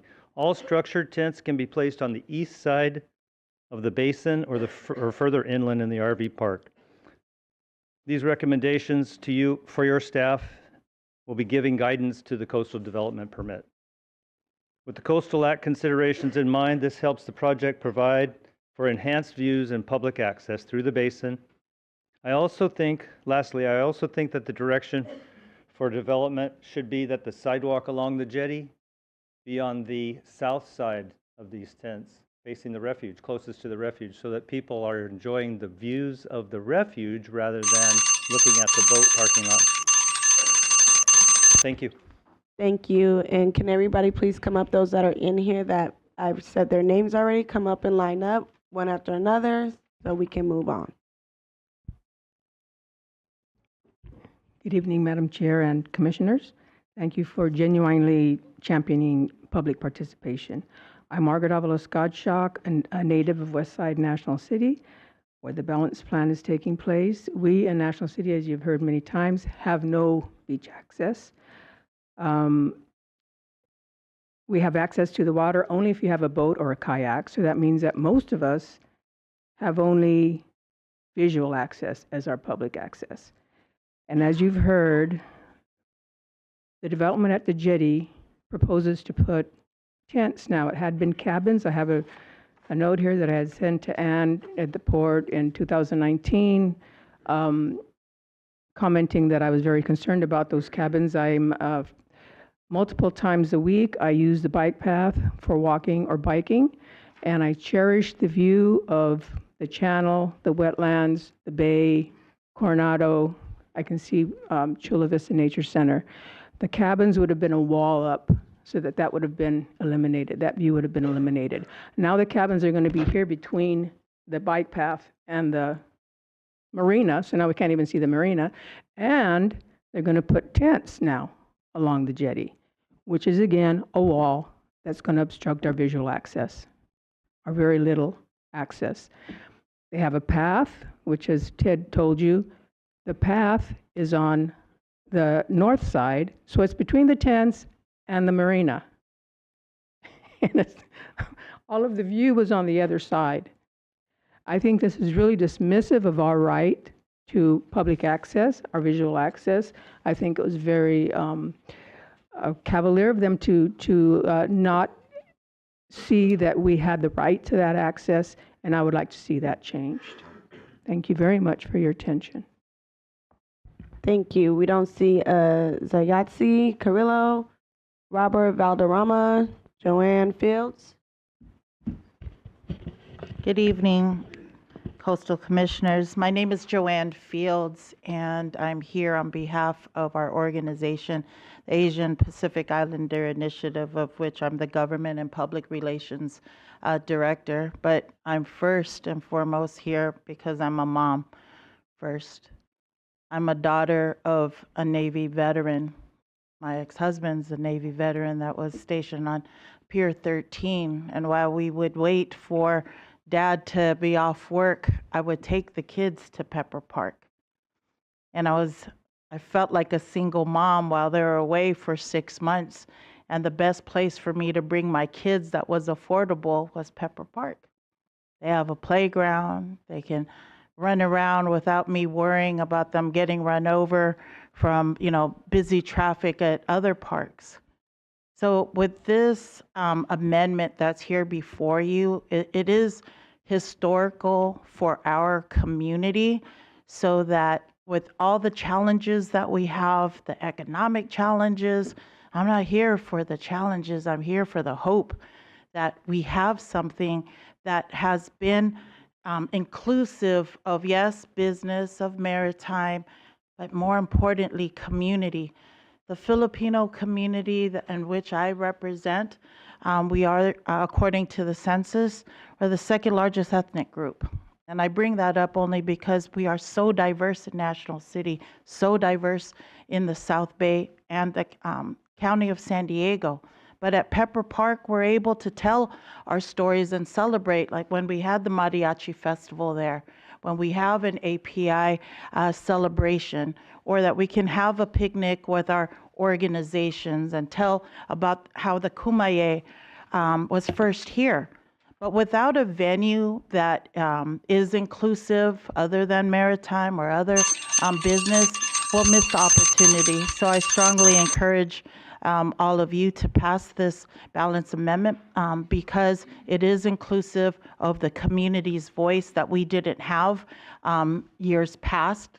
While there may have been an effort, but I can assure you there would be hundreds of people like what we've heard and seen from the meetings that we've had leading up to this evening. But this would be a historical moment, a great way to close out the year and move this this amendment forward, and so that we can really see the change that we've been waiting for. Thank you. Robert Valderrama. All right, thank you. That's it. No one's on Zoom. No one's on Zoom, so that completes it. Oh, great. Thank you so much. Okay, well, that closes the public hearing, and I will turn to staff and see if they have any final comments before I bring it back to the commission. Yes, so regarding the comments pertaining to public access and views on the jetty, we do acknowledge that the development on the jetty would have some impacts to public views of the Sweetwater Channel from the Bayshore Bikeway and the jetty. During the review of this amendment, we also had similar concerns, and we coordinated with the port to try to minimize these impacts by requesting that the lower scale camping sites, such as the tent sites, be located on the jetty, and then also ensuring that the public continues to have access by requiring the pedestrian path and the public viewing area at the west end of the jetty be open to the public, the general public. And we also just want to note that the variety of overnight accommodations included in the RV park and on the jetty is also a benefit to the public, we feel, whereas only providing tent sites would limit the types of users. Great, thank you very much. So I'll first turn to Commissioner Preciado for his comments. There are a few people who want to speak, Commissioner, so make your comments and then I'll return to you for a motion. Well, one of the things that I want to first share with you is that the Gottschalk family is renowned for preserving and protecting the environment in National City. We have a significant Paradise Creek Park that is a direct relation to their involvement and their contribution. So I listened intently when they were commenting on the view corridors and the loss of views related to the inclusion of that visitor serving amenities on the jetty. And so, however, I do want to suggest that there's been incredible engagement over the past 10 years related to getting this place developed. You heard from Mayor Morrison, you heard from the Honorable Port Commissioner, Dr. Ungab, who is very passionate about this project and about making a positive contribution.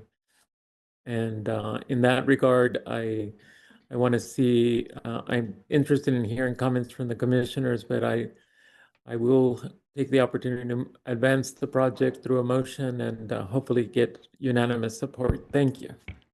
Thank you. Commissioner Jackson. Thank you. I just had one question, staff, with regard to the path placement.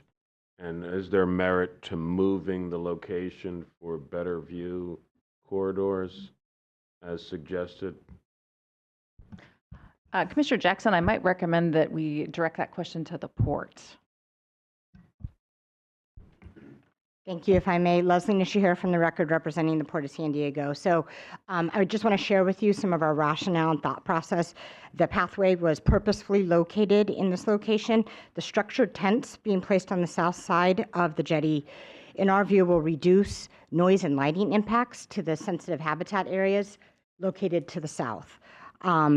In addition, the pathway will wrap around the entire jetty, around the east side of the marina, and connect to other public park spaces. You heard us highlight the parks, through and around the development. And overall, the project will provide a tremendous amount of public benefit in the form of accessways that don't exist in today's conditions. You'll see ADA accessible walkways. It's just gravel out there today. Benches, seating, lighting for safety, restrooms, shaded areas, fire pit access, and multiple viewpoints, as have been highlighted by staff throughout the development. Thank you. I appreciate that explanation. Thank you. Commissioner Wilson. Yeah, I just want to say I've been in elected office for 20 years. 11 of those years was as a harbor port commissioner. So I put myself in the space of port commissioner or port district booster. And I want to say that this we tried in my port to do something similar to this, and we were not successful in getting the engagement required to get to where you're at. So I just want to really appreciate what you've done here, and with the consideration and privilege, I would like to make the second. Commissioner Escalante. Okay, fine. So I'm super excited. This came before our agenda today. I was having some trouble figuring out the travel, but I wanted to be here because you guys have been sort of warning us that this was coming, and I was very excitedly anticipating it. So this is a wonderful, wonderful day, and I'm so happy that I'm here to share it with you. And tomorrow we'll celebrate even more, hopefully. Just, Doctor, I'm so glad that this is like your second career that you've stepped up.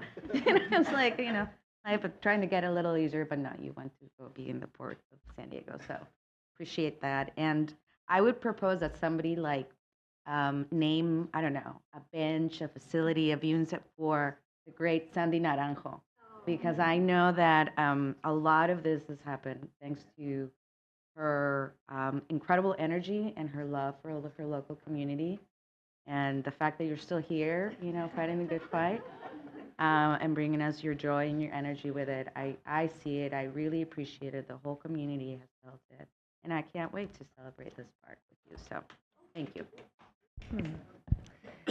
Okay, Commissioner Preciado. Oh, excuse me, Commissioner O'Malley. Thank you. You stole my thunder. I was going to second this, but that's okay. I know. I want to thank everybody for their work on this. I'm going to second what Commissioner Escalante said as far as the work of Ms. Naranjo, former port commissioner. I really don't think we'd be here without all your dedication and work here. And I just want to say for some of my fellow commissioners, I'm quite familiar with a bunch of the people who've been involved in this over the years.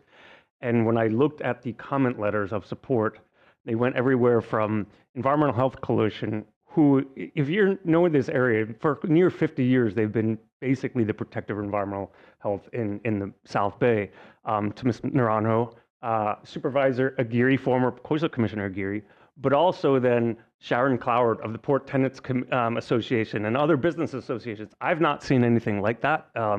Not only in my history, but in San Diego, certainly. So I just want to say it's really remarkable and quite unusual, and I'll be very happy to vote for this. So thank you for your work. I'll associate myself with all of those comments. Commissioner Preciado to the motion. I think I'm going to make this motion inspired by Commissioner O'Malley and Commissioner Escalante, so you're part of my motion. So I move that the commission certify the Port Master Plan Amendment number PMP-6-PSD 25-0001-01 as submitted by the San Diego Unified Port District. I cede my second to Commissioner O'Malley. Thank you. A second. Okay, it's an enthusiastic motion by Commissioner Preciado and second by Commissioner O'Malley. They are asking for a yes vote, please. Ms. Miller. Commissioner Wilson. Yes. Wilson, yes. Commissioner O'Malley. Yes. O'Malley, yes. Commissioner Escalante. Yes. Escalante, yes. Commissioner Hart. Yes, and I just want to say I'm so excited for you all. Congratulations. Commissioner Jackson. Aye. Jackson, yes. Commissioner Kelly. Yes. Kelly, yes. Commissioner Lee. Yes. Lee, yes.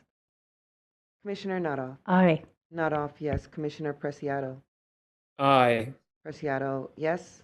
Chair Harmon. Yes. Harmon, yes. The vote is unanimous. Congratulations. The motion passes. Congratulations.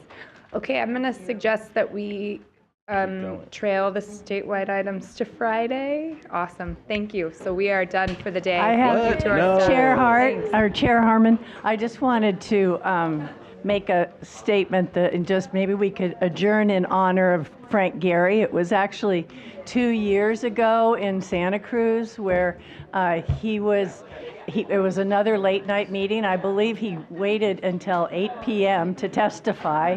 He was then 94 years old, and we approved the Ocean Avenue project that he had designed, which had affordable housing and multi-use. So I just was reflecting on his stamina at the age of 84 and all the good work that he's done. So I thought we just honor him in adjourning. Certainly adjourn in his honor. Thank you. All right.